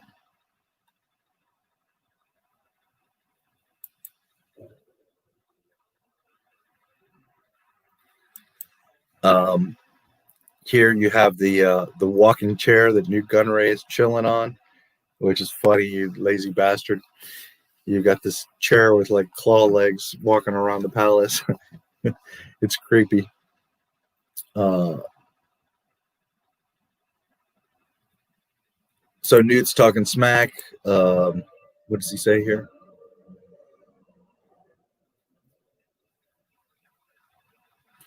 Your queen is lost, your people are starving, and you, governor, are going to die much sooner than your people. Sio's like, you can't do anything. We're a democracy. We're decided. There's no pressure you can put on us. The Captain Battle Droid is reporting and says we'll search the swamps for these supposedly hidden villages. Then we have a scene of Jar Jar taking a nap in the cargo hold, and Padme goes to the communications panel and is listening to a message from Sio that, you got to contact me, we're in trouble. And of course, it's hard for the queen, She wants to help her people, but what can she do? So Anakin's sitting in the corner, and he's like, it's cold. And Padme gets him a little blankie. And she says, you come from a warm planet, too warm for my taste, space is cold, which that's, interesting. We don't really ever, another part of Star Wars really hear about that space is cold or that there's heating on the ships. You just kind of always assume, the atmosphere is good. But, yeah, of course, in space, it would be cold. Although one would think there would be some sort of heater and air conditioning on the ship, but in any event. So Anakin's like, what's going on? What are you worried about? And Padme says the queen, she's worried. Her people are suffering and dying, still playing. She's not the queen. She has to convince the Senate to intervene. Because, again, Padme's first MO is diplomacy. Until it's time for aggressive negotiations. So, Anakin gives her the little charm that he made out of a Japur snippet that she has throughout. She has it even in her funeral in Sith. So she always has that thing with her. And she says, I don't need it to remember you, and that many things will change when we reach the capital. Now, one thing that I will say is 5 minutes ago, she's like, I can't believe we're trusting in this boy, and the queen wouldn't approve. And now she's like all soft, like, oh, I won't forget you. You don't need to give me this for me to remember you, blah, blah, blah. And granted, he won the pod race and helped them fix the ship and all that. But it is a little bit, it does feel a little bit abrupt where, she's so from cold and dismissive. I don't know, not dismissive, but a little bit cold towards Anakin and untrusting and unbelieving. And then now she's like, oh, I'll never forget you. So whatever. Again, these are two kids. You can't expect too much. And when I say that, not as actors, I mean like two kids. You can't expect them to really understand life or the world or feelings, or many things will change when we reach the capital, Annie. But my caring for you will remain. That's like out of nowhere. All of a sudden she cares about him. And I guess, as friends, okay, but there's people that joke like it's all her fault. She seduces him. She's sucking him in. She's the young woman and she's sucking him in. And I think it's pretty innocent.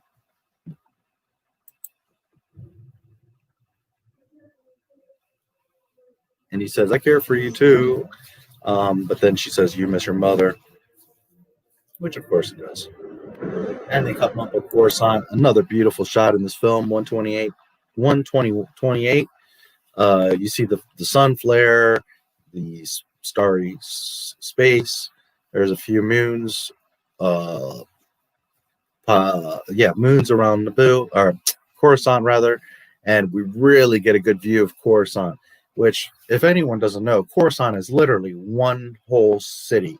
There's no like parks or untouched land. It's literally a city planet. I'm sure there's like little greenhouses, or you have like plants on your balcony or something, but not like plazas or parks or stuff like that. It's one. There's no other terrain. It's all one giant city is what Coruscant is. And this is just an amazing view of it from space. You see the big rings, and you see just, I mean, the whole thing is just plastered in lights and civilization buildings.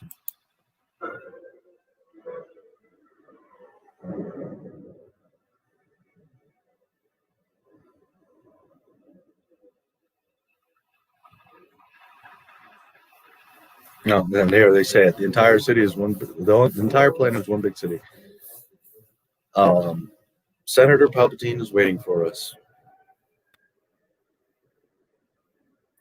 And again, if you're my age and you played with the old toys, you already knew Emperor Palpatine.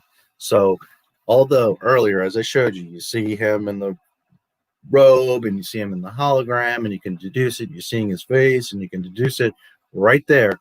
Senator Palpatine. It's like 100% concrete. That's the freaking Emperor, because he says the name.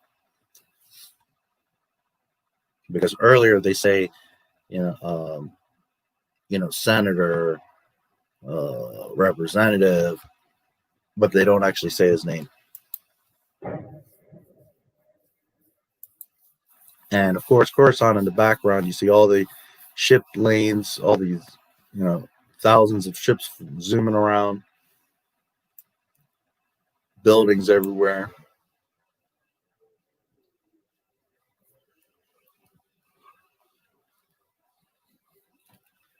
So Chancellor Valorum, Senator Palpatine greet the Jedi, Anakin, the Queen, and Palpatine. It's a great gift to see you alive, even though I tried to have you murdered. With the communications breakdown, we've been very concerned.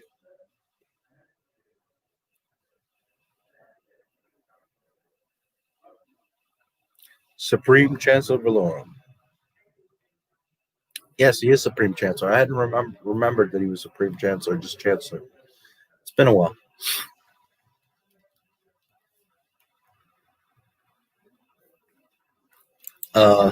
And you see that Valorum tries to greet the Queen, and she pretty much brushes him off. She's like, "Yeah, I'm glad for your concern," but then she walks off with Senator Palpatine.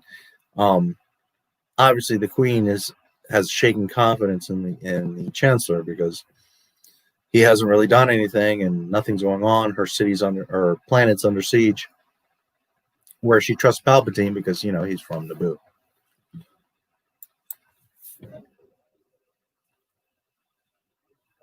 Qui-gon says he has to speak with the Jedi Council, which I don't know why he tells that to Valorum. Why does Valorum need to know that? But whatever, he's going to go speak to the Council. Anakin's like, "Where do I go?" Qui-gon says, "Go with the Queen, or go with Padme."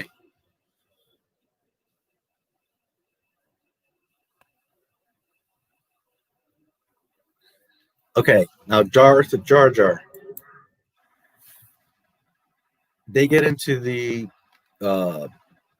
transport they're about to fly off. You've got Padme and her handmaidens and Panaka in the back of this transport, this floating taxi, whatever.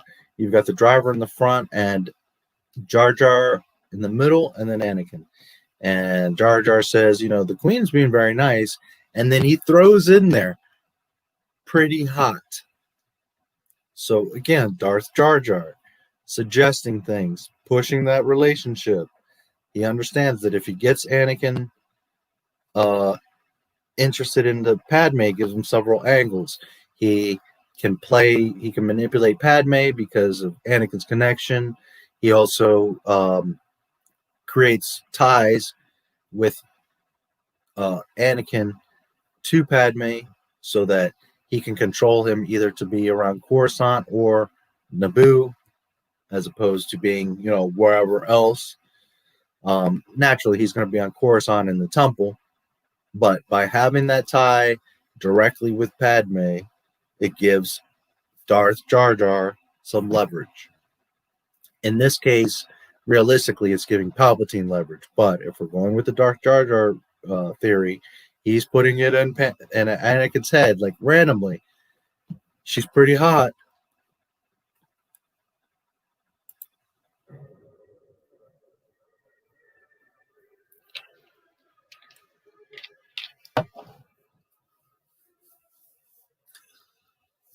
Beautiful cityscapes of Coruscant. Talk about the city that never sleeps.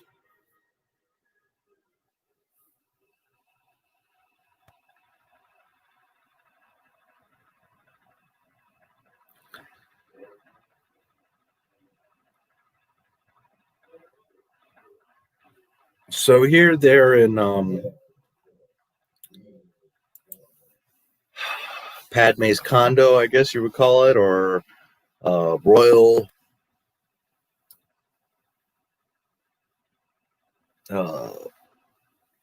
royal condo, or whatever you want to call it. And Palpatine, of course, is putting suggestions into Padme's head, you know, that the Senate's all corrupt and, you know, they're all greedy and they just squabble. Meanwhile, you know, Palpatine's the one that's manipulating all of this, or perhaps Darth Jar Jar is manipulating Palpatine so that he believes that he's manipulating all of this.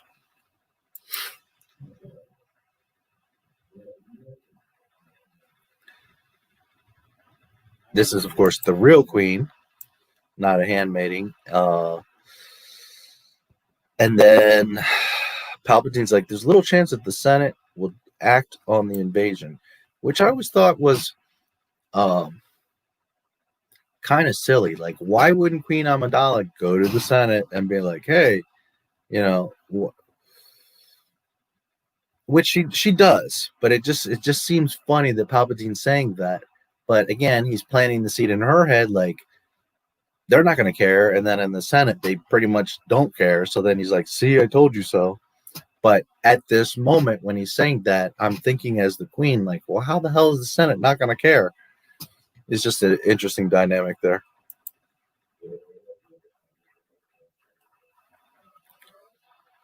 Valorum says there's hope.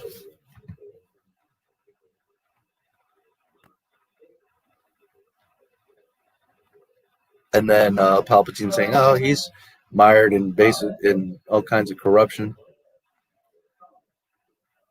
The best choice would be to appoint a stronger chancellor, someone that would fight the bureaucrats and give us justice. And the queen is looking at him like, because again, Padme's pretty sharp, pretty smart cookie, and she already kind of knows where this is going. And Palpatine says, you could call for a vote of no confidence. And she's like, he's been our strongest supporter. Why would I show no confidence for him? And Palpatine, of course, is trying to work her and play her to say, well, we need new leadership. There's only choices: submit a plea to the courts. And then she's like, well, they take even longer.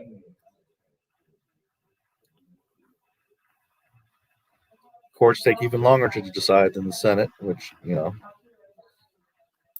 And she says, our people are dying. We have to do something to stop the Federation. So again, you know, Palpatine playing this whole situation really good, putting her in a position to where not only does she have to make a decision, but the way that this is all played out, she doesn't even have time to really wait on anything or to be diplomatic anymore. Like, people are dying or planet's under siege, and she has to act now. So he's like, to be realistic, Majesty, we're going to have to set Federation control. You know, because he's like, well, if you don't want to put a vote of no confidence, you don't want to go through the courts, then we'll just have to be stuck with the Trade Federation. And she's like, well, that's not something we can do. And we cut to the Jedi Temple. Finally, after all this time, we see the Jedi Temple.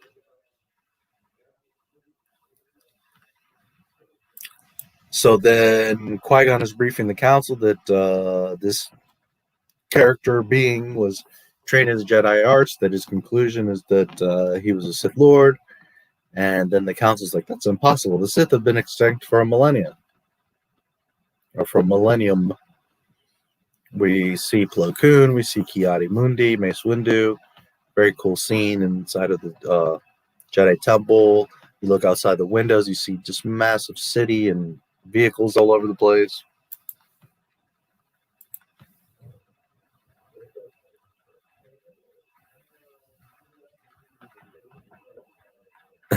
And Mace is like, I don't think the Sith could have came back without us knowing. Yoda, ever wise, hard to see the dark side is. We'll use our resources to unravel this mystery. We'll discover the identity of your attacker. May the Force be with you. And they're basically dismissed, but Qui-Gon stays. And Yoda's like, what, you have something else to say?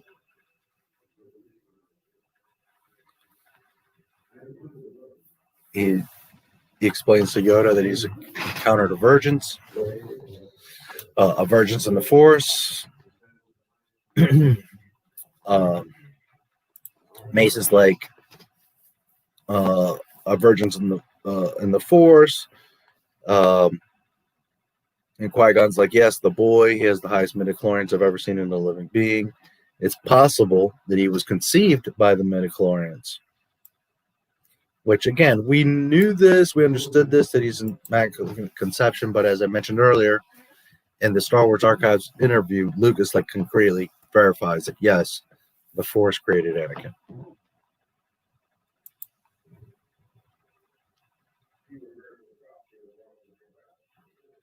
You refer to the balance, to the prophecy of the balance, this boy, that he's the chosen one. And Qui-Gon's like, well, I don't presume to, and then Yoda's like, but you do presume that he is the chosen one. Revealed your opinion is. He wants the boy to be tested, trained as a Jedi. And Qui-Gon says finding him was the will of the Force, that he has no doubt. Which, I don't know. I just felt like the Jedi Council was a little standoffish here. Like, they found him a youngling that he thinks is qualified to train in the Force. I don't know why they're so standoffish, but maybe because, the discovery of the Sith, and you combine that with the trade dispute. And then he's like, well, this boy is exceptional. So I don't know, maybe it's a combination of all the things, but it was always kind of strange that they're so standoffish about bringing in a new youngling.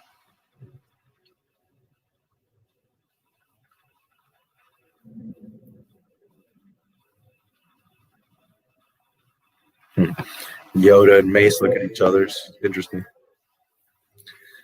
They cut to Padme's apartment. Anakin goes to visit her and say goodbye because he's going to go train.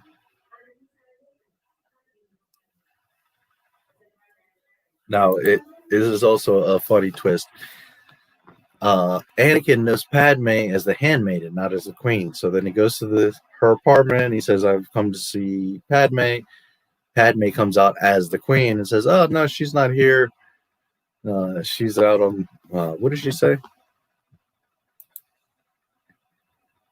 Padme's not here.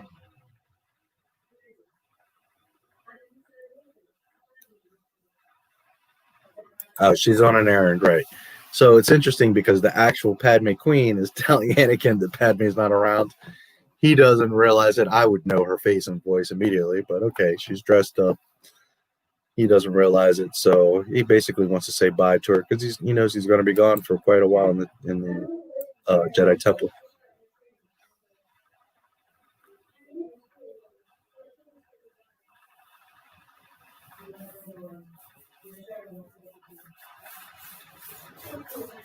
So then Padme says that she'll tell Padme that You said goodbye. It's funny. We see outside of the senatorial chambers. Now they're inside.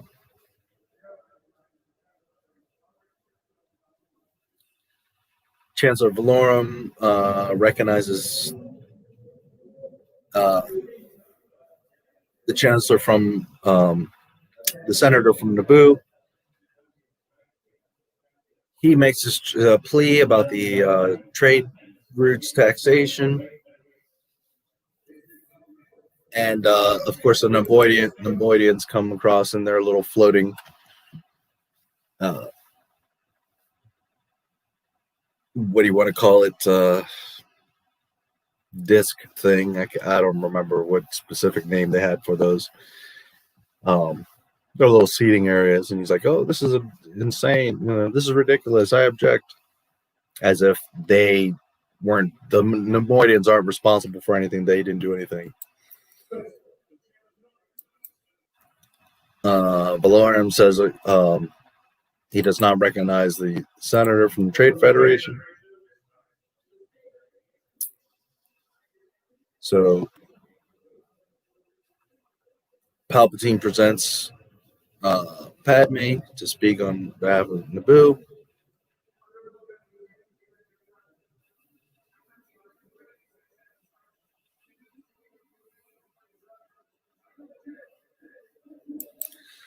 So Padme is, explaining what's going on and that they've been invaded by the droid armies. And, of course, the Nemoidians are like, no, we object. There's no proof, which I don't know how everyone in Coruscant doesn't know what's going on, but okay.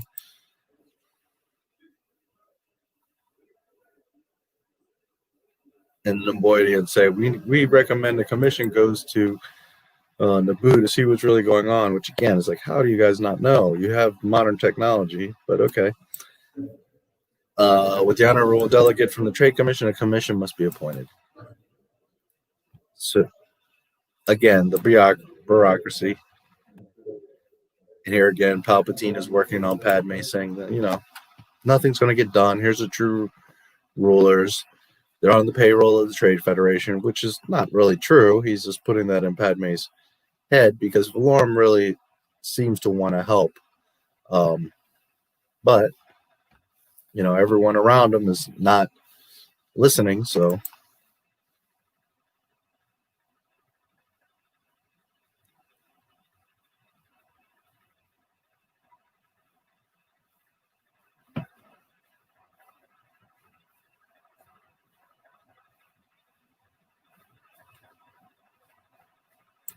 So, again, instead of Valorum just, making an executive order or taking action, he's like, no, well, I guess we have to have a committee. Do you agree?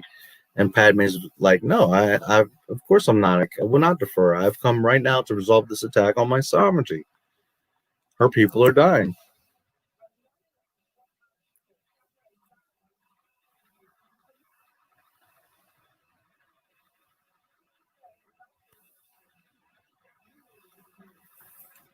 So then Padme has no choice, and she's like, well, if this body's not capable of action, then I suggest there's new leadership needed.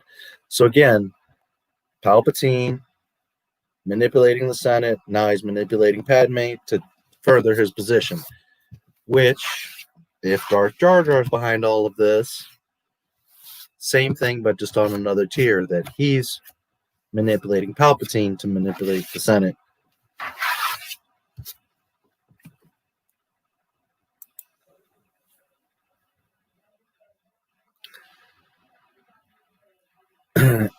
And now Padme has no choice but to give a vote of no confidence. Then you got people cheering and roaring. Valorum knows, like, he's screwed, like, nobody listens, and I'm going to lose power. If you pay attention, when she says the vote of no confidence, in the background there's a bunch of Wookiee representatives. And at 1:29:13, for those that don't know, if you look at the bottom left in the little circular chamber, there are ETs. Yes, from the movie ET, there are representatives of the ET planet in the center.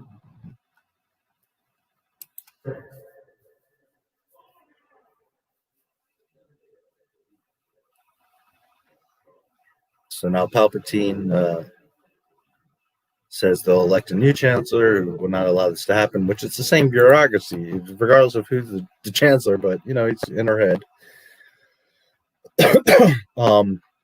So Obi-Wan says the boy will not pass the council's test. He's too old. But she's not that old. I mean, granted, compared to most younglings, he's older, but he's only 9. I mean, he's fine. What does qui-gon say there?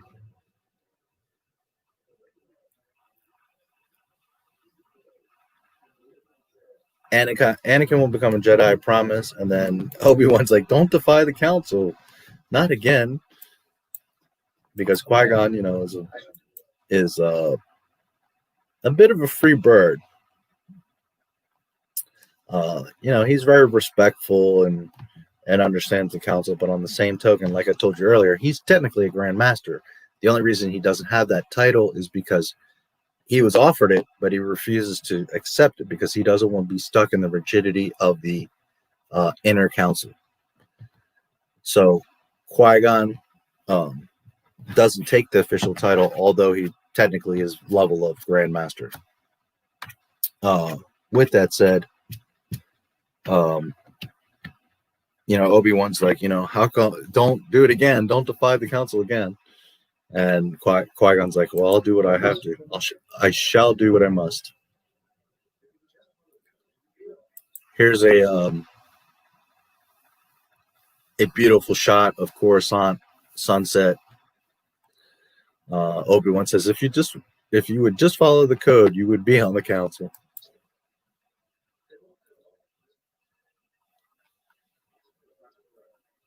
Qui-Gon says, you still have much to learn. So Anakin's getting tested. Mace is looking on the tablet. Anakin's calling out all the objects, which, I don't know, kind of simple to me. Like, if you have any force ability, you should be able to know what these objects are in the tablet, but I don't know. That's one of their little tests. I thought it was kind of basic. Yoda, of course, how feel you?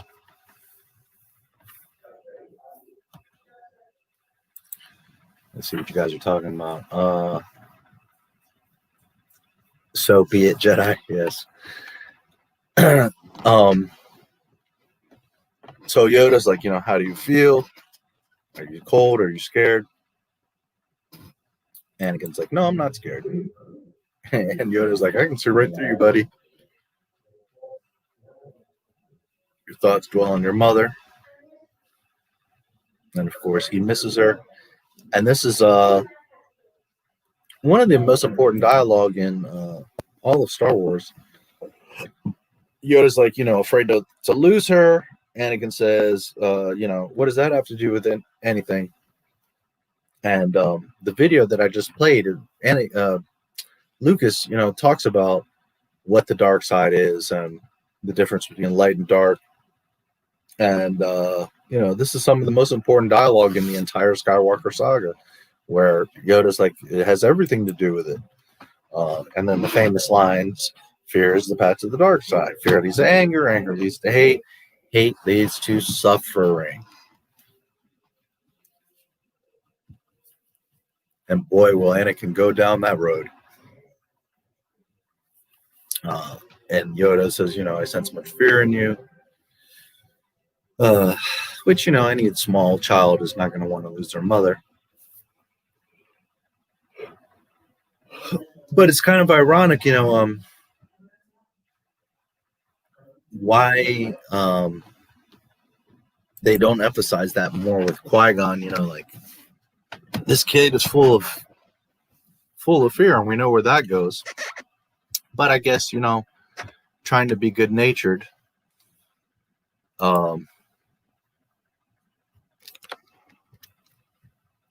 Let's see. Okay, the Facebook stream end. Yeah, it always ends after 8 hours. Adam Driver's garbage, in my opinion. Yeah, I thought he was nonsense. A lot of people say, like, he was the best part of the sequels. I don't see it. I don't think he's any good at very good actor either. But, you know, to each his own. anyways, it's just kind of interesting that there's not more emphasis on that Anakin is older and full of fear, because that's the direct path to the dark side. But I guess, you know, because of the circumstances, plus he's literally the chosen one, you know, they have to go along with it. So Padme's back at her quarters. She's at odds.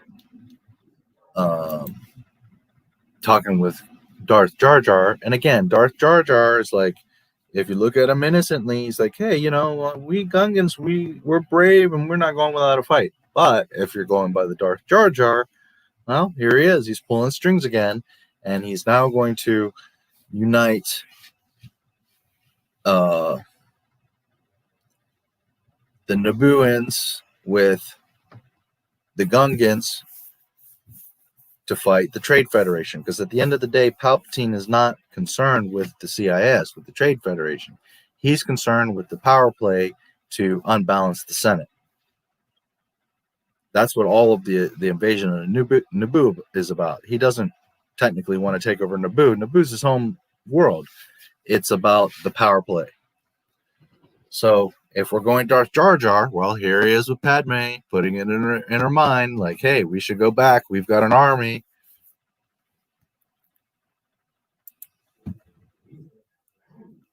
We got a grand army, he says. And he says, that's why you all don't like us, me tinks. So then Palpatine and Panaka come in. They're both very happy. And Panaka says, Palpatine has been nominated to succeed Valorum, which naturally Palpatine set that up. We know that. We can tell. And I like here how Padme is very cautious. And she doesn't get excited. She immediately says, who else was nominated?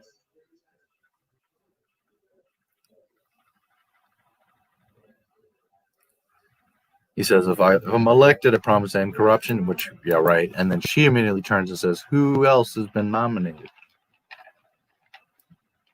Because she's, you know, again, a smart cookie. And she's like, well, that's mighty convenient that all of a sudden you're putting this all in my ear. And now you're the one being nominated. You know, that's typical politicians, you know. So who else has been nominated? Bail Antilles of Alderaan and Ainley Team of Malastare. Both names known throughout Star Wars, especially Bail Antilles.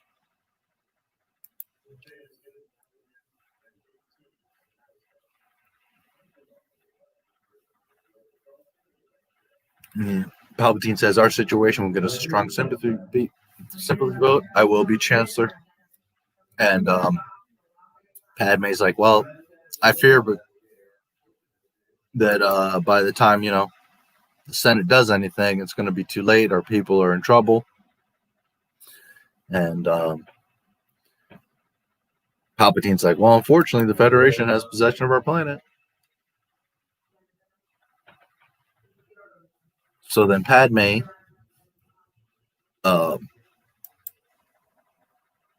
understanding that she needs to be with her people, but also because Darth Jar Jar just put it in our head that we have a great army.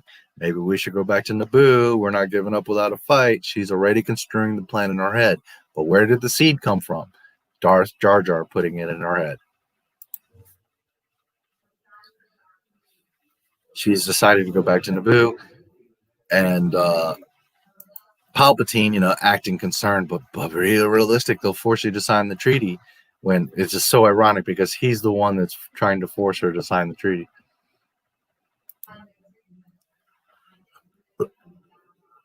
And she says, I ain't signing no treaty. But again, Padme, the badass, is like, well, you know, my fate is going to be the same as my people. So, you know, that's a queen. And Palpatine throws in, you know, please stay, Your Majesty. Stay here where it's safe. Yeah. She's like, I'm out.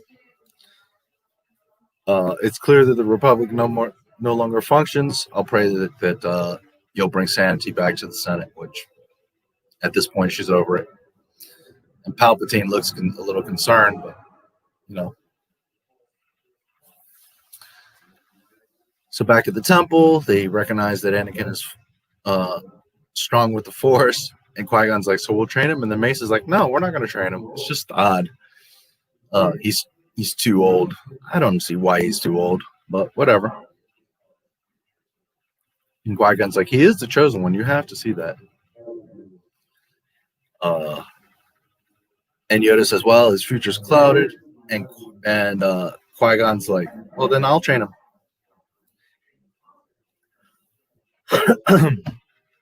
And then Yoda's like, you can't have a second apprentice, second Padawan. And, you know, he says, well, Obi-Wan's ready. Obi-Wan jumps out and is like, well, I am ready for the trials. And Yoda's like, hold on, cowpoke. I'll decide who's ready for the trials. And Qui-Gon, of course, is like, he's headstrong, but he is ready.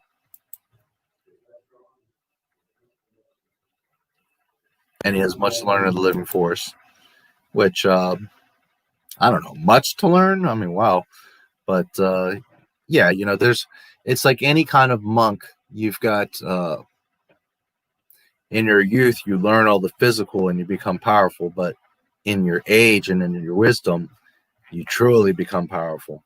You know, if you know anything about real OGs or masters, or like if you've watched kung fu movies, you know, you don't need to worry about the 20-year-old. You need to worry about the 60, the 80-year-old master, because he's the one that will whoop your ass on a whole new level of pain that you don't even know. So it's just kind of funny that, you know, they acknowledge that. That's part of why Yoda is so powerful, is regardless of his size, you know, he has all those 800-900 years of wisdom. So, anyways, Qui-Gon's like, you know, there's a little more that Obi-Wan can learn from me.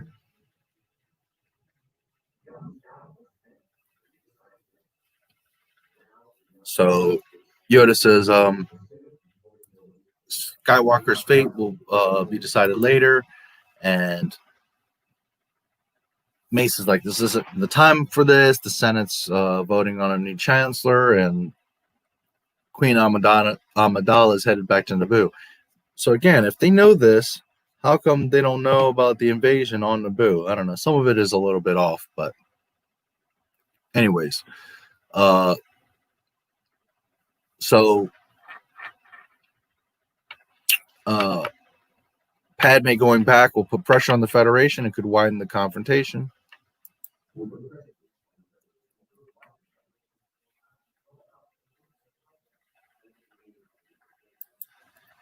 And then Qui-Gon's Ki-Adi says, well, it could draw the Queen's attacker. So then Mace is like, go with the Queen back to Naboo and find out who the Sith is, the Dark Warrior, the identity of this Dark Warrior.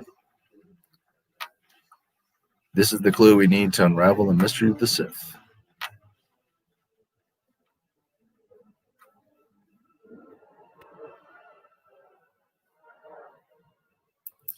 So that little section of the dialogue is a little bit clunky, because if you remember not too many minutes ago, Mace is like, you know, Mace and Yoda are like, well, how can it be the Sith? They've been gone for millenniums. And Qui-Gon's like, you know, I believe was a Sith. He was highly trained in Jedi arts. And then we turn around and Mace is like, well, but this is the clue we need to unravel the mystery of the Sith. You know, maybe they thought about it a little bit, but yeah, it is a little bit clunky there.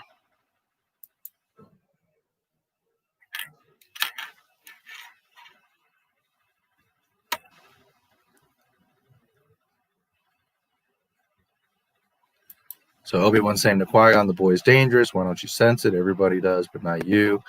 And then Qui-Gon says his fate is uncertain. He's not dangerous. So, you know, Qui-Gon again is very wise, and, you know, he can sense that there's conflict in Anakin, but he also understands that he's very young. He still has he's still moldable, still pliable, and that regardless of his age and whatever skeletons he has in his closet, let's say, he is the chosen one.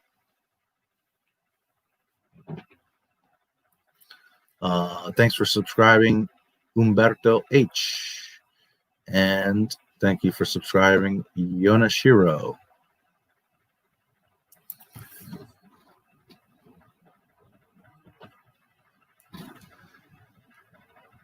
So then Qui-Gon says the council will decide the boy's future. That should be good enough for you. Now get on board the ship, boy. And Obi-Wan doesn't have much to say. He turns and goes get on the ship. And Anakin hanging out with R2 then turns to Qui-Gon and says, hey, Qui-Gon, sir, I don't want to be a problem. Again, Anakin's so humble, so such a big heart. He doesn't want to be in anyone's way or be a problem.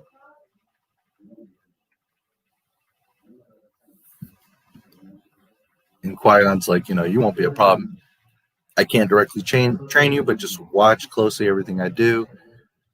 Stay close and you'll be safe. Master, sir. And Anakin's what are midichlorians.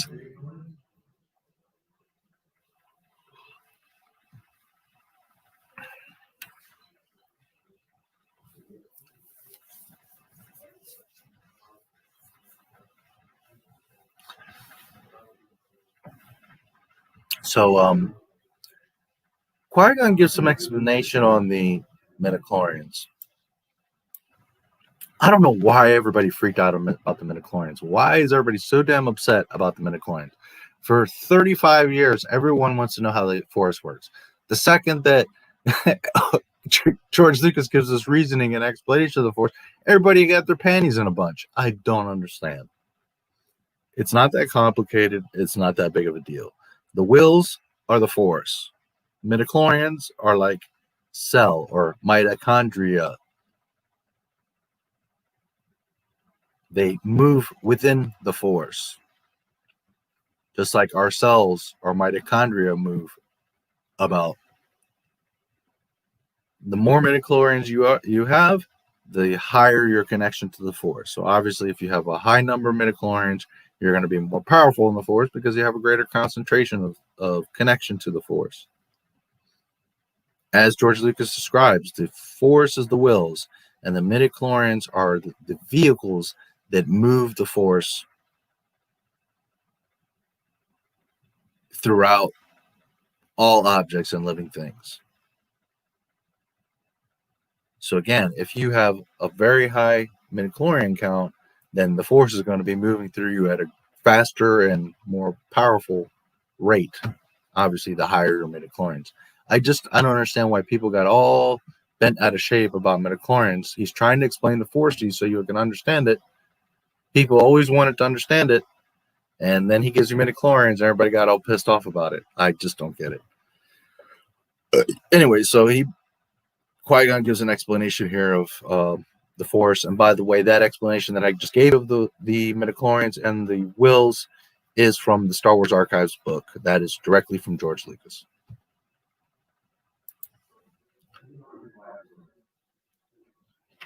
Qui-Gon says, when you learn to quiet your mind, you'll hear them speaking to you. And Anakin's like, I don't understand.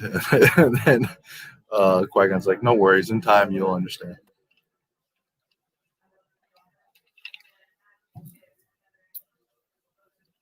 Oh, I see that. Sorry, Mr. First Name there. Thanks for subscribing, Roy Yonashiro.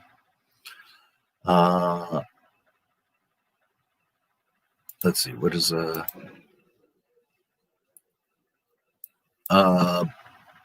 Qui-Gon says, it's our pleasure to continue to serve and protect you. She says, I welcome your help. Palpatine fears that the Federation wants to destroy her, and Qui-Gon says, I assure you that will not happen. I'll not allow that to happen. Jar Jar's like, we're going home, which is I mean, he's from Naboo. I could see why he'd want to go back to Naboo, but before you were banished. So again, Darth Jar Jar, what are you up to? Why are you so anxious to go back to Naboo? Anakin has become buddy with R2, and he's like, come on, buddy, let's go. So they leave Coruscant, again, a beautiful shot. And they arrive in Naboo.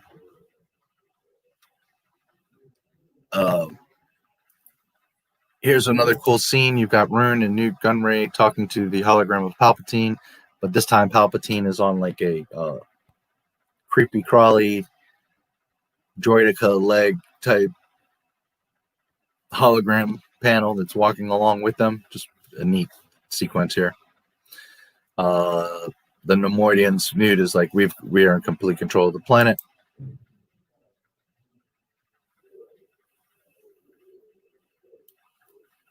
And Palpatine says, I'll see that the Senate things stay as they are. He's sending his apprentice. And Rune is like, a Sith here? No.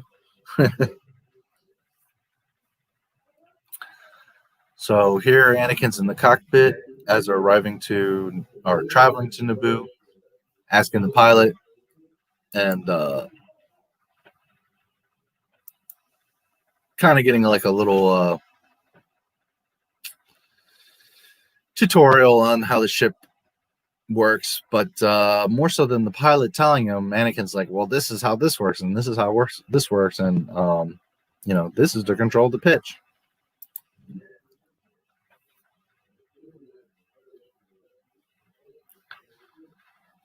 So Panaka says, as soon as we land, they will arrest you and force you to sign the treaty.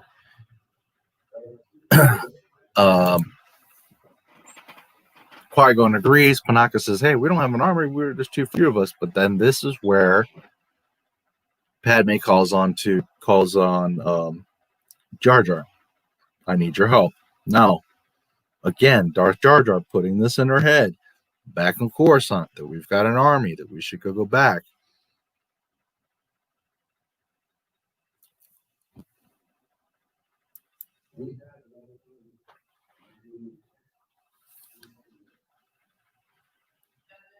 And Qui-Gon says, I can protect you. I can't fight a war for you. So then Padme says, Jar Jar, I need your help. So innocent Jar Jar, well, he's still an important part because now he's going to unite the Queen and her council and her direct entourage, right? With Boss Nass and the Gungan warriors, or Darth Jar Jar manipulating is now making a power move. So they're coming up on Naboo. They see a droid's control ship. They say that they've been spotted, and they fly over the forest and land in the trees, which is pretty neat with the Naboo cruiser. Looks pretty freaking awesome.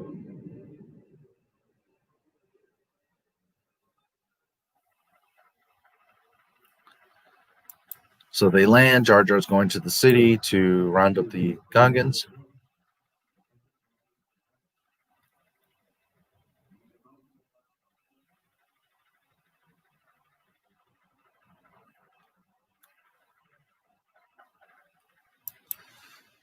So Obi-Wan makes a quick apology. He says, hey, it's not my place to question you about the boy.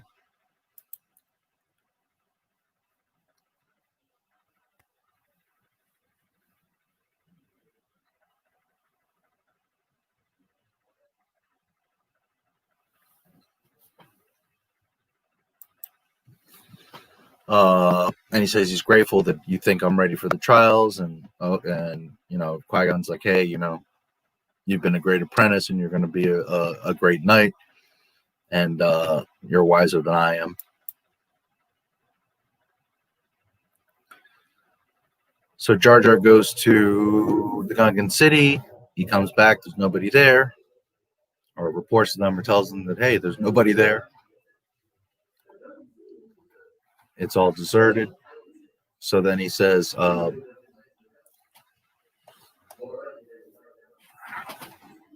Qui-gon or Obi-Wan's like, well, do you think they've been taken to the camps? And then Panaga jumps in like, well, they've been wiped out. Again, them not knowing each other's cultures. And Jar Jar's like, no, I don't think so, buddy. You know, because we're great warriors. So then, do you know where they are? Qui-Gon asks.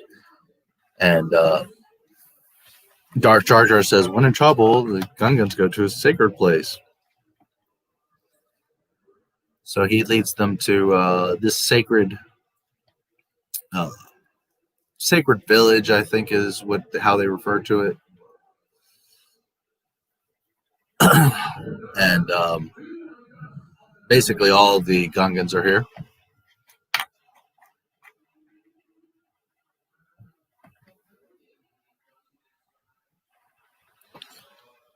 So again, innocent Jar Jar, again, very important character. He's now connecting the Queen, the Jedi, R2, the Chosen One, what remnants of Naboo rebels there are with the Gungan army, with Boss Nass. The Darth Jar Jar, same scenario, although under his evil guise, he's now connecting these two for the purpose of the skirmish with the battle droids, so that it appears that there's the conflict, which at the end of the day, as I explained, it's not about the actual battle or about the actual having Naboo. It's about the positioning in the Senate.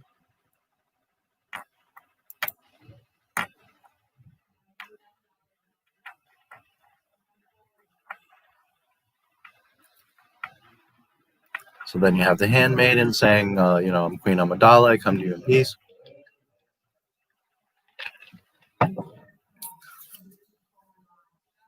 They want to form an alliance. And then Padme steps out and says, hey, Your Honor, actually, I'm the queen. Which, you know, I, like most of you, would have known that was the queen the whole time. She says, that's my decoy. But everyone else is surprised. Jar Jar, Qui-Gon, all of them are shocked. Like, they didn't recognize Padme. Obi-Wan and Qui-Gon look at each other and smirk.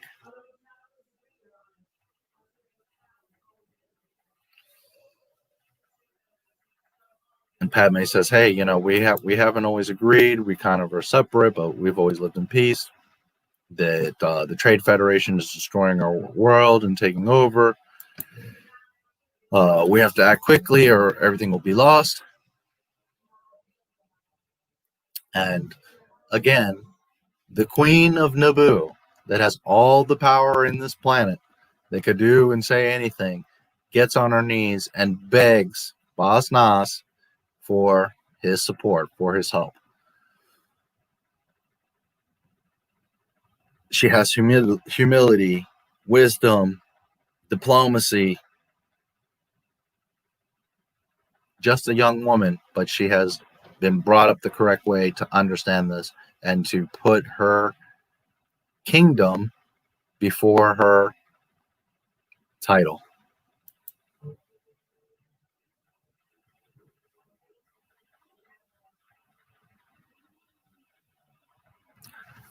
Boss Nass, of course, is like, oh, Mies, I like it these. There's also a scene here where you see a lot of the like younger and baby Gungans, if you really pay attention. It's really fast, so most people will miss it.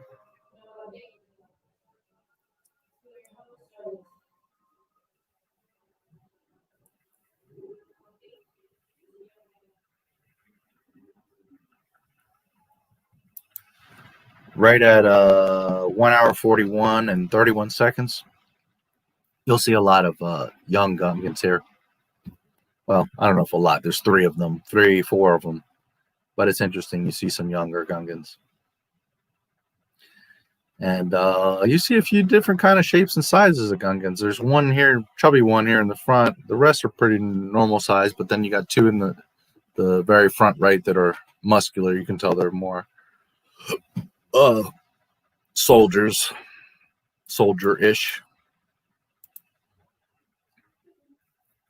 more athletic.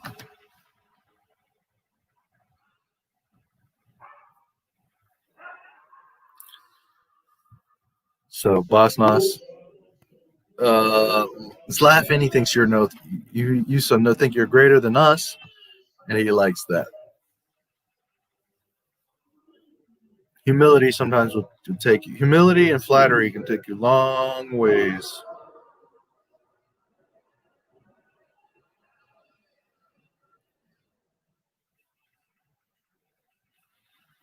So back in the palace, Newt Gunray's talking to Palpatine hologram and saying, "Hey, we've sent our patrols. They're assembling in the outskirts, and Maul is there with them. He's arrived on Naboo."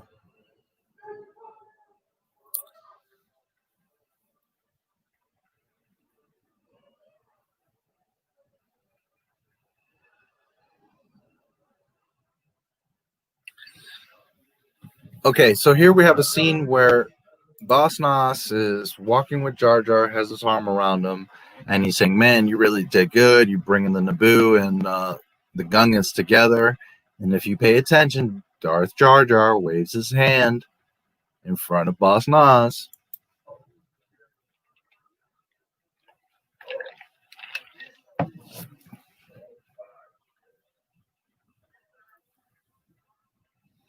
So there's a part there where Jar Jar waves his hand after Boss Nass says, "You've done really good," and then Boss Nass is like, "Well, okay, so I'm going to make you a Bombad General," which innocent Jar Jar, okay, makes sense. He's done a lot to reunite these people and etc. But remember that not 5 minutes ago, but an hour ago, he was banished, and Boss Nass wanted him out of there, and now he's promoting him to a general. So again, quite possibly, Darth Jar Jar using mind tricks.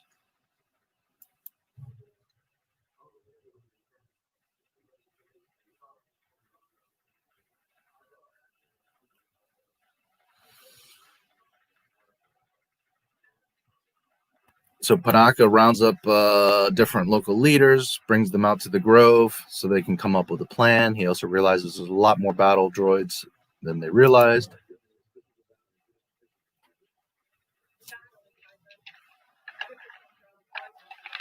He's worried they can't win the battle, but Padme's got a plan. He's like, "That's just a diversion."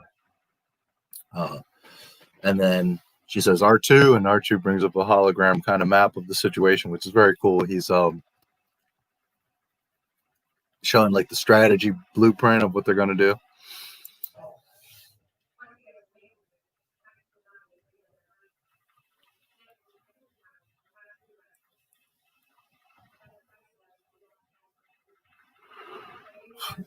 So diversion so that the queen and her group can sneak into the palace, capture the viceroy. If you have the viceroy, now they're all confused and out of control. So what do you think, Panaka, they say? And the difficulty is getting into the throne room. But once they're there, once they get inside, then there shouldn't be a problem. Qui-gon, of course, says there's a possibility that with this diversion, many Gungans could get killed. And Boss Nass is like, "No worry, we're ready. We're ready to do the arson part." We have a plan to mobilize the droid army. We'll send whatever pilots we have up to the control ships.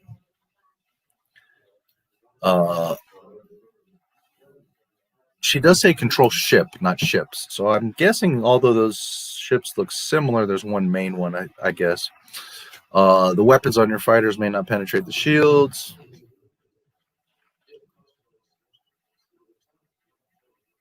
And if the viceroy escapes, we'll come back with another army. And Padme's like, "Well, we can't fail. We have to make sure we get the viceroy." Again, Palpatine on his creepy crawly hologram is walking through the castle or through the palace. This scene where you see Newt Gunray, Rune, and Maul walking with these creepy crawly spider hologram thing, that is a live action practical effect. If you're looking behind the scenes of Phantom Menace, you can see them actually filming this scene. Obviously, the hologram is painted in later, but this was actually filmed in Italy in this palace, or this section of the building. We're sending troops to meet the assembling army near the swamp. It appears to be made of primitives.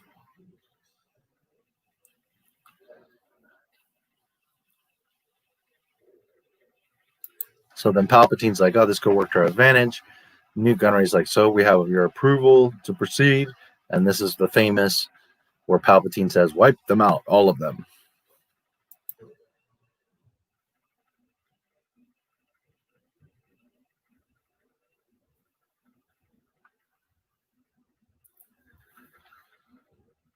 Okay, so we're coming through the fog. They're coming out into the grove to meet the droid army.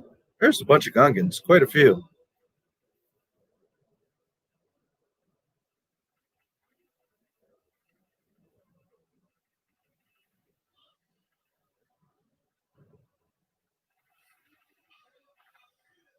Starting up the shield.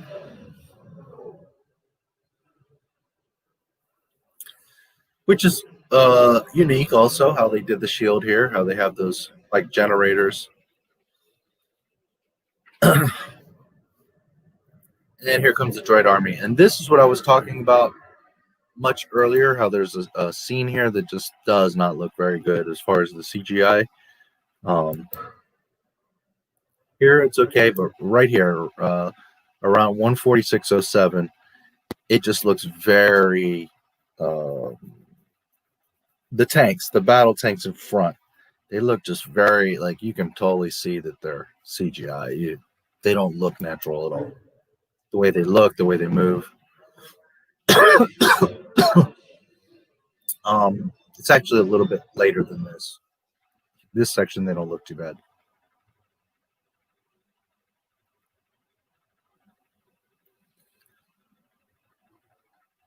So the Queen and crew are infiltrating the palace. Qui-gon says to Anakin, find a safe space and stay there.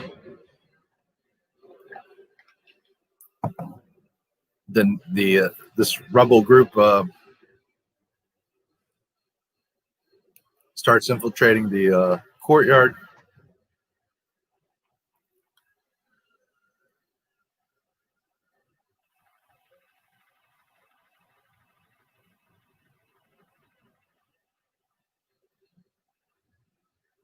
Newt Gunray is feeling concerned. He's like, I thought the battle was going to be far from here. So they're in the hangar. Pilots getting in their ships. Anakin is trying to hide.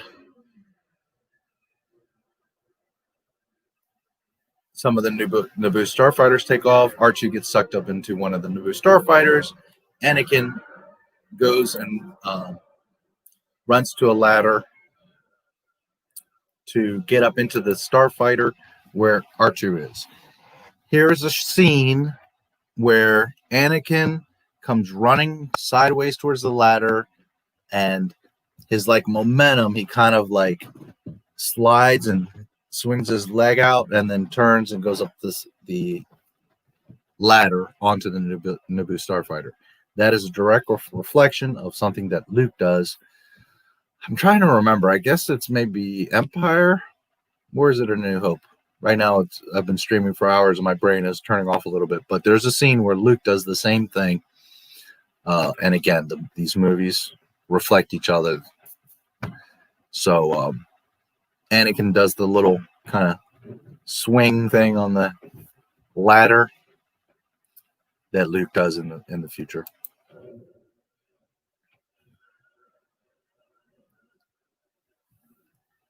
It's subtle and quick, but it's there. So Anakin gets in the starfighter. All the other starfighters are taking off. One of them gets clipped as it's going out, and you can see the crashes out in the field in Naboo. It's pretty cool.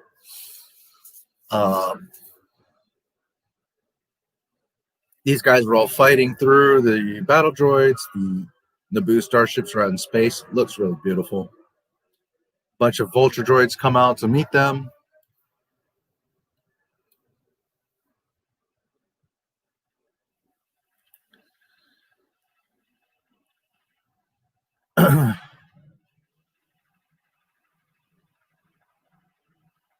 So there's the battle in the grove. You've got Jar Jar the General up front, who's telling everybody to stay steady and calm. We've gone from the bumbling, confused idiot to now, Jar Jar being the leader and telling everybody to be steady. Dark Jar Jar. Here, the battle droid transports open up, and all the battle droids start unfolding, which is pretty neat, the way those battle droids are transported.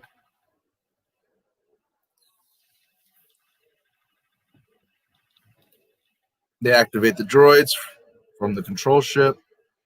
And we're talking about thousands of battle droids here.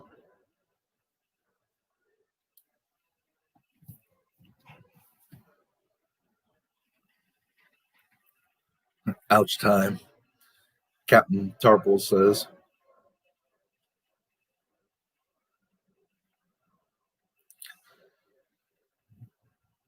So the battle droids realize shooting at the shields doesn't do anything. They start advancing and walking through the shields to get closer. Okay, so they're throwing the bombad bombs or whatever. I can't remember the name of them specifically right now. At the battle droids and taking them out. Now Jar Jar, again, acting like the bumbling fool, picks up one of the kind of bolo explosives, and he's all over the place. He almost knocks the other guy, his own guys out, spins around and falls.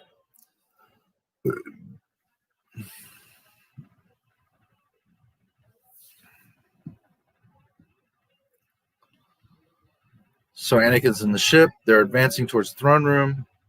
Anakin's like, wait for me. And Qui-Gon's like, stay in that ship. They get to the main door, and who do we have? Darth Maul. Qui-Gon says, we'll handle this. Padme takes the rest of them the long way. And we have Duel of the Fates. 3 droidicas come rolling in, as if 2 wasn't enough.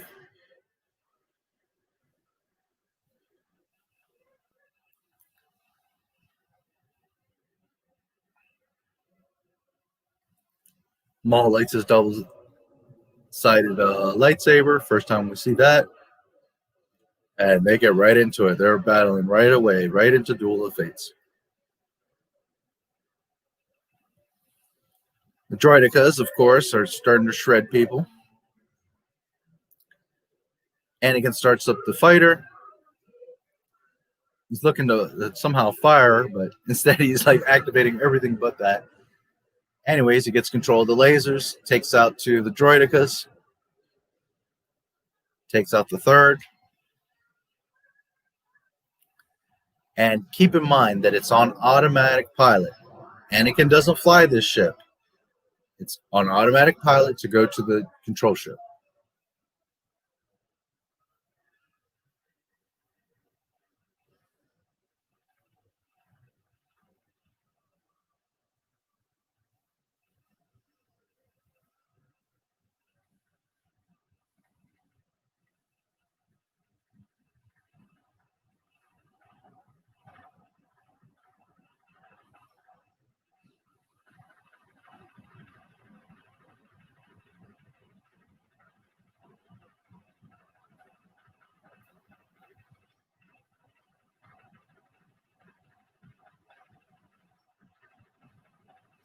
I've watched Duel of the Fates so many times, like in pieces. It's been a while since I've just watched it right from the beginning all the way through.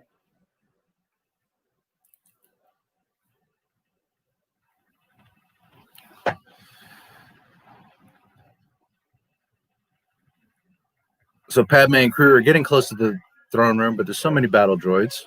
She's like, we don't have time for this.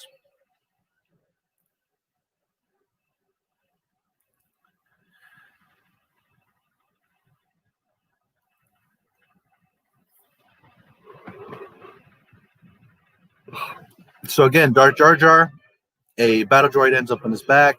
He knocks it loose and steps on it. The wires get caught on his ankle, and he's flopping around, of course, taking out battle droids. He knocks out the leg of a droidica. So again, you can, go with the innocent route, the clumsy route of Jar Jar, or the Darth Jar Jar. He's pretty skillful to be taking dodging blaster bolts and to be making direct hits on all these other droids, including taking out a droidica, knowing exactly where to hit it in the leg. We're back in space. The Naboo fighters are doing some damage, but not a whole lot. And you've got thousands of, or at least hundreds of vulture droids all over the place. Anakin as R2 released the autopilot.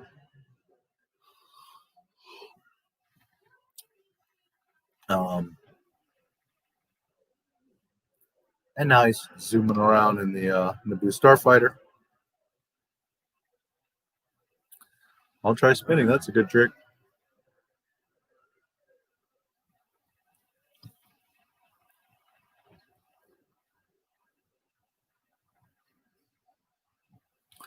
Okay, so they're having trouble getting to the throne room. Panaka shoots out the windows. Padme and a few of the soldiers go out the window, pull out their ascension guns. On the left at 155.05, you're going to see that everyone goes up the ascension guns, but the second guy from the left is lower. He goes up the ascension cable slower. In the behind the scenes, they talk about this, that for some reason his cable wouldn't work right.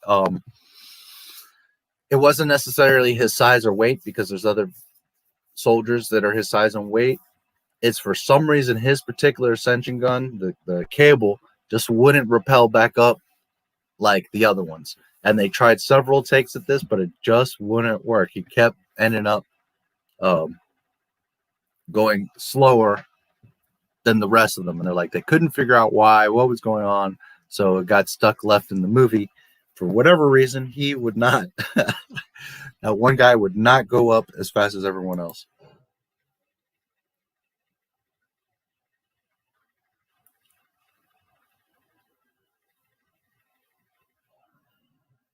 They get to the upper floor, shoot out the window, climb back in.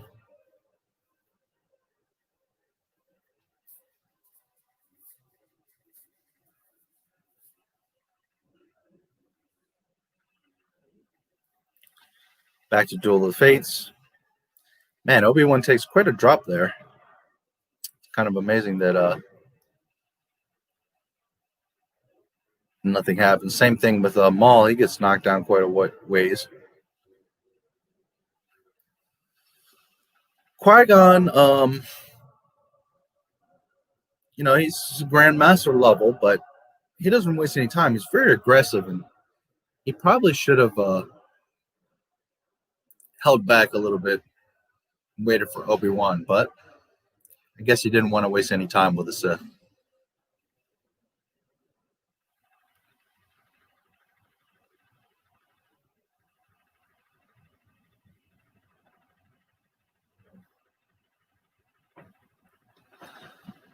So they're stuck in the hallway, the force fields.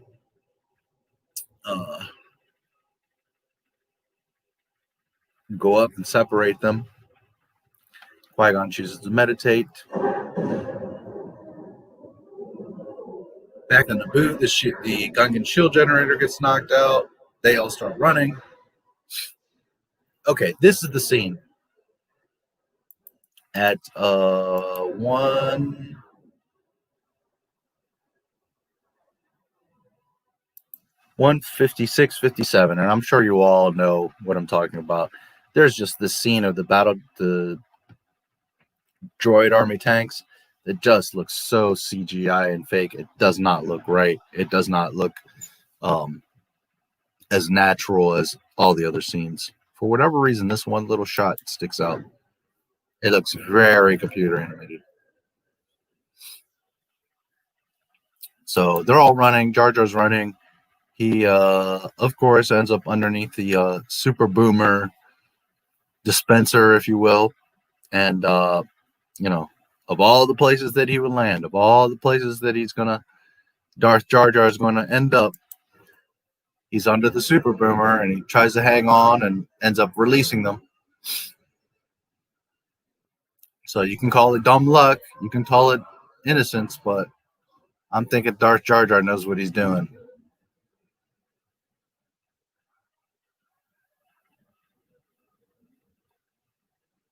By the way, he starts running in the direction that the balls are rolling after him.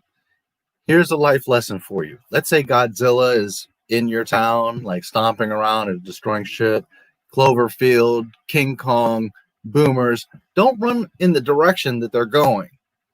Don't run away from them. Run underneath them. Run towards them. I know that sounds counterintuitive, but Godzilla being so massive is not going to notice your little ant ass on the ground unless you're like, hey. So instead of trying to run and being out in the open and being seen and constantly being chased, hide behind a wall, hide behind a car, get underneath or behind Godzilla so that Godzilla passes you and keeps going. Same thing with these boomers. Don't run in the direction that they're rolling behind you. Unless you're like Indiana Jones and you're trapped in the what's it called? The temple, right? Trying to get the golden head out. And you got no choice because the ball's coming after you. You got no choice there. You got nowhere to go. But in general, if you see Godzilla, let him walk over you. Go underneath him and behind him. And the same thing here. Jar Jar should be running towards the balls, not away from them. And I know, again, that sounds counterintuitive, but you want to go in the direction opposite so that they go past you and away. You don't want to keep running in front of the balls so they chase you. Remember that. If Godzilla comes to your town, run underneath his legs. Don't run away from him. He's just going to step on you, breathe fire on you, scoop you up, grab you. Get underneath him and behind him. So the super boomers are all bouncing around, taking out tanks. Jar Jar's acting like, oh my God, I don't know what's going on. But, you know, Darth Jar Jar. He lands on the tank turret just fine. Use the boomer, and he's like, I don't have a boomer. So then Tarples throws him a boomer, and he's juggling it all around. And, of course, it ends right on the battle droid, the tank pilot, which messes up the tank. Ultimately, Jar Jar gets arrested here because he falls with Captain Tarples. But back at the palace, Padme's reaching the throne room. Droidekas surround them. Not good. They're lucky they don't just get gunned down right there. Then we cut to space, and you can see how Palpatine, how Lucas is like jumping these scenes and showing you the different perspectives, right? The planet, throne, the palace, in space. So Anakin accidentally flies inside the control ship, overheats the Naboo starfighter.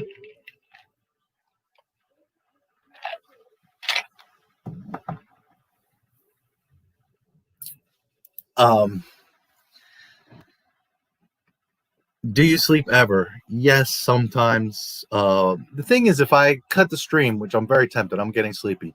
But if I cut the stream, then I have to do another stream to finish this off. There's only 17 minutes left at this point. So I'm going to try my hardest to fight through these last 20 minutes, half an hour, and I'll end the stream.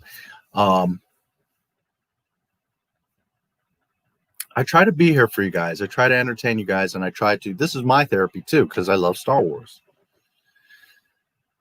I don't think it would be much fun if I did like half an hour of the film and was like, I could have done half and half, I suppose, but no, I don't sleep much. What about Godzilla tail swipe? Yes, I know. There's the tail swipe. There's falling buildings and debris. There's all kinds of things. But again, just use your logic.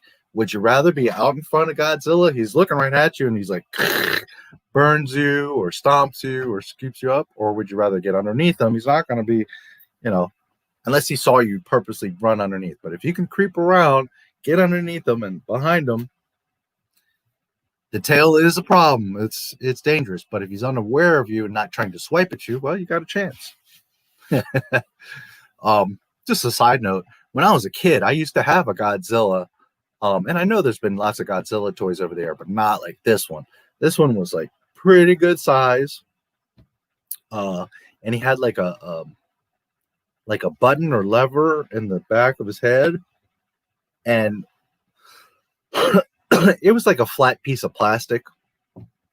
Really simple, but it was like his it looked like a tongue because of the shape of it was like a flat piece of plastic, but it was like the flames. It had like flames on it. So you would hit the button and it was like he was breathing fire. What a cool toy that was. I wish I still had those old toys. That Godzilla was badass. But yeah, there is the tail swipe, but always go towards that enemy. Now, if it's like an army of zombies, well, no, you go the opposite direction. You go in the same direction, right? You go with them, like trying to distance yourself. What I'm talking about is when you have a large object above you, don't run away from it because it's just going to outrun you and just catch up to you and stomp you. When you have a massive, Cloverfield, Godzilla, King Kong, get underneath his ass and behind him. He's so big, King Kong's so big, he's not going to be like, oh, let me look back for this little morsel. And no, he's looking at other stuff. Now, if he's honed in on you, well, then you're screwed. But in general, if you've got a massive creature like that, a Shogun Assassin or Voltron or Ultraman or Godzilla or something to that effect, get underneath his ass.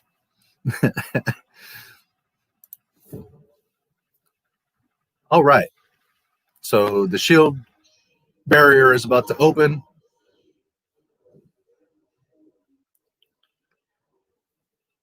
Of course, Qui-gon and Maul are battling. Obi-Wan gets cut off, unfortunately. Qui-Gon and Maul have a pretty awesome little duel here.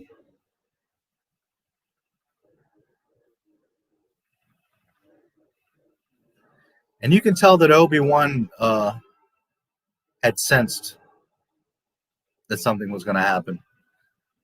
Maul distracts Qui-Gon, hits him in the face, and then stabs him through the chest, which that's a pretty much instant kill. Unlike Rey, you could just heal him.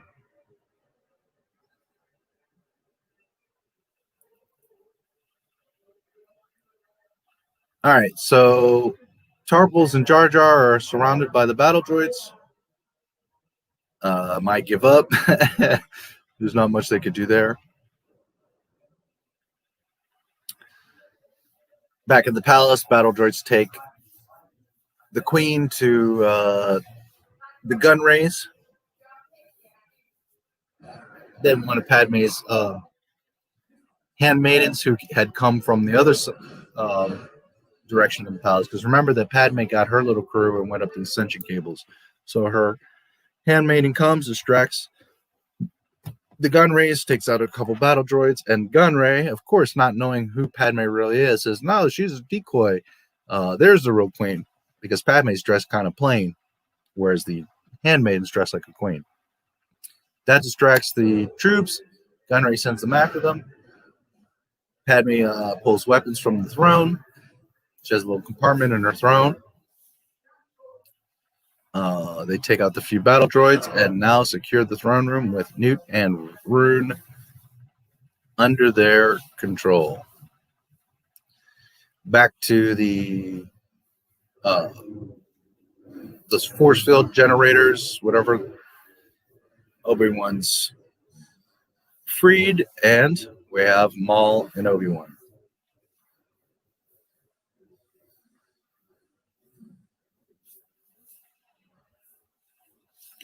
Obi-Wan's pretty pissed. He's really wailing on Maul. Breaks his saber into two.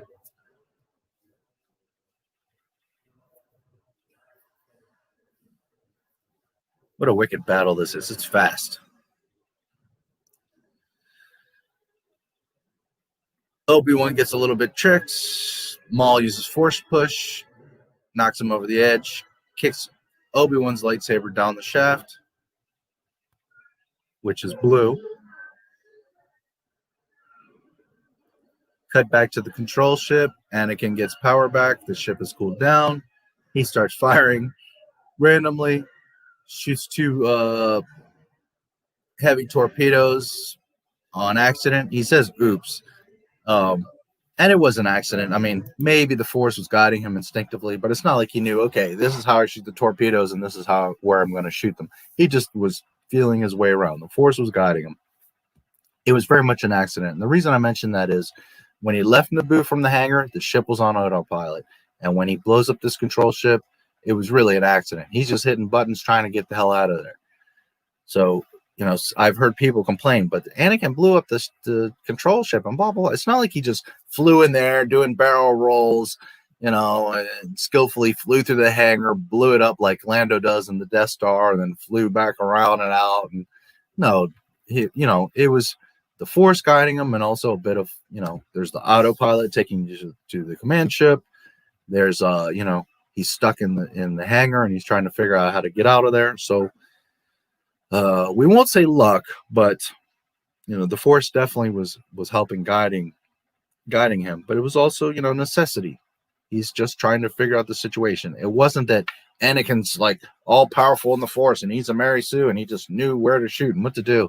It's not that at all. Pay attention to the movie. It's not that. Nothing can get through our shield, Rune says. If only he knew.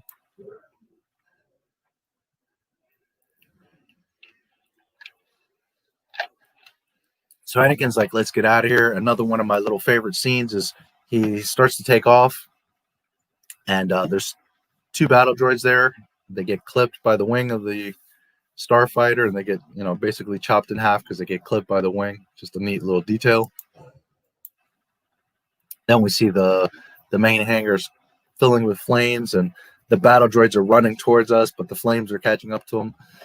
It reminds me of like, I know I've seen that like in a movie, Terminator or something, where like the flames are coming up behind. It might be Terminator.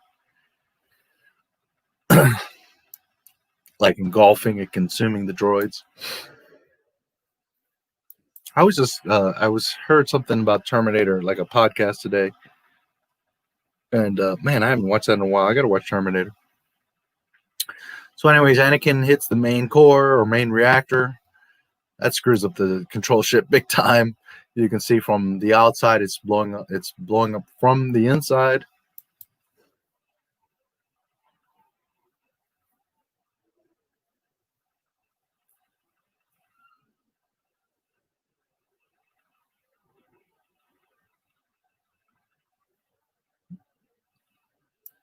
By the way, I'm a little tired, so I had missed it. But in the beginning of the space battle of the control ship, you've got the Naboo starfighters, right, flying around the control ship.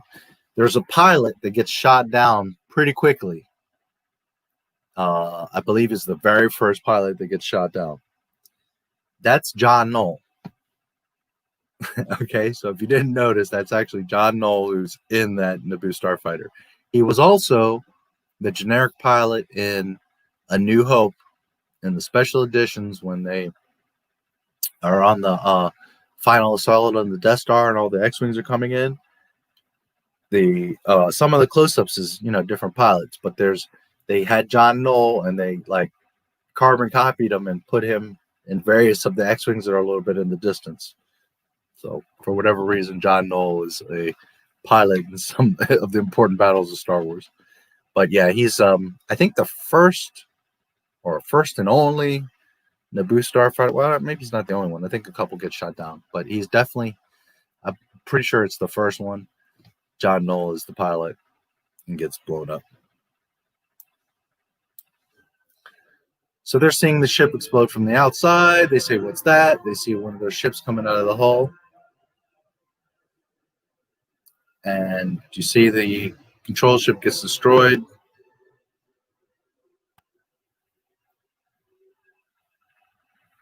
Rune is, man, I never thought much about that. Like, we know we see Newt later in Sith, because remember, Sidious sends Anakin / Vader to Mustafar to take out the Trade Federation, and we know that Newt is there, but we just saw the ship explode. So well, no, I take that back. Newt is on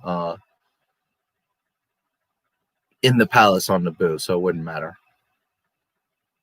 Yes, scratch that. He's on Naboo. I was thinking, man, he's slinked out of there. No, he's on Naboo. Okay, so the control ship has been destroyed. All the droids start to kind of fall apart. I always did think it was a little bit silly that they fall apart like that. Like, I could see they shut down or collapse or fold up or fall over. But it's kind of silly that now, you touch the head and the head falls off. But whatever. It's like the power's cut off. It's not like they're unbolted, but okay. We cut to Obi-Wan hanging in the pit. Maul is scraping his saber all over the place. Obi-Wan knows that Qui-Gon's saber's there. Starts to pull it, jumps out, flips over Maul, cuts him in half with Qui-Gon's green saber. So keep in mind that Obi-Wan's blue saber is long lost down the shaft. He has to build a new one much later. He has Qui-Gon's green one, which we never see again. He goes back to blue. And one of the coolest parts, in my opinion, of the entire PT and really Skywalker saga is Maul getting chopped in half and his two halves going down the pit, and he's like, ah. It's so funny. George Lucas was part of bringing back Maul. I'm not crazy about it. I'm not terribly against it either, but I just kind of thought, like, hey, he got chopped in half here, leave him be, and that's that. I just love how he falls down the pit and then he starts to flip, and then like the inertia makes his two halves separate, and you can see Maul. He's like, ah, and if you look closely, you can see his face. Let me see if I grab a screenshot here. Always love this little scene. Poor Maul. So there's some significance here in the Duel of the Fates. It's very important that remember that Qui-Gon is very powerful, very wise, very experienced. He got impatient and he got killed. So they're showing you a few things, or Lucas is showing you a few things. So number one, Maul is a badass because Maul just killed Qui-Gon Jinn. So that's part of what Lucas is showing you, that, Maul is a badass because he just killed Qui-Gon. Okay. Then you compound that with Obi-Wan takes out Maul. Why? Not because Obi-Wan is necessarily more experienced at that point than Qui-Gon, but because Obi-Wan, as we all know, is very important. He's a master to Luke many years later. So it was a way of Lucas showing that Maul was a badass and to be taken seriously because he killed Qui-Gon. But then on the reverse of that, he's showing that Obi-Wan, the great Obi-Wan, is also not to be messed with, and he ended up taking out the Sith. By Obi-Wan killing Maul, he immediately passed the trials. So from the moment he cuts Maul in half, he's a Jedi Knight. He doesn't have to be, ceremony, inaugurated, any of that stuff. Yes, of course, it goes back and reports and whatever, but he's automatically a knight because he, at that point, has passed the trials. He killed the Sith. There's only 2 Sith. I mean, there's no greater trial or test for a Jedi. So he's instantly knighted there, regardless of them actually saying it or acknowledging it at that moment. It doesn't matter. You kill a Sith, you automatically pass the trials, and there you go.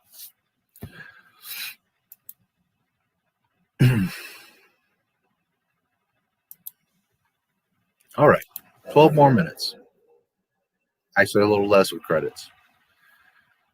Obi-Wan takes out Maul, and he goes over and immediately force heals Qui-Gon. Oh, whoops, I'm sorry. That's Disney. It's too late. Obi-Wan trained the boy. The main problem with force healing, guys, is the stakes. If right now Obi-Wan could have just healed Qui-Gon, there's no stakes. It doesn't matter that Maul stabbed him in the heart. It's all fake because he can just heal him. So it doesn't have any weight. There's no stakes. But the fact that force healing is bullshit, no, you cannot do that. That's fantasy. That's a little bit of you, but that's mostly bullshit fantasy. That's not understanding the force and trying to make the force more than what it is. Disney, Filoni.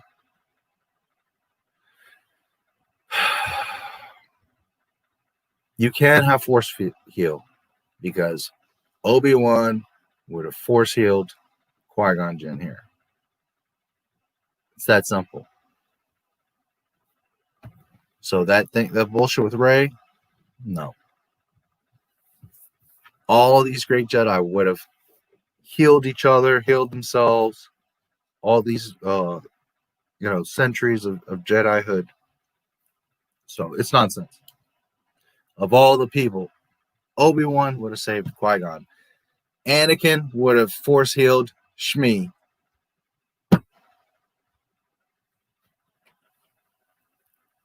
Little things like that totally break the franchise, totally break the canon because, if you can heal, then all these previous masters would have healed themselves. Why didn't Mace heal his hand after he gets it chopped off by Anakin? Because there is no such thing.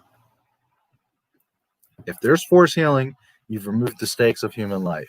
You've removed the worry that, I could get my arm chopped off by Darth Maul, but I'll be okay because, Qui-Gon will just force heal me.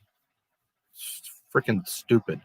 The only way there's stakes, there's the only way that there's value, and you have a connection and feeling to these characters is that you could lose them at any moment.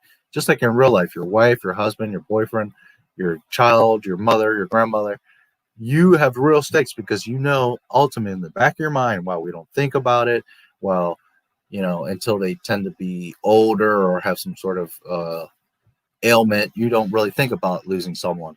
But in the back of your mind, you always know you have that reality. So therefore, the stakes are real.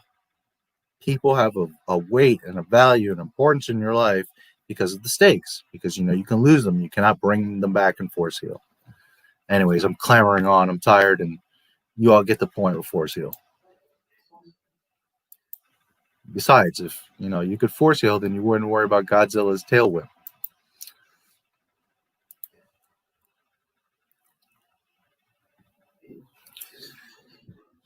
Qui-Gon says he's the chosen one.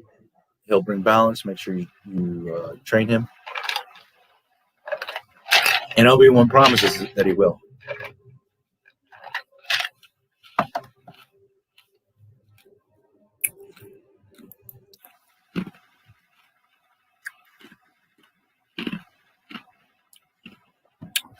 Part of the argument there with that scene is, why would Anakin have a Padawan when he's Obi-Wan's Padawan? He wouldn't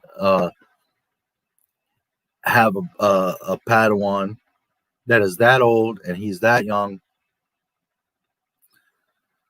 So then people will argue, well, but Obi-Wan was a Padawan and he trained Anakin. No, he cut a Sith in half. Obi-Wan is immediately a Jedi Knight. He's no longer an apprentice. He's not a Padawan. So for him to take on Anakin is perfectly normal. Now, Anakin is a bit older, and normally they wouldn't want to bring him in that old, but they all recognize that he is the chosen one and that they need to help to guide him because, they don't want him to turn evil or just be lost. So, yeah. So we're back on Naboo. Okay, this is about to finish. Good, because I'm getting really sleepy. I want to try to... Give me a moment here.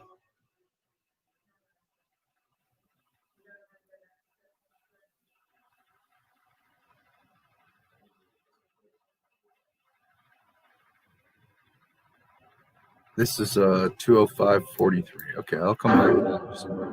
Let me see if I can find.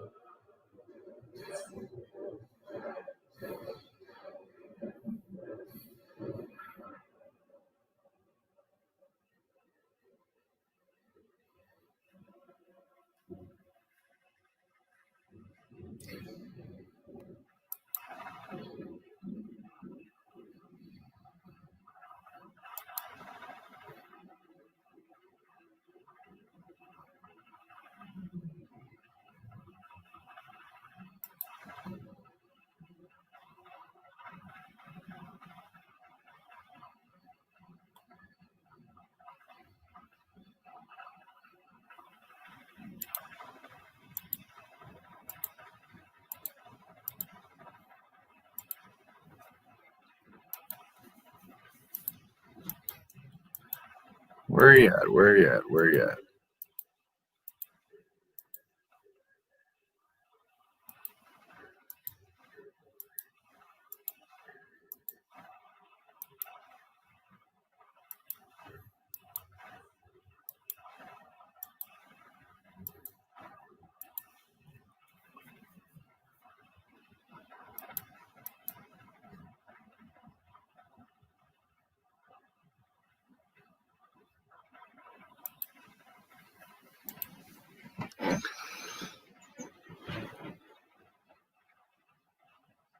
Okay, there he is. At 153.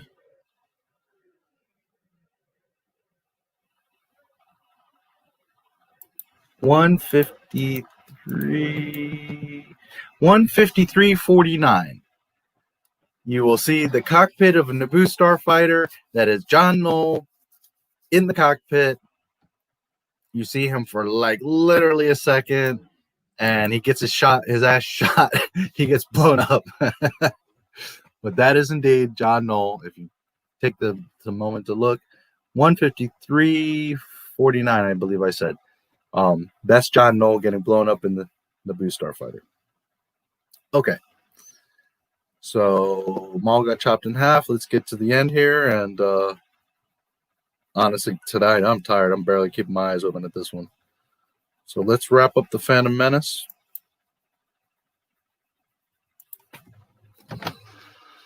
Okay, so we're back on Naboo. Transport is coming in. It's a big ass transport from Coruscant. All right. So everybody's here in the courtyard. The large ship comes in to take away Rune and Newt. Padme says, "Now, Viceroy, you're gonna have to explain all of this to the Senate." And Panaka says, "I think you can kiss your trade franchise goodbye."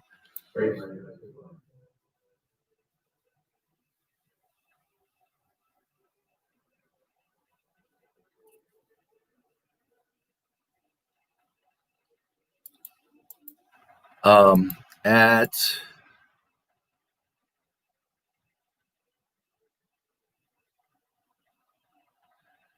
205:50, you'll see that coming down the ramp from the large transport is Kiadi, Plo Koon, Beppa. There's a bunch of Jedi.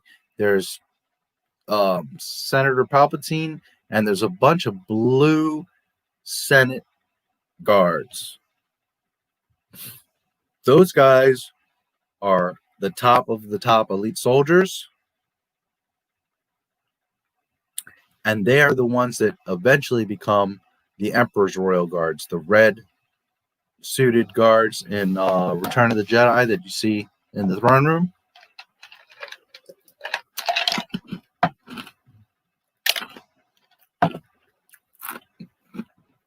That's these guys. Very specialized, highly trained personal guards. Now, why would Palpatine have these personal guards? Nobody really notices, but they are there.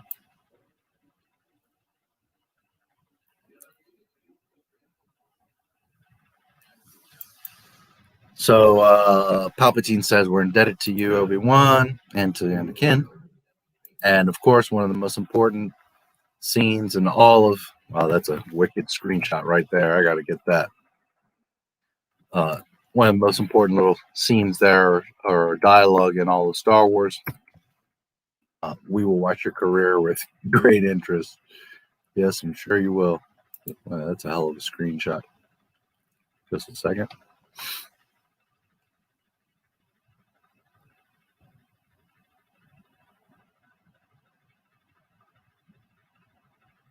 The look on Palpy's face, man. Evil bastard.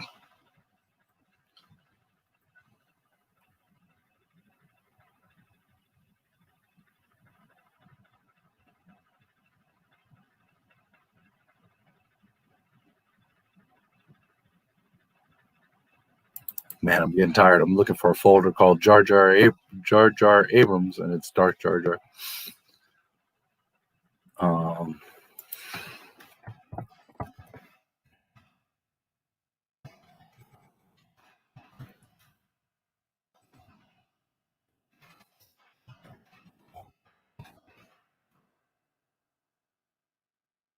All right. We're almost done.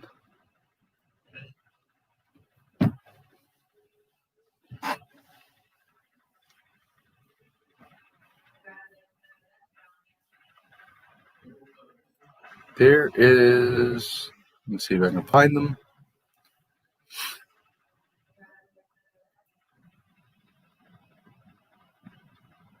Okay. 20612. You have Palpatine from the back talking to Padme Amidala. You have the handmaidens on the left. Right behind Padme. To her left, or her right, but our left, looking at Padme, is Ben Burtt, the sound designer of all the original Star Wars films 1 through 6. He is where all the sound effects come from. And to the right of her, just behind her, is Rick McCallum, the producer of all these films. 20612. Rick McCallum, Ben Burtt. Congratulations. What is it? We'll watch your career. Just a second. My brain is shutting down. Congratulations on your election, Chancellor. Your boldness has saved our people, Your Majesty. Yeah, right. You're the one that's behind all this mess. Also here, 20618 is a closer shot. You've got Ben Burtt right there and Rick McCallum. It's funny.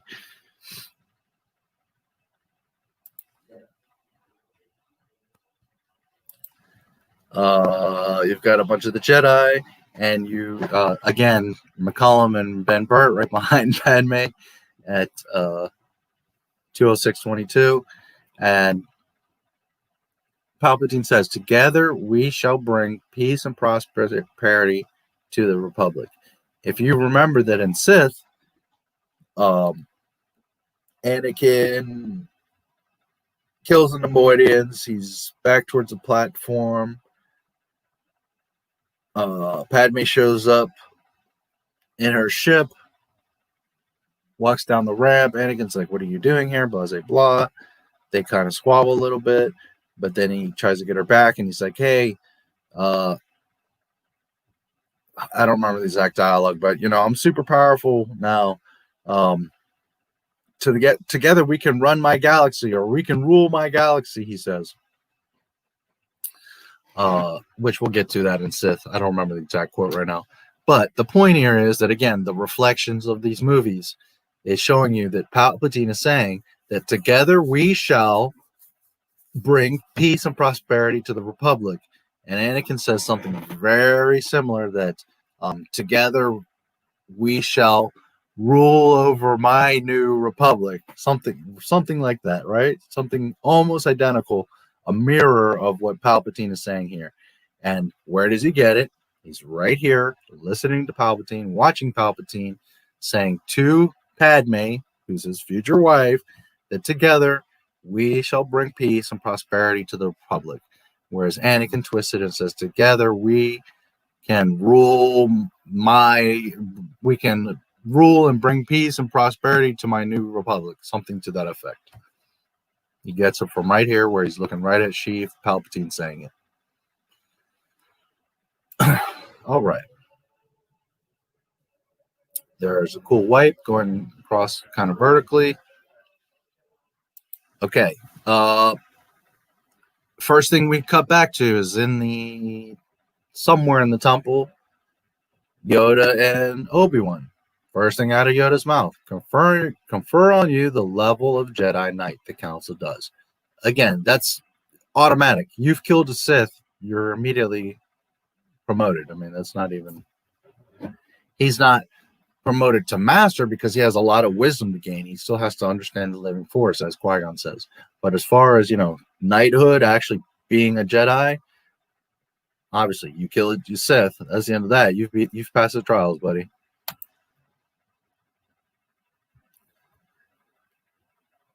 But agree with you taking this boy as your Padawan learner. I do not. So Qui-Gon believed in him, he says. Yoda, of course. The boy he may be, but I sense grave danger training him. I gave Qui-Gon my word. I will train him. Without the approval of the council. He says, I sense Qui-Gon's defiance in you. And so then Yoda bends and he says, okay, I agree with you. Apprentice Skywalker will be. Your apprentice Skywalker will be. Why? Because Yoda obviously understands that without guidance, without some sort of teaching, Anakin's susceptible to the dark side too. He's already susceptible. He has fear, but without guidance, he's definitely going to fall. And then you've got the compounded problem of Obi-Wan being going to defy the council because he made a promise to Qui-Gon. So it's better to hold on to them both and try to help them both than to basically let them both go out into the wild, and who knows what mess would come from that. 2:07:22. Gorgeous night scene. The moon out in the distance, all dark, just little lights throughout these some of the buildings in the distance, and then this main what's the word? Capitula, I believe is what it is, for the ancient Italian for capital, the shape, the dome of this building, whatever you want to call it. Anyway, it's a beautiful shot. There's a bridge, there's waterfalls, the lights. Really awesome shot.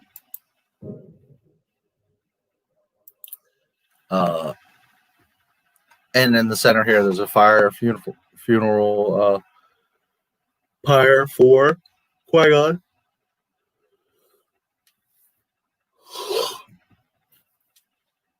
Proper respect for the dead, at least in Star Wars, is to burn the bodies.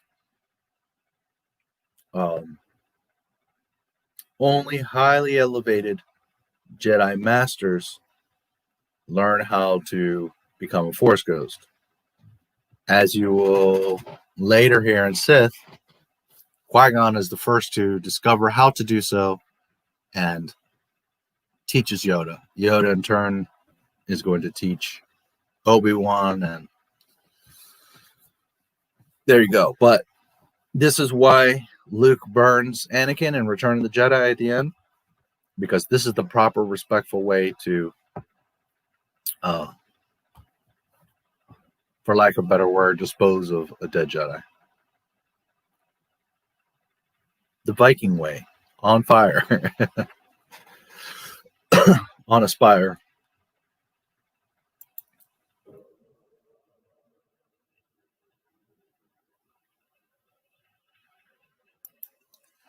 Okay, so we see Qui-Gon burning on the spire. It then zooms in and changes angle a bit, and then it pans. We see Orfreenta, we see Boss Nass, Anakin, Obi-Wan, Padme, Palpatine, who they're kind of zooming in on, and we hear the music change, indicating the ominous presence, because at least most of the audience at this point has figured out that Palpatine's behind this. He's the Emperor. Who's right next to Palpatine? That the camera's panning and the music comes on, and that you don't suspect or not thinking, but who is there potentially pulling the strings? None other than Darth Jar Jar. Darth Jar Jar, who has no business being a part of any of this. He was in the woods in the Gungan on Naboo. He runs into, very conveniently, runs into Qui-Gon. How did he know that? He flips himself up martial arts style. He flips into the water. He leads the Jedi to Boss Nass. He gets them a ship. They go through the core. Why? Because that way the Jedi feel like they need to have Jar Jar on board to help them. They get to the core. Jar Jar is responsible for connecting NBA with just regular cheapy man, I'm getting tired.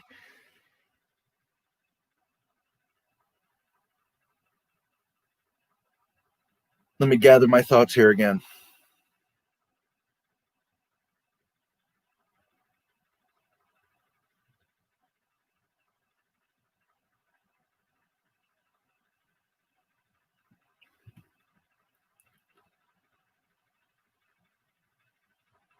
He takes him to the core, connects Padme with the Jedi. The Jedi connect with, he gets amongst the crew. He keeps hanging on with the crew, even though he should have stayed on Naboo. He gets connected with the crew, goes in the ship with them, ends up crashing on Tatooine, connects the Jedi to Anakin, still is on board with them, goes goes to Coruscant, interacts on Coruscant, goes back to Naboo, gets in league with gets the Queen and the Nabooians. The Nabooians connected with the Gungan army. They battle that out. Now he's here at the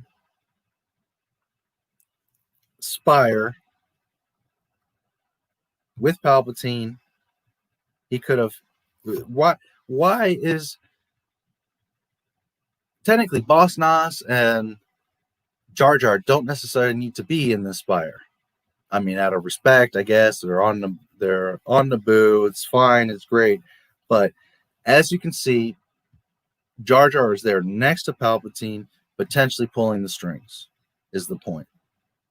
So in all the major events, Darth Jar Jar is there, potentially pulling the strings, setting up Palpatine in the Senate, whether he is in direct control and that his apprentice, and they're both playing dumb, or Darth Jar Jar is so far ahead that he's using mind tricks on Palpatine so that Palpatine thinks he's doing all of this manipulation, thinks he's in control, but in reality, Darth Jar Jar could be the one that's in control. So just like R2, if you pay attention through all the 6 movies of the Skywalker saga, R2 is in all the major events, saves their asses, and participates and witnesses all the major events. And in the prequels, if you pay attention, Darth Jar Jar is there at all the major events. He's right there. He's watching. He's acting funny. He's at many times acting blubbering, but then when he needs to be, all of a sudden he's an athlete. All of a sudden he's got perfect aim. All of a sudden he knows how to dodge blaster bolts. And this is really kind of the stamp on all of that. You've got all these people, and it's not that, I mean, he knew Qui-Gon, and he's the first person he meets. There is some sort of connection. But at this spire, at the end, that they're burning Qui-Gon, there's all these people of influence, and who's right there next to Palpatine? Freaking Darth Jar Jar.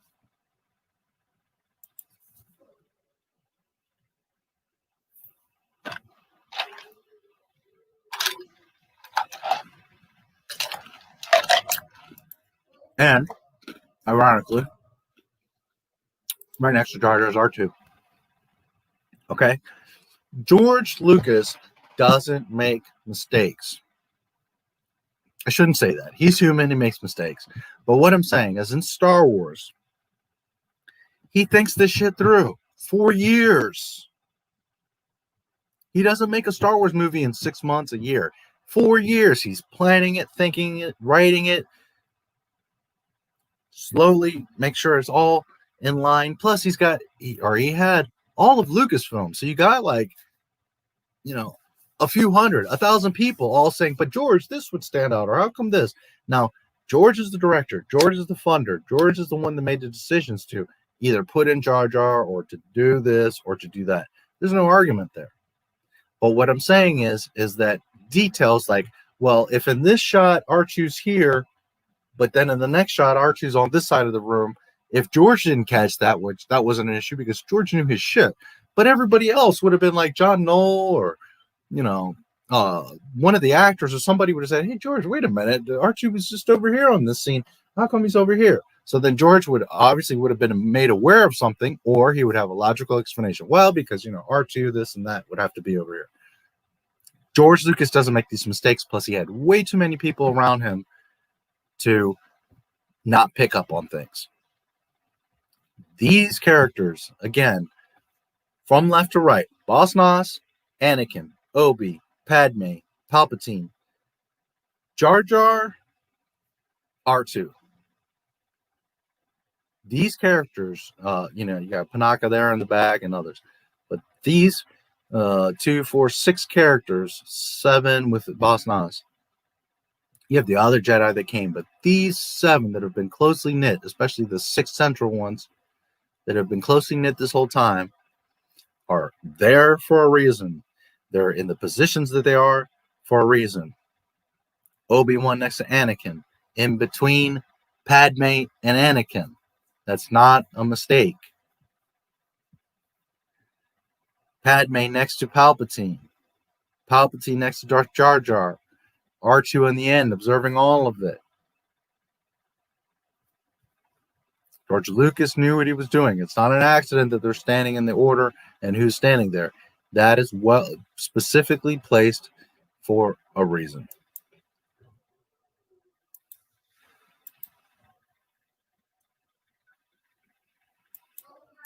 Anakin asks, what will happen to me now? Obi-Wan says, Council have granted me permission to train you. You'll be able to be a Jedi.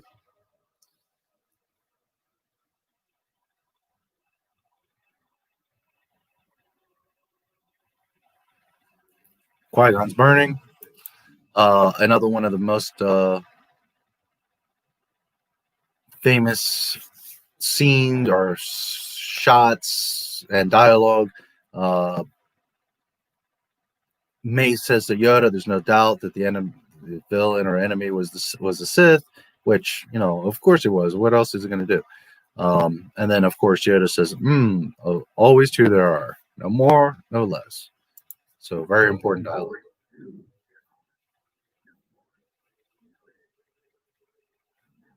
A master and apprentice. Which was destroyed, the master or the apprentice? Now, part of what I was saying here is, because I'm getting real tired and losing my track of thought. They say that, and then again, they show a shot of, like I said, Nass, Anakin, Obi-Wan, Padme, and then most of you will remember that it kind of comes in on Palpatine, and you can hear the music, and they had said, well, which one died, the master or the apprentice?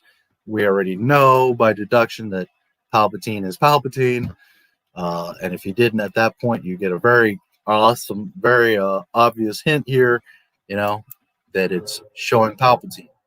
Now, the camera stops panning on Palpatine, so it's firmly telling you, well, Palpatine must be the master, and that's that, and the rule of two, and blah blah blah. But remember, a second ago, Lucas very wisely showed you, just to the side of Palpatine is Darth Jar Jar there in the shadows. So this could be a little bit of diversion, saying, well, we assume that he's the master, but really the master that's pulling the strings is quite possibly hiding right there in plain sight. I want to stress that I'm not saying Jar Jar is absolutely Darth Jar Jar, that was the absolute intention. It's a lot of it is just for the fun of it. But there are so many pieces of where it does fit. I showed you the quote from Lucas. I showed you several quotes from On My Best, and I showed you that video clip in the beginning here where he says, yeah, you know, that there was definite possibilities of Jar Jar, when the guy that played Jar Jar is telling you that, yes, there were possibilities that he could have ended up that way, and that I filmed a scene with Palpatine, a private conversation between Jar Jar and Palpatine is saying to Jar Jar, hey, you know, thanks for helping getting me elevated in the Senate, and, you know, this is what I'm going to do to build the Empire, blah, blah, blah, blah. It's totally viable that Jar Jar is either dark side already or susceptible to the dark side. He might just be a politician that's manipulated by Palpatine as well, but either way, there's a connection. But that most likely, there's also the option that Palpatine is the ultimate ruler and takes on Jar Jar as his apprentice, although I doubt it. What fits the best is that Darth Jar Jar was the Grand Master. He's the Plagueis, so to speak. And technically, we don't know the Plagueis really exists. Okay? Because canon is the films, not Disney's little fan fiction comic books. Canon is the films. So Palpatine says to Anakin, have you heard about Plagueis? But he could just be throwing out whatever bullshit name or making out whatever story. Or maybe Darth Jar Jar's real Sith name is Darth Plagueis. Understand? So maybe, well, we do see Jar Jar and Sith, do we not? I'm pretty sure we do see him at least one little time there. So he would have to absolutely be lying about Plagueis. But it's quite viable that Jar Jar is the Grand Master. He grew up on Naboo with Palpatine. He could have been training him the whole time he was banished. And he is like R2 in all these key situations. And this is just the first movie. We're going to go through Attack of the Clones next week, and we're going to go through Sith the following week, and we're going to continue to see Darth Jar Jar and his evil ways. Now, as On My Best said, that because of so much backlash with Jar Jar in the first film, that Lucasfilm, that George Lucas really backed away from doing too much more with Jar Jar. Had he not had such a negative reaction, then maybe that's exactly what would have happened. And holy shit, would the world have freaked out if Darth Jar Jar was a thing and actually he was the one pulling the strings. Again, it's for fun. I'm not saying that that's the canon or that's what really happened or what should happen. It's just that it very much fits. Thanks for subscribing, Force Walker. Replica Films, that's pretty excellent. I didn't think about that earlier. I'm not sure specifically which part, but that's cool if I showed you something. I'm assuming you're talking about the maybe at the pyre at the where they're burning. Again, I'm tired. Qui-gon, where Jar Jar's hiding in the corner. I don't know if that's the part you're referring to, but yeah, if you really, this is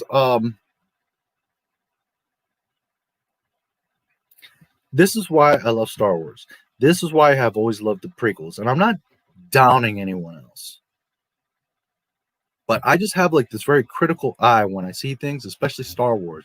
And from the first time I saw the prequels, I was like, holy shit, holy shit, holy shit. I was seeing all these things.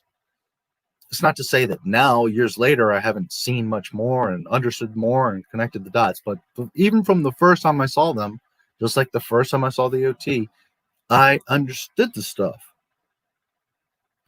So for me, I never had the hate of the prequels because I'm like, well, Jar Jar's freaking important. The Ewoks are very important. And people don't seem to catch on to this stuff. They're just so pressed on, well, but they look like this and they act like this and they're stupid. No, you're not understanding Star Wars. And that's not to insult anybody. It's just you're not taking the time to look deeper. And until you break it down and you look at all the dialogue and you start looking at frame by frame, that's when you start to understand that, wow, George actually did know what he was doing. The person that didn't understand was me, not George, because George knew what the hell he was doing. So people got all angry and made all these this hate about the prequels, when in reality it was you not understanding. And again, that's not to insult anybody. We all have things going on in our lives. Sometimes we pick up on things. Certain people have a knack to pick up on certain things that others don't. Whatever the case. But the reality remains that if you objectively, wisely, patiently look at the prequels, if you look through all of the 6 movies of the Skywalker saga, you start to understand that, holy shit, I thought I liked those movies. Now I really understand them and understand the absolute utter brilliance of George Lucas. And it's a whole new level of appreciation and love for these Star Wars films, because they are far and away, like, there's some people that are like, Lord of the Rings is the best trilogy. Now Star Wars, choose Lord of the Rings ass. Lord of the Rings is fucking amazing. Gorgeous. Beautiful story. Fantastic special effects. Great characters. You can't take a damn thing away from Lord of the Rings. And Star Wars, choose its ass. Because the level of complexity that George Lucas put into Star Wars is far and away beyond any other franchise, including Lord of the Rings. So there's a lot of things, if you take the time and you connect the dots and you understand what George was doing, instead of getting so wound up about a piece of dialogue or why is this there, consider it, connect the dots, look forward, consider how it ties into further movies and the next trilogy and all those things, and you start to understand that, wow, this is a lot more than I even understood, that I even allowed myself to appreciate. Because sometimes you get caught up in the lightsabers and the spaceships and the scenery, and I love that stuff and get caught up in it too. But when you really break down Star Wars, you start to really understand and appreciate George Lucas. And sadly, when George Lucas passes, that's when you're going to see everybody's like, oh my God, he was so brilliant and I can't believe it, he's gone, and blah, blah, blah, blah, blah. And you should see some of the comments on my videos. Like, a lot of you get it. A lot of you say, like, thank you, George. And most of you get it, because I've got videos with over 2 million views and there's like 70,000 likes and like 2,000 dislikes. So that shows me most of you get it. Maybe not on the level of insanity like I do go through it with a fine-tooth comb, but most of you, at least for the most part, whether it's just on the surface or you dig into it, you get it and you see that George Lucas truly was or is absolute genius. Can the man tie his shoes or do his own laundry or fry an egg? I don't know, maybe not. But when it comes to space operas, you cannot mess with George Lucas. When it comes to building, story building, character building, world building, story as a saga, Tolkien, Martin, all these people are nothing compared to George Lucas. And that's to say a lot, because those people are amazing. I hope you understand, I'm not taking away from them. They are fantastic giants. But that's just showing you the complexity and depth of George Lucas. He's on a whole other level.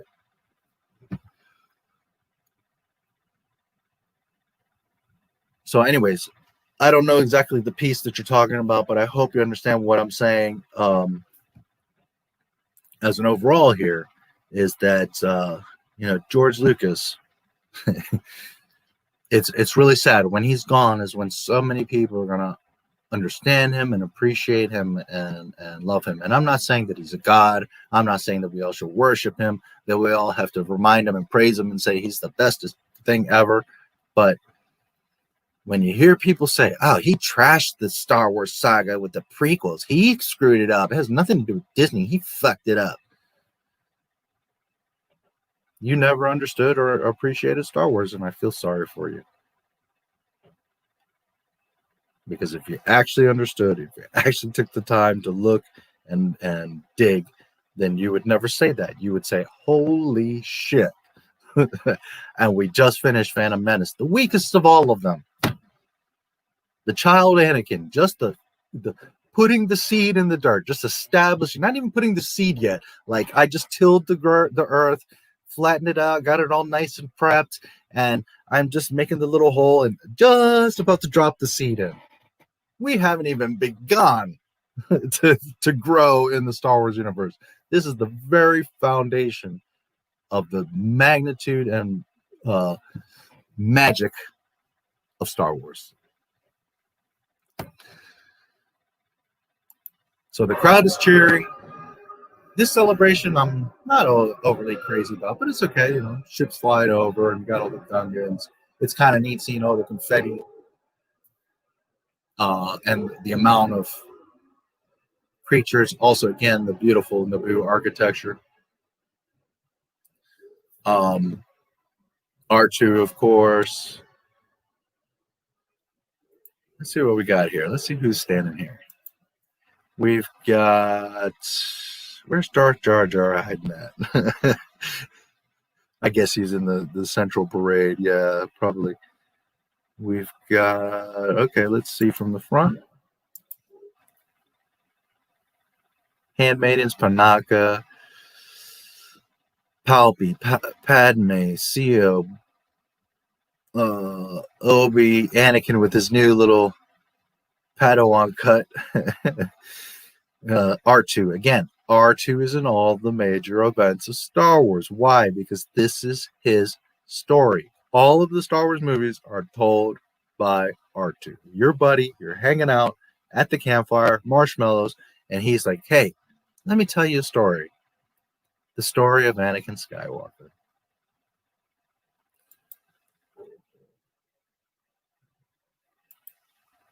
Anakin with his little buzz cut, and he's got the braid now. Too funny.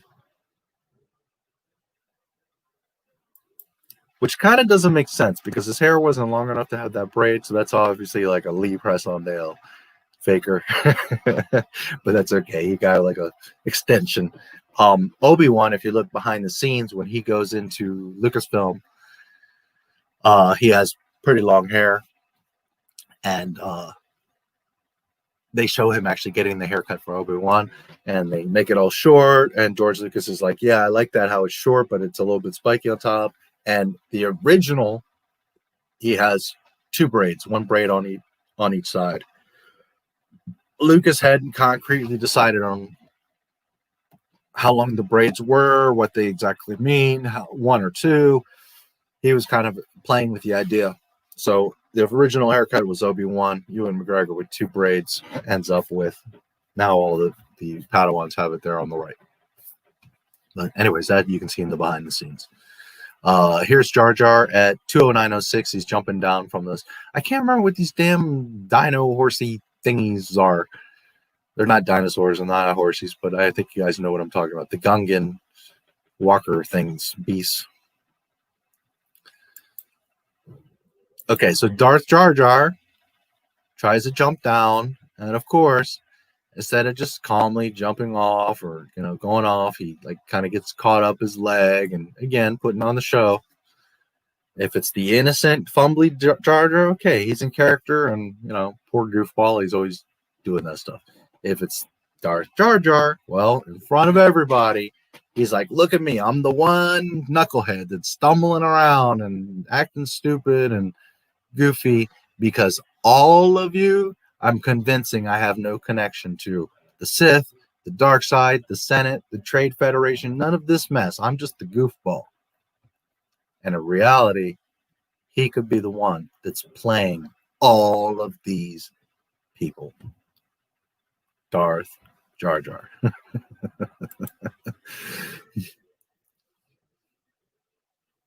Boss Nass always look kind of funny when he jumps down from the we have Jedi Council members, which is pretty cool to see, because we didn't get to really experience that in the OT. All we had was Yoda, not to say that wasn't enough. Well, we had Yoda and Obi-Wan, right? And not to say that that's by any means any less. I mean, we were blessed to have Grand Master Yoda, to have Master Kenobi.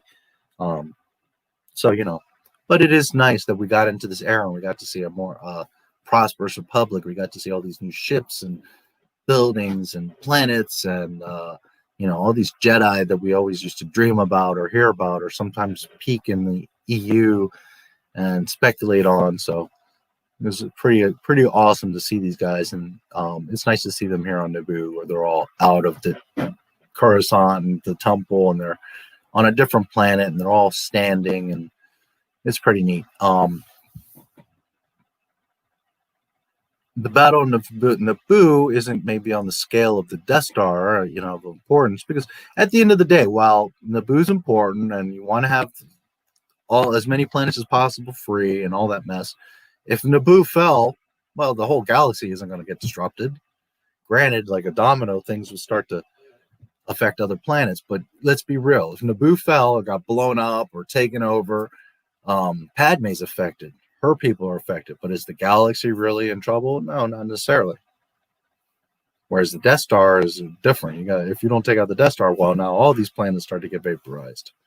So you're not talking about the same impact of celebration or importance. But it is nice to see the Jedi out of the temple. We get to meet some of them, at least if only briefly, and they're here on Naboo. So Jar Jar, Tarpals, and Boss Nass coming up to get the shiny ball. That static or electric ball is pretty neat. I always wondered, like, how come there's not a toy of that? I know I've seen like static type balls like that, like you run your hand over them and the electricity follows. But I always thought, what a cool novelty, like a desk lamp or something, to have this ball, even if it's a smaller version. You know, it can have like a base or something. But I always thought that was a pretty neat orb. It's kind of cheesy in the scene, you know, peace, but the symbolism's nice, you know. They're passing that. It's like a rare treasure. Obviously, that ball is pretty wicked. And I think it would have been pretty neat to be a toy or a desk ornament or something. Anyways, we got Anakin in his little Padawan robes. He's got his hair cut. R2 is right next to him. And again, who here is in all the major events and technically, theoretically, the two most important characters, Jar Jar and R2. Of course, the chosen one. Of course, the mother and wife, Padme. Of course, Senator Palpatine. You know, just saying, if things are what they could be of complexity, then you've got R2 and Jar Jar right there. Okay, so right here, you've got from left to right, R2, Anakin. I mean, there's a few other people in between, but R2, Anakin, Obi-Wan, Padme, Boss Nass, Palpatine, Panaka, Darth Jar Jar, and then Tarpals. Okay, Darth Jar Jar again, right there. He's holding up the balloon. Yoo-hoo! They show Jar Jar celebrating, puts his hands up. It's a lot of freaking people here.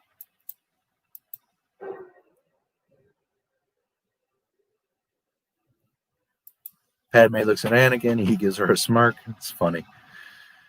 Poor kid, man. I don't know. Again, I'm not saying he did an Academy Award performance and it was the most amazing thing, but I think he did just fine. He did a great job as baby Anakin.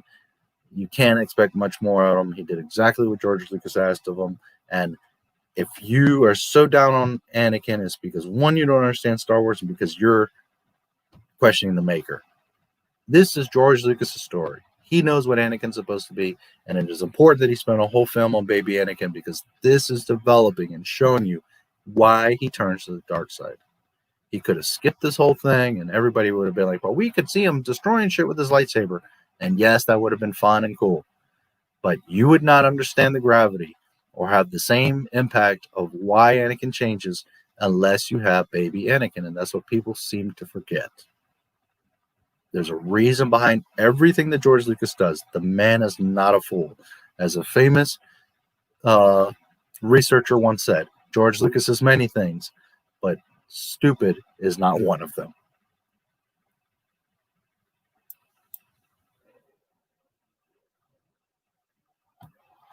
R2 chirping. We see Obi-Wan. And there you go. There's the iris that closes. Written and directed. Does it say written and directed, right? Yeah, written and directed by George Lucas. Produced by McCullum. Executive producer, George Lucas. Man, why did you put Kathleen in charge? Lord. All right. So, what's it been? 10 hours. Wow.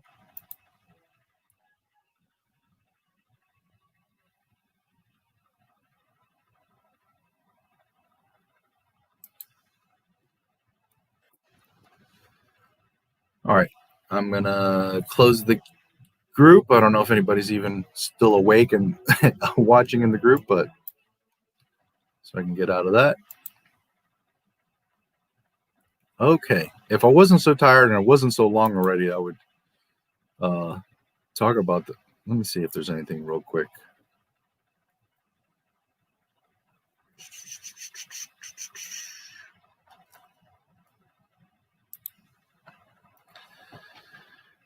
There's the trailer. There's Anakin's return. After destroying the control ship, young Anakin returns his borrowed Naboo starfighter to a group of incredulous pilots. Qui-gon breaks up a fight between Anakin and Greedo. Adrian Dunbar was cast as Bail Organa for the brief appearance in Episode 1. After the role was cut, the role was recast with Jimmy Smits.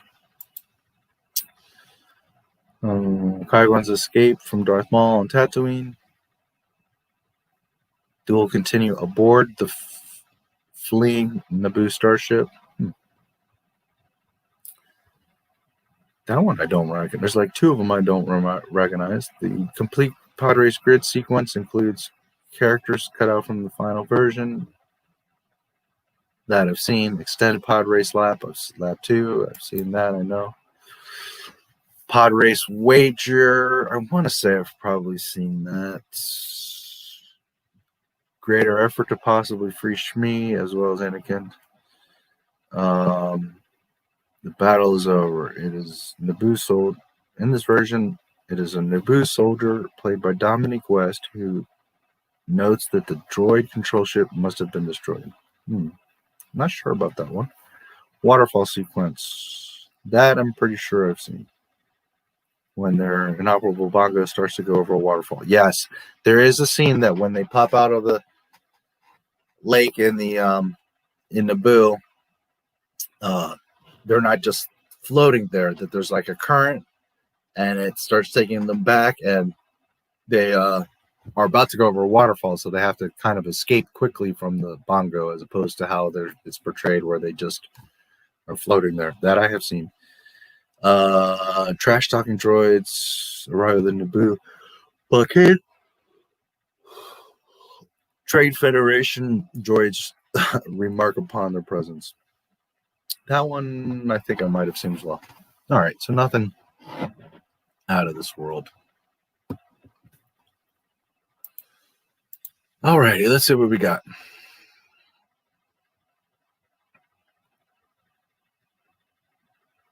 Hi, I like the prequels as a kid. I always loved them. Again, they're not the OT. As independent films, you see there's, mistakes and holes and stuff. But not so bad. They're not nearly as bad as people portrayed them to be. And most important, as I've said many times, it's the saga. Do they maintain canon? Do they fit the saga? Do they complete the puzzle? Yes, in a beautiful way. I've said it many times. The prequels, standalone, aren't great films, but they are great Star Wars films. That no one can deny. Not if you understand and love Star Wars, you can't deny that. Do they have to be your favorites? No. Do you have to say that they were perfect and amazing? And, we all have, and I've said this from one of my first videos, maybe my first video, I don't even remember. We all have our tastes and likes in Star Wars. I'm a Boba Fett guy. I would have loved to have seen Boba Fett going around just disintegrating the shit out of people. I love Darth Vader, R2, Luke. There's so many things I would have been happy. I would have loved to have seen Luke, just wrecking people. I like Dooku.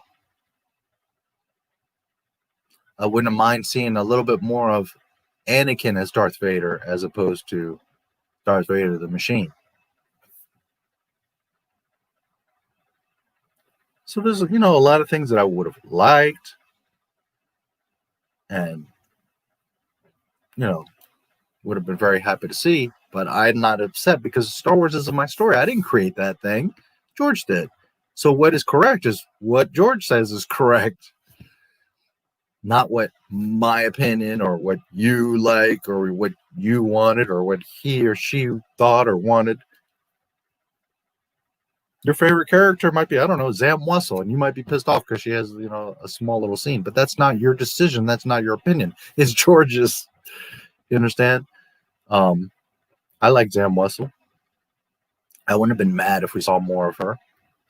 And there's a whole comic book series where Django and Zam Wessel have a relationship.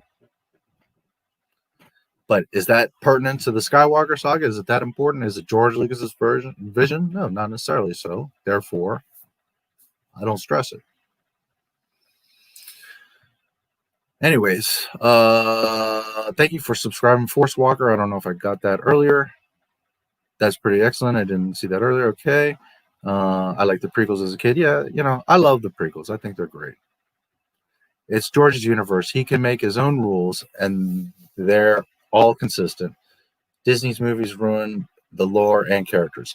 Not only do they damage the original true canon, but they damage themselves. That's where, you know, Disney's really embarrassed and screwed up. When they're contradicting themselves, never mind before or after Lucas sold it. They can't keep their own shit straight. So when you can't keep your story straight, you don't respect your own franchise, there's no love in what you're doing, you can't expect me to love it, respect it, defend it. Disney created Not My Star Wars. I didn't.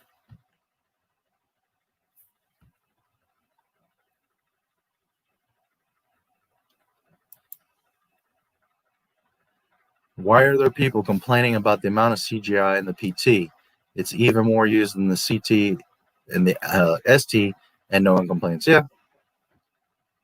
Because, you know, reasons. I guess because now people are so used to CGI.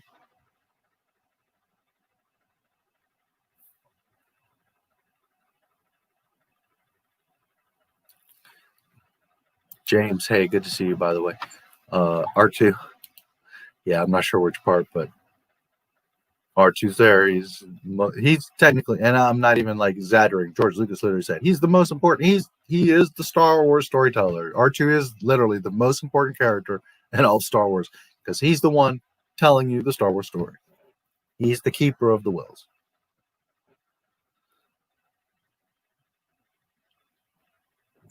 And I don't really know anybody that doesn't like R2. He's not everyone's favorite. He's not like, you know, he is beloved by pretty much anybody. But, you know, there's some people that obviously he's not their favorite character. But who the hell doesn't love R2?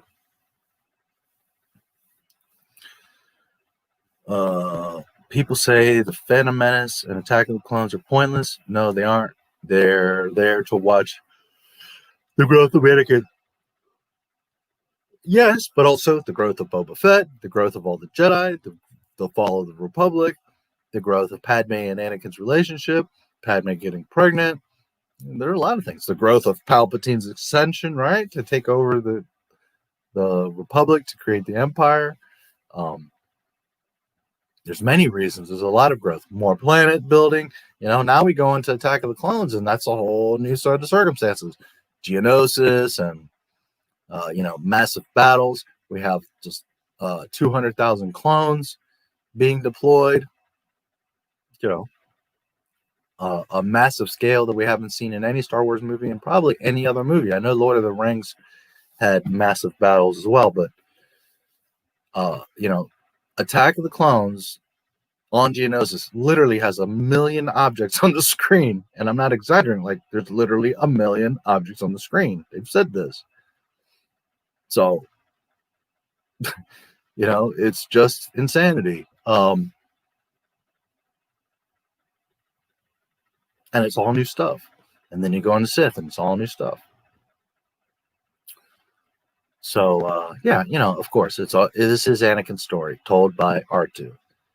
No doubt. Well, Jar Jar's story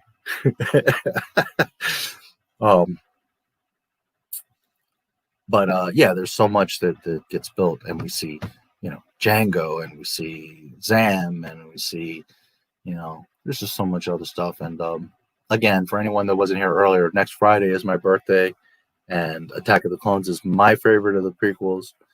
So I'll do a birthday chill stream, and I'm gonna do a deep dive on Attack of the Clones next Friday.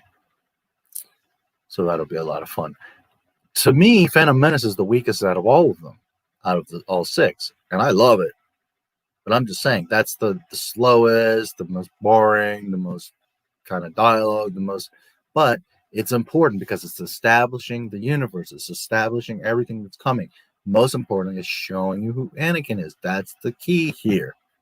Well, now I take that back, because actually, Darth Jar Jar, Lucas says behind the scenes that Jar Jar is the key to everything. Now, what he innocently probably meant is, we got to get Jar Jar right. If Jar Jar looks real, then we can do all the other CGI, and if people buy into what Jar Jar is, whether they like him or not as a character, but that he's real and part of the Star Wars universe, then we know we can get away with everything else. That everything else we can make, like Yoda, CGI. But after all the Darth Jar Jar conversation we've had, isn't that an interesting statement that George Lucas made? That Jar Jar is the key to all of this. Just saying.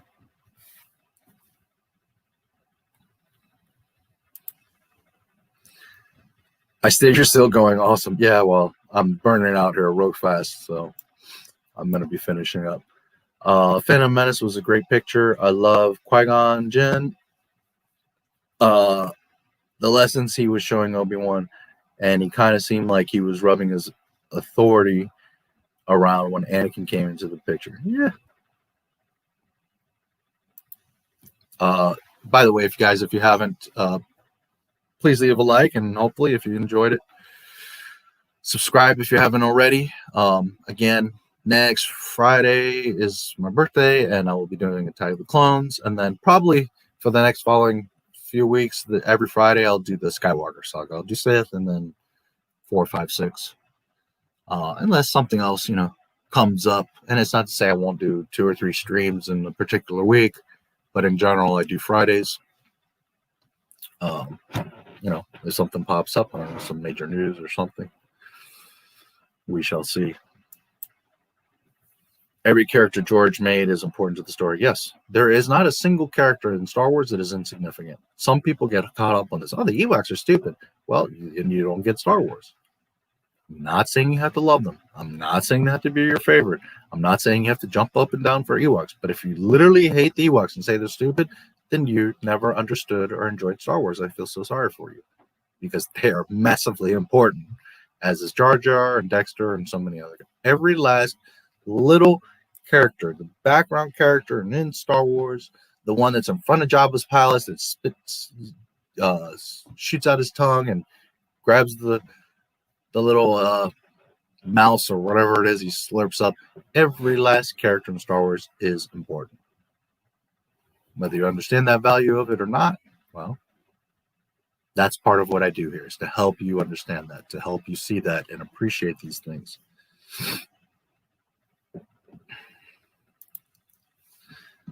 Hello, dear. Very nice to see you. Good morning. Hope you're doing good. A friend told me you were streaming. Couldn't miss it. You're really cool. Thank you so much. I appreciate that. Man, I'm actually finishing, because I just got through 10 hours of the Phantom Menace. What time is it for you there, Dead Girls? I'm curious what time difference we have. Which, by the way, for me, guys, it's 7:57 a.m. KK ruined the Star Wars franchise, which includes Star Wars toy sales. Do you think this contributed to Toys R Us stores going out of business? Yes, Disney had a huge impact on Toys R Us going out of business. Absolutely. Which, by the way, there's a few Toys R Us, not many, but there's a few of them in Canada still. Not that that does anything for us, just saying. What a beautiful story Toys R Us was. I grew up in Maryland, and there was one really close to where I lived. And there was other ones too. There was a few locations around me, but there was one in particular that was really close to where I lived. And, I spent a good amount of time there over the years. But sometimes I look back and regret, man, I should have been in there all the time checking out what was going on. But, yeah, Toys R Us was a major loss. That was a real toy store, I had other stuff like KB and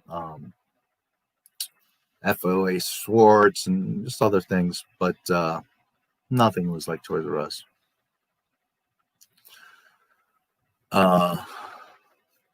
Yes, Disney absolutely had a part in that. And they did kill toy sales, which some people are like, oh, they're doing great. The movies are doing great. Right? Show me your sequel trilogy toy collection. Oh, but I don't buy them, but other people. Oh, okay. Well, let's go to Target, let's go to Walmart, and we're going to see a stack of bullshit sequel trilogy toys that nobody wanted, and they're all reduced. By the way, the High Republic that just came out in the first week was on reduced minus 30% in Target. So they can sell you on all the little Mouseketeers saying, it's great. And on StarWars.com, like, it's selling. They sold 200,000 copies. That is not good in comics. That is not good at all. And then you've got the shit on reduced in the first week in Target. So don't let them try to fool you and con you and convince you that this shit's doing good, because it's not.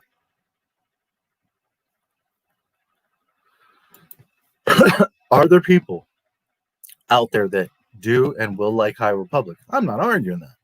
But you don't maintain a corporation, you don't maintain a franchise, you don't maintain a company because 1,000 people in the world want to read a fucking comic book. That's not how it works.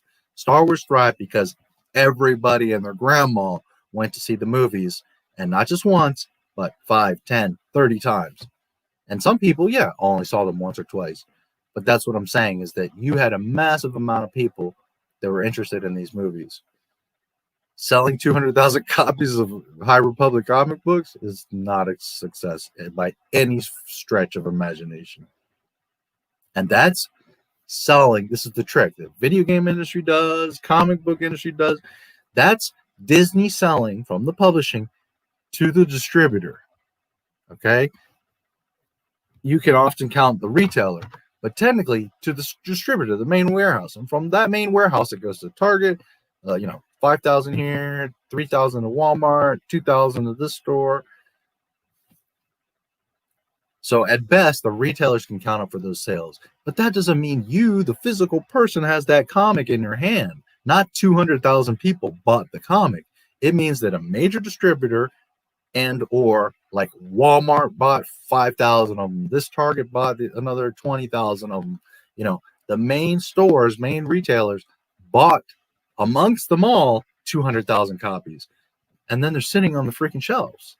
And you got Mickey Mouseketeers. Oh, but every time I go, they're sold out. Yeah, because they only got 3 copies in at a time. So, of course, they're going to sell out.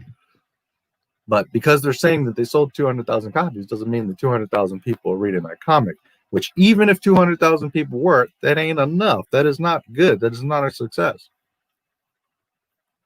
What it means is that it's the same thing with CDs. Like you would see like 1 million copies of the CD sold. Well, not really.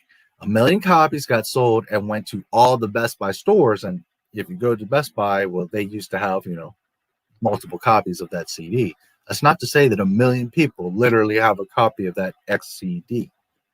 Now, some did, some stuff like Michael Jackson or Dr. Dre's The Chronic, or, there's albums that sold the shit ton of copies, of course. But in general, the sales numbers are not physical copies in people's hands. Those sales numbers are the store bought so many. Anyways, I don't know how I got onto High Republic because of Toys R Us.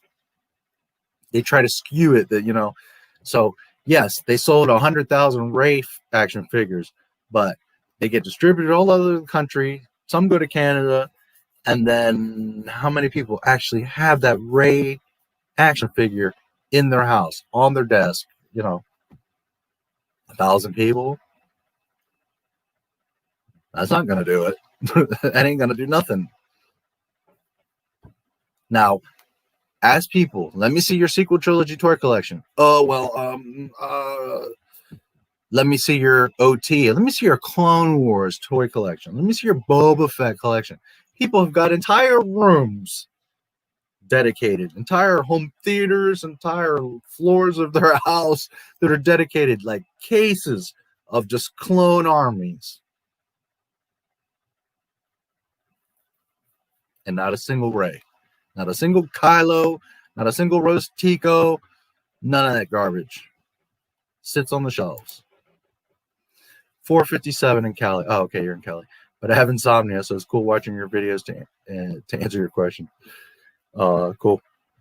So yeah, 5, you're 3 hours behind, right? AM, right?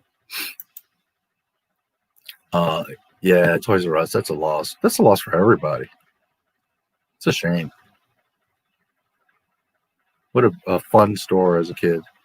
And you know, they had bicycles and board games and stuffed animals, and they even had like a baby section. Like long before there was Babies R Us, Toys R Us had its little baby section, you know. Oh well.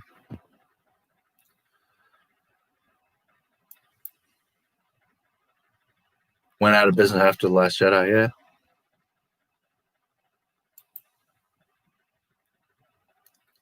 Half machine hammer. Hey, didn't you know? Didn't you know?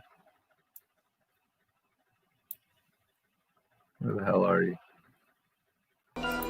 He's a genius, a mad, evil, maniacal genius, and he's experimenting with his most dangerous, his most fantastic invention.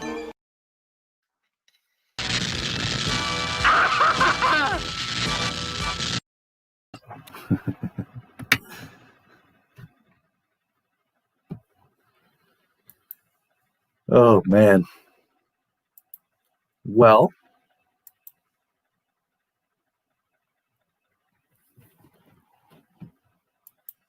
how many people we got? 9 in here still? Man, it's amazing. Thank you for hanging out with me, guys. Well, first and foremost, I hope whoever was here in and out, or that potentially was here the whole time, I hope you enjoyed the Phantom Menace deep dive. 10 hours, was that deep enough for you? I'll remind you that next week is my birthday, so I'll do a hangout stream, and I will do Attack of the Clones. That's my favorite prequel movie, so I look forward to that.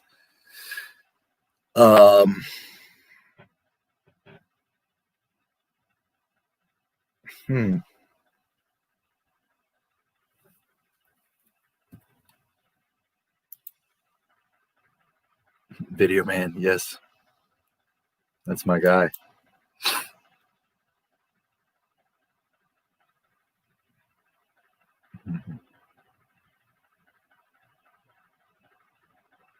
I can wipe you out of existence.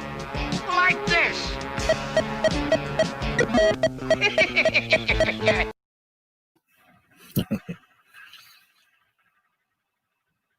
Hey, I mean, you know, Palpatine told. Wipe them out. All of them. Sometimes guys gotta forgive me. I've been streaming for 11 hours, and sometimes I've gone off the track. But you know, the main thing, as long as you always remember, There's something very important I forgot to tell you. What? Don't cross the streams. always remember that. For the 5 years of the sequel trilogy, I've never gotten a Lego set from them. Yeah, I used to have tons of Lego sets. I had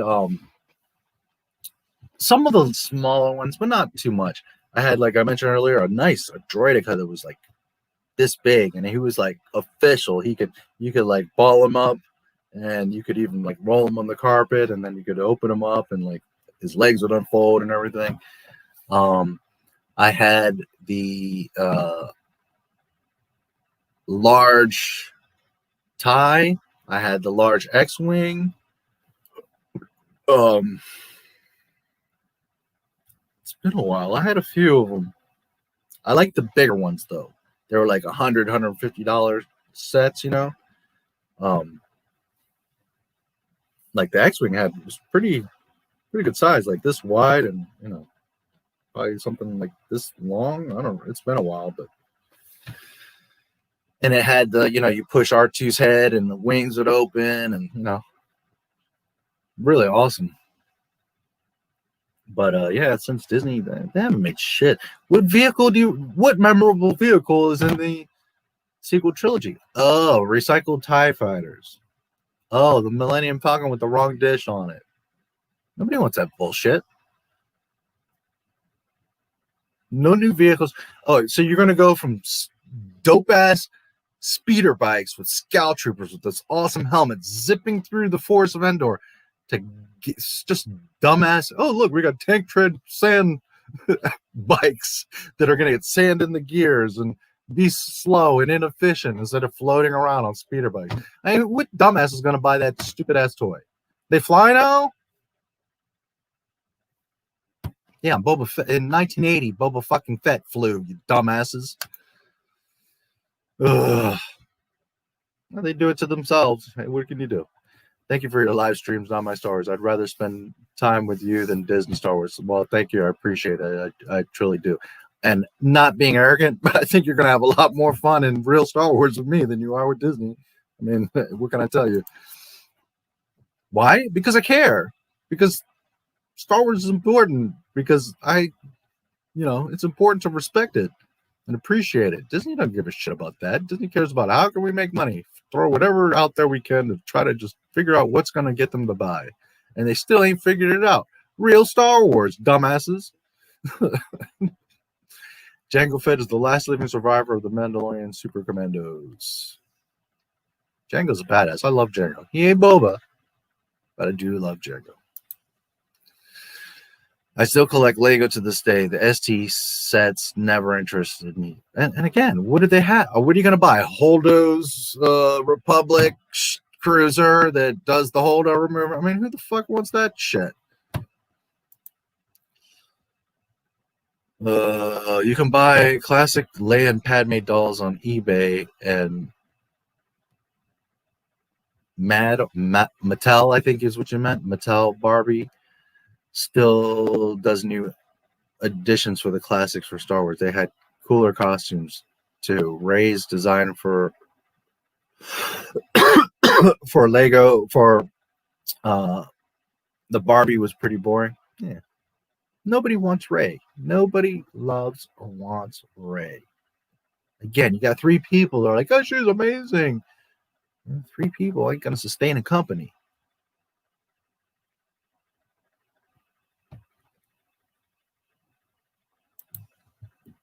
Doll, yeah, I got you. They fly now. They fly now. Attack of the Clones board game, Epic Duels was awesome, by the way. Highly recommend it. I have to check that out. Board game. Okay. Sadly, I don't have any friends to play, like, that kind of thing with. I don't know any Star Wars fans in my area, which is ironic. Maybe my neighbor across the street has like a massive collection. I don't know. But yeah, I don't really have any friends around that are Star Wars people that I know of. I have been waiting for the day that like I go to Walmart or something. Well, but everybody's wearing masks now, so how ironic. And not that I want it to happen, but I just been like wondering the day I'm going to be on Walmart or somebody somewhere, and someone's going to be like, "You're that not my Star Wars guy." It's going to happen eventually, I'm sure.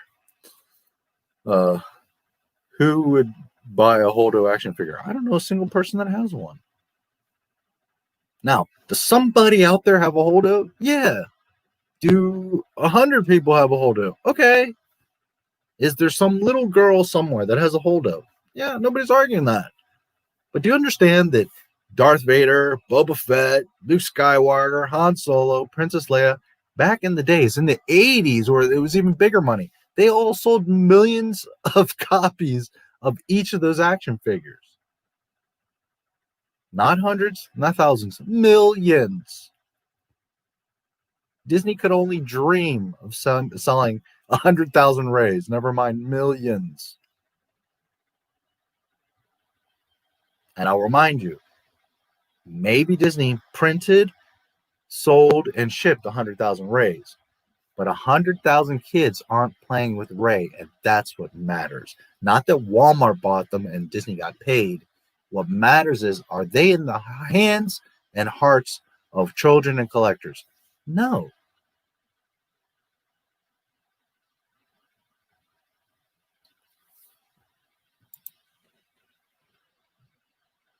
Look, Ray's popular. She has a who 10 people on Twitter. Yeah. Again, if these characters were so great, you would see people making YouTube videos and posting pictures on Reddit and all this. Like, check out my amazing Disney sequel trilogy collection.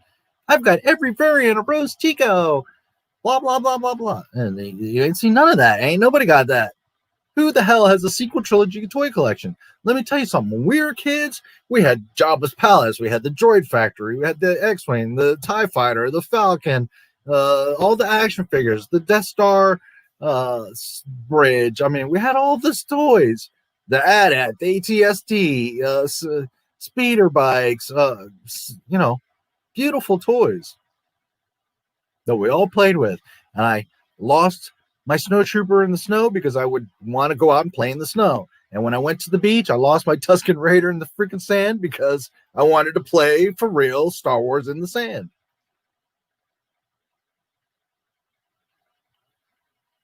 And there's not kids doing that today.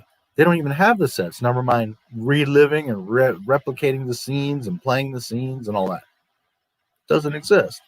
There ain't no kid in the United States of America, and probably on this earth, that's got, I've got Rey and Kylo, and I'm going to relive the Force Skype scene and the ridiculous Praetorian Guard throne room scene where Snoke gets killed and the whole movie falls apart.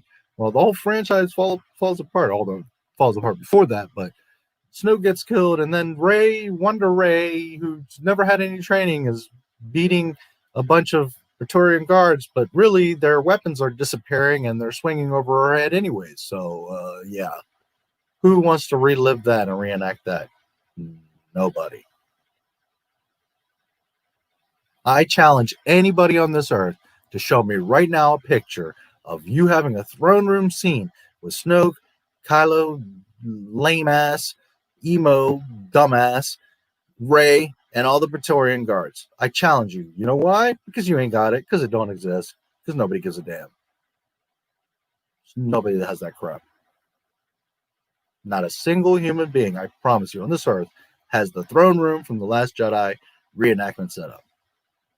Guarantee you. Do you know how many kids had the Ewok village?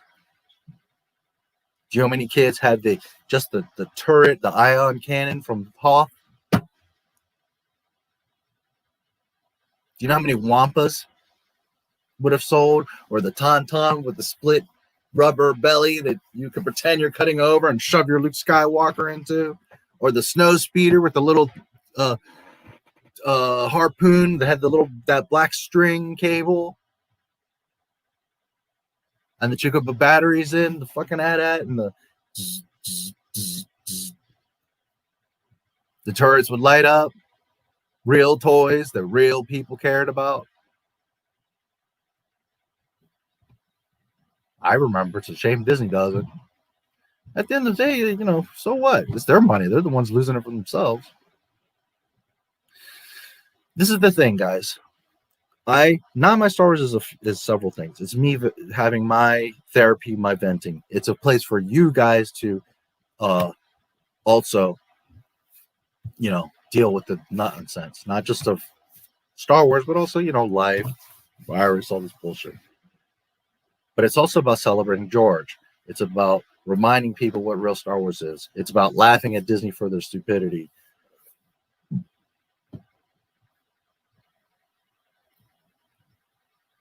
But at the end of the day, it doesn't really matter what Disney does. And I've talked about this before. The Skywalker saga ended in 1999, episode 3. Technically, it's 1 through 6, and 6 is the last episode. But Star Wars ended in 2005, episode 3. So Disney can fuck up and destroy and do whatever they want. At the end of the day, it doesn't really matter because the shit was over over 10 years ago. Or what are we at? So 16 years ago, right? So at the end of the day, who's Disney hurting? Themselves. You can't break Star Wars because it was already over with before you bought it, dumbasses. You got suckered. It was already finished. You had the opportunity to expand it and take it further and make a shit ton of money. But you thought you knew better than the freaking maker. I mean, seriously. That's like me telling God, well, trees are wrong. You got to do it this way. I mean, how freaking stupid and arrogant can you possibly be? No, women are all wrong. They're imperfect. You got to recreate them, God, because you don't know what you're doing. I mean, how freaking dumb are you?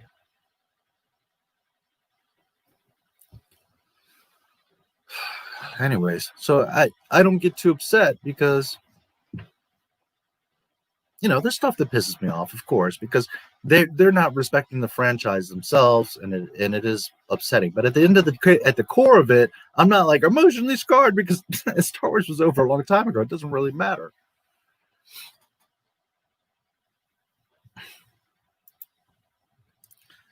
Not me. I'd take it if it was free, so I could throw it straight in the garbage. Not sure which part, but I guess you're talking about the toys.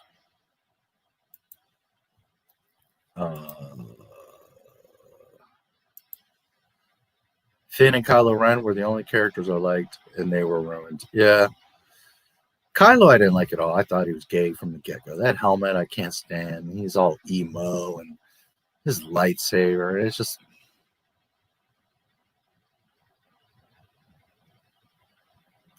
And the explanation for his crossblade is not that, there's an extra crystal, which would be stupid anyways, but that it's so powerful. His crystal's so powerful that it needs vents. And that's what you're saying is the venting of his lightsaber out the sides. And it's everything that Disney does. Rey is better than all the other Jedi. Kylo's lightsaber is more powerful. And Snoke is, much more powerful than Palpatine. And blah, blah, blah, blah, blah. And, it's just all ridiculous. Instead of just logical canon, no, it's like you want to up things, and then you just make up dumb shit. Whatever. I personally never liked Kylo. I thought he was stupid. Finn had all the potential in the world. Oh well. Make him a janitor, because you know what? Yoda, whatever. PT villain, a master manipulator with power, yes. OT villain, a cybernetic lord who lost everything, yeah. ST villain, an emo, yes. Confused little bitch boy. I can't stand Kylo Ren. I found something that said Kylo's not a real Sith. Yeah, he's not a Sith. He never was a Sith. He's a dark side user. He was originally called the Jedi Killer, and then got developed into Kylo Ren, and then they're like, oh, well, we'll take Ben Skywalker and we'll call him Ben Solo, because we need to make up a whole story of Han Solo, who adores Princess Leia, came back to save the rebellion, was a general in the rebellion. He said, screw Leia, my kids and all that. I'm out. I'm just gonna become deadbeat because Yoda, whatever. Kylo was never a Sith. Furthermore, neither was Snoke. If you look at the it's not expanded. It's like if you look at the explanation of the movies, because the movies don't tell you anything. You have to buy the book so you understand the movies and Disney Star Wars, which I look at all that stuff. I know what the bullshit they're up to. Kylo was never Sith. Neither was Snoke. They're just dark side dummies. And yeah.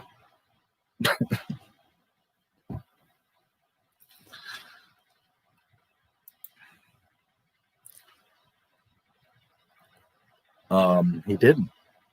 He never would have. Again, that's Disney. That's Dave Filoni not understanding Star Wars. And I will remind everyone, Dave Filoni was on the set with Rian Johnson. KK said it, Rian Johnson said it, and Dave Filoni himself said it, that he was on the set with Rian Johnson throughout the sequel trilogy, but especially in TLJ. He sat there and watched and allowed Rian Johnson to destroy Luke Skywalker, to do the hold-up maneuver, to have Leia floating in fucking space. All of that stupidity, Dave Filoni sat there and was like, that's cool, dude. And then at a women's conference, he's like, well, you know, Luke, he didn't do anything anyways. All he did was open the door, and Leia did it all. So keep putting your hope in Dave Filoni. I'm laughing at you.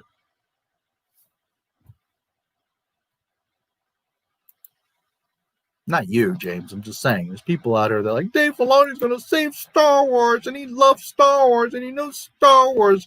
Well, Jake Skywalker, you can thank Dave fucking Filoni. And yes, KK is in charge. Roundhead ruined Dumbass Johnson was the director, so he gets to have his say. But Dave Filoni's on the set, and he should have said, KK, no, you cannot do this to Luke Skywalker. This is not canon. This is not Star Wars. This is not how it works. And if you don't agree, I'm walking off the fucking project. I'm leaving Star Wars. And Kathleen, and I've talked about this, might have said, well, bye. And then he lost his job. But then when everybody's like, what the hell happened? Why aren't you at Lucasfilm? Because they want to shit all over Luke Skywalker, and I'm not going to have a part of that. Then you make international news, and it's a big fucking problem for Disney. But you didn't grab your fucking nuts, Dave Filoni, and stand up for Star Wars. You sit here and mouth off that I respect George Lucas and we got to maintain Star Wars. And meanwhile, you're creating Jake fucking Skywalker, dumbass. TFA is just there to put all the characters who accomplish something back to square one. Yeah. All of the Disney stuff is to diminish what it previously existed. Yes, dark side dummies. I'm glad you're like that. Dark side dummies, because they ain't even the Sith, and they admittedly, it's not even like me not wanting to give them Sith status. Like I ain't a Sith. I got nothing to do with that. I'm better. I'm New Republic, but First Order. You know, we're bigger and badder. We're not even Sith. Okay. Good job, Disney. God, they're so fucking stupid. They're so stupid. You know, I have fun and it's whatever, but at the end of the day, like I say, Disney hurt themselves. They ain't hurting my wallet. If anything, they're helping it. Thank you. Not my Star Wars exists because of your dumbasses. Oh, well, Dave Filoni. I find your lack of faith disturbing.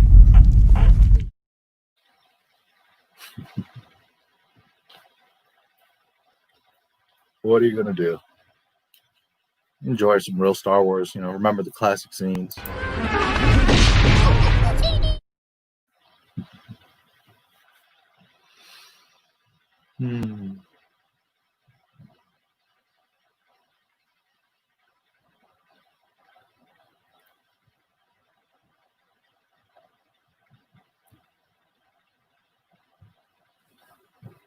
What are you going to do?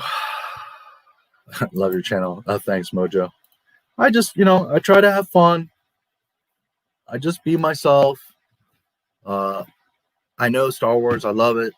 You know, I'm not going to sell you bullshit. I'm not going to tell you lies. I'm not going to sugarcoat anything. You know, I don't do speculation and rumors and opinions.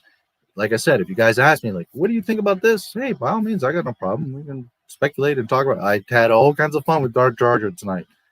But, you know, I'm here for the facts. I'm here to expose Disney for the stupidity. They asked for it. They did this to themselves. You took the fans away from us. No, you've done that to yourself. Jake, yeah. Go away. Yes, exactly. That's what Luke Skywalker would say. Ugh. I had faith in Dave, but when all those shows got announced, I don't know. Yeah. Dave cares about one thing. Dave. Well, two things. Dave and his baby Ahsoka, who was dead in Order 66. So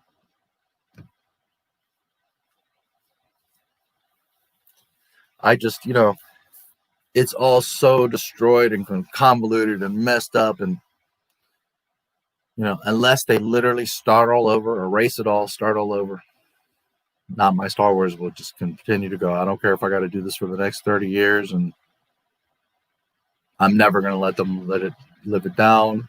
There's no forgetting, or in a few years nobody care about the sequel trilogy anymore. We can just move it. No. Nope. Until you guys admit that you fucked up, and until you delete all this bullshit, guess what? I'm on your asses. So it is what it is. Can we wait 2 to 3 years for something new like we used to? That would require too much patience and planning and care. They just want to make something now and try to sell it. Dark side dummies. Oh, that was funny.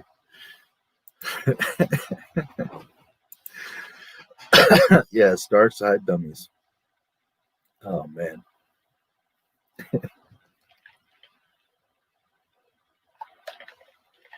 Well, man, it's amazing how much I love Star Wars, because every time I turn around, it's like 8 hours, 10 hours streams. And I'm not even like, I'm tired. I was getting tired when I was doing the Phantom Menace. But now I got a second wind, and I am tired, and I'm only gonna last so much longer, but it's amazing. Like every time I look up, I'm like, how did I just do 8-10 hours of Star Wars?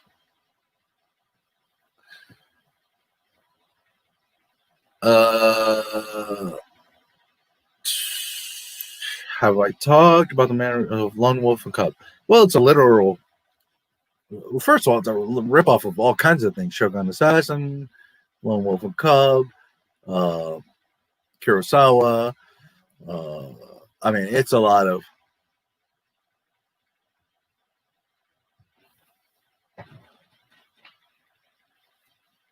A lot of things. You have to go further back, though, further basic. It's really the Boba Fett movie that was the Boba Fett show. That was 1313 game. That was Underworld show.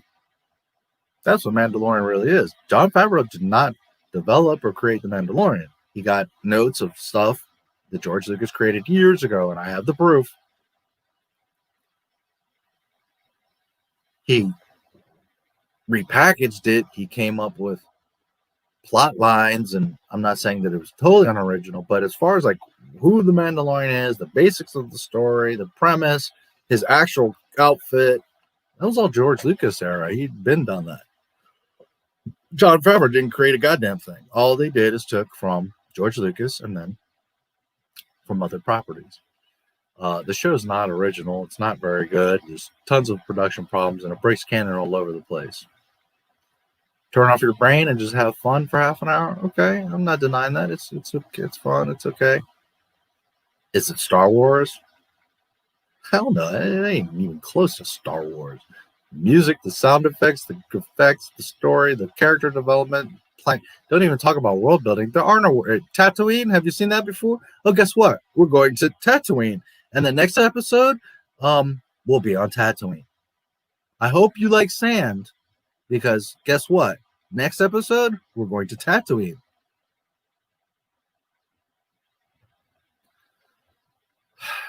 When you really break it down, Mandalorian is pretty freaking lame.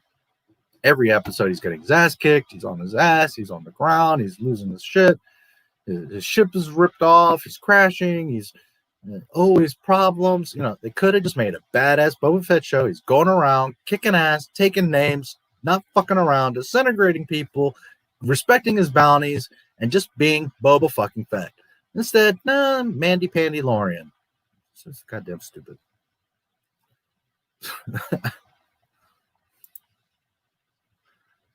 As an example, the Outer Space Princess Leia scene, or the Rise of Skywalker, the opening scene with the bombers in outer space. Yes, dropping bombs. How the hell does that work? It doesn't work. It's called Disney. It's called Mickey Mouse Club. There's no sense in trying to make logic of it or explain it because it doesn't work. It's just bullshit. It's just fan fiction. It's just we want it to work, so we put it in the movie and say that it works, but it doesn't work.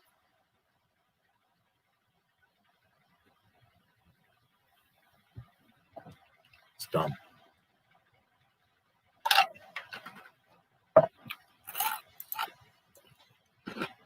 My friend told me about this channel.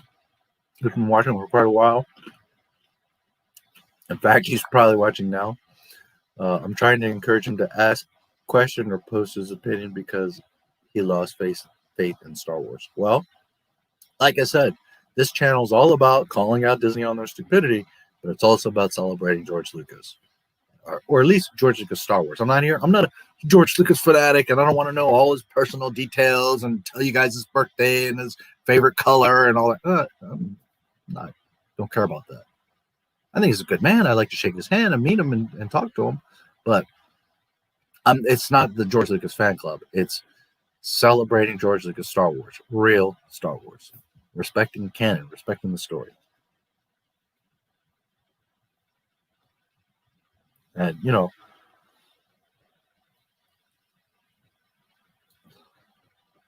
I don't know a more realer Star Wars channel than mine, to be honest with you.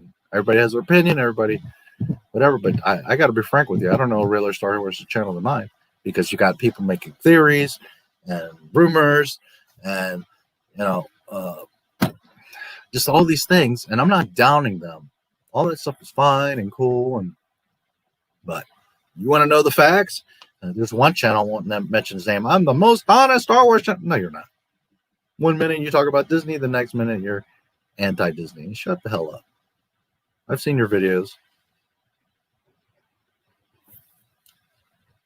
And then you got the channels that just literally make shit up. Well, the news article today, the news said this, and it's this, that, and the other, and a rumor, and then there's no links, there's no article. You know, there's no way to backtrack what you're saying. You're just like, you are the magic person that's getting inside information.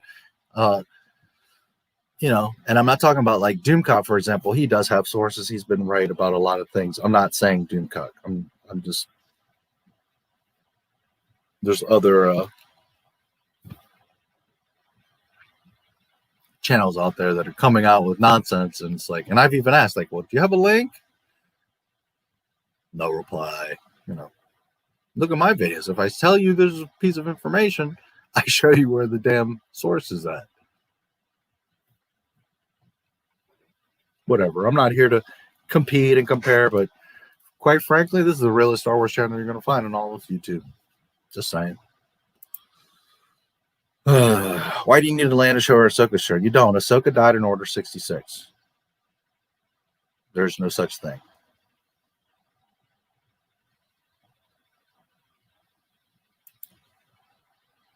And who the hell wants to see a Pando Lando that's putting his pee-pee in a robot's cigarette lighter socket? It's so stupid. Oh my lord. Ahsoka had developed in 3 shows, but that's not enough. Yeah. After Solo, we don't need a Lando show. No, most definitely don't. And guess what's going to happen with the Lando show? They're going to lose money. But hey, they don't want to learn. They don't want to listen. Disney Star Wars is not my Star Wars. Nope, never was. Disney Star Wars is not canon. You know, and it's so funny. Like Disney, if they just listened, they could be making tons of cash right now just off of Star Wars. Never mind Marvel and their other stuff. Just off of Star Wars, they could be floating the bill.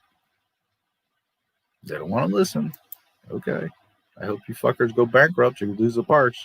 You're already in serious trouble. So, Rogue Squadron maybe bad because of Patty Jenkins is involved, but a writer for the movie is George Lucas, so it had a chance. George Lucas has nothing to do with anything Star Wars. I don't know who's telling you that lie, but he ain't nowhere near Star Wars. Yeah, I've thought of calling my channel Star Wars Facts, but then people are like, oh, you're pretentious. Oh, you're arrogant. You're this and that. Plus, I think somebody has like that Twitter or something. Plus, I want to be a little more flexible because sometimes I do just do funny gag stuff or fun stuff, and then you're gonna have people want this isn't facts. This is a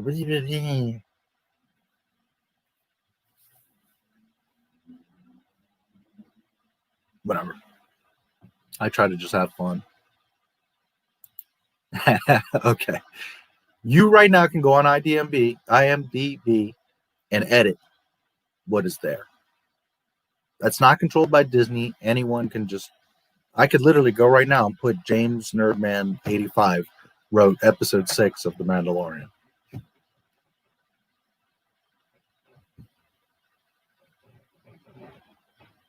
Now, I'm not telling you to do that because sometimes they check. They're supposed to check, and if you're caught making false claims as to what is involved with the show, they can ban your account, which you might not give a damn. You could just make an account and just whatever. But I'm just saying, if you have an IMDb and you've had it for a while and you've built some stuff on it and you don't want it to get wrecked, well, definitely, don't mess around because they are supposed to be pretty vigilant and care about that stuff. But all I'm telling you, and I am not suggesting to anyone you do it, but I prompt here. You know what? This is what I do on Not My Star Wars. I don't talk, I do. I show. Because every other channel talks blah blah blah blah blah, and they don't show. And I'm going to show. This is what separates me. Like I said, this is the best Star Wars channel on all of YouTube because facts.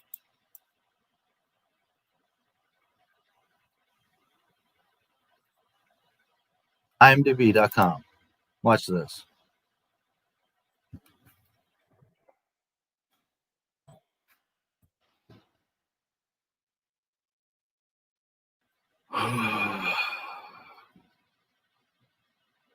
Fuck out of here. Okay. Let's see. Just a moment.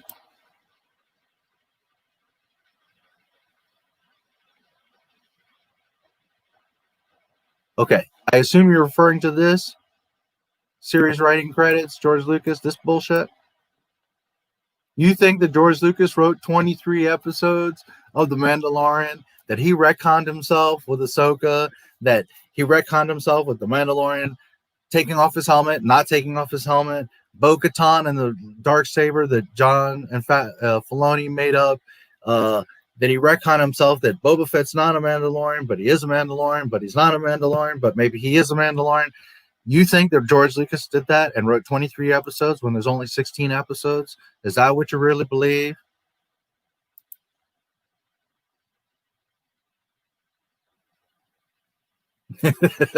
Now watch this. You guys can see this, right? You're seeing me on. Okay, now watch this. You see up here, edit. Now I have to sign in. Hold on a second.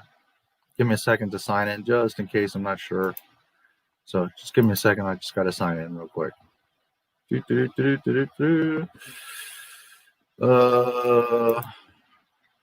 you are. Okay, just a moment. Now I'll repeat, I'm not telling you to do this, and I'm not going to go all the way with it, but I'm going to show you. Okay, IMDb, look up here.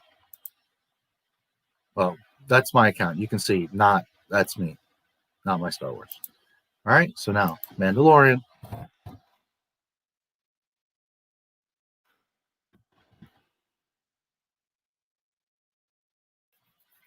Mandalorian.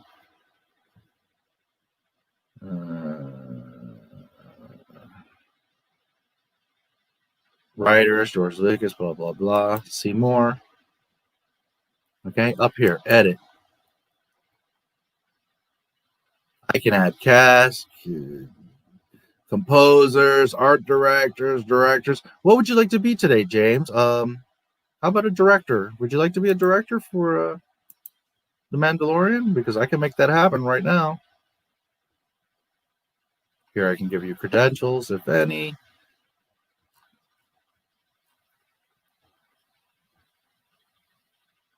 That's to make corrections. All right, so James. All right. Don't worry, I'm not gonna blow you up. Blah blah. Okay. Episodes 1 through 3. Fuck it. You directed 1 through 3 because I said so. Directed by is the attribute. Right here, I can check these updates, submit them. I can add various credits like you did other stuff or other people did other stuff. Okay. Submit it.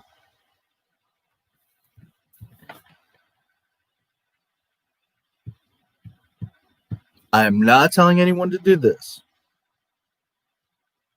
All I'm saying is if you believe that George Lucas has anything to do with Star Wars, go watch one of my most recent videos. George Lucas,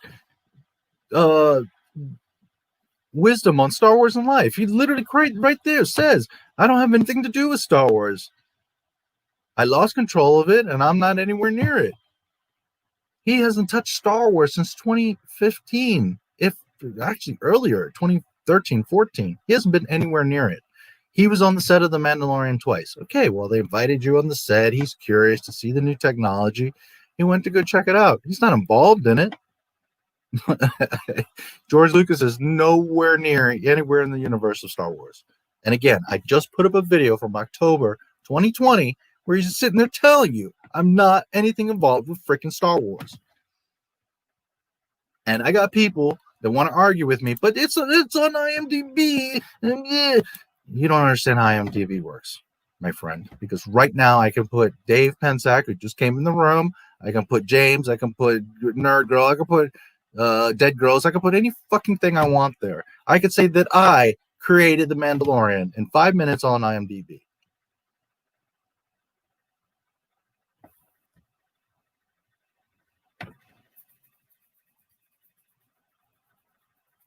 A lot of channels talk on YouTube, and they got nothing to back it, nothing to prove it, no substantial nothing. Oh, no, I don't. No, believe me, it's not. And when you start to understand what was going on in Wonder Woman 1984, you definitely don't want to be. There's all kinds of hidden symbolism and disrespect in that film.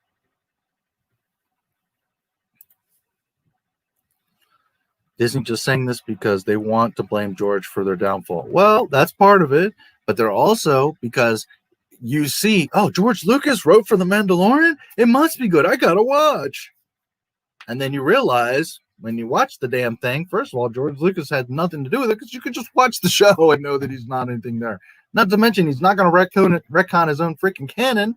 And then not to mention that if you watch every freaking episode, people want to say, well, Kathleen Kennedy doesn't have access to the show. Yet every freaking episode is executive producer Kathleen Kennedy, president of Lucasfilm, Kathleen Kennedy, the person that put Favreau, Filoni together in a show that was tasked to find a director to create a show for Disney Plus, Kathleen Kennedy. And you all think that she's not at all involved in The Mandalorian and it's not her show. Yeah, right. Use your brains, guys. Come on. The facts are there. You think that the president of Lucasfilm doesn't have access to the Mandalorian set? Be fucking real. That she can't fire Favreau like that. Not to say she's going to do it, because it would be stupid. But to think that Kathleen Kennedy has no power at Lucasfilm is just absurd. She's the freaking president, guys. Hello.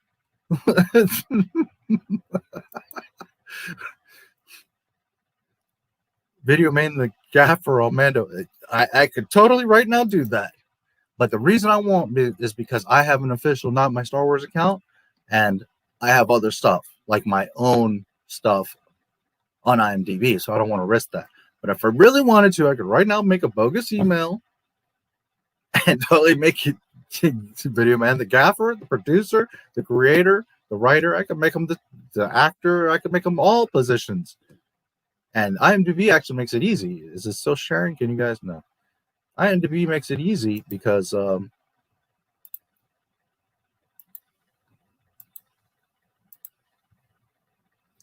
you can literally look right now. Like for example, I could go to Rise of Skywalker. Well, I feel like, look, there's my video right here. The Rise of Skywalker was finished yesterday. That's why I don't mess around on IMDb, because I don't want to risk my personal stuff. Okay, but right now, I could be the executive producer or the director of The Rise of Skywalker if I like. Now, again, there's people that are supposed to be patrolling this, and if they see something out of place, they'll ban your account. They're supposed to be on top of it. Obviously, if you look on, not everybody's in Star Wars circles, but in general, if you see the Rise of Skywalker, and then you see directed by Video Man, people are going to be like, wait a minute, didn't J.J. Abrams do that? And that's going to put up a flag. But to say that I can't right now edit it, and at least for a couple hours a day, it's going to say J.J. Abrams, well, of course. Is someone from Lucasfilm actually officially confirming this? No, because as you saw in The Mandalorian, it says that George Lucas has writing credits. Go watch every episode of The Mandalorian. He has no writing credits. Watch the show. He's obviously not going to break his own canon and make the stupidity that is The Mandalorian. Meanwhile, I'm putting up videos from just months ago of him himself talking there, saying, I ain't got nothing to do with freaking Disney or Star Wars.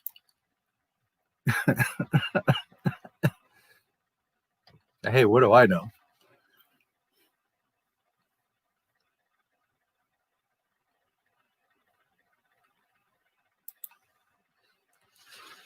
Had zero involvement in The Mandalorian. I think if he helped out, The Mandalorian would have fit in the canon better. But now the rules with the Darksaber, as the Darksaber, Ahsoka Tano, Bo-Katan, Luke coming back, all of it's Grogu. Okay, Grogu was trained by several masters in the temple on Coruscant. George Lucas would write that in? The fuck out of here. Not even Filoni believes that shit, and he wrote that baloney. The fuck out of here. Yes, Ahsoka is a coward. Amanda. Well, her real name is Ashla.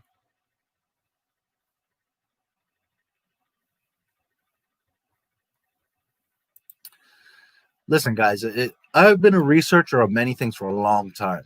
And I've written research papers. So you have to really know your sources and back them up and have links and understand. And I can tell you, when you're researching stuff, if it's true, it's not hard to find. You don't have to search 15 articles, and you don't have to confirm, and you don't have to question well, what did George Lucas really work on The Mandalorian? No, because if you actually take the time to look, you're going to see, for example, I have a video where George Lucas is literally talking to you months ago saying, I'm not involved in Star Wars. So it doesn't matter. 15 websites are saying, look, George Lucas is coming to do scenes for Star Wars, when the man himself is there with his wife saying, I ain't got nothing to do with that stuff. Do you believe Disney and Lucasfilm that drew a picture with Cara Dune on it and then erased her out of it and replaced her with Ahsoka Tano? Or do you believe fucking George Lucas? Because my source on all of the shit that I talk is George Lucas. Not what somebody put on IMDb or what rumor or what this person thinks or what they said or they heard or Filoni in third person said. No. I don't do that. George Lucas.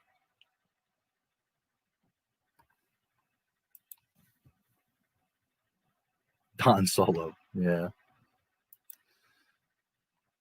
Rinzler book on Howard is up on pre-order. Hope there's some good info on Star Wars and Indy in it. Yeah, I actually want to check that out. I know that it's coming up. I actually haven't checked my email because I've been on here 12 hours streaming. But I do need to. I've been waiting for a reply from Jonathan. I had sent him a message.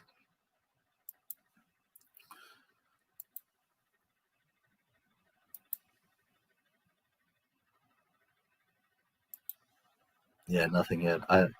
More so than the reply. I just hope he's okay. You never know with these things.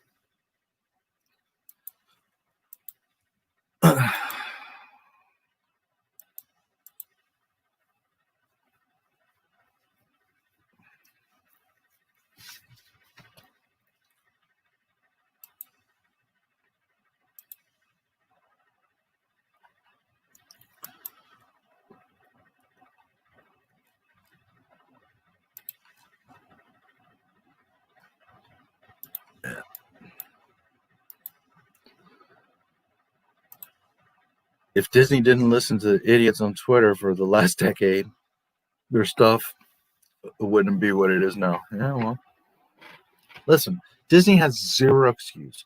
George Lucas sold them the company with a vault full of information. Lucasfilm, THX, Skywalker Sound, all the tools, all the technology, people that have knowledge of all this history that have been there for years.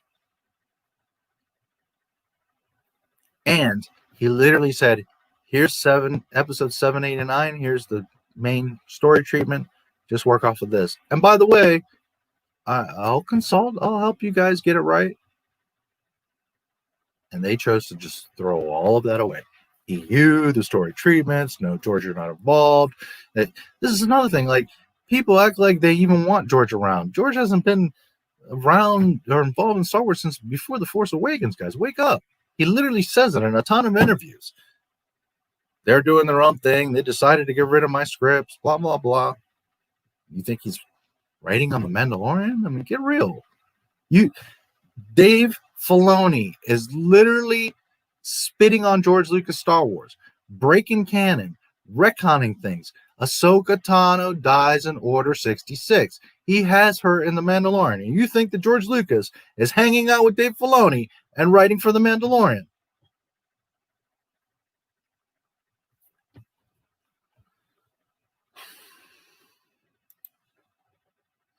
Once your live stream is done, instead of watching Disney Star Wars, I'm going to watch the 80s He-Man and Masters of the Universe. There you go.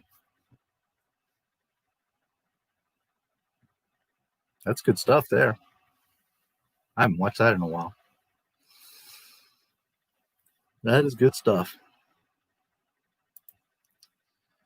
Gave them everything for the future, and they act like he's just some old guy who doesn't matter. I would treat George with nothing but respect. Well, you know, he's the maker. Again, it's like going to God and saying that, dude, you made air wrong. You don't know what you're doing. You have to remake Oxygen. How fucking dumb are you?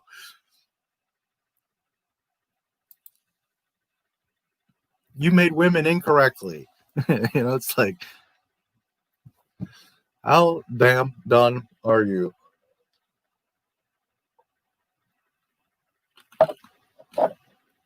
But that comes with ego. That comes with, you think you know more than the freaking maker. That you think you're freaking godlier than God himself.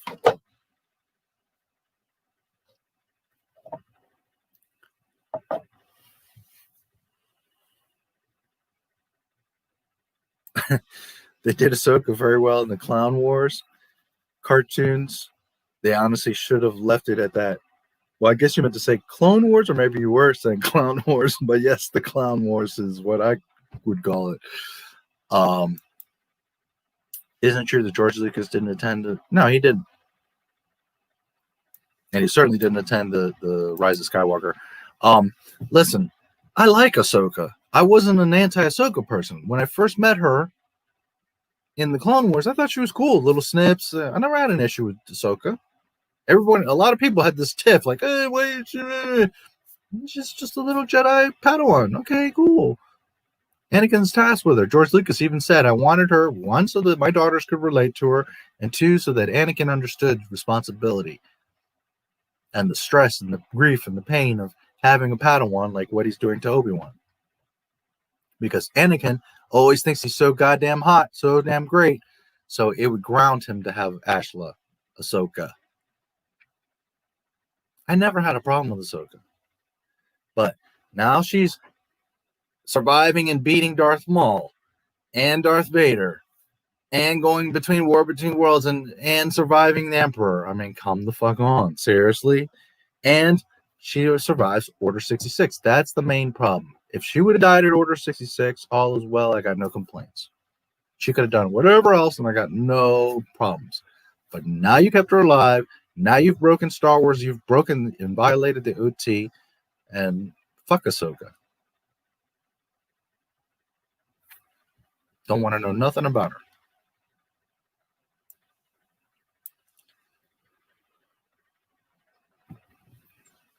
He didn't attend the premiere. He did see the film. TFA, he said, they did nothing new. TLJ, he said, I made a terrible mistake. The Rise of Skywalker, I don't think you've seen it. Can't blame him. Touchy question. Did Disney do anything right with Star Wars since 2012? In my eyes, not one thing. Not one comic book, not one story, not nothing. In my opinion, October 31st, 2012 forward is not Star Wars. Star Wars is Tombstone. May 25th, 1977 to October 30th, 2012. Period. That's the only Star Wars I know. And that's being generous because the first couple seasons of Clone Wars is in there. And I have to include that to be fair because George was there and he did intend for the Clone Wars to be canon. I can't deny him of that. I can't change that. Where the issue is once it was sold and then Filoni's like, oh, now I'm going to be able to do whatever I want. I'm going to keep Ahsoka alive and I'm going to do all this extra shit and invent the Darksaber and blah, blah, blah, and say that Jango's not a Mandalorian and all this monkey bullshit he's been doing. Well, that's not canon, dude. You cannot break canon and pretend that your shit is canon. That's not how it works. So, in my eyes, if you all respect my understanding of Star Wars, well, October 31st, 2012 forward, it's all fan fiction nonsense. The comic books, Mandalorian, Clone Wars, Resistance, Galaxy of Heroes, all of it. It's just mumbo jumbo bullshit. It's fan fiction nonsense. It all contradicts George Lucas, and it all contradicts itself. And as I've said before, even in its own series, like Mandalorian, episode to episode, breaks its own canon.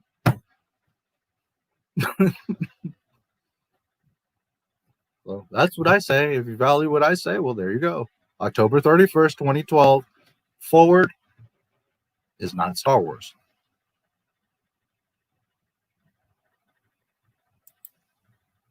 That's why I say, if I have the keys, I'm firing everybody and I'm erasing it all and starting over zero correctly. Reinstating the EU, pulling from there, and making sure everything to a T is fucking canon. No mistakes, not a single line of dialogue contradicting, none of that. If it takes us 3 years to make a film, then that's what you goddamn do. You do it correctly. And if you want to make a new Bad Batch or Clone Wars or this show or the other, fine. But you're going to do it correctly, Jon Favreau, Dave Filoni. I'm going to be on top of you, and I'm going to be fact-checking and script-checking every last goddamn line of what you do. And if you make a mistake, go back and rewrite it. I don't care if it takes you 5 years to make a fucking episode of Mandalorian. You're going to get it correct, and you're going to respect the fucking canon. And instead of me going in there and trying to fix and tweak and alter and erase this part and turn, I'm wiping it all out and starting from zero correctly. Save everybody a whole bunch of heartache and time. People didn't like Ahsoka because she wasn't that wise and needed help from her master. Like a real fortune. Well, yeah, of course she did. I didn't have any problem, again, with Ahsoka as when she started. She was fine. Now you got in the High Republic. There's two girls, 15 years old, that are Jedi Knights. The fucking chosen one doesn't become a Jedi Knight till he's like 19, 20, 21 years old. But you expect me to believe that these it doesn't matter if they're girls. These two 15-year-old characters are better than the chosen one and becoming Jedi Knights before him. I mean, it's Yoda, whatever. You know, it's just... Ugh. I still remember seeing Boogie's Francis video on Disney's buying Star Wars. I think it aged very well. Check it out. I'll have to. I don't know if I've seen it. Do you remember the name of the actual? Is it called Disney Buying Star Wars? Had Greg with the special edition. They were made to take out all the dated effects and update them. Yeah, absolutely. There